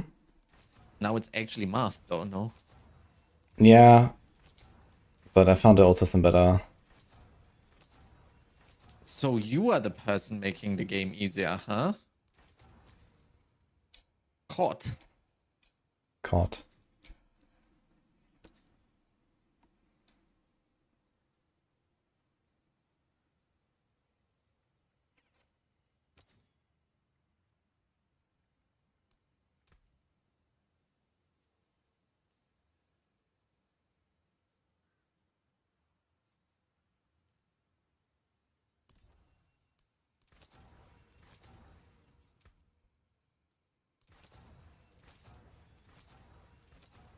So, does it make sense that I am not gonna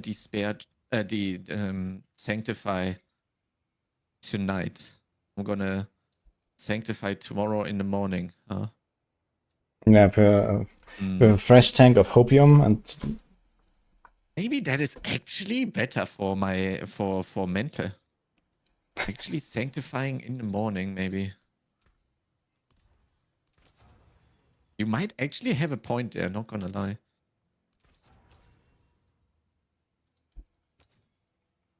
Well, good luck, I guess, in the morning.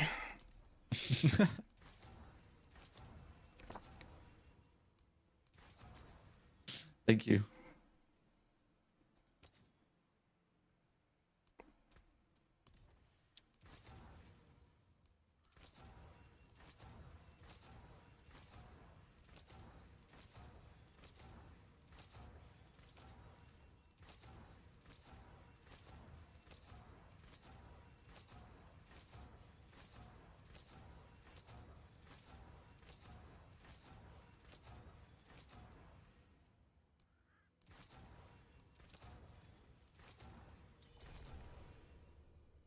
Flexible request to join right now.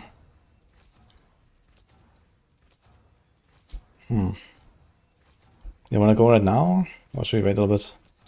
I'm always ready. But we should probably do it when we have 4 people, no?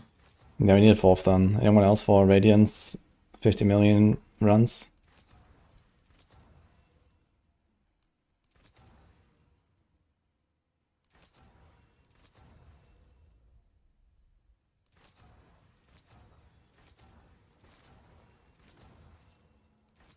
There were some people earlier, and maybe they're still here. I will full. Oh, we have someone? Yeah. I would have to mule some amulets though real quick or something, because I think Yeah, else is yeah, gonna be a nightmare here. R30 is here, okay. Yeah, I'm gonna mule this real quick so I have some space. It's gonna be a fun amulet session later though, holy.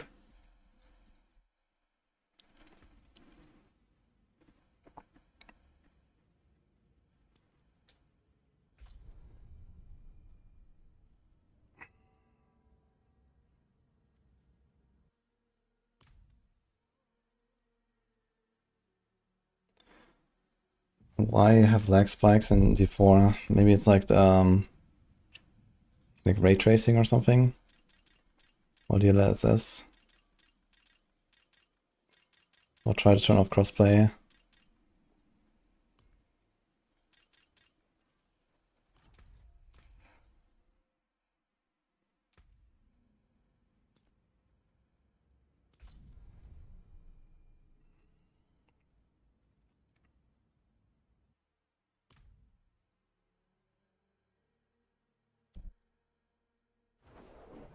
I wish Vegeta could see this place. Oh, I do miss her.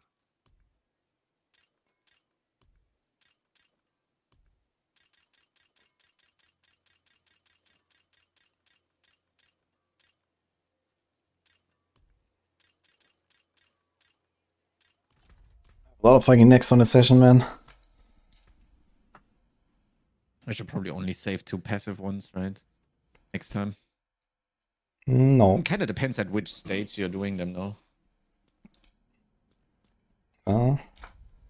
With great despair comes great stash pressure, so.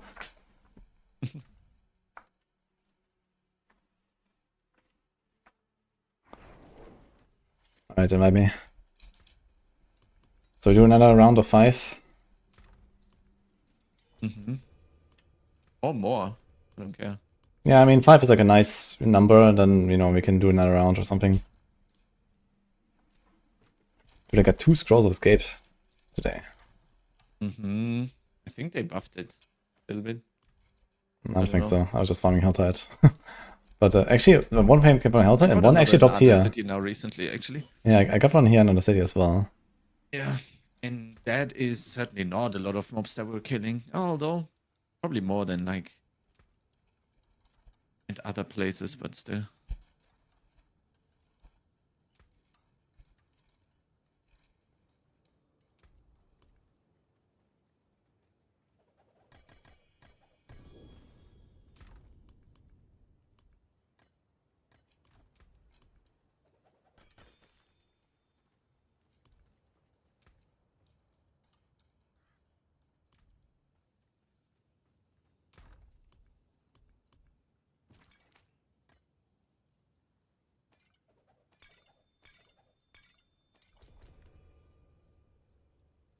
Dude, Iron Barbs Elixir, 500 armor, 250 Thorns. Actually legit for a Thorns push. Yeah, that's what I thought you would be going for, no? Yeah, I mean, if you attack speed and crit cap and everything, then you'll do that, I guess. I mean, you I have... guess it's still just Preacher. I guess Preacher is just too OP. You can't do anything about it, I guess. Yeah, but you have a Stardust, Good so you have Stardust and Resplendence, so you get like 70% attack speed just from that, basically. So you don't need very much. So yeah, it's definitely like I think my character's at the point where I don't need to run the advantage potion. And I'm kept anyway. And that thing, I mean, 250 Thorns is roughly 6% extra. It's not terrible. And 500 armor is probably also 2-3% extra, I'd say. So you're talking about like roughly 10% DPS on the potion. That's legit, I think. 9-10%, I think. Instead of attack speed. Yeah, I mean you can cap the attack speed pretty easily on that build, as I'm saying. So on Judgment, no. On Judgment you need to run advantage, but on Retribution with a Stardust, if you have a 40% Stardust attack speed ring, I mean, even if you don't, it's like 30 something. And then Resplendence, I think Resplendence clip alone is like 20 something plus the nodes themselves, so you have like over 30% from the Preacher board itself. Like you need like one roll or something, and you're probably fine. If you have it on a ring or something.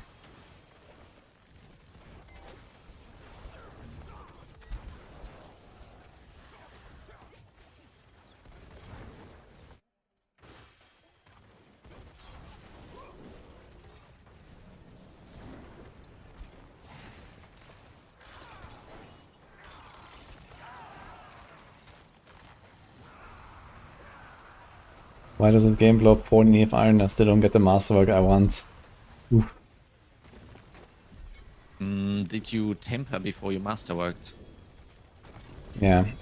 If you don't want to hit the temper with the masterwork, you can first do the enchanting and masterworking and then the temper later.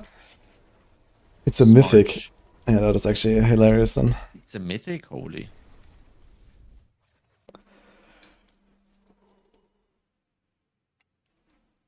Okay, that's illegal.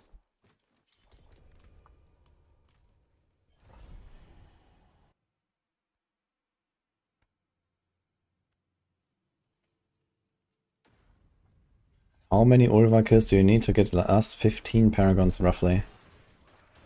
Let's say, I don't know, 750 M per level on average. Times 15.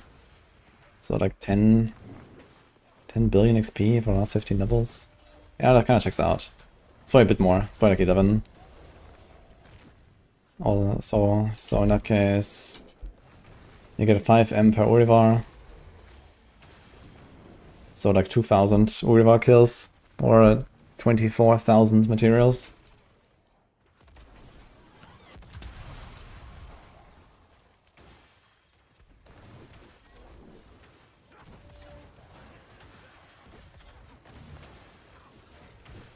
Aware.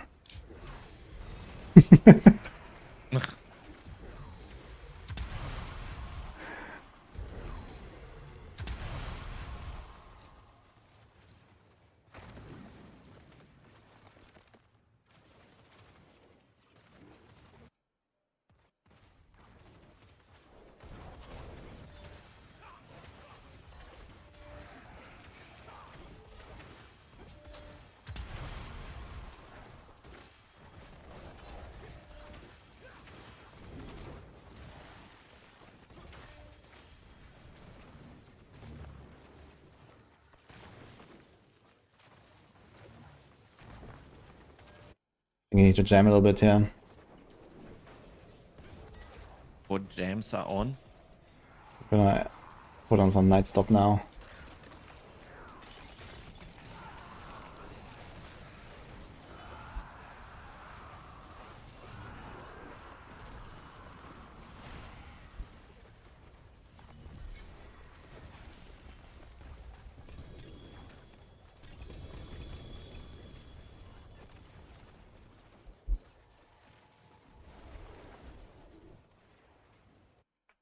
Hi, Liliano.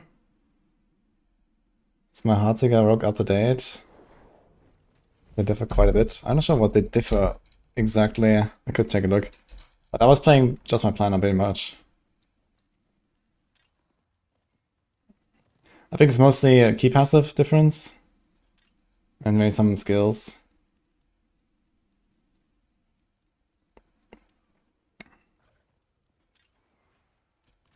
Come in, I don't bite. Not like I used to, anyway.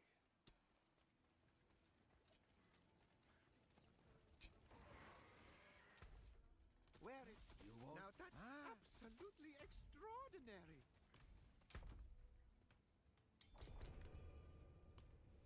We leave nothing standing.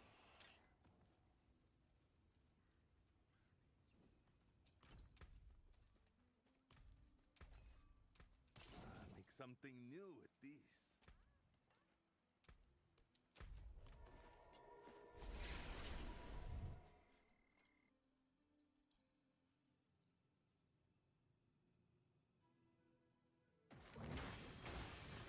I mean, I have Shadow Step instead of Dark Shroud, I think, and he puts Siphon Rituals for the potions. He has Crown, I think I have Perdition. Yeah, it seems like they're a bit different. But I don't know, you can try both. I think it's all valid choices, depending on what you want to go for.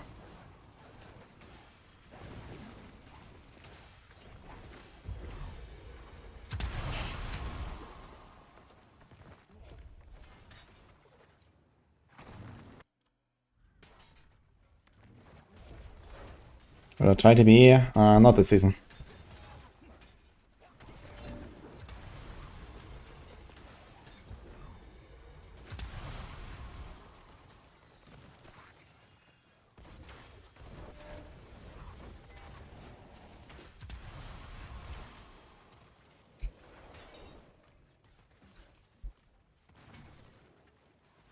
Have a grandfather sang yet?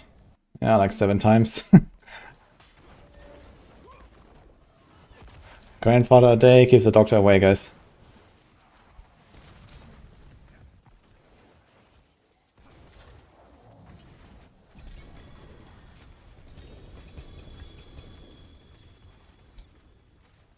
I don't know, I can't shake the feeling of me having to do the Greed Shrine thing as long as the event is active and like not play Undercity at all. Because the dooming, the glooming 0 scattered prisms is very real, actually.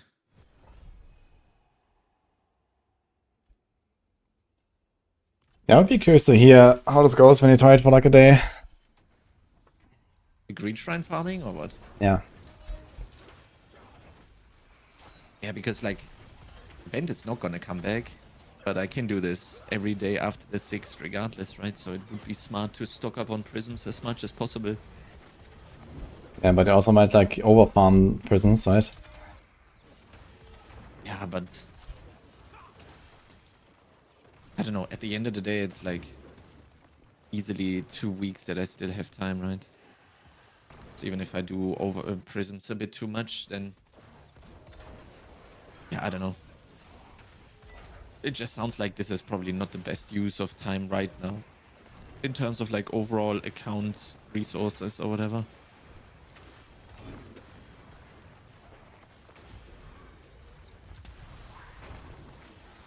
Yeah, I mean, if this shows to be effective, then I don't know, do like half maybe? Because you still want to keep slamming to, you know, potentially get it, right? Yeah, you want to potentially get it, that's the thing. Like, then the disparage multiplier is instantly lifted. Yeah, Liriano, I think Yeah, that but I also don't want to... Dark Side setup is a bit more comfy actually than mine. Mine is a bit more tryhard. Much. So I think he runs Victimize and stuff, so you don't have to worry about proccing close quarters and so on. Like I run with close quarters, so it attacks faster and it goes faster. Which is kind of funny because usually Dioxide has the try-hard setups and I have the comfy ones. But in that case, I think it might be reverse. So that's maybe the main difference.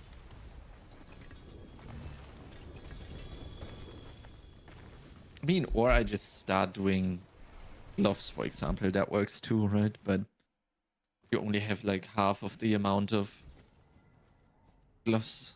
And it's actually, have you tried getting like really good gloves? It is so rough now with them having so many affixes they can roll. It's actually insane.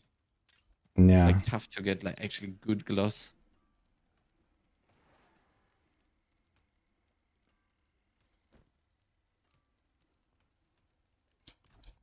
Yeah, I mean, I have decent gloves, but yeah, I'm probably also gonna gamble some gloves at some point. But it's like not high priority right now. So I'll just stand one day on a city for gloves and I'll probably get something at some point.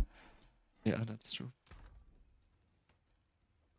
Like it's actually crazy how different you go from slamming pants to slamming gloves, and you're already only producing half the amount of items, and then also the FX pool is so gigantic coming from pants to gloves, and suddenly you feel like, what is going on?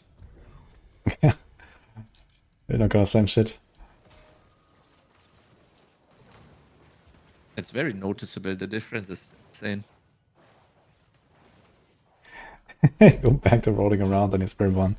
Okay, good luck. I mean, if you have questions about Heartseeker, just feel free to ask.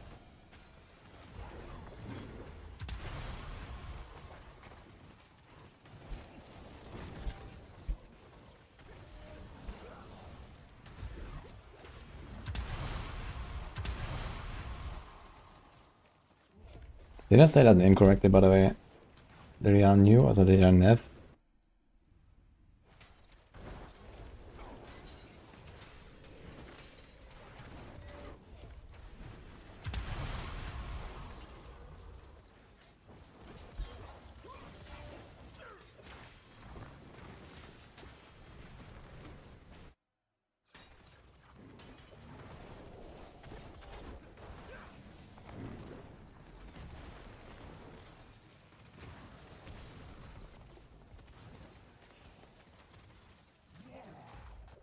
You are cooked as a 9-year-old.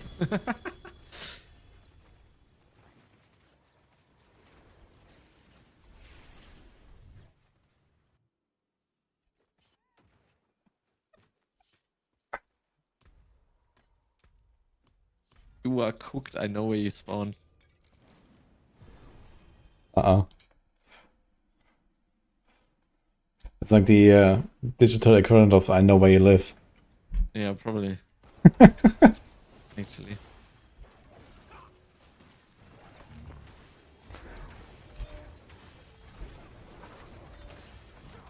Yeah, I think my... Oh, man.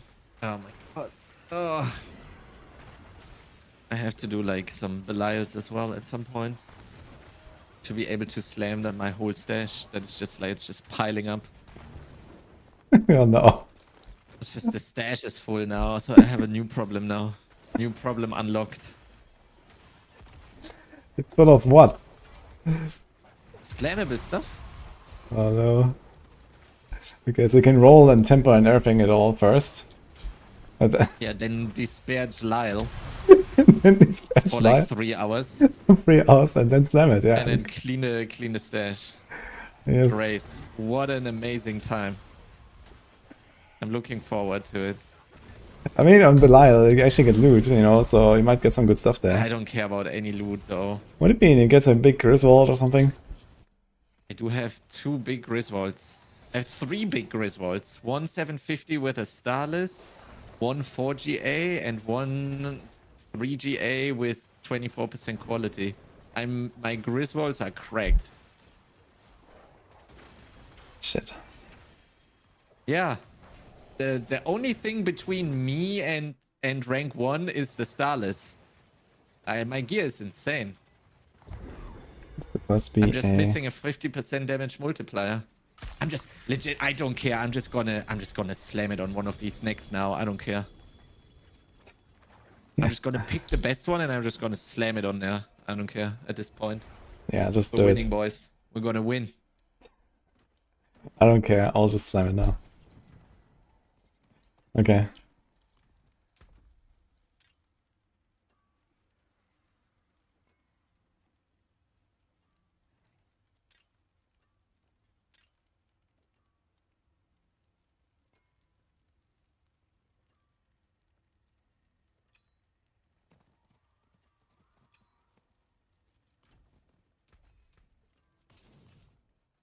Okay, so is it Lilia Nye or something?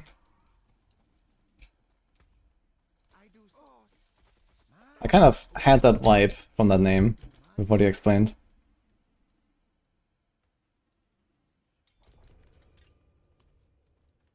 You chose violence.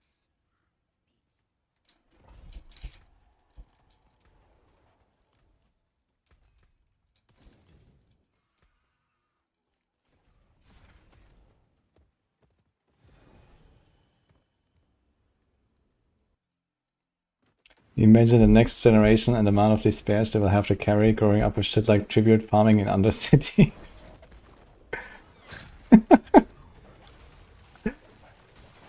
Oh god. They cooked, man, from the start and they never had a chance. Yeah, no, that's true. Like they are completely cooked. Liria. Liria.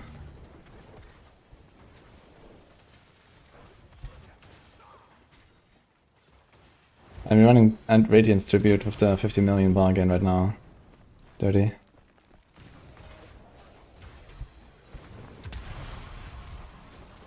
I always want to teleport, but every time I want to teleport, the kobolds are popping.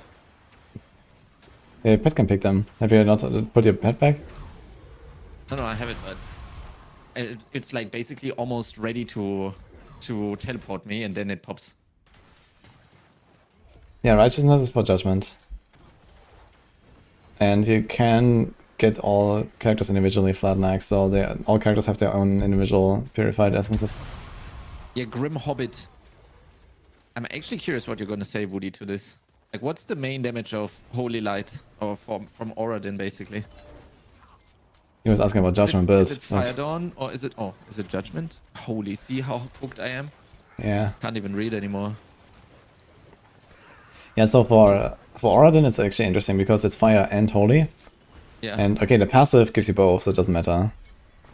And if you have the multi, the aspect also gives you sacrifice both. basically. Exactly, but you can get a signification for fire or for holy. Yeah. Which is funny, for some reason fire exists, but physical does not. And fire damage is like half a build on a paladin. So that's great. Yeah, but the main damage is Holy Light Aura, right? Even though it's like, what, 5 targets, but since it's everywhere on your wolves, yeah, I think the holy is gonna be your main damage, right? Yeah, so for Or it's AoE a clear, bigger gain rather. For AoE clear, it's probably actually the Dawnfire for like blasting, but also like for bosses, it's the holy damage for sure. Holy damage for sure. Yeah. You care more about that, I think. I would agree that the holy damage multi for Oradin makes more sense. But yeah, if I have the choice between like fire, holy, or strength, I'll probably just do strength and be done with it.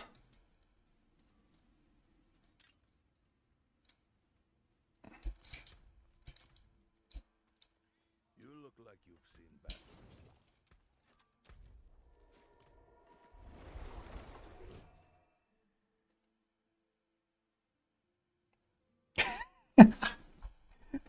It doesn't make sense as a French, so I can't pronounce it correctly myself. That's funny. I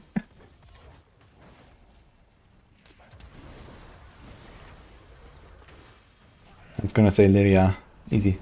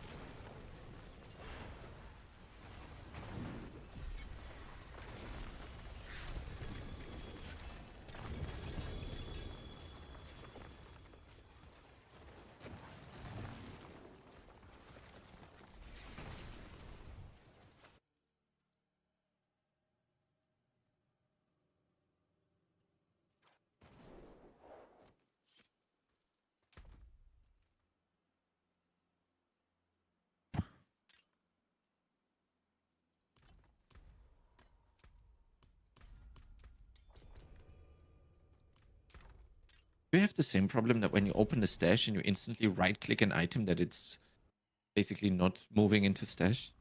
Yes, you are too fast, faster than devs allow, actually, so Am I too fast for the game? Okay, yes. I see.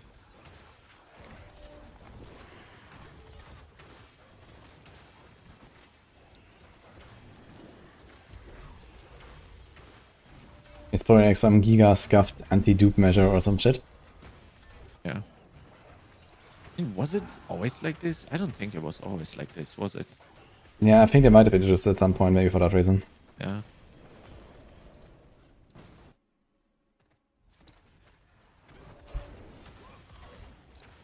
There's also like an interesting thing when you have your stash open and you get invited to a party, then it does something weird if you ever pay attention to that. And if you get teleported to like another world. Oh lord. So I think this is like how one of the dupes worked, at least in the past as well. So I think they did some special weird thing there to prevent that now. I see. And it looks kind of odd.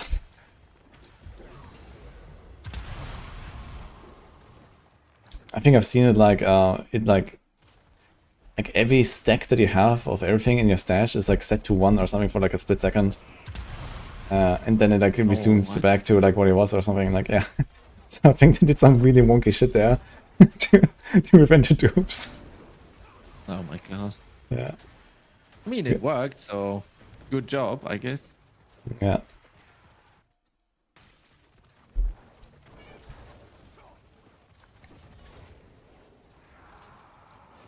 Took them 2 years, but they did it.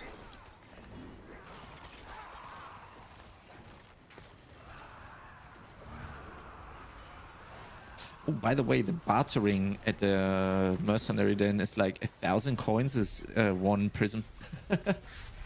Wow. On average. Okay, you tested that or what? Yes. Okay, that seems horrible, man. What the fuck?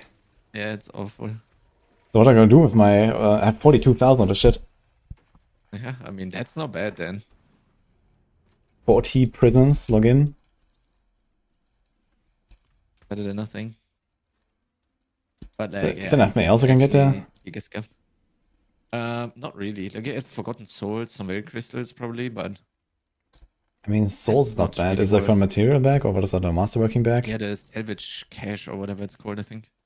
Okay, but how much is that? Like 7 souls or something, I guess? Yeah, I'm not entirely sure. I was only paying attention to prisms. I mean, one You goblin don't can really give you like get a lot. 200, so... Yeah.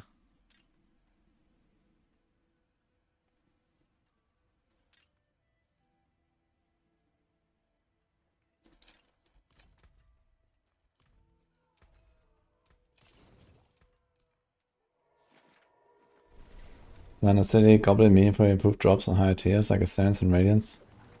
No, the Goblin is like alright, but you know, if you get it, you get it. And it used to be very good because it sustains tributes, so when you get the Goblin, you gain tributes back. Oh, there's a pile of loot there, what's going on? Yeah, but I mean, this season we don't care about tributes, you know. So, Goblin is kind of whatever. It's a bit of extra loot and that's it, I guess.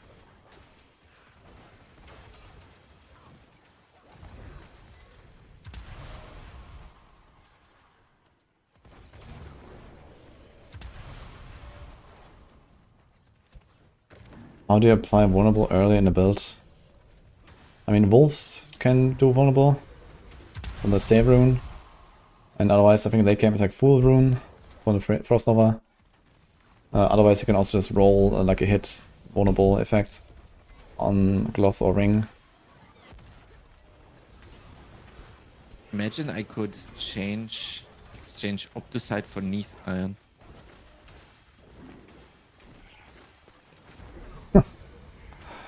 That'll be wild. Actually, at the season start, I thought that you can like exchange the other stuff for Forgotten Souls. Like not just crystals, but the legendary ones as well. Oh yeah. But I actually just misunderstood that, and it's That's actually... wild. That would be insane if you could change that as well. Yeah, I have like the coiling wards, I 500,000. have like Wait a minute. 490k. Is this shit capped as 1 million as well? Oh no. Probably. Oh no. I mean, it's almost 600k coiling ward. Yeah, but you're not gonna You're not gonna be swimming in coiling ward like you would be at Opticide camp. Yeah, okay, I don't but think that's a worry. if you hit a cap on that, then what do you do? Yeah, my god. There's gonna be a couple of coiling wards flying around. It's not gonna be that bad. Okay, maybe.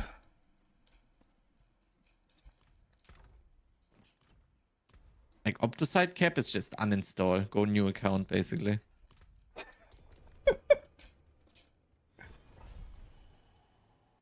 Whereas like coiling ward is fine. Yeah, okay.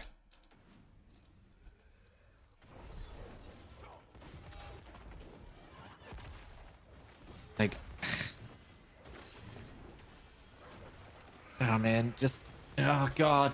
You know what the worst feeling is? The worst feeling is knowing that you should be doing some degenerate scattered prism shit instead of doing this.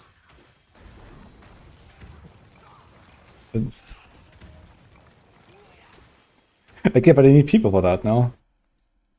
Yeah, I would probably, like, I think I would probably find a couple of people that would help me out.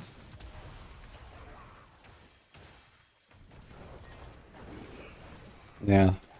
Shadow Blasters United has like Scatter Prison start going 24/7. What are you gonna do?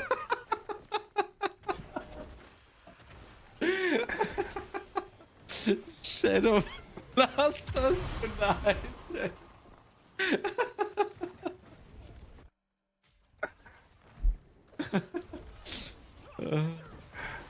They do like 24/7 rotation on the Greed Shrine, man. In 8-hour shifts.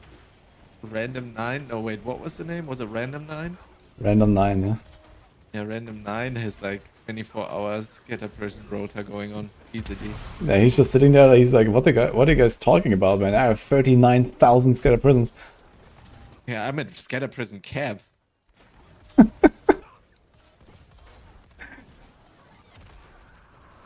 Shadow Blasters United, holy.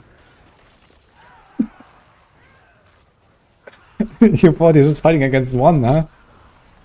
No, I'm fully aware about the Shadow Blasters. Our rank 1.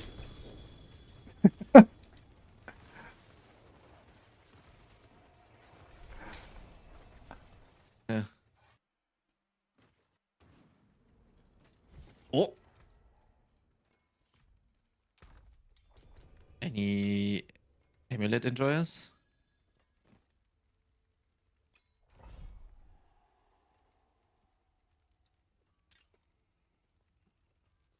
Been fighting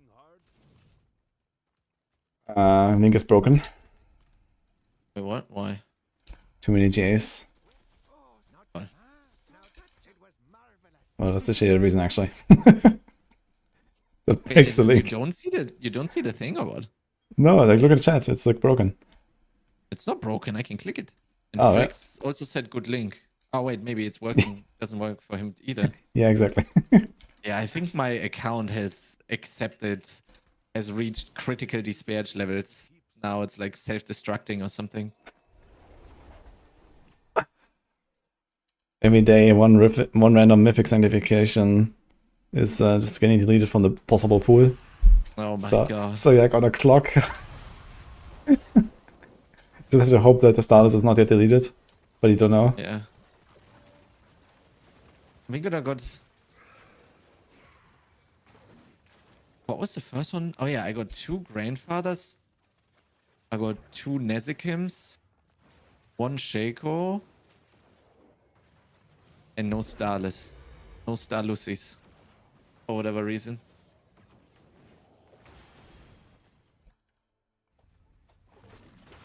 I just have to will it in existence tomorrow morning. I'm gonna send a couple Belals today and then the rest tomorrow in the morning, and then we are gonna undisparage. We're gonna set us free. We're gonna set us free. Just thinking of the feeling of hitting the Starless or the Shaco on the pants would be amazing. Just thinking about it is already crazy. Imagine hitting it for real. Mm-hmm.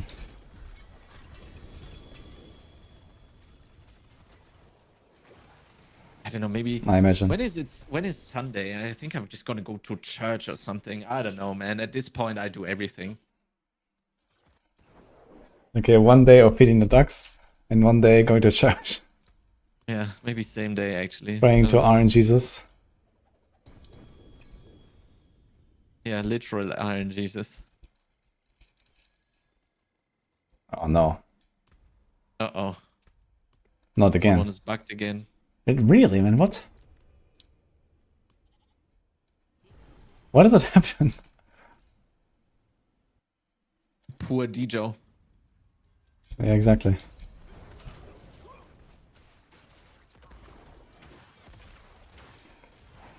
Let's try to like trade 1 billion back and forth and see if that works then. Mm-hmm.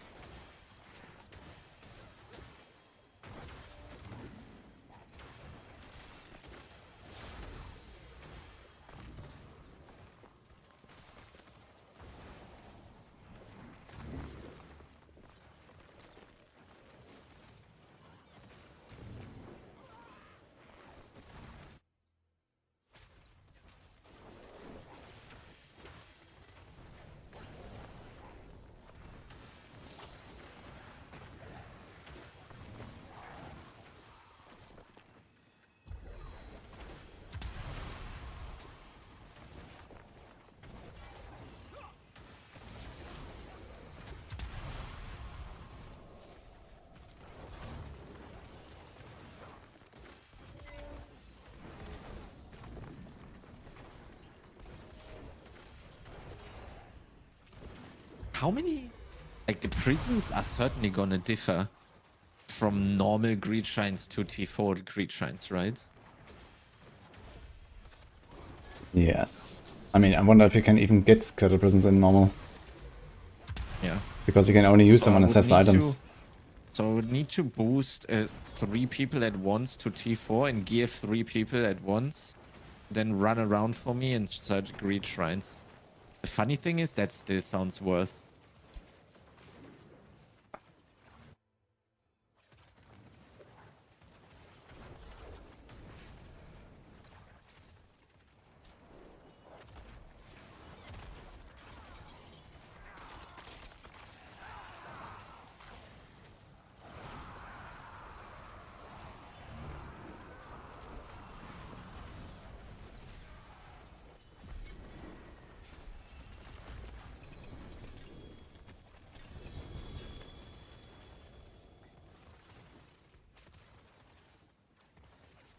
Yo, you know what I've been doing? Fawn stance and stats worth. I mean, right, the Fawns on the Defiance Aura you do anyway. What? I've been going through my viewer list Hmm. to find the Shadow Blaster, and you know who I found? Uh-oh. Random Mr. 9. Leguan. Do you What? remember? Lego Do you one? remember Mr. Leguan? From like one of the events? Yeah, from early D4. Early It's him. D4. Wait. How early? Season 0, basically. Oof. I don't remember like what was going on. But I don't think, like, I think he got level 100 on softcore a couple of times. I think season 1 and 2 or something. But it was group stuff if I remember correctly. But still, maybe he is the Shadow Blaster. Maybe he swapped to hardcore and is now coming for us.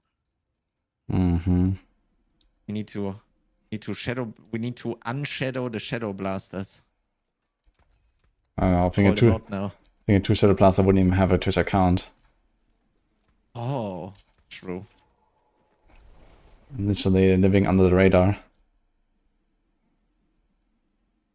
Now you use the right of Fawns anyway. I'm gonna look through your viewer list. For the Fawns See builds. any names? Because the flat Fawns still works, it's just the percent Fawns that doesn't work. But the Fawns and Thistles passive you leave out for now until they fix it. Day, man. But I'm not shadow blasting. Everyone thinks I'm shadow blasting. What do you guys mean? I'm streaming everything. I caught the real shadow blaster already on Twitter red-handed and posted it. The shadow blaster even conveniently completely ignored me calling him out. Who did he catch? Yeah, that's exactly what a Shadow Blaster would say. I caught you red-handed on Twitter. Posted it. Oh. Are we sure that Chronix is streaming everything, chat? Let me look at those stream uptimes.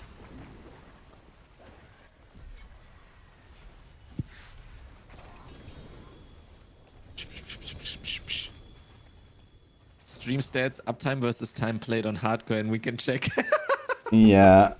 Everyone Okay, so going like Giga CIA. today mode, 6 hours. Yesterday 8.5. The day before 9:47, 8:44, 9:56, 7:36. This sounds suspiciously like you're like offline half the day on Twitch. Yeah, I'm Giga despaired. I'm trying, Woody. Yeah, I'm this sounds like you should be trying. playing more, not less. Yeah, but did you? It's hard to play this disparaged.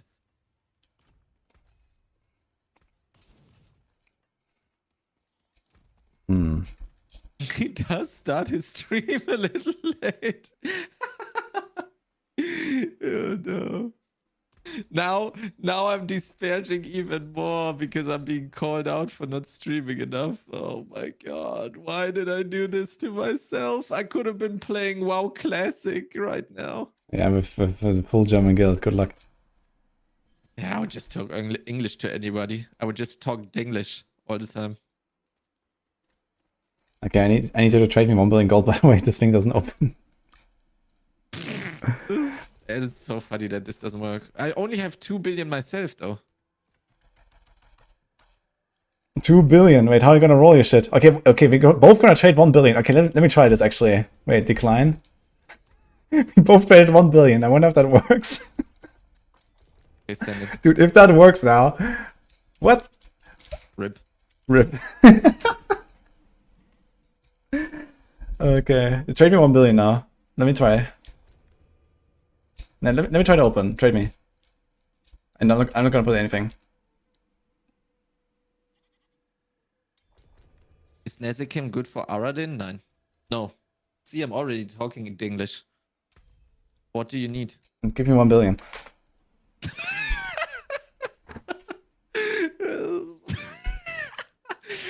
When your chef plays the same game as you, yeah, give me 1 billion. Oh no. Yeah, I'm gonna roleplay Alex a little bit now. Look, it works. It fucking opens. Give me 1 billion.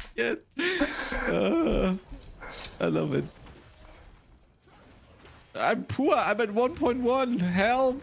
It doesn't matter. Alex doesn't care about that. No, he does. He's a nice human being.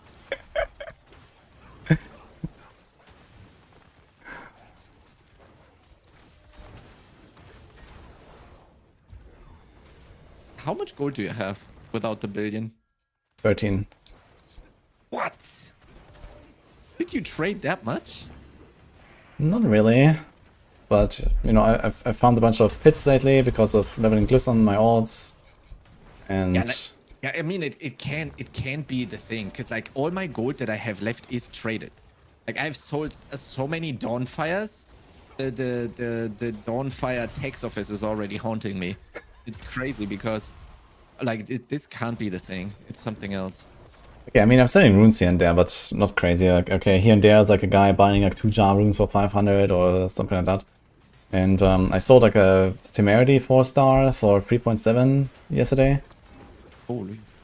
It was kind of funny. I let them bid in trade chat for like 10 minutes and then I sold it to the highest. That was cool. You could probably get way more for that, but it was funny. Yeah, who cares? Yeah.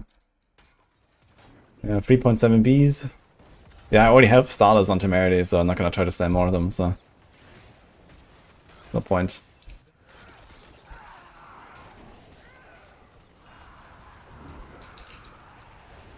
What's the first thing you do at level 60? Yeah, Helltides is good to gear up a little bit. Glyph levels. And then once you get your first boss materials, you can run some bosses. Get some first uniques in like T1 or T2. Okay, let me try to give you back the 1 billion and see if I can still open. Come to the exit. No, it was with interest. It's 1.1 billion now. Okay.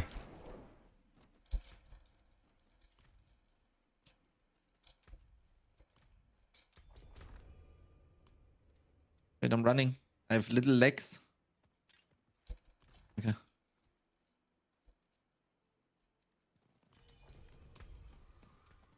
Why did the party vote fail? I declined it. Oh. Yeah, I'm gonna try now. Let's see. I think your account is cooked. Look. What? This is so fucked. This doesn't make no sense whatsoever. This is so fucked. Yep. It just doesn't let me open unless we trade a billion gold train walk back and forth, yeah, so that's it. And we need to report this. Can someone clip this stuff? I think this has Adam probably is been reported probably too 17 times if I'm not mistaken, but Okay. I guess we can report again. And I guess we need to clutter.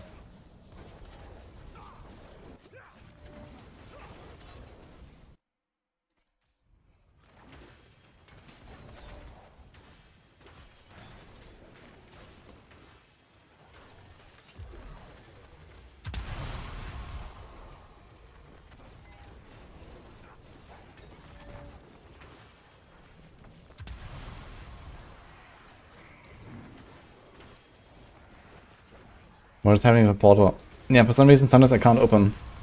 But if someone gives me a billion gold, I can open. And then I give it back to them, and it works anyway. It's fucked.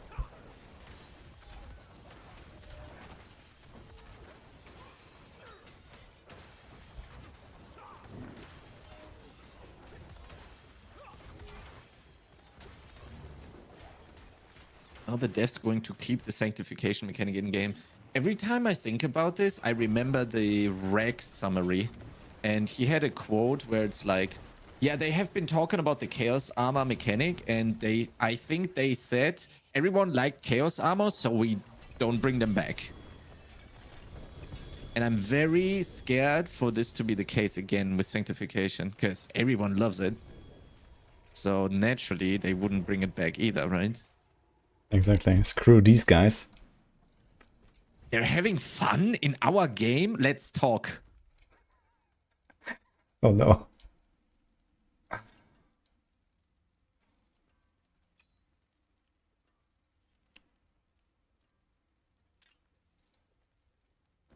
Fun in our game? No way.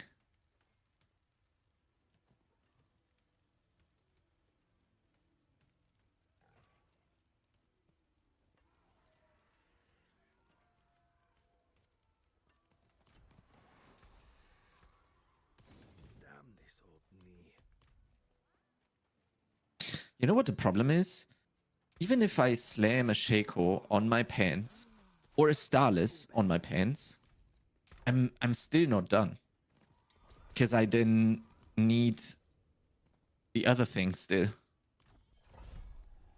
The other thing? What? Yeah, the other one. Like, I mean, if I slam a Starless on my pants, then I still need a Shaco for both builds. Whereas if I slam a Shaco, when I slam a Shaco on my pants, then I still need Starless for Judgement. So it's like, I'm not even gonna be done.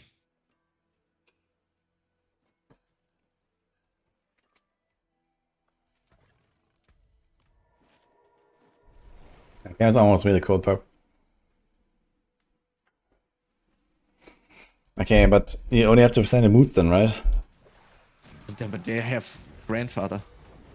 Oh, so what are you gonna send for Shaco? Yeah, rings. Either pants or rings. What can I do? Oh my There's nothing god. else I can slam. Yeah, this is like completely spared city, I tell you. Okay, that is fucking scuffed. Yeah. And you can and unfortunately both of those slots are chunking scatter prisms like crazy. Okay, you I actually mean, cooked. Yeah, thank God. Finally someone realized that I'm not memeing.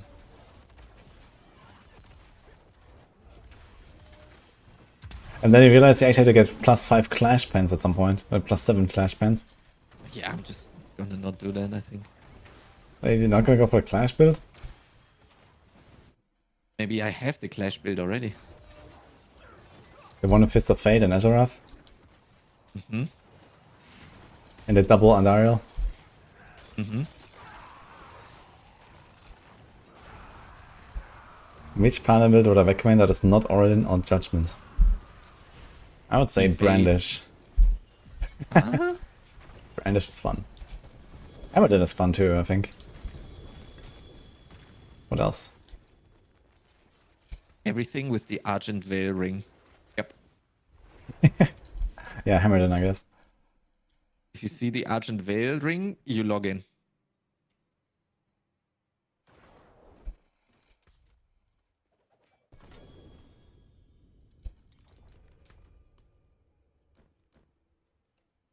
shows violence. Me too.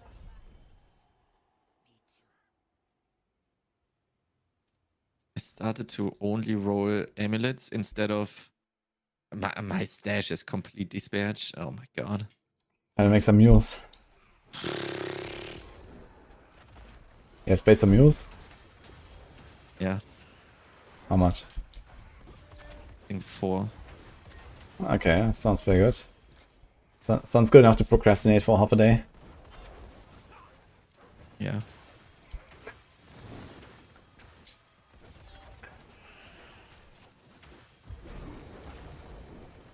I'd be very curious about your Scatter Prison strat and if that's gonna work out.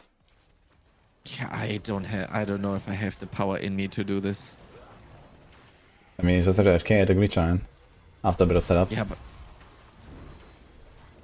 but I need to find people that help me. And I kinda don't want to exploit people in chat. What if the people identify as robots?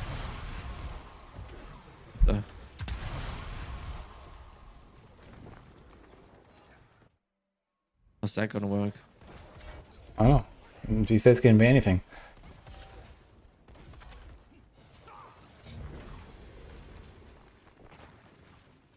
Chronics take my energy. Thank you, Goafs. Appreciate it a lot, actually.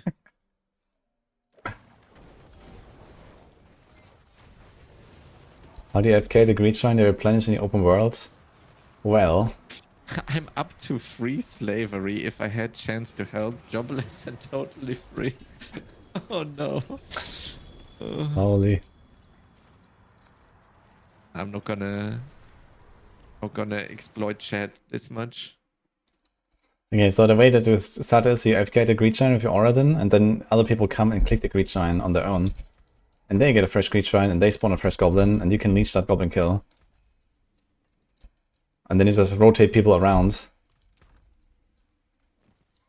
And they log out, and then you can invite them again, and then they can click it again. What, wait, wasn't there like a strat like this back in like season 0 or something? Where yeah, we you did this with Forgotten Souls for the veins.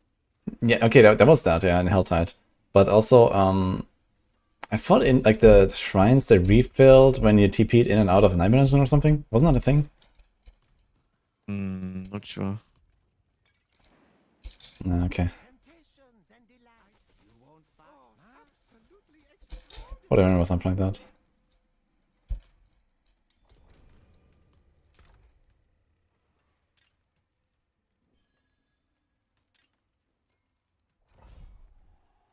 Yeah, because like, if I'm slamming pants and I have 100 scattered prisms, that's just GG. It doesn't matter how many how much Nether I have. I'm gonna run a prison problem. Okay, 100 Which prisons. is kind of unsolvable. 100 prisons is not a bad number. You know, on average, you probably need like 1 per pants or something. Yeah. It's not bad. But That's like 3 inventories of it's pants. only 100 pants. Yeah, that's like that's a mythic slam already. Yep. Nah, this is not correct. Like Woody, I've been slamming at the very least 2 stash tabs full of pants for the past 5 days or 4 days, and I haven't had a mythic slam. Like Yeah. my account is completely cooked. Yeah, okay, you just have to write an angry message to Savin and it's gonna fix it. Maybe.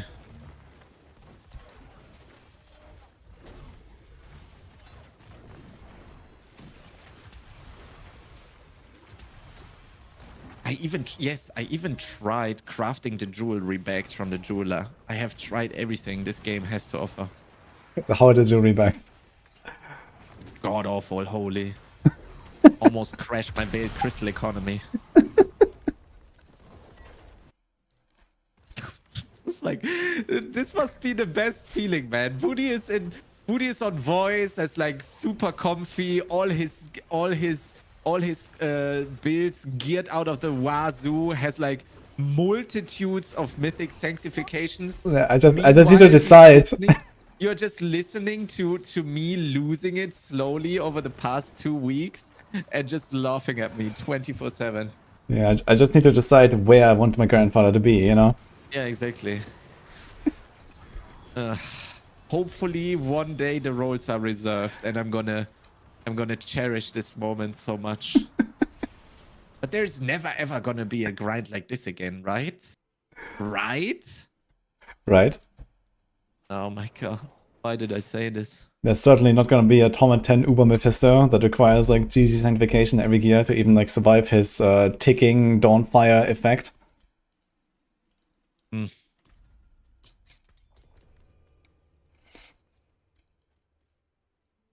Right?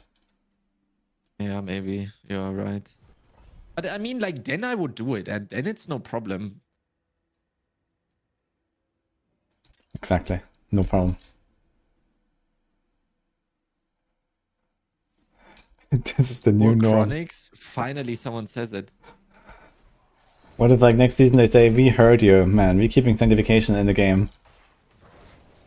And Chronics is like, this was the last time, right? No, I mean, like, sanctification in the game is okay, but maybe don't add mythics. And then we doubled it. Oh my god.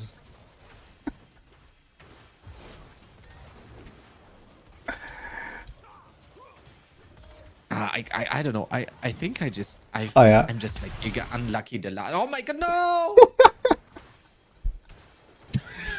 See, he just likes seeing people suffer. It's crazy. I also lost my Obos, man. What kind of husband do you have? I also lost my Obos, man. Dude, yeah, dude, he can slam Chaos Armors. And, hey guys, we fixed a +2 Shroud. Good luck.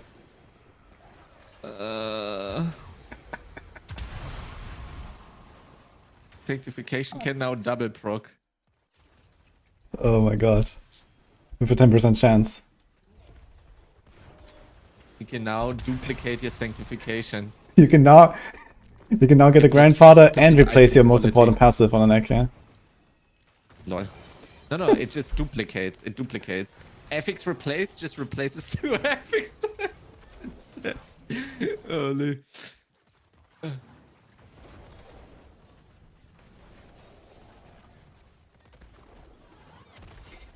Buck runes gone up by 1,000. Remove Shroud from the game.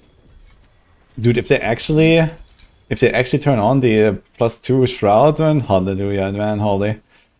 Do you have one? You don't have one, right? I mean, No. for you, it's gonna be whatever. You're gonna just snap your fingers and have 2.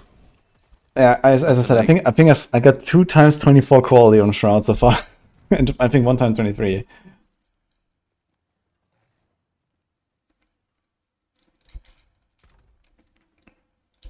So that will be rough if that is gonna be a thing. Okay, can we after everyone has done the 5 here, just for my sanity, do a little bit of Greed Shrine degenning, just so I know that it doesn't work, so I can go to sleep without feeling even worse. And what if it is like super crazy? Yeah, then I don't know. Then I have to do it, I guess. Is Chronix try buying some cosmetics on the store and wearing them to increase RNG? Yeah, that's exactly what I did. This is the first season I did it. What did he buy? First season I bought a cosmetic. I bought a Paladin armor. The one I'm wearing. Looks good. Okay, so when the session's over, let's try the Greed Shine stuff. Yeah. Fixed a bug Glad affects it's working for you. Thank you, Goafs. Fixed a bug where Maybe I need sanctification effects were couldn't stack. Oh god, man. Oh no. Fix the bug where many class-specific offensive aspects were not in the sanctification pool. Oh no, my god! Oh, imagine. We would have to boycott Tower altogether if that would happen. No, like if those are the 2 patch notes and you're not boycotting Tower, then I'm unfollowing and like banning from chat. Like holy, if those are real patch notes, no, that has to be a boycott in the Tower, guys. I'm gonna organize this myself. This has to be a boycott of the Tower if that's a patch note. Grandfather in every slot. I guess I'm gonna get a rank 1.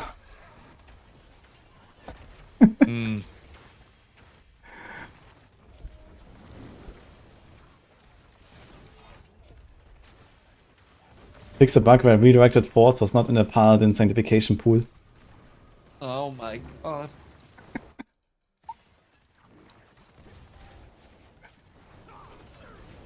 Fix the bug where Chronix was not able to roll sanctifications, mythic sanctifications on his Paladin anymore. He has missed 28.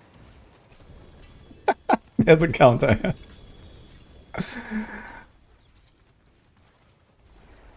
This is the order then, BMF.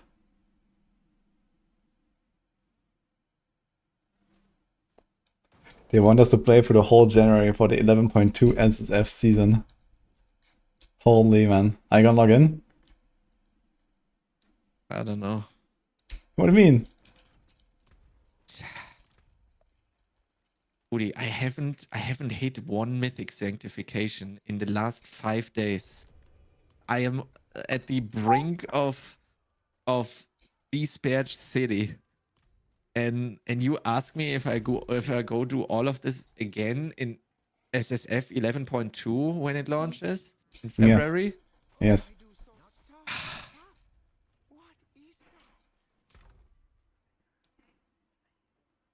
I don't know. I would need to take a break, I think.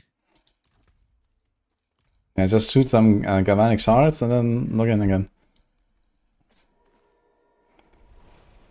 Yeah, the problem is I want to. Not the galvanic shards. I want to log into SSF season. But without mythic sanks, please. Yes, Sarek. I can't do this a second. But you need a lot of like life and hit and life per second to sustain this. Need a new account. Man. I have thought about a lot of degenerate stuff already, Chizin. There was a time where I thought about recruiting all my chat to make a hardcore level 1 character and just hold all my unsanctified items. For like a month. Follow up with like a 3-day slamming session. Yeah. That sounds I could do that. I wanted to rent viewers hardcore stash, basically. Okay, guys, who wants to be rented? Wait a minute. Yeah, I figured a lot of people don't play hardcore anyway, so I might as well just rent their hardcore stash, no? Just standing in town waiting for Chronix orders. How much are you going to pay, Chronix? I can help. No, I mean, like, it wouldn't be paid, though. It would be a free rent.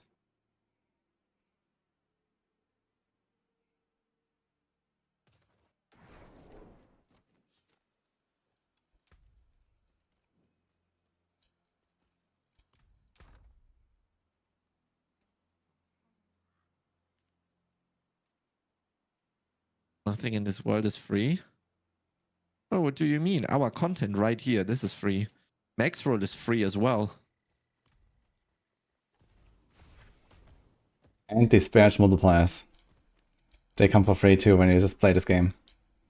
Yeah, that's actually very true as well.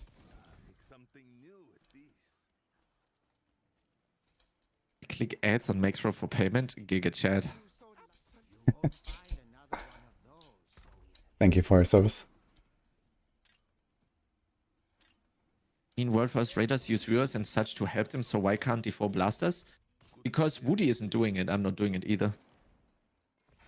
I don't want to give him any form of... any chance to attack the legitimate rank 1 clear by being able to say you used your viewers when I didn't.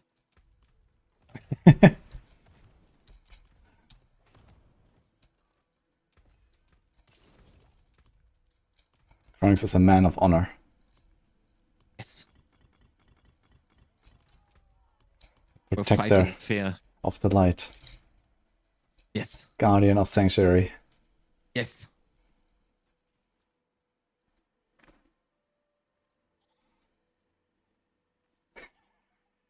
Okay, we're gonna go Degenerate Greed Shrine strat. Frex, Surly, and Woody, we go to... Just go somewhere. We need to find a Greed Shrine. Maybe south of Nahantu. South Nahantu would be good. Just run around, find a Greed Shrine. And then we need to think about how we're gonna do this. So we could, there's a world boss the in 2 person that minutes. finds it. Hey, you don't care about that, do you? No. Okay, so I was gonna run around there. Tower will surely get delayed, disabled at some point, so you have more time to grind Mythic Sanctification. Wonderful. Yeah. And they're also gonna enable class-specific offensive aspects. Release it Stacking already. of Grandfathers. Shizo.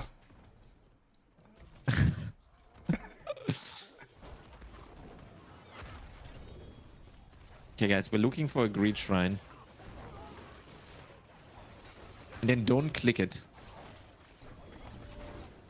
Oh, Sally invites me to a party. Wait. No. You want to leave party. You don't Why? want to find the thing while in a party. Why? Because we need to see... I want to test something else as well. Don't we just go to the Helltide zone or something? What is... How about Helltide? I don't know. Wherever you find the Greed Shrine. Ah, I found one. Fastest, I Okay, guess. I got one. Okay, so now stand there, Woody. I'm standing. Okay. Now you don't click it. Not clicking. Okay, and now you invite me. Inviting. Okay, joining. Teleporting. Okay, so Yes, in Lubish. theory, when I leave the group now and I don't teleport to my own world state. Okay, I'm clicking now. Let me know if the Greed Shrine is still active for you. Yeah. Okay. Okay.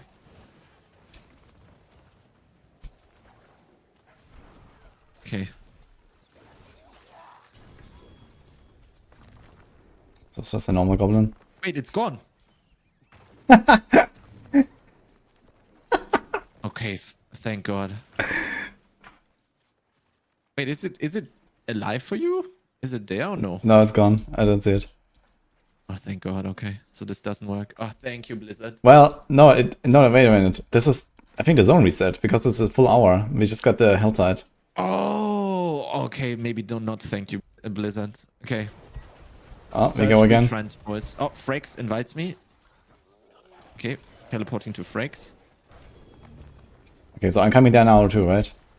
Yeah. Let's check this out. Invite Woody as well, Frex. Don't click it. No clickerino. And, okay, I leave party again, or what? Yeah, when you're here, when you teleport to Frex, now we both leave. Now I'm clicking it.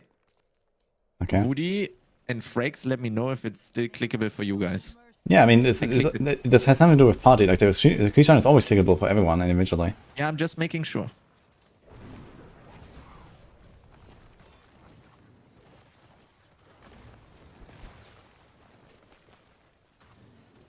Okay, but we didn't get any of the gobos. Okay, Woody, click it now.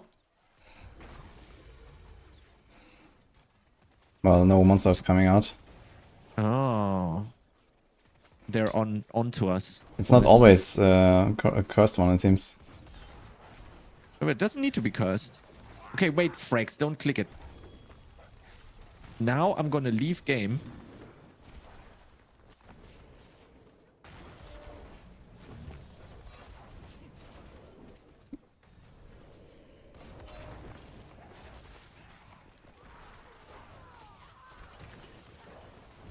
And then Frax, you invite me again. Unless I'm still in the same layer, which I think is not gonna happen. No, you're not. Dude, I got 4 Mirrors bags. I have my own greed shrine here. Oh wait, it's not clickable though. What the fuck? Okay, Frax, invite me. Oh. It's not clickable. Or whatever. Yeah, but you're in the same spot. Yeah, I'm in the same spot, but Frax isn't here. Okay, transfer to Frax's world state. Okay, the shrine is used. GG, it doesn't work. Wait, no exploit in my Diablo?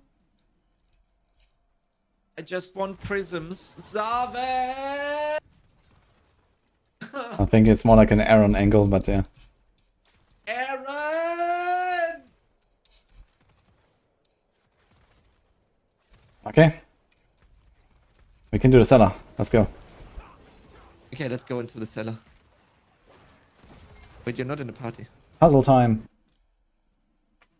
Yeah, and then now let's rip the character. Is it a puzzle? I don't know. I Where think are you have to request on me. I invited you. Oh wait, that doesn't work. Then you're gonna get... Yeah. Select player was... Oh my god, we're bugging out the game.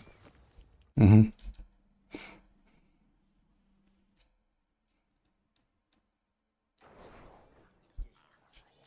Goblin. Oh my god, it's a... Oh, it's a blast wave shrine. Yeah, so the game actually remembers that you click this shrine in this spot even though you're in a different layer. That's kind of interesting. Yeah, and in this layer that I spawned in, it was a greed shrine as well, but it wasn't clickable, so... Good job, Blizzard, I suppose. Why the fuck am I here? Why does the adventure Yeah, get me I don't know, 5 man, mirrors like- bags? Like, how... Like, but yeah, what still works is the following. I have an army of hardcore blasters that just run around and invite me whenever they see a greed shrine, basically. That works. Not bad. Now that just won't do. Here, try another. I do so Right? That would work. won't be gone long. An army of hardcore blasters. Okay, tell me another joke.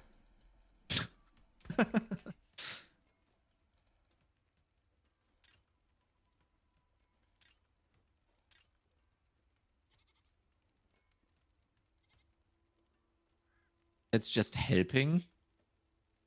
Yeah, but Woody didn't need it, so... I don't want to need it too, you know? My stash is just filled to the brim. It's crazy. Yeah, I think it's time for an emerald session for me. I want to see how many emeralds I actually have. How? Why do you have so many prisons to begin with? What are you doing that I'm not doing?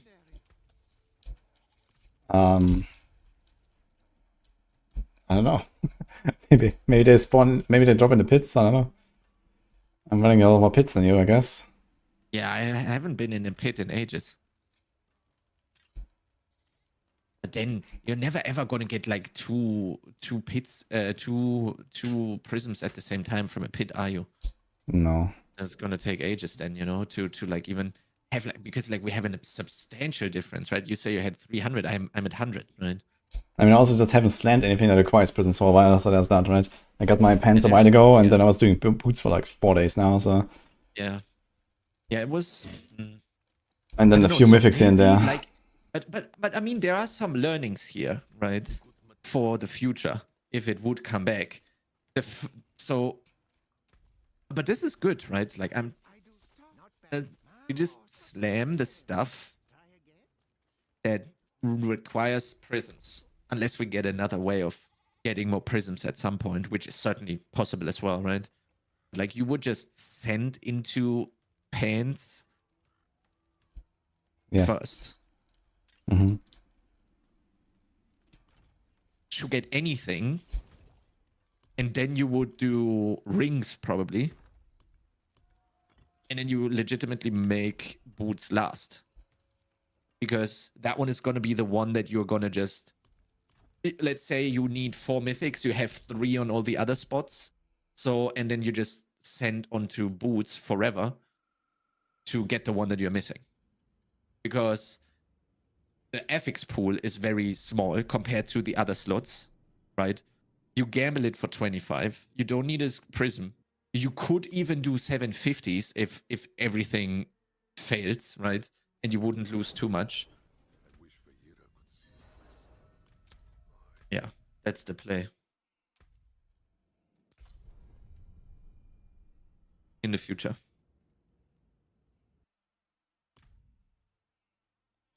Someone says they drop in hordes. Is that true? Prisms? Yeah. I think you get 1. I tested. But 1 every 8 minutes, and that's just not it, you know.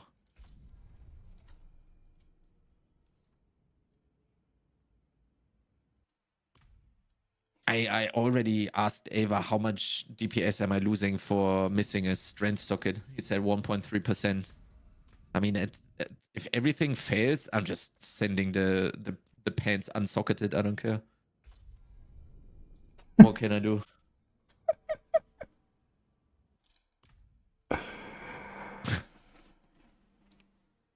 I mean, what else? What else can I do, right?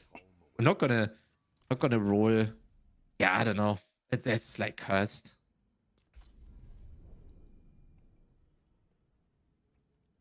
Okay, I'm counting how many amulets I have. So I got 2 full mules, 66. And what's in the stash? 23, 13 is 36. 55. 55 amulets? 54.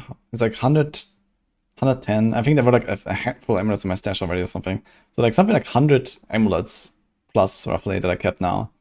But what is like the baseline of an amulet that you have? Okay, there? it's like at very Or the minimum it passive needs. in the GA or something. Yeah, so if it's something like strength, life, and a passive, I would keep it and then roll a second passive, for example. Yeah, that makes sense. So That's like the worst one, basically. That is like kind of right? the minimum. Yeah, exactly. Yeah. So strength, Yeah, but that is life, and a pretty passive. good outcome then if it's 100 of those. That's pretty freaking good. Yeah.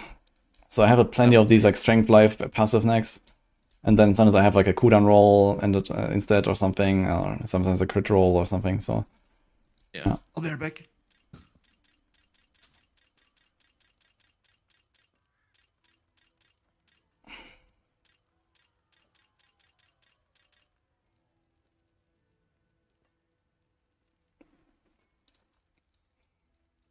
yeah, I mean, I think this is generally a pretty decent outcome.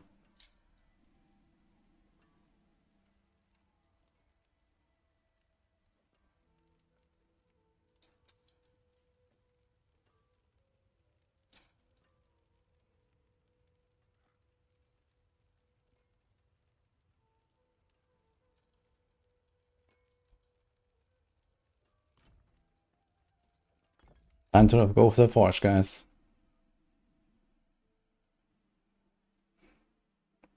We ran out of restoration in Nepal, but there's still like 200 prisons left. Could also be that you just temper and reroll your masterwork too much, so.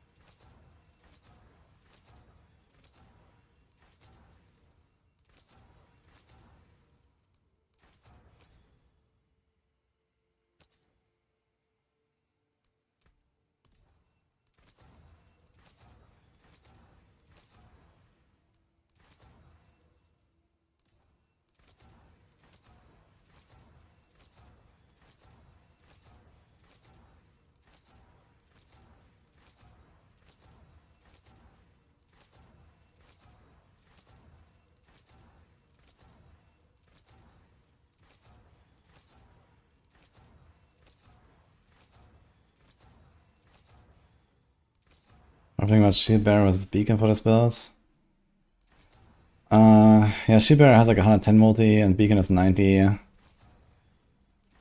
But more importantly, Shield Bearer has a lot more block chance. So if you go double on guard and you have enough block chance, then you can get away with Beacon.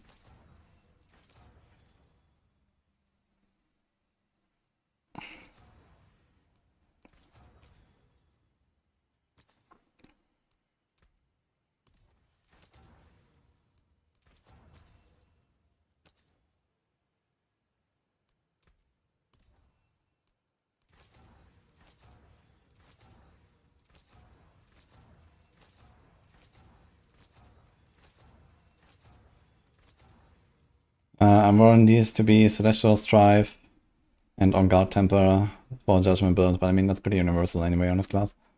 So I can use them on other builds too. But I want a better neck for my Judgement. I want some nice aspect on it or something. So we'll see what happens. Problem is there's many aspects on neck. There's like all the utility, movement, defense, like all this shit is there.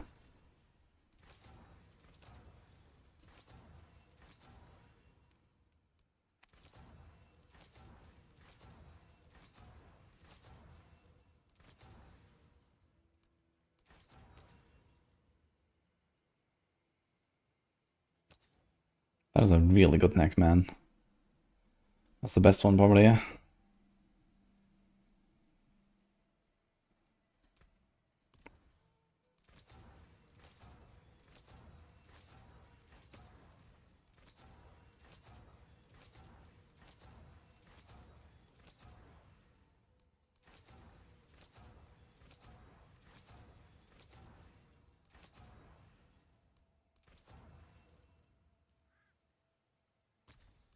I'll try some more rolls and see if I get another passive that is potentially useful for both builds.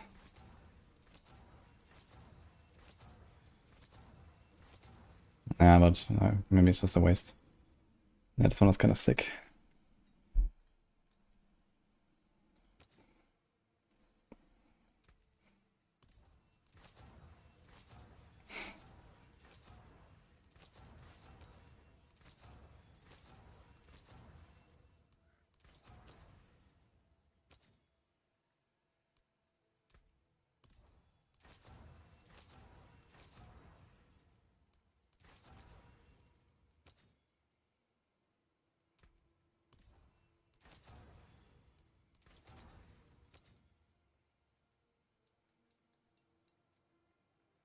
Actually rolls the resource, huh? Yo. Nope. You have to entertain chat for a bit. You or me? You. Oh, okay. Uh-oh. Okay. What did you want to ask? I wanted to ask how likely snow is in Greece. Has it snowed at all? Nope. This or last year? No? I mean, it depends on where you are. There's obviously like mountainous regions with snow and stuff. But here, it's really uncommon. Okay. So it does get pretty cold, so it's actually pretty cold when you go out, and I guess you might see some snow in like the next weeks or something. Okay. But in general, like highly unlikely. Yeah, it's not really happening here. I saw that the winter's just like relatively short, basically, so. Plus we're like relatively close to the sea, so the temperatures are like somewhere like evened out, basically, from that. Like the sea is actually keeping everything warm, kind of. Yep. Even throughout the colder months. It's like cools off very slow, basically, after the summer. Okay.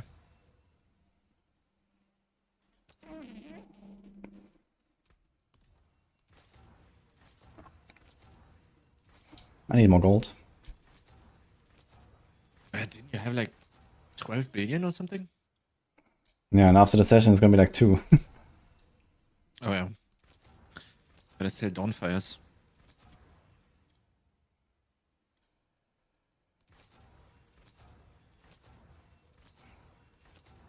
Yeah.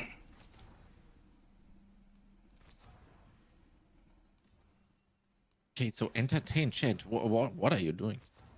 I'm rolling. Oh. Okay, so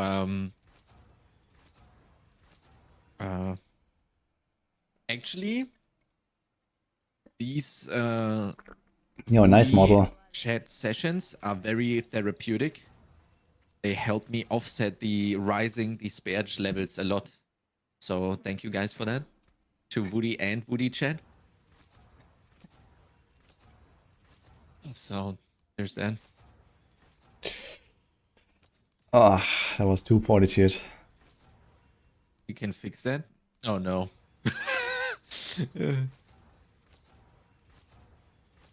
You know what is disparage? Rolling over +2 fortitude.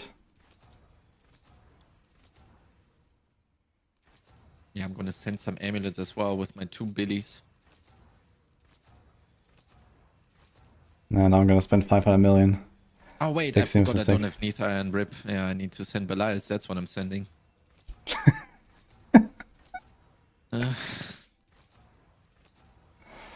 Are you sending your sanity? Yeah, I mean, Belial is not that bad. Especially if you have someone to talk to and vibe with, then it's okay. Don't you always have someone to talk to and vibe with any stream? I don't know. Sometimes they mock me. And why would they do that? Or they just lamau me when I fail when it shows new legendary power added for the 20th time in a row, and it's just like the dodge aspect.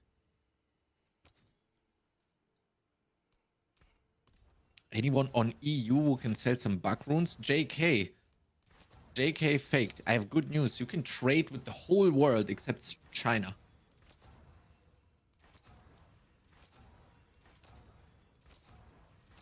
Discrimination.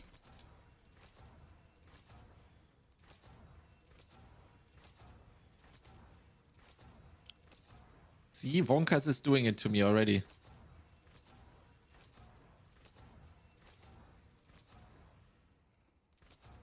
Lamau. Woody Mao? Oh my god. Woody Mao. That sounds funny. But a Limau, I mean, for sure, maybe. I wanted to make some new emotes anyway. Yeah, I need to make some as well. I also need to make some sub badges. Like everyone has the 12-month sub badge.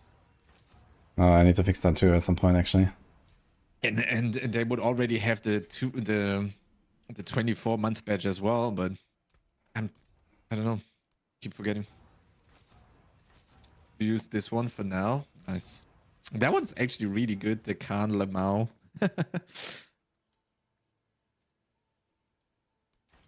Yeah.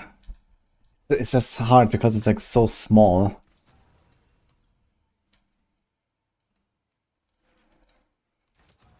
It's hard to like, you know, make some good expression on such a small emote. Yeah, it's rough.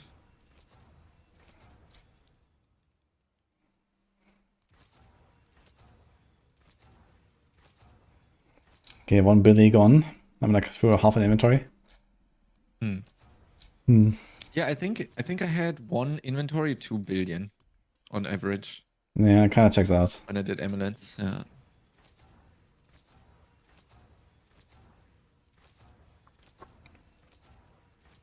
How is your Ward of the White Dove? I have a pretty good one. It's health self on it. And double damage GA with Masterwork and 167, I think, or 170 on the effect.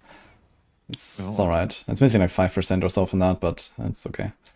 What can you do? Yeah, I have health save on my shroud. Oh, that's pretty nice. Yeah.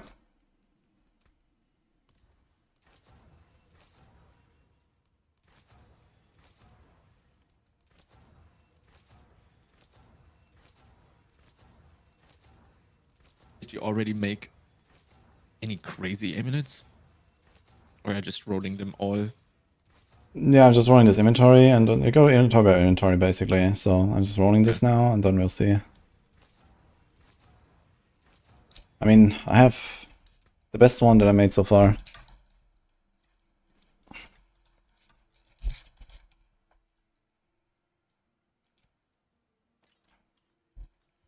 Yeah, that's the best one I have in my inventory right now.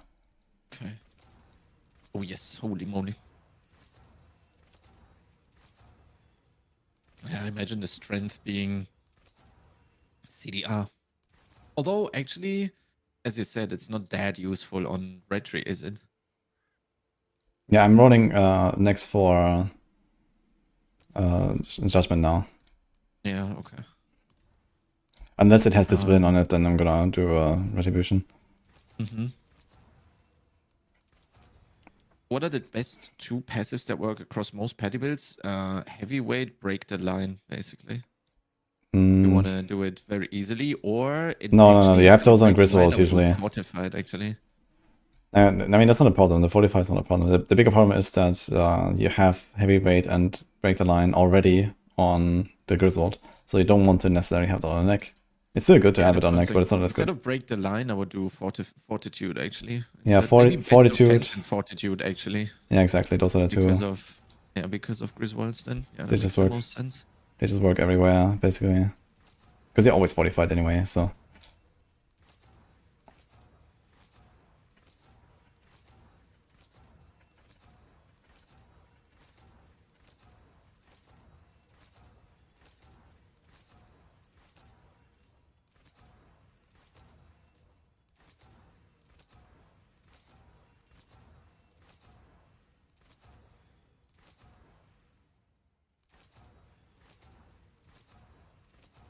Imagine Belial giving XP.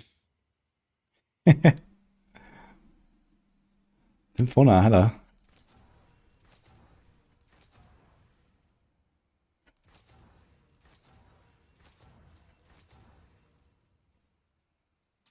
Fortitude and the best offense.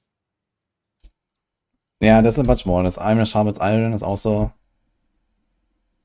Yeah, Iron Sharpens Iron is actually even more universal. You don't even need a 45 for that.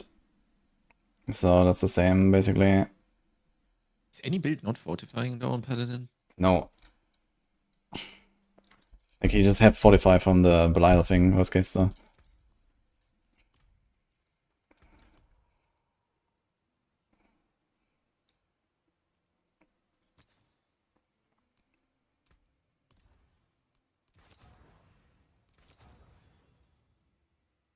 Doing great, Infona. How about you?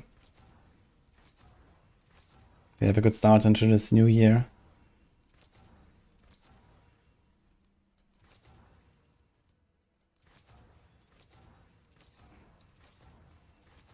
We're about to slam 100 emeralds, guys.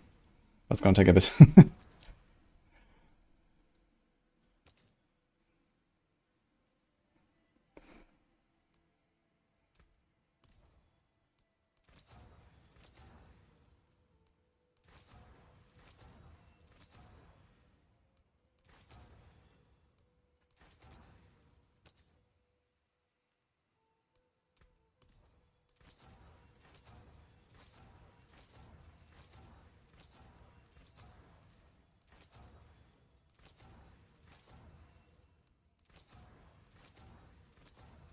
Yeah, the thing is, I realized if I'm okay with having something like strength on the neck, I should also be okay with having like one ranked or some passive on the neck. Because it's kind of the same, you know? That's actually true. I haven't thought about it that way. But you're right.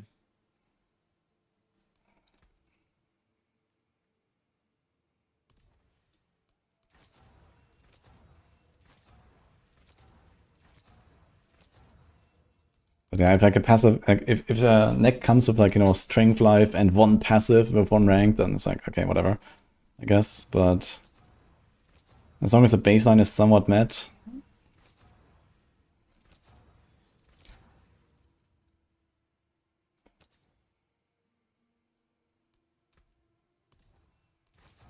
And I think a percent damage roll is not that much worse than a strength roll either. Like a, I don't know, 100 strength or something. Paladin, I would assume so, right? Yeah, we have kind of like low basically additive. no additive, yeah. Yeah, you have like 1500, 1700 or something on most builds, so it's not that crazy. I think, okay, the Juggernaut builds, you have Sentinel Glyph, which is like 500%, you have maybe Honed, that's like 400, and then, yeah, you can maybe get to 2k or so total, so it's a bit better. But, yeah, Yeah, even at 2k, if you get like plus 70, 80% or something from that, that is still like 3-4% damage, and like a strength roll, like 100 strength, it's maybe a bit more than that.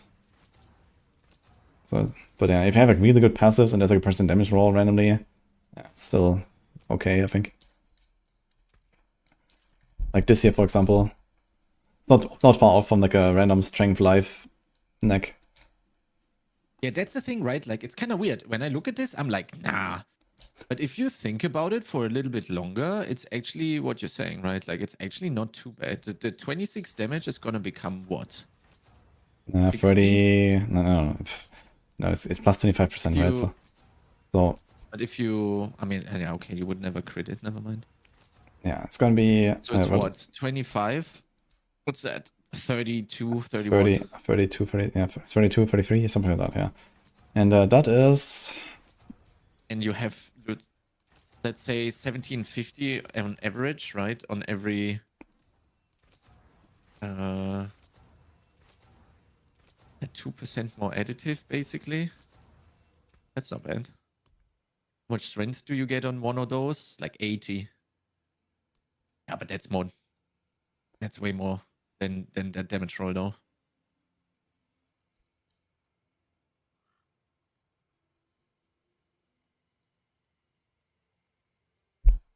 Yeah, let me see. So it's like 70. Okay, the average roll is like 77 strength times 1.25.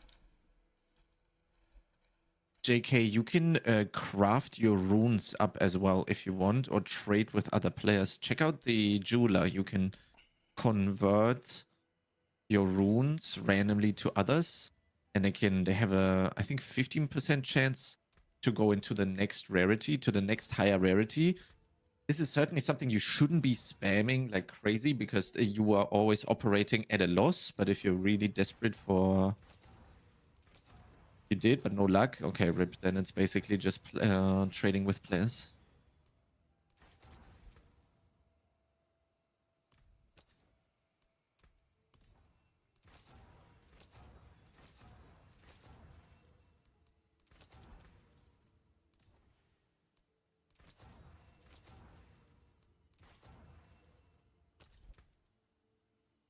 Yeah, no problem.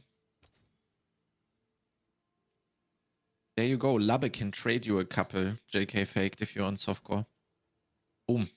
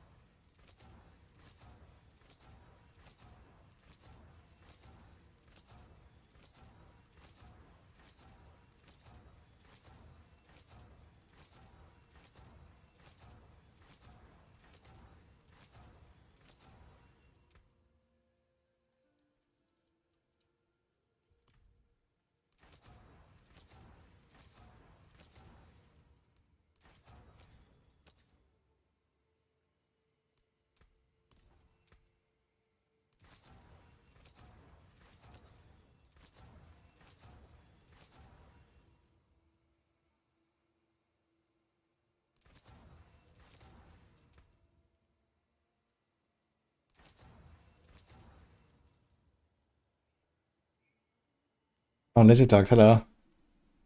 Evil. Happy New Year, man. Dude,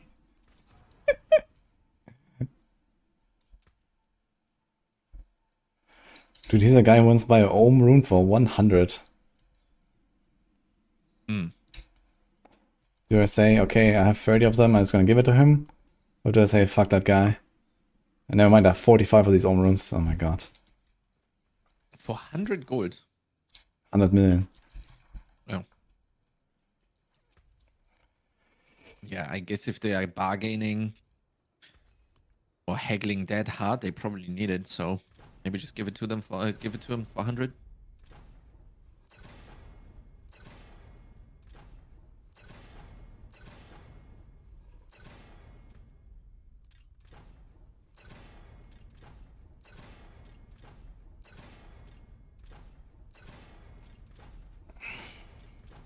I mean, at some point I'm just gonna give away a lot of runes, but this is gonna be after I'm done requiring any Guys, gold, I guess. Guys, I don't know where this trend is coming from, but please stop linking me your Starless Mythic Sanctifications, okay? Thank you. What is going on? I'm being linked these Sparge items.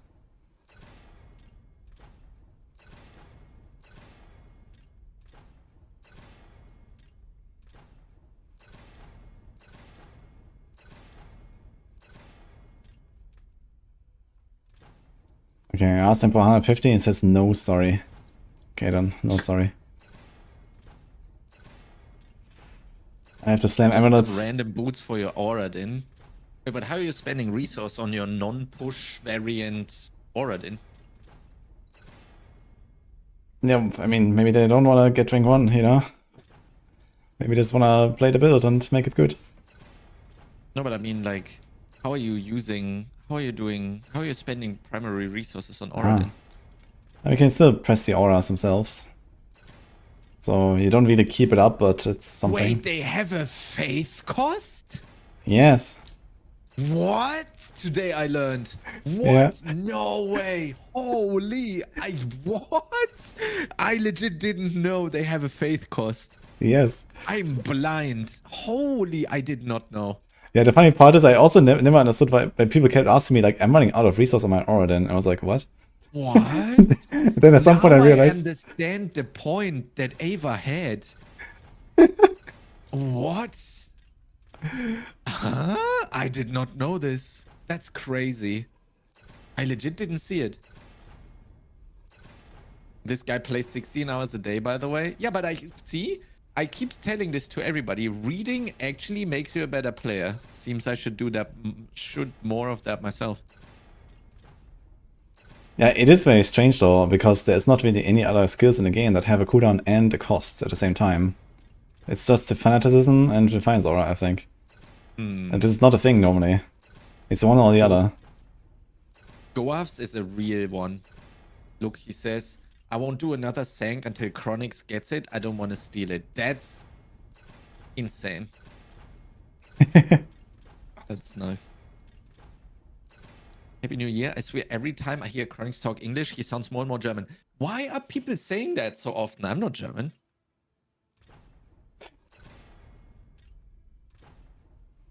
The only two things I can say in German is Ja and Autobahn.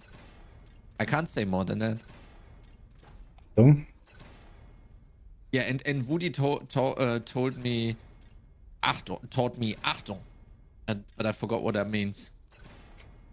Where's wudijo from? Woody, where are you from? I don't know, maybe from France. Do I sound French? No. You sound Greek.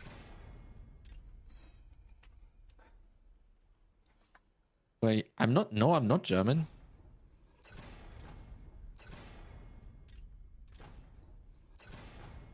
A lot of people keep saying I have a German accent. I don't even know why. He said Autobahn in perfect German pronunciation. Yeah, my teacher was very good. Very sus, for sure.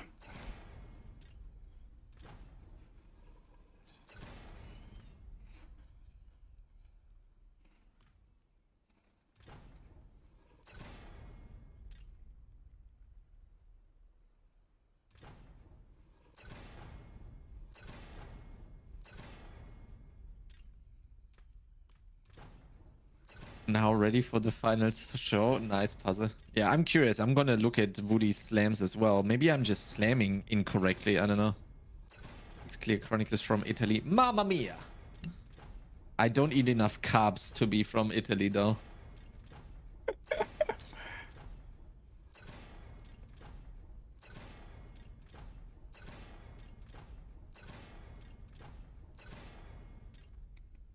Where am I from, Chronix? I'm from Chronix land.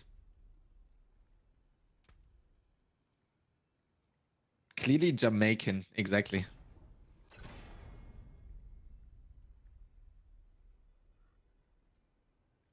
Okay, we're about to go in a second. I said, wait a minute, I still have the masterwork. Okay, give me some minutes. What is Wonka's typing? Holy.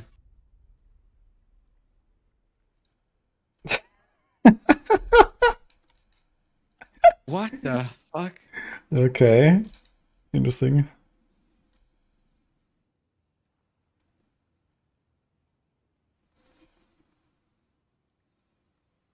Where is the name Chronix coming from? Yeah, I actually don't remember. The first memory I remember from Chronix was I had one of my still best friends actually. We were sitting in class and we were trying to think of new gamer tags for our Xbox 360. And suddenly I came up with Chronix and I don't know why. It just sounded nice, I guess. And it writes cool. I remember being very torn between making it Chronix with an X or with a KZ. KZ? Holy moly, I'm actually German. With a KZ. So. Hot. Hot. Ich habe eine große Currywurst in die Hosen. See a doctor. Holy. Chronix 420 Blazer. No, we actually had like back then it was like really cool if you had like a lot of letters like big and small. So this was how I wrote it back then when I was like 16 or whatever it was. Chronix God Gamer 420 with like every other letters are capitalized. Lol.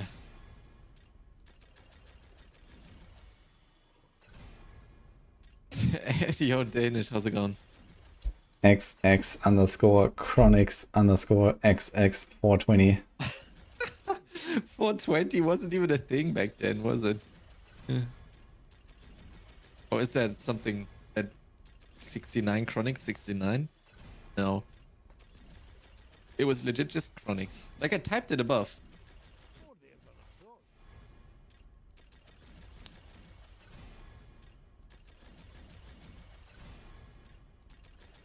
Here's 420 has been a thing. Look, and we have. Yo, but I mean the number and the meaning of it, like not the actual thing.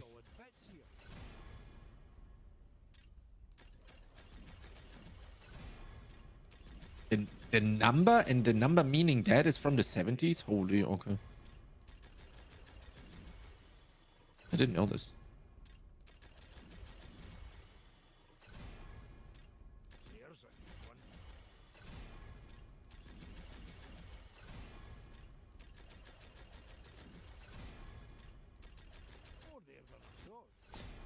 In the Paladin guide, when I make the skill tree full screen for the speed farming variant, it doesn't show the same skills as when it's not full screen. What?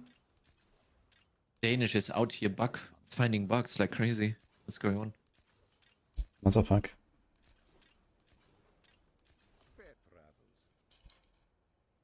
Paladin. Can I make the full? There's also different steps here, right? So you see this? Speed farming variant. Okay. In the speed farming variant. Wait, where's the speed farming variant? I mean, it's the same tree. This is like the same input. Like it can't show different skills. It's just a different way to show it. What do you mean? It's showing something else? Speed farming. Ah, here. Ah, you mean wait? When you show it full screen. Yeah, when I go to speed farm, it shows rally instead of consecration. So this is the only difference that it has. It's initially the same tree. Ah, you mean when you make it full screen, it doesn't show consecration? Yeah, when the slider's in the center, like there's 3 steps, you know, starter, end game, and speed farm. And the speed farm has the rally, as the last step, and the middle one is the end game that has the consecration. I gotta be honest, Woody. I think this multiple steps thing that you also corrected in one of my guides, I think that's confusing people. So what is your suggestion then? Just put one variant there, not two. Just in the mythic, there's the mythic skill tree. That's it. Yeah, but then people are gonna be confused as Without well. the slider. No, without the slider.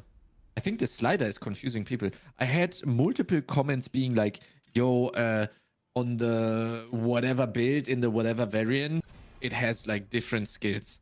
And they for sure moved the slider at some point. And then now the skill tree on the embed is different than the planner, and they're getting confused probably. Let me take screenshots. Yeah, all good Danish. Let me show me. You know what I'm saying? Like, Yeah. I don't think this is like the slider. I think is rough. Like the starter should only be in the starter variant, for example. Yeah, Because but then they're I gonna don't know. slide it, and then now they're like, oh, you know, and they will never notice. I mean, how do you extend You they know slide that- it? I don't know, man, but like, it's possible. I feel like there shouldn't be the slider at all. If you make it, instead of making a slider, you make a new tab for the build variant, basically. Like instead of putting it in the mythic, you just make a speed variant. And that has the speed 3 as an embed, basically.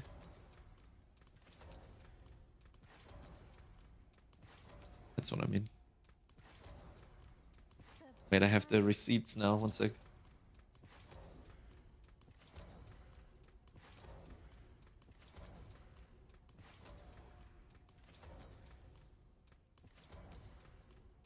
Masterful work. Okay, so this is the full screen thing with Rally. Impeccable.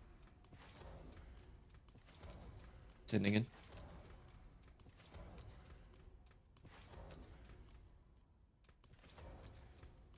Impeccable.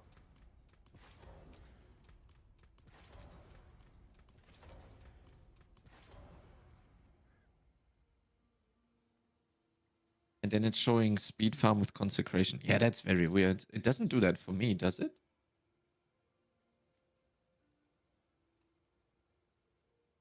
Yes, ready. Speed farm. Sliders on the right. And here, speed Try farm. again. Okay, so this consecration is not actually allocated. Rally is still there. This consecration is not real. Yeah. But it happens for me as well, actually. Now I see it.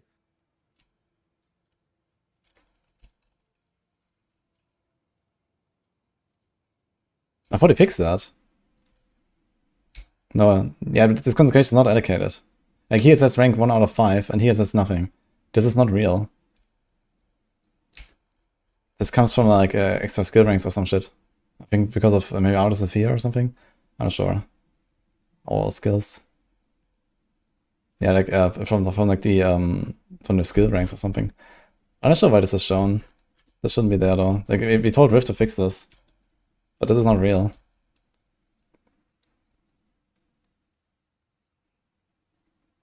I'm gonna type this in planner real quick. Yeah, I thought Rift fixed this already.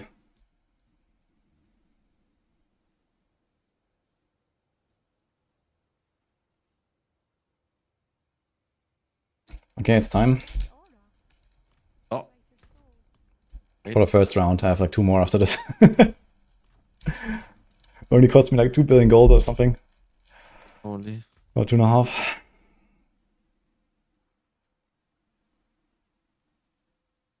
Yeah, not all of them are great, but let's send it. Well, first one is new legendary power.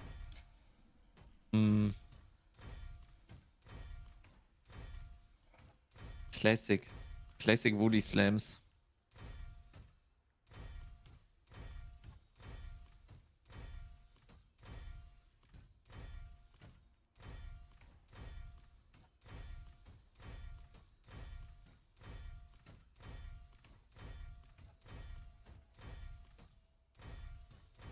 Thank you, Danish, for reporting this, by the way. Should I use Consecration or not? Consecration is in the speed farm is with Rally, and if you don't want to speed farm, then you replace Rally with Consecration.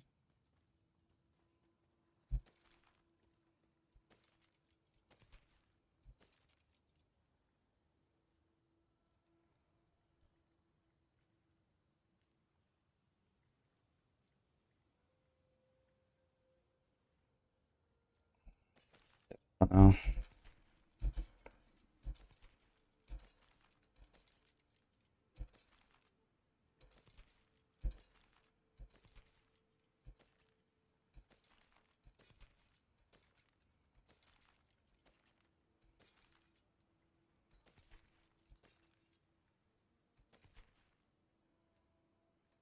Got a prudent heart. Oof, on a triple passive neck. Oh, rip.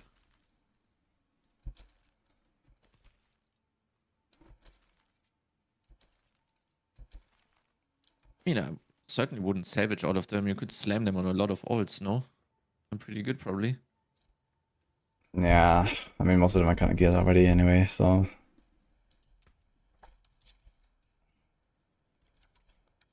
Dude, there's like a random guy called Chronic Skunk in my chat that I'm trying to whisper to all the time when I try to view. What the fuck is this?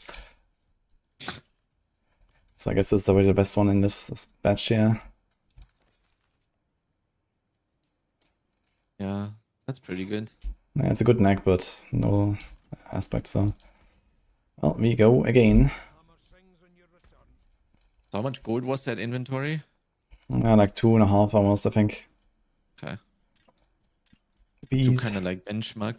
Like, good luck doing that on SSF, by the way. Mm-hmm. Oh, he's a greater collection of amulets. I should open that.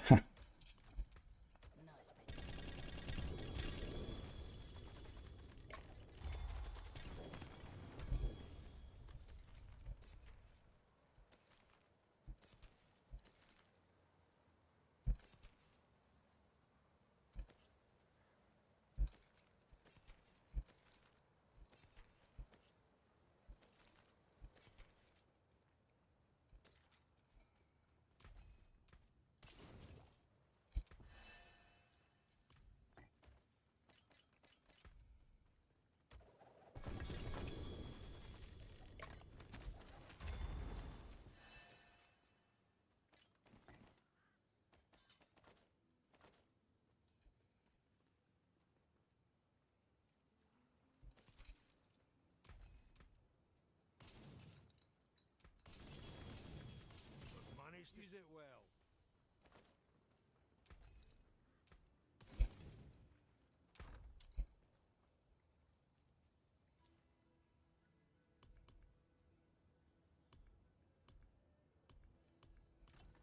Okay, here come another 22.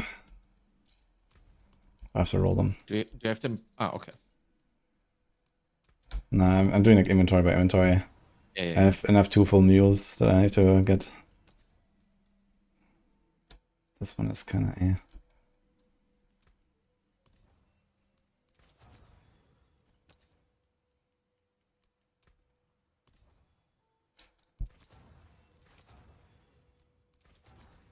And if you do like 3 rolls and you get a passive, feels good.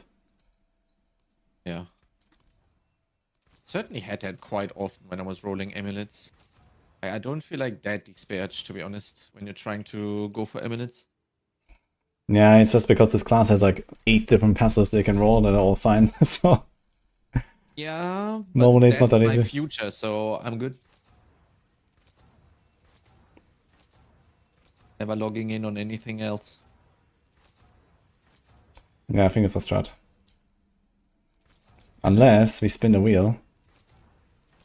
No. What do you mean, no? No, Chronix doesn't spin wheels anymore. I only spin wheels for builds, maybe. What do you mean? We're gonna spin the wheel? Oh, I'm permapadder.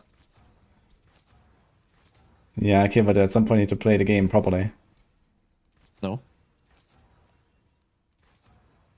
I played the game for 2 years. Let me enjoy the game now.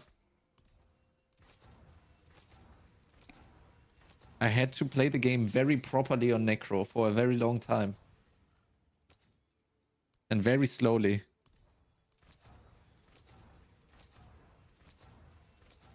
Been off the Necro for a long time now. Yes, PTSD doesn't heal. What? Game lost connection? Your client has been disconnected from the server? The Shadow Blaster is banning me. Uh-oh. I lost 1 Neath Iron. Now they're gonna need us here. That's how far it has already That's how far they are already taking it, man. They're already they're beating on like on a man that's like down already on his knees. Your character has not finished being saved. Okay, now if this is now going to roll back all my 50 Neath Iron, but it's gonna take away the husks I'm uninstalling, then it's werewolf time.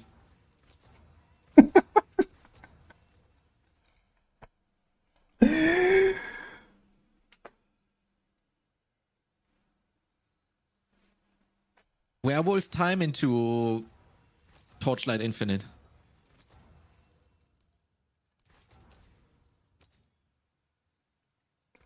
I sure you don't want to play SSF as a werewolf?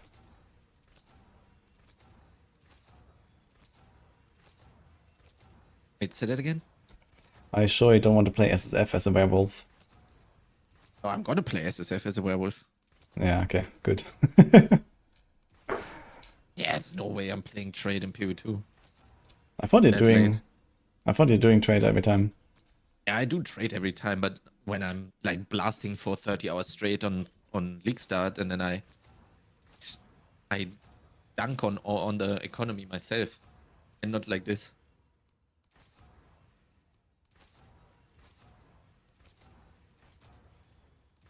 Like if you're ahead in this economy, then it's fun. If you're behind, then you have a problem. How do you get ahead, Chronix? Just don't sleep. Okay, any other tips? Make a good build. Okay, what if I can't make good builds? Follow Woody's or mine. Okay. What's the advantage? They're fast. And blasting. 81 Neath Iron. 62 husks. Okay, we're good. No werewolf time. Yo, Smont, thanks for that, man.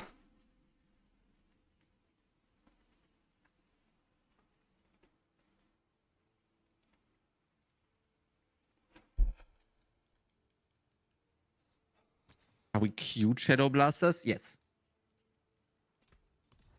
That's a commonality between Shadow Blasters. They're all cute.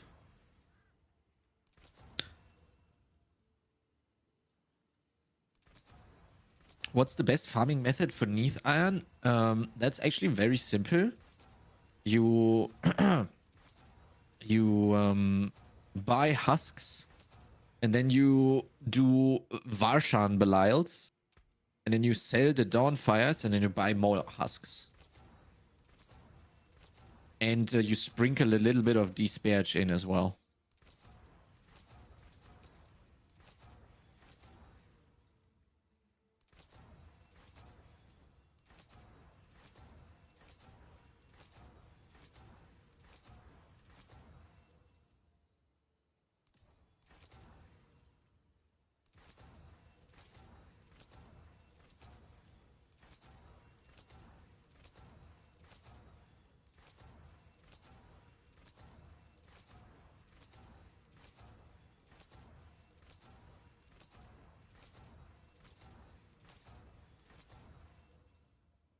God, this neck really doesn't want to.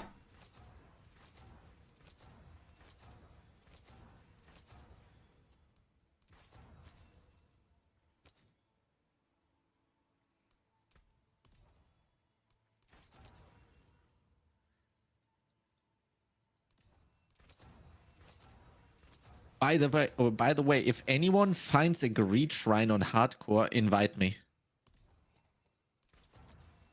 Paying 10 million per greed shrine. Wanted, dead or alive. Yes. No, I mean, it needs to be clickable for me, so don't click it. I don't think this has anything to do with them clicking it or not. You owe me 50 million? Yeah, no problem, Sadie. I'll give it to you.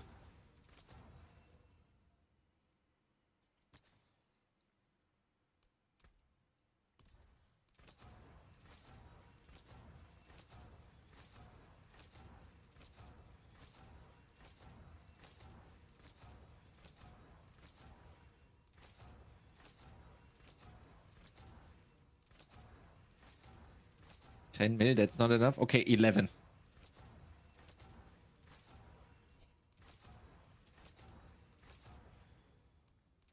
I'm already getting invited. Holy.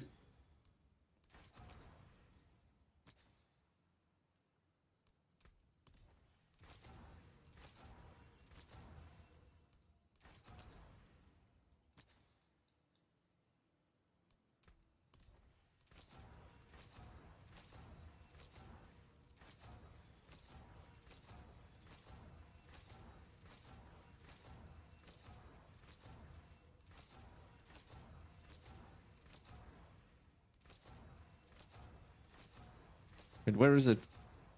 Wait, did I say XP well? No, I meant a greed shrine. He did say greed shrine, guys. Holy. Well, 10 million, pay up. You guys are supposed to decrease my disparage level, not increase my disparage level, guys. Come on. Chronix, how are you supposed to reach Paragon 300 without an XP well when you farm Belial all day? I'll just suffer for 3 days and level that way. When I have all my mythic things. Sounds like I have a lot of stuff to do. Yes. Okay. I'm fully aware that I need to level, but what can I do? I need mythic sanks as well. What's more important? Mythic sank. 50x damage or 100 strength?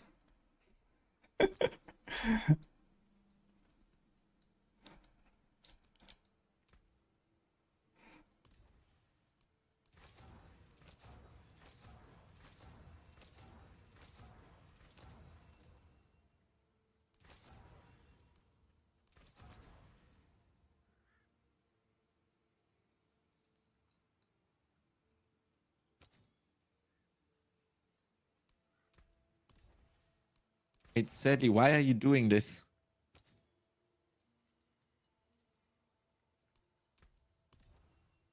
What? Like, people are for real inviting me. Hi, They I'm up. find a greed shrine.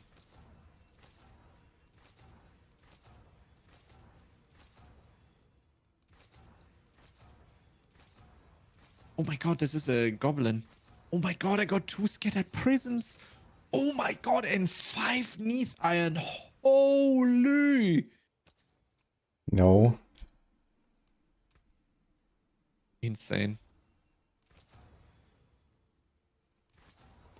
Chronix is pogging out, guys. 2 scattered prisms. That's almost 2 pants that I can slam. 1 350th of the way there. Yay. The comeback. This is a Chronix redemption arc. The sun is rising, guys. On Chronix's horizon. No. What do you mean, no? No. It can't rise. It's only allowed to rise when I have a Starless.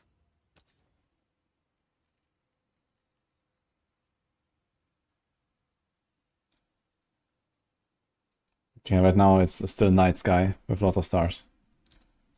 No. No stars, a lot of rain. Masterful work. And a storm.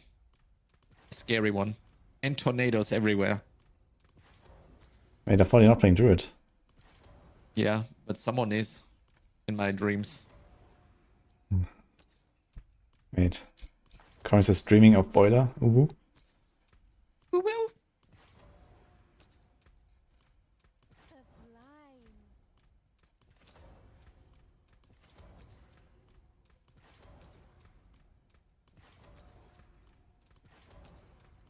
Impeccable.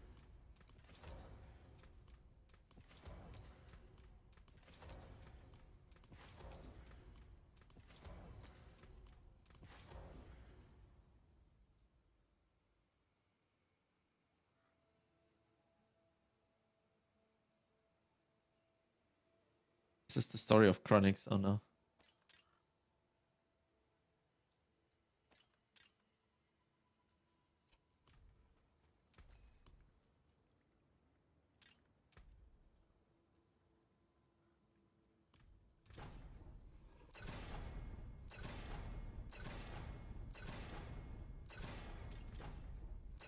Or 10 million also works for the glittering gobbo, by the way.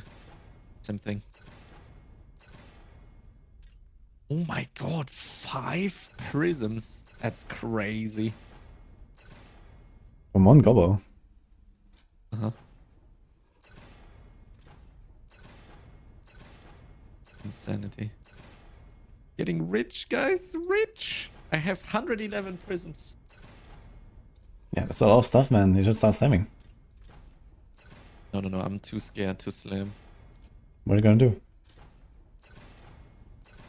Farm more. Yesterday, you said tomorrow.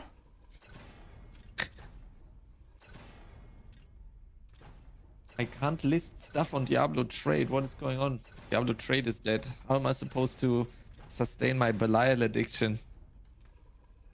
Okay, now it works again. God, thanks God, holy.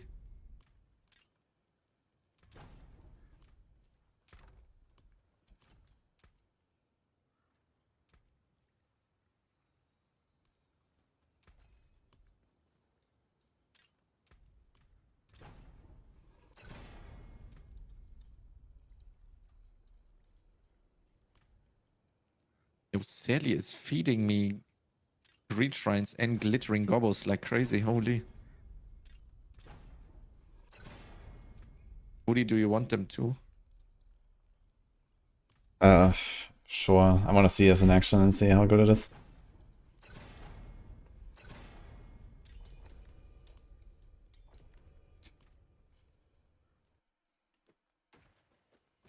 The old school authenticator is out of battery.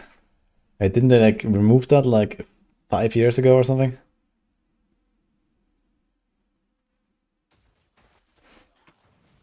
Okay, do I click it or what? Blah, blah, blah. Where do I fuck are you? Why do you have like a pin in the middle of nowhere? Why is the pin in the middle of Nahandu? I don't know. It's not mine. It is in fact yours. I'm clicking. No. No, no, no. Okay, no. Okay, so does it spawn stuff or what? Yes, this is the glittering guy. Perfect. I Oh, got 2. okay. Rip. Beast Guarded Prisons. Okay. Okay, and Surly has a glittering guy right next to it here. Let's go, there's more. And Shiny and Prisms, and the bag of Shiny usually has 2 as well. Oh my god! This was do I kill more prisms. stuff now? Because you can spawn these random... here, let's spawn another one. Look, another 2 prisms. And here's a guy. And look, he drops Neef Iron as well. Oh, okay. So I got 5, I got 7 Neef Iron. Because we still had the buff, I guess. Wait a minute. From the Greed Shrine, basically. Yeah, like a Greed Shrine, it can spawn goblins when you kill stuff. Sick.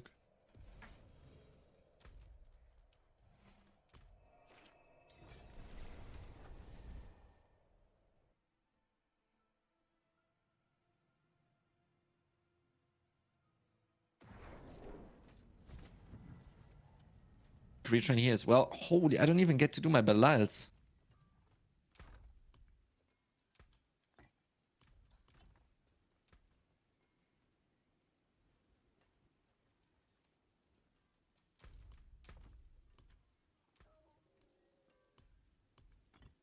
Wait, do I TP again, or what? Yeah, me or Surly.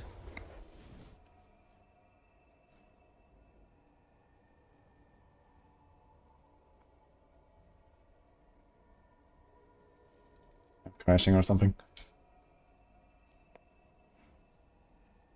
Nice double.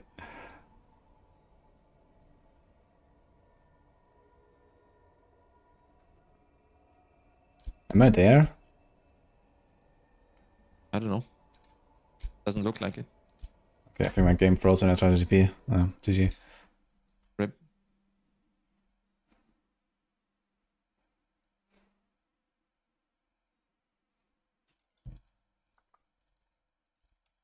I would do disgusting things for a Scattered Prism auto pickup, not gonna lie.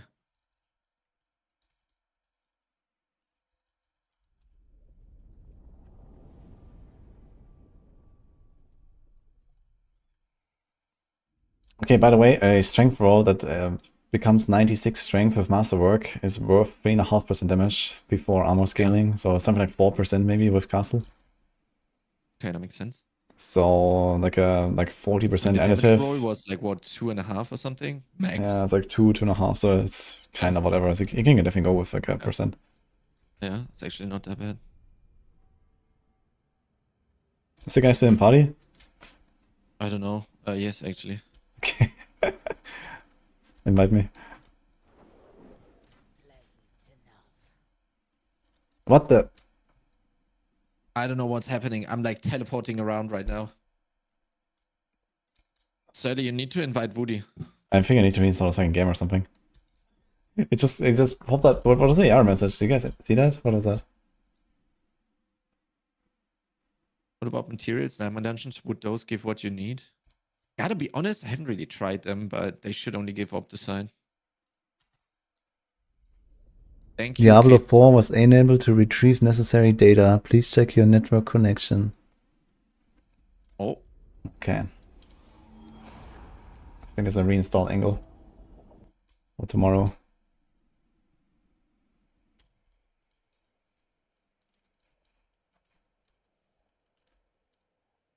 Yeah, tell the guy I'm coming. I'm not in a party anymore. Oh god. I'm being fed shrines like crazy.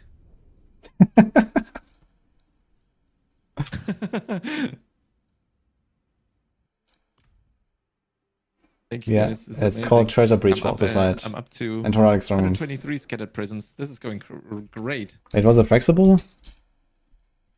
No, this was kids.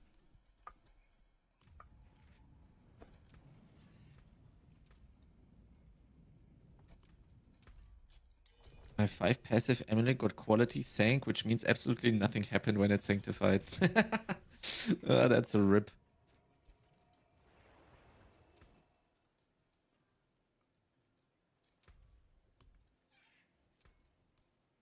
Can I add Woody? Woody. He's in a party already. I'm in the study party. Okay, I don't know. Do I come to you now? Kai sets parties or in kids parties. Requests on me. Okay.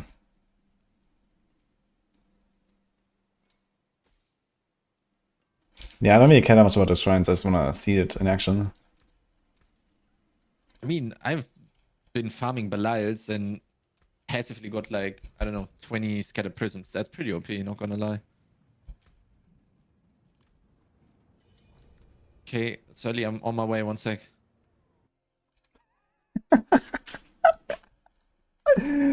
Oh god, this is scuffed, man. Yeah, what can we do? So I'm here now with Kiss. Is there no like add friend on the emote wheel or something? What's going on here? Okay, do I click this thing? No, don't accept that, Sully. I accidentally invited you. No! Don't teleport, don't teleport, don't teleport. Okay, do I click it or what? Well, yeah, you can click kids once. Yeah. So you don't want my goblins or what? Wait, but I already did it. Oh, wait. Yeah, Does but that work now? Yeah, like I still spawn my own goblins on my own shrine. That's the whole point. No? Ah, you get the buff. Okay. Yeah, I get the buff and I spawn goblins. Okay. I see needle iron dropping at every corner. Yeah, you have to kill stuff for like 30 seconds. Yeah, but we don't do it at the same time, do we? Yeah, I don't see why not. I think it's just wasting our time. Oh, 1 prism, let's go.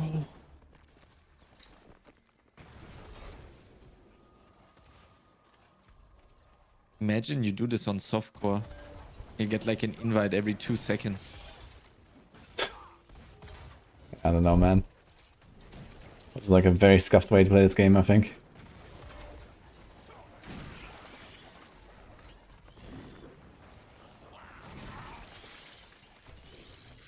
I just want to roll my amulets. Yeah, but you need scattered prisms for that too, don't you? I mean, you have enough. I mean, I have 229 prisons right now. I'm kind of chilling, to be honest. Yeah.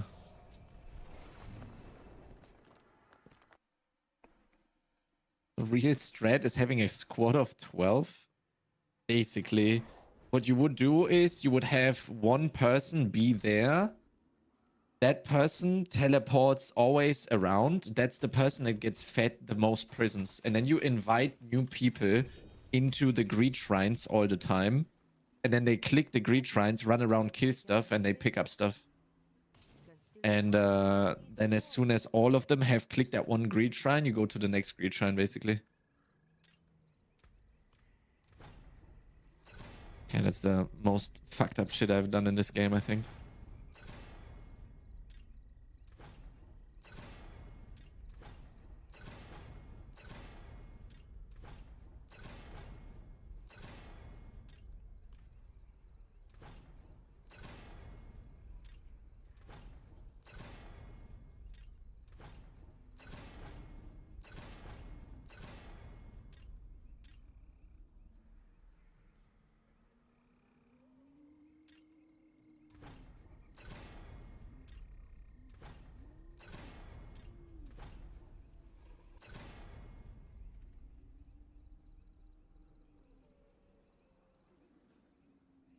A minute.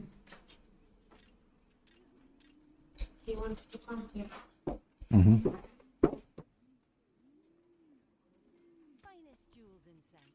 The stars made manifest. Did you go to the kitchen? Not recently.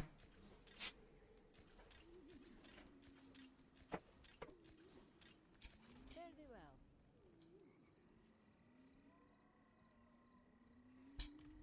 The forge is ready. Rare to have something so fine. Or I could just run 10 treasure breach Nightmare dungeons. What do you think about that idea? Yeah, but then I'm opposite capped though. Never seen something finer. I'm at 842 actually right now. Dude, I can't masterwork. I need to relog.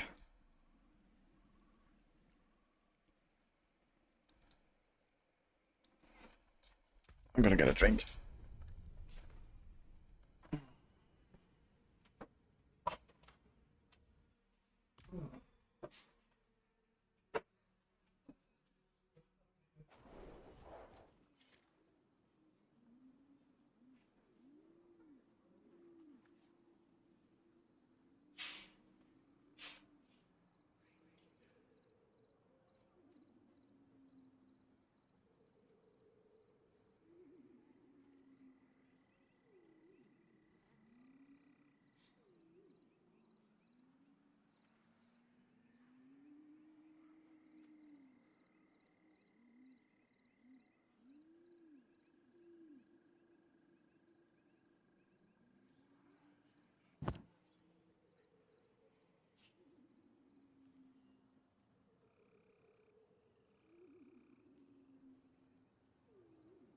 I have found out a new way to wear my blue light filtering glasses with a headphone.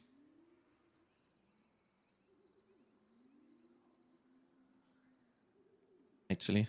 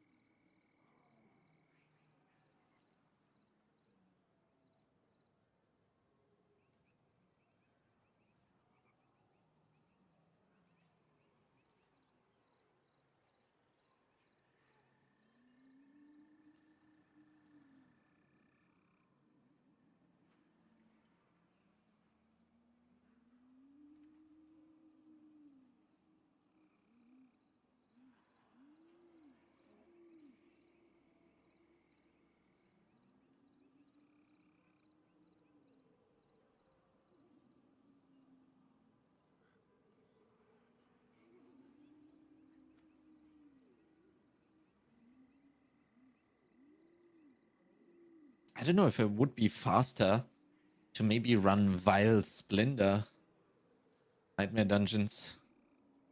That might actually be faster, no? Because there's for sure a Greed Shrine in there. And then maybe the density is also quite good surrounding the Greed Shrine if you don't run into it as an Oradin, for example.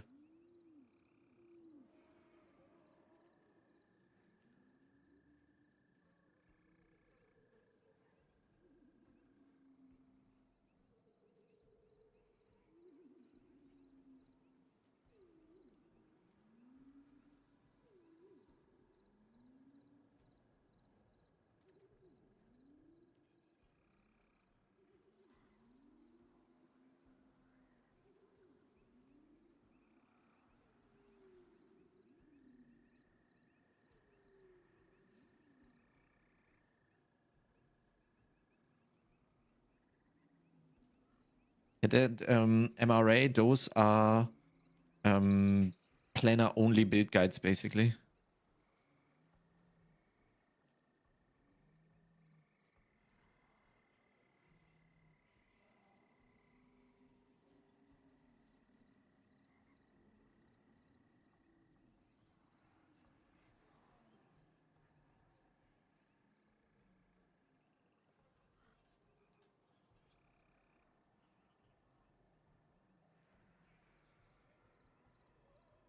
You find more help in the notes section if you scroll down a little bit on the left.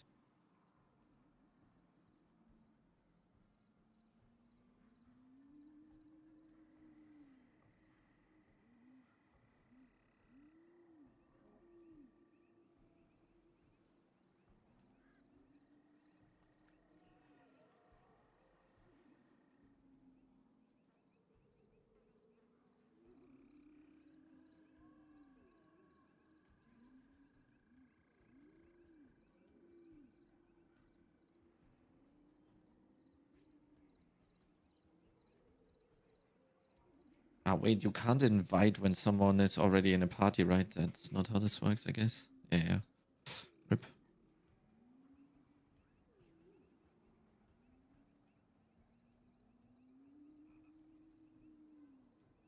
Yeah, they're all viable builds, MRA. That's why we put them up in the first place.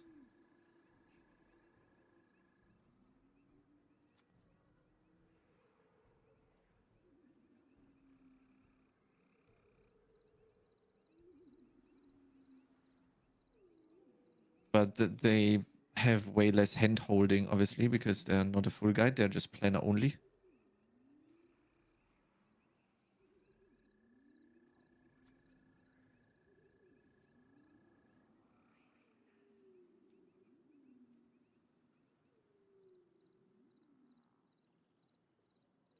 I didn't spawn a single golem.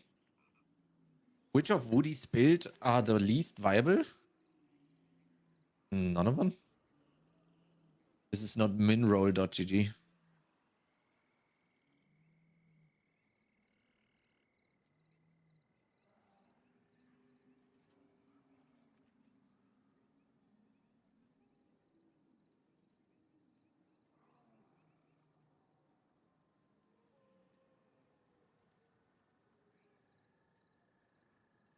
No drama today.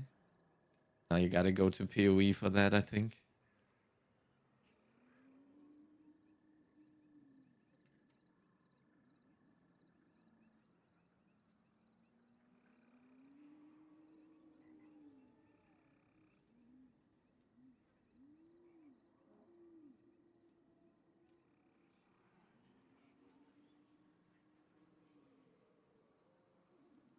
Yes, Hail of Tales. You need the Dawnfire glove. It is listed as a requirement at the top of the build guide as well.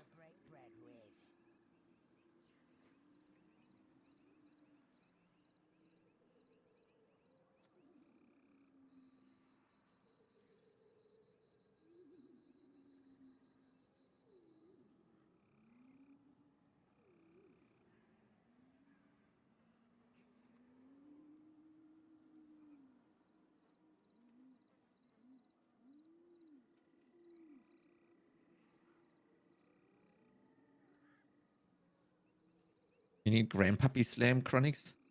You gotta blast boots, man. Are people 2 again today? Early campaign still cancer? Yeah, I think, but this is what they want though.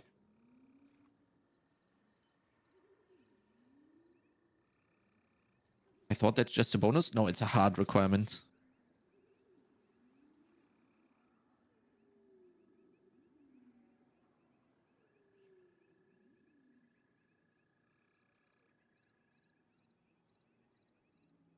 Actually, maybe we should make this red and name this hard requirement.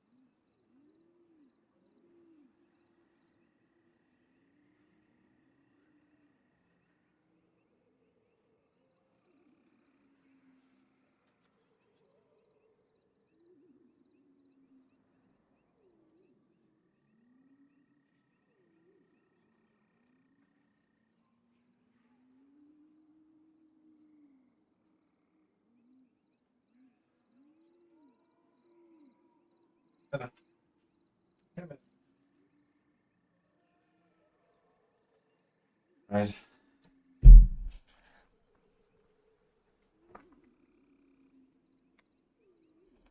Holy moly, I'm back.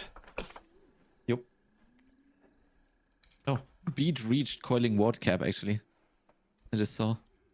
Coiling what cap is a 1 million or what? Yeah. Oh my god. Oh my god, dude. Why do you reach like all the caps all the time? Like what is going on here?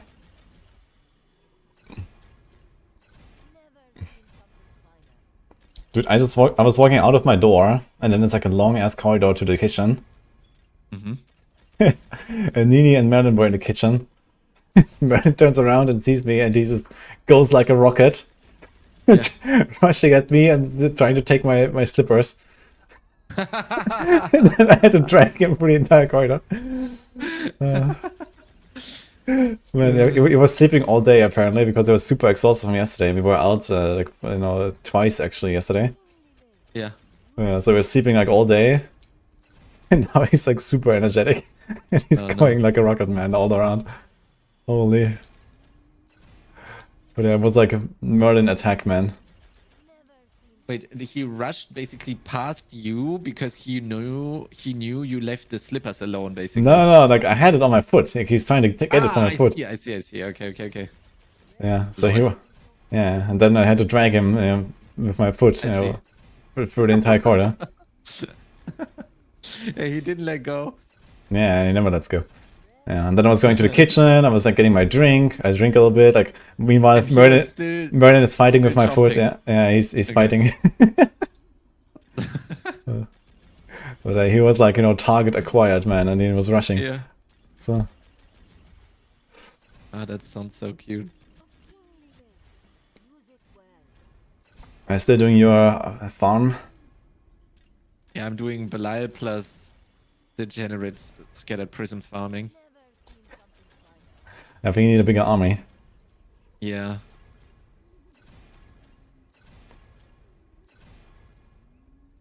I mean, Surly is pumping.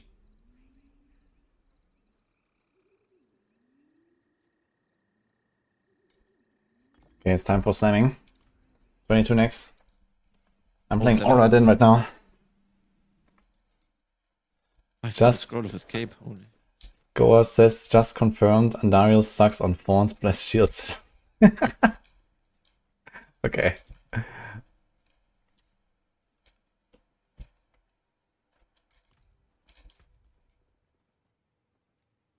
One more in this zone. Wait, you make me run now?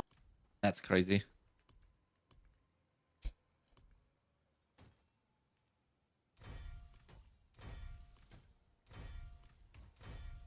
New legendary power. Oh.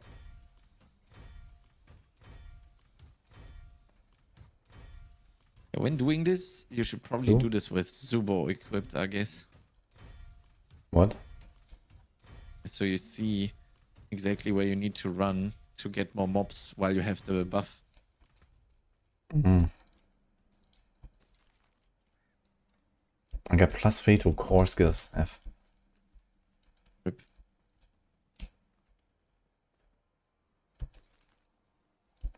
Umbral. Wow. Does that work with your wolves, actually? Mm-hmm. Hmm. Your disciple skills now weaken enemies for 3 seconds.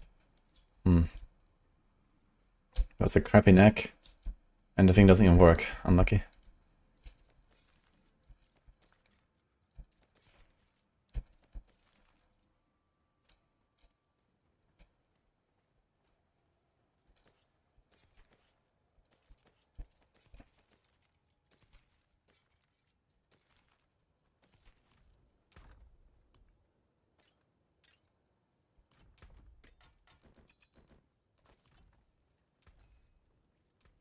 Okay, time to get the mules.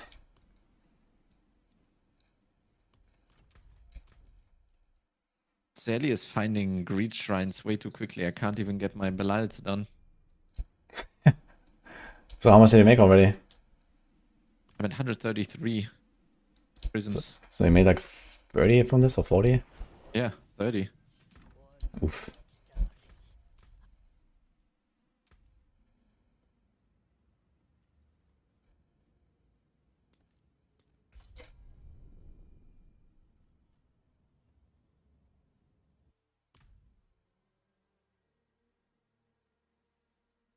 Nice, Dini. Sounds like fully geared already.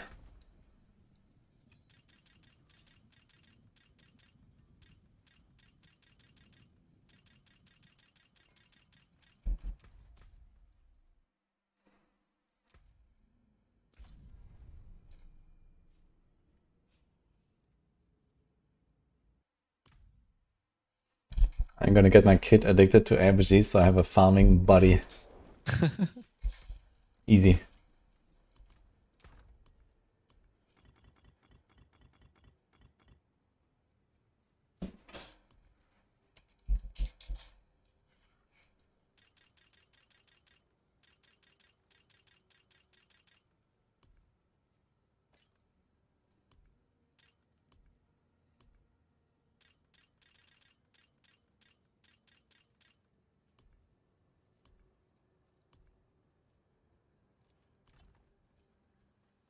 Magic is neither good nor evil. How may I help you? Oh, it's not a story rolled. Okay, a bunch of these are actually rolled. Okay.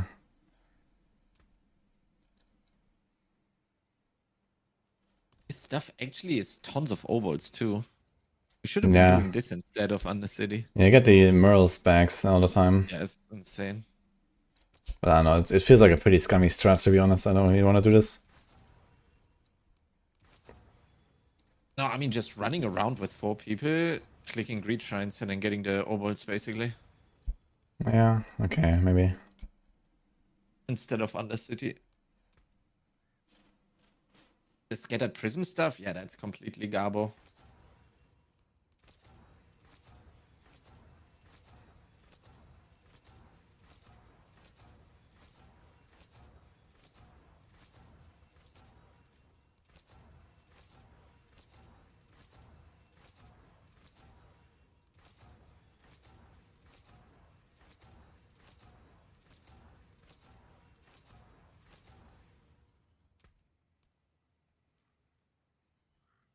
Surly is printing these greed shrines. I can't even do one Belial and I get a new one. Yeah, you have to do something else. I think you just pick like, 5 items and start rolling them, and then, TP the town and keep rolling them or something. I think this is better. Like, you're gonna waste your time with the Belials there. And then you're always ready to instantly TP. Yeah, it's insane that. I think the greed shrines might be. Shrine finding speed is crazy. Yeah, I think the greed shrines might also be boosted during the Goblin event. Yeah, for sure. Because this is insanity. Do we have like a map of where all the shrines are? Riv.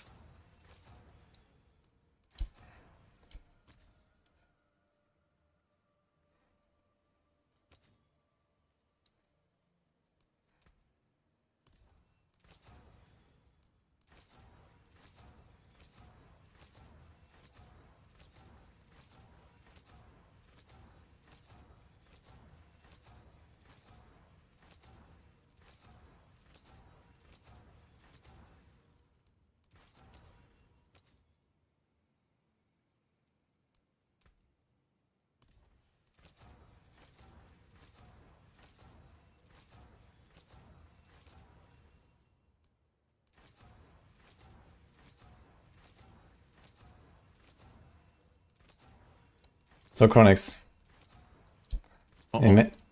Imagine that, someday you wake up and there's a patch and there's no more passes for your beloved Paladin. Log out. But also the same for everyone else. How would you feel? Log in. I don't know, it's gonna be weird for sure. It's gonna be weird because at the beginning, I really liked the passives, then I disliked the passive, and now I'm like, you know what, it's actually kind of cool clicking the passives at some point. What makes it cool for you? Damage is good. Damage go up equals dopamine.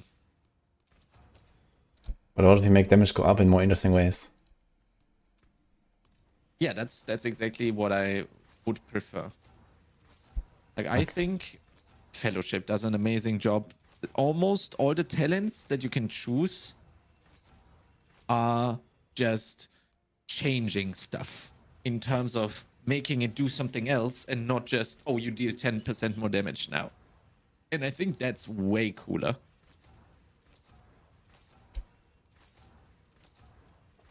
Give me more options. Give me more possibilities to be creative and not pre-make builds for me and then let me quote unquote make them. I want them to put uniques in the game without thinking what build they are supposed to go into. That I mean, there's plenty of those, I think.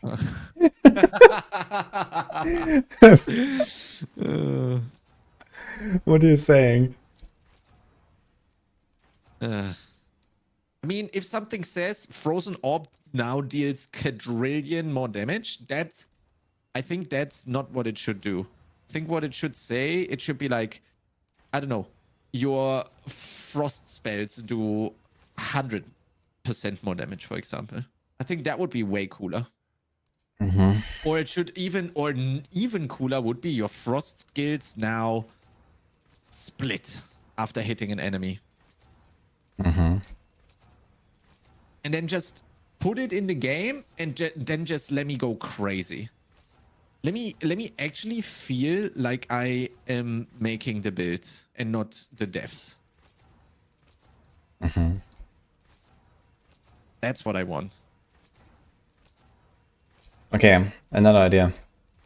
You can get easy prisms from bartering in the den. Guys, please stop saying this. You get 1 scattered prism for 1,000 pale marks. I have been baited by this multiple times now. I have gambled like 1 trillion freaking pale marks. I have stuffed them into them like crazy. They give me 1 scattered prism per 1,000 pale marks. This is not the quantity that I'm looking for.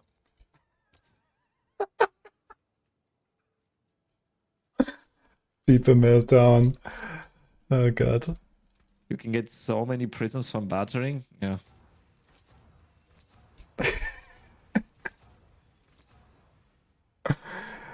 Okay, another Not idea, by the gonna way. lie, what? Okay, keep going first. If not only Surly would be doing this, I would already be done. I'm at 138 prisms. That is crazy. Surly Giga Chat. Not gonna lie. Okay, so other There's idea. a gobble running. Yeah. What if key passives are not their own category anymore, but there is a key passive that you can select in every single skill category? Oh! Yes. But no, if it just buffs the category by 50%. No, I know, imagine they're It like, needs to make something cool. they're like fellowship style passives, let's say. Holy.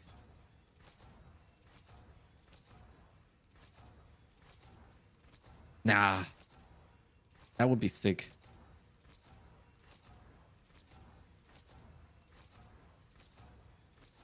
Yeah, I agree, actually. That would be pretty cool.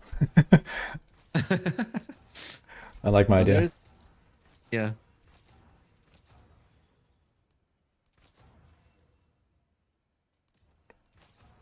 Okay, I have to roll something on the snack, man. The snack is insane.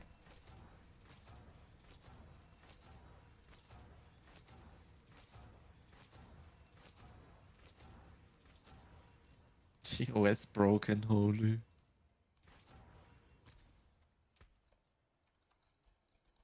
This is also actually an insane gold farm. I've made 500 million from doing this. Holy, that thing is cracked. Literally. Yeah, that thing is better than mine for sure. Mine is GA heavyweight, GA crit, and two other passives. I think repose and fortitude. So yours is actually better. The CDR is just so nice. Yeah, CDR is a nice extra for sure. Solves a lot of problems.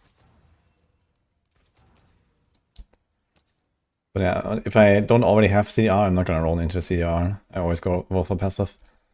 Yeah, for sure. Like for example, Kids has a good point here. Like, why is there an attack speed cap?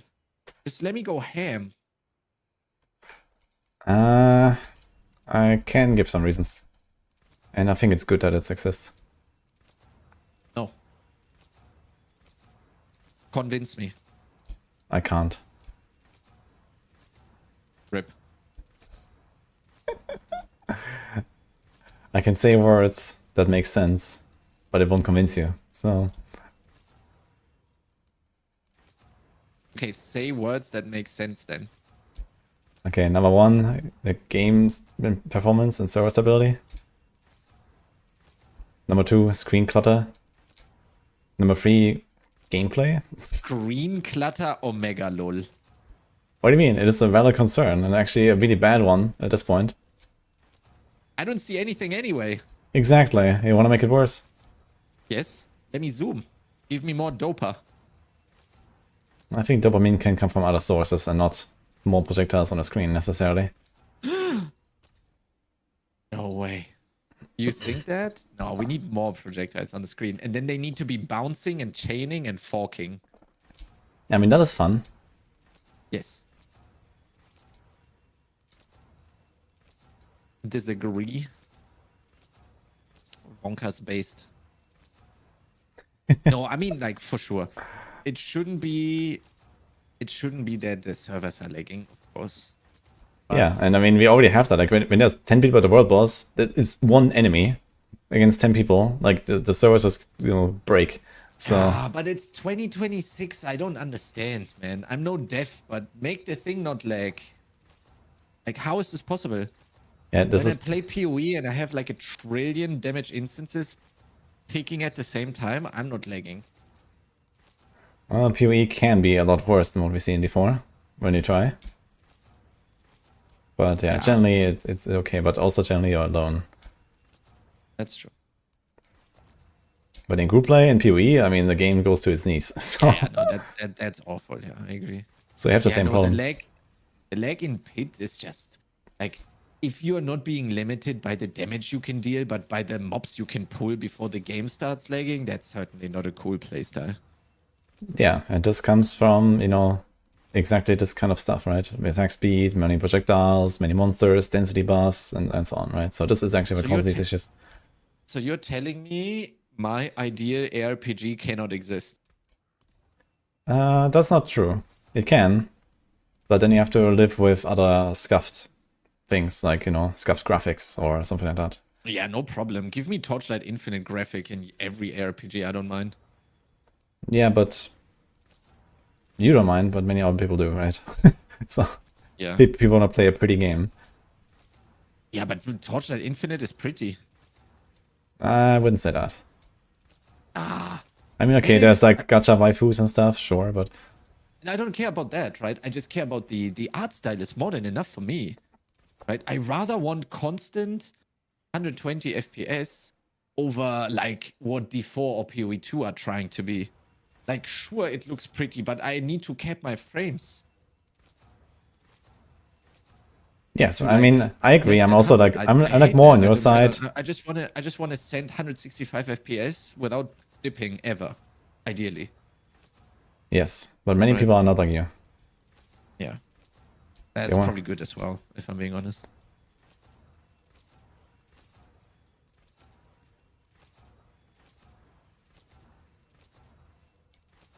And one big reason why Blizzard games sell so well is because they look good. Yeah, that I understand that. Yeah, that is unfortunately the case. Yeah, and if you want to make a good-looking game, then most likely it won't have the same performance as a bad-looking game. Yeah.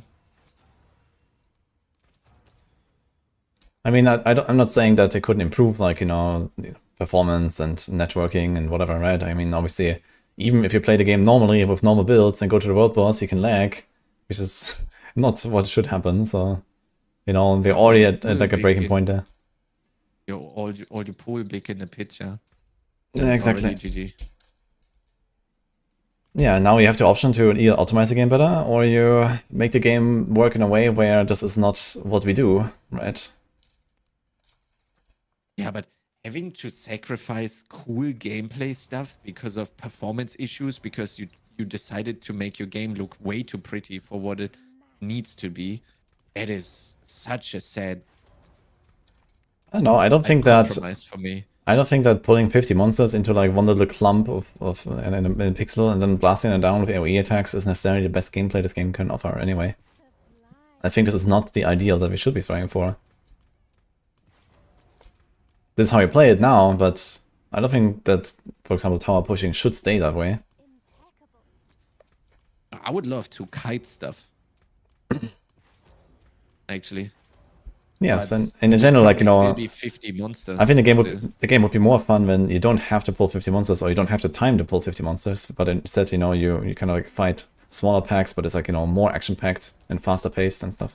I think that would be more interesting than, okay, like, you know, go this direction, pull 30 guys, go this other direction, pull 30 guys, put them in the middle, and then just bam, bam, bam. But for me, PoE2 is way too far down on the other side. Yeah, for sure. In like early game, for example. Yeah, in PoE, don't do anything like that at all, right? There's no pulling stuff together or anything like that. Yeah. Okay, sometimes you get swarmed, like in a breach or something. Just fighting a rare, fighting the witch in for the pots in that zone. I don't want to do that. Right, that's also way too far on the other side of the spectrum. I don't know. I think like for the start of like, you know, how the game like starts and you're like really weak and you kind of build your character up. Yeah. I think it's okay to fight the witch for like a minute. Yes, but I mean like in endgame, right? Yeah, in endgame, no. In endgame, you know, you want to feel the power growth, of course, right?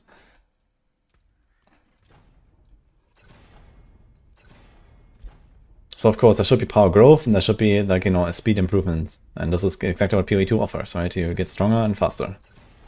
And eventually unkillable too. So that's the idea of how PoE2 works. You know, you start weak with a stick on the beach, and then you become a Giga Chat. And in D4, you just Giga Chat.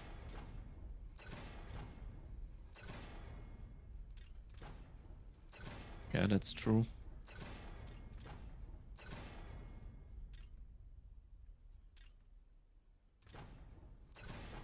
But yeah, when it comes to have like, you know, not- I have making never 50 really- pulls, making pulls of like 50 enemies or something.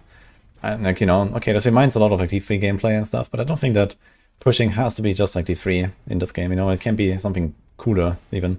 Oh, I agree. I don't like having a big clump of monsters there where like 80% of the mobs don't do anything because they can't reach you because they're blocked by all the other stuff. And they're just standing there looking at you. And you just blast spells into that big pack. I don't like that either. Yeah, exactly. So, I mean, it's definitely interesting in its own way and like better than, you know, the typical pushing we've been doing or whatever, I think, when the tower comes out. But I don't think that this is like the ideal that we're striving for when the tower is actually finished, let's say, right? Let's say in 3 seasons or 4 seasons or something, when we have like maybe the final version of the tower or something. Then I don't want to make a clump of 50 monsters and just blast into that. Yes, I agree. Like, I think this should be... Like, I think tower pushing should be something like what a like 6-minute pit run feels like right now. So, in that pace, basically. You kind of have to go fast, you have to traverse very quickly, very far. Be quick about decision making. Be quick about pulling the monsters. But you can't, like, you know, kite everything forever. You can't, you know, pull, like, you know, 50 monsters into one clump. You can't, like, you know, fight them through, like, 4 unstoppable phases.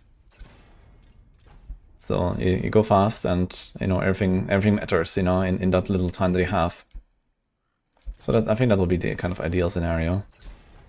Yeah. And, you know, it's the timer reduction is certainly a good thing. Because and I need more decisions to make. However, it doesn't have to be a shorter timer, but the pace should be like that, you know, like basically it should be a longer pit one, for example, Yes. right? So it doesn't have to be a shorter timer. Yeah, so I wanna go through the tower, and okay, I need to go through 3 floors in order to even spawn the boss or something, you know? So, or 4 floors or whatever, you know, there's like 5 floors, I think. And, you know, you have to go through it, and you can do some skips if you want, you know, you see like, oh, this pack sucks, I'm gonna go next or something, right? You can do that. You have to have like a, you know, semi-mobile build in order to actually, you know, really go through the tower well. Not like a, you know, like a teleporting Sork or something, right? But you have to be able to traverse some ground. And I think, you know, somewhere like that, I think this would be like an idea, like, you know, where like typical elite fights are like 10 to 20 seconds, maybe.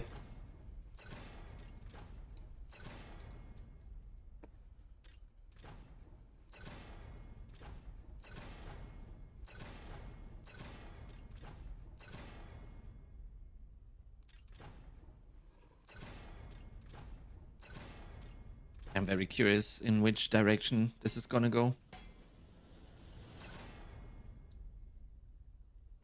What do you got, Beats?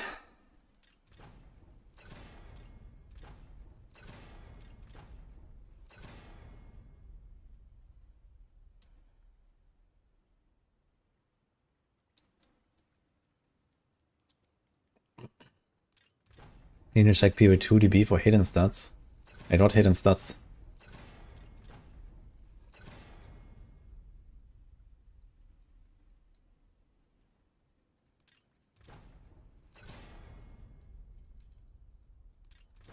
Bad looking game and bad performance. Has anyone tried? Have you heard of Wilson? Okay, Wilson actually didn't look bad, I think. I don't know. I am very happy with something that looks like Torchlight Infinite, because I know that they can like, I can just have very good performance all the time without like heavy dips, and it's more than enough for me from a graphic standpoint. But maybe that's because I spent too much time in like WoW and got used to that. Yeah, like, I don't mind this like stylized graphic art, but I think the graphics of Torchlight is actually by far its weakest point. Like, I really don't like the graphics. I like the game, but I really don't like the graphics. For me, it's actually an upside because of what I just said. I know I can just blast the FPS slider to fully use my monitor that I paid money for, and I know I'm not gonna dip below. And I love it. Yeah, okay, like, you know, you have like, you know, very low details and stuff like that in this game, right? Compared to like T4, where you have like extremely detailed like landscapes and everything. So yeah. Right, like I don't need the omega high detailed floor tiles, right? I just don't need it.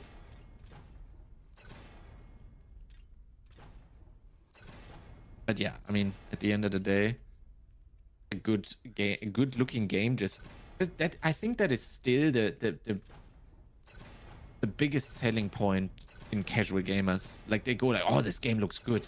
I don't know. I think that sentence is just still always in a discussion point when casuals choose what game to Yeah, play. I think the main reason is that, you know, these games are very complex and it takes a long time to understand if it's a good game or not. Or many people have never even reached that stage where they could even define if it's good or bad. But you can always judge the graphics, you know, at one glance, right? It's like the easiest thing to judge about a game. So this is why it's plays such a huge role. Fuck.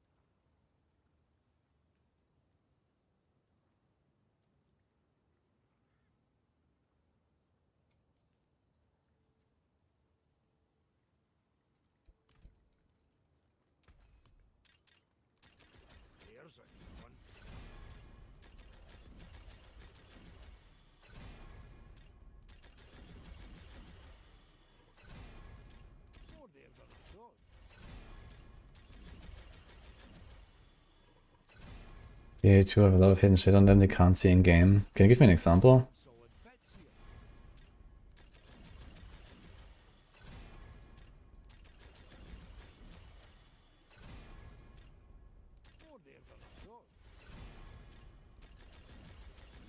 It's to limit the animation rates. Wow. A whole ass video from Dreamcore, I guess. Or what? Oh, here's another one, Surly, right here with me. What the fuck? We got like 3 greed shrines in a row. Nice.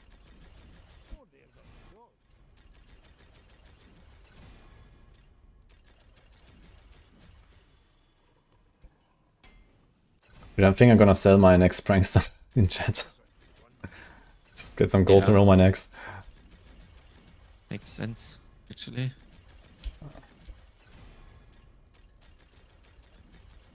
Next boss, world boss win.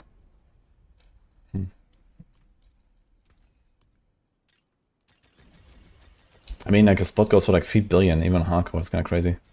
9 billion? It's pretty good. Yep. I mean, spending 2 billion per inventory of next, it's... And it took me like 1.5 hours to fill that inventory, roughly.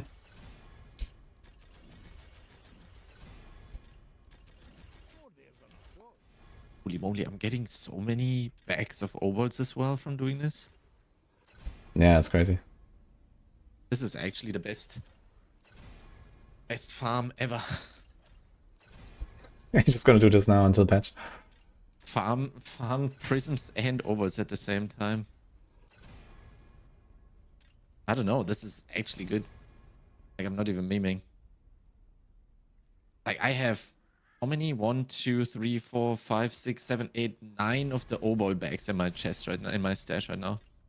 And I'm not even farming. Like, I'm legit just joining Surly. Imagine you do this with 4 people running around everywhere.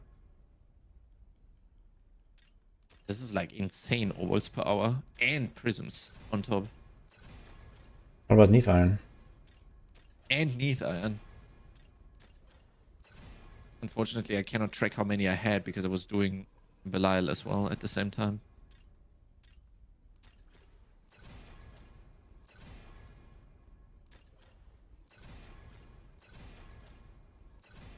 Oh my god.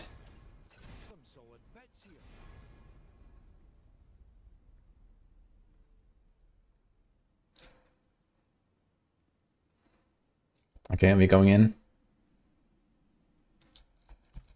Ready to next? Holy. There's some pretty juicy stuff in there.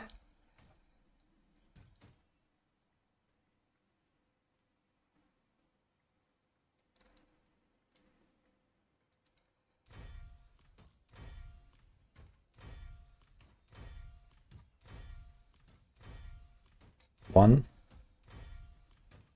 Uh-oh.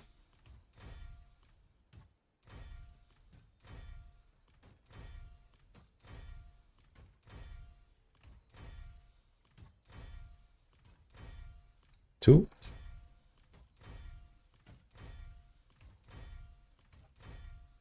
I can't do it like you. I have to instantly look.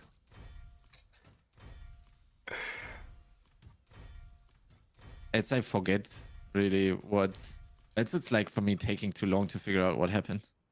Oh I mean, man. at this point, I'm fast enough, but like in the beginning, I couldn't have been doing it like you do. Like, I would just always, I would have to like double or triple check what's going on and or what happened. I got the eluding. Wonderful. Oh, And you got a protecting. Wow. I've got a couple of those too. Wait a minute, Druid doesn't kill that thing. Protecting might be interesting for hardcore actually. No, I mean for my aura then actually. I just realized. So like my aura neck is so outdated actually. I have made this character. This is literally a straight upgrade in every way, yeah. No. I've made this character and not equipped anything after like day 2. Yeah, I'm just gonna Same kill with that the thing. other one. Look, it has extra strength instead of the Fizz. It has the same passive with the same rank, it has the same temper, and then it has the unprotecting bubble, which is actually an aspect that does more than nothing. So I guess I'll do that.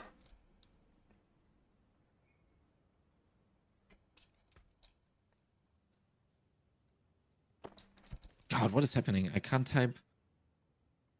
There you go. No. Like, what the fuck? There we go.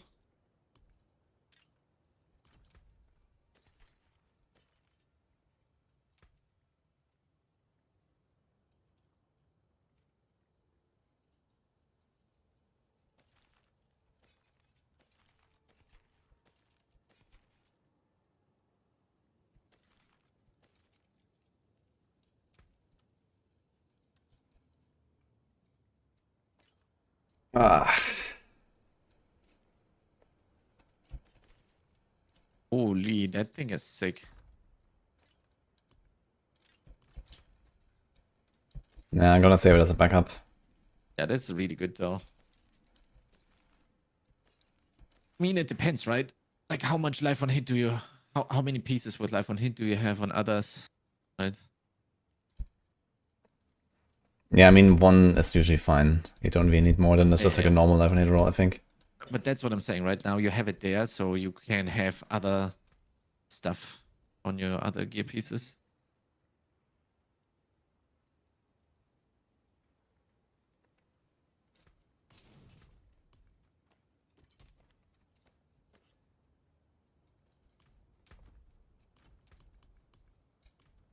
Okay, I think I have 1 more mule.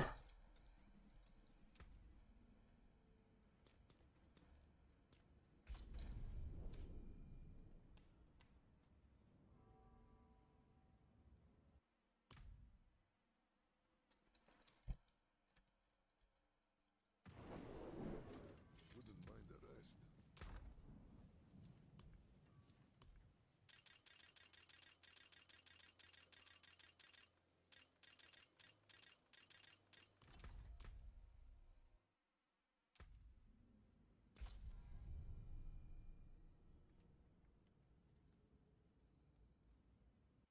One of the best amulets so far. Nothing crazy. I'm trying to get something that has like a decent offensive power.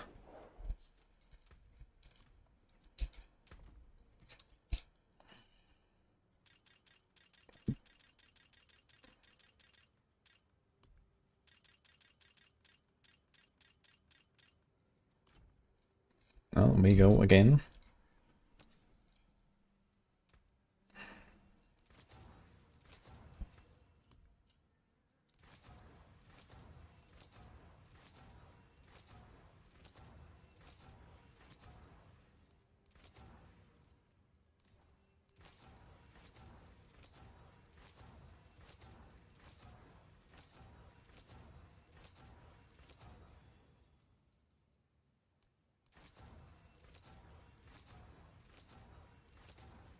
Gilded Baron escape. No. Ah, wait, that's the gold one. Never mind. That's not the... Is that the... Wait, is that a white one? No, that's the gold one, right? That's the gold one, yeah. Yeah, no, that's fine. I'm not sure what the other one is called. I think something with glitter or so.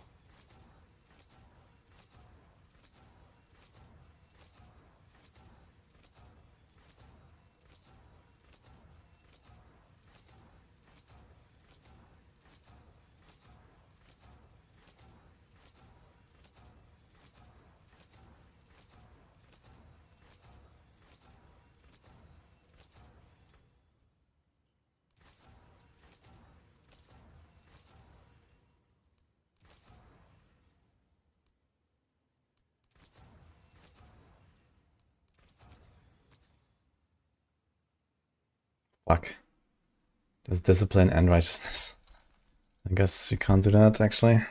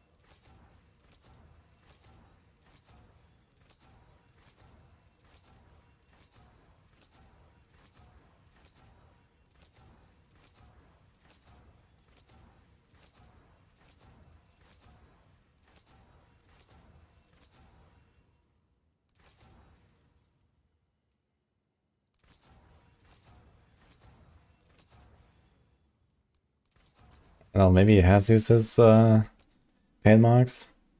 Who knows? Dude, 1 and 1. It's kind of sad.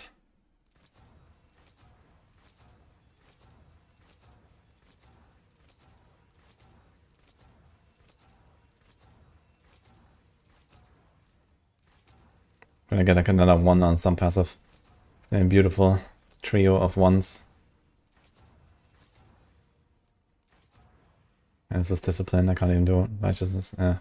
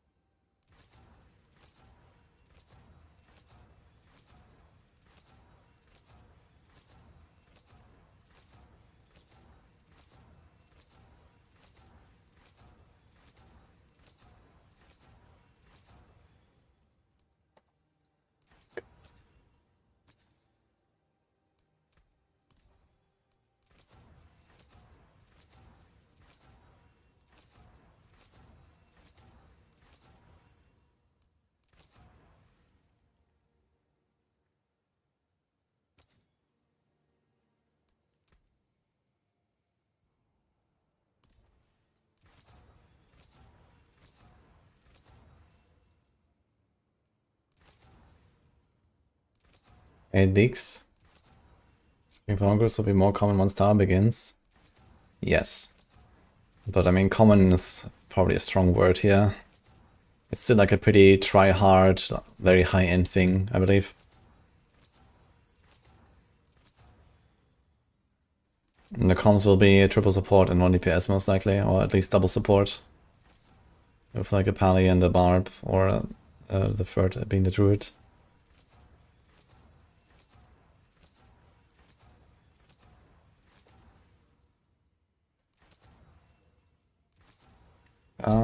Everyone can know the current song name if you use the !!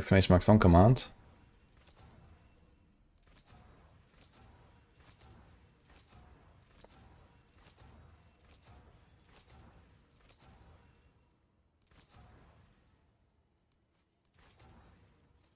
But do it quickly.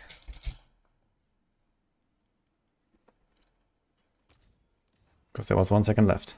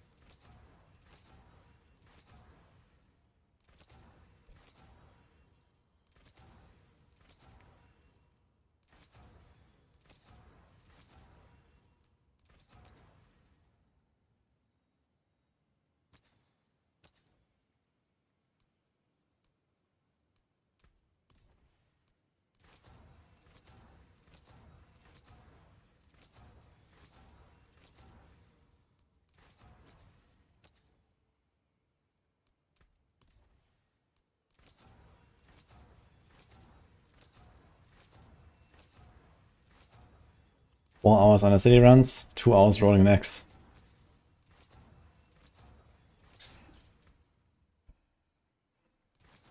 Did you get it? What? Did you get a better one than the one that you linked to me? I need to check. I think I've already had a better one, but yeah, I mean, I'm still looking for something that has like an aspect on it, right? So I guess you're looking for Inner Calm or Retribution or Accelerating. Is there anything else actually? Accelerating on the neck would be ridiculous. Mm-hmm.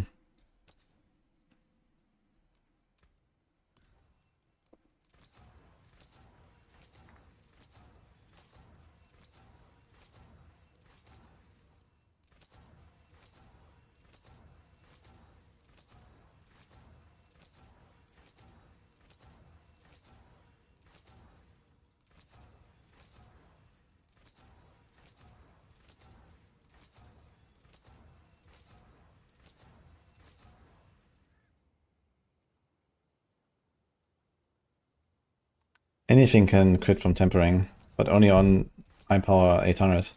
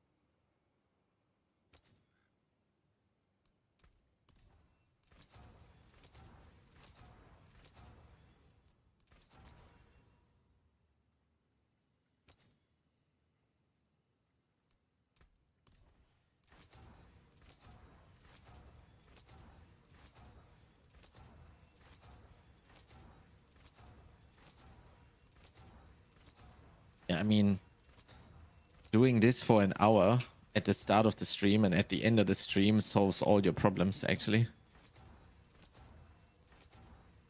This is OP like crazy, and this gives you insane obols too. This is like, Woody, we should have done this. We need to do this the rest of the 4 days. Just stack it like insane amount of bags of obol bags. Like all of these are 2k each, right? Yeah. Like this is insane. This is good Neath Iron. This is good prisms and good obols. Like the Shadow Blasters have been doing this 24/7 with like 300 people in a rotation. Sounds pretty good.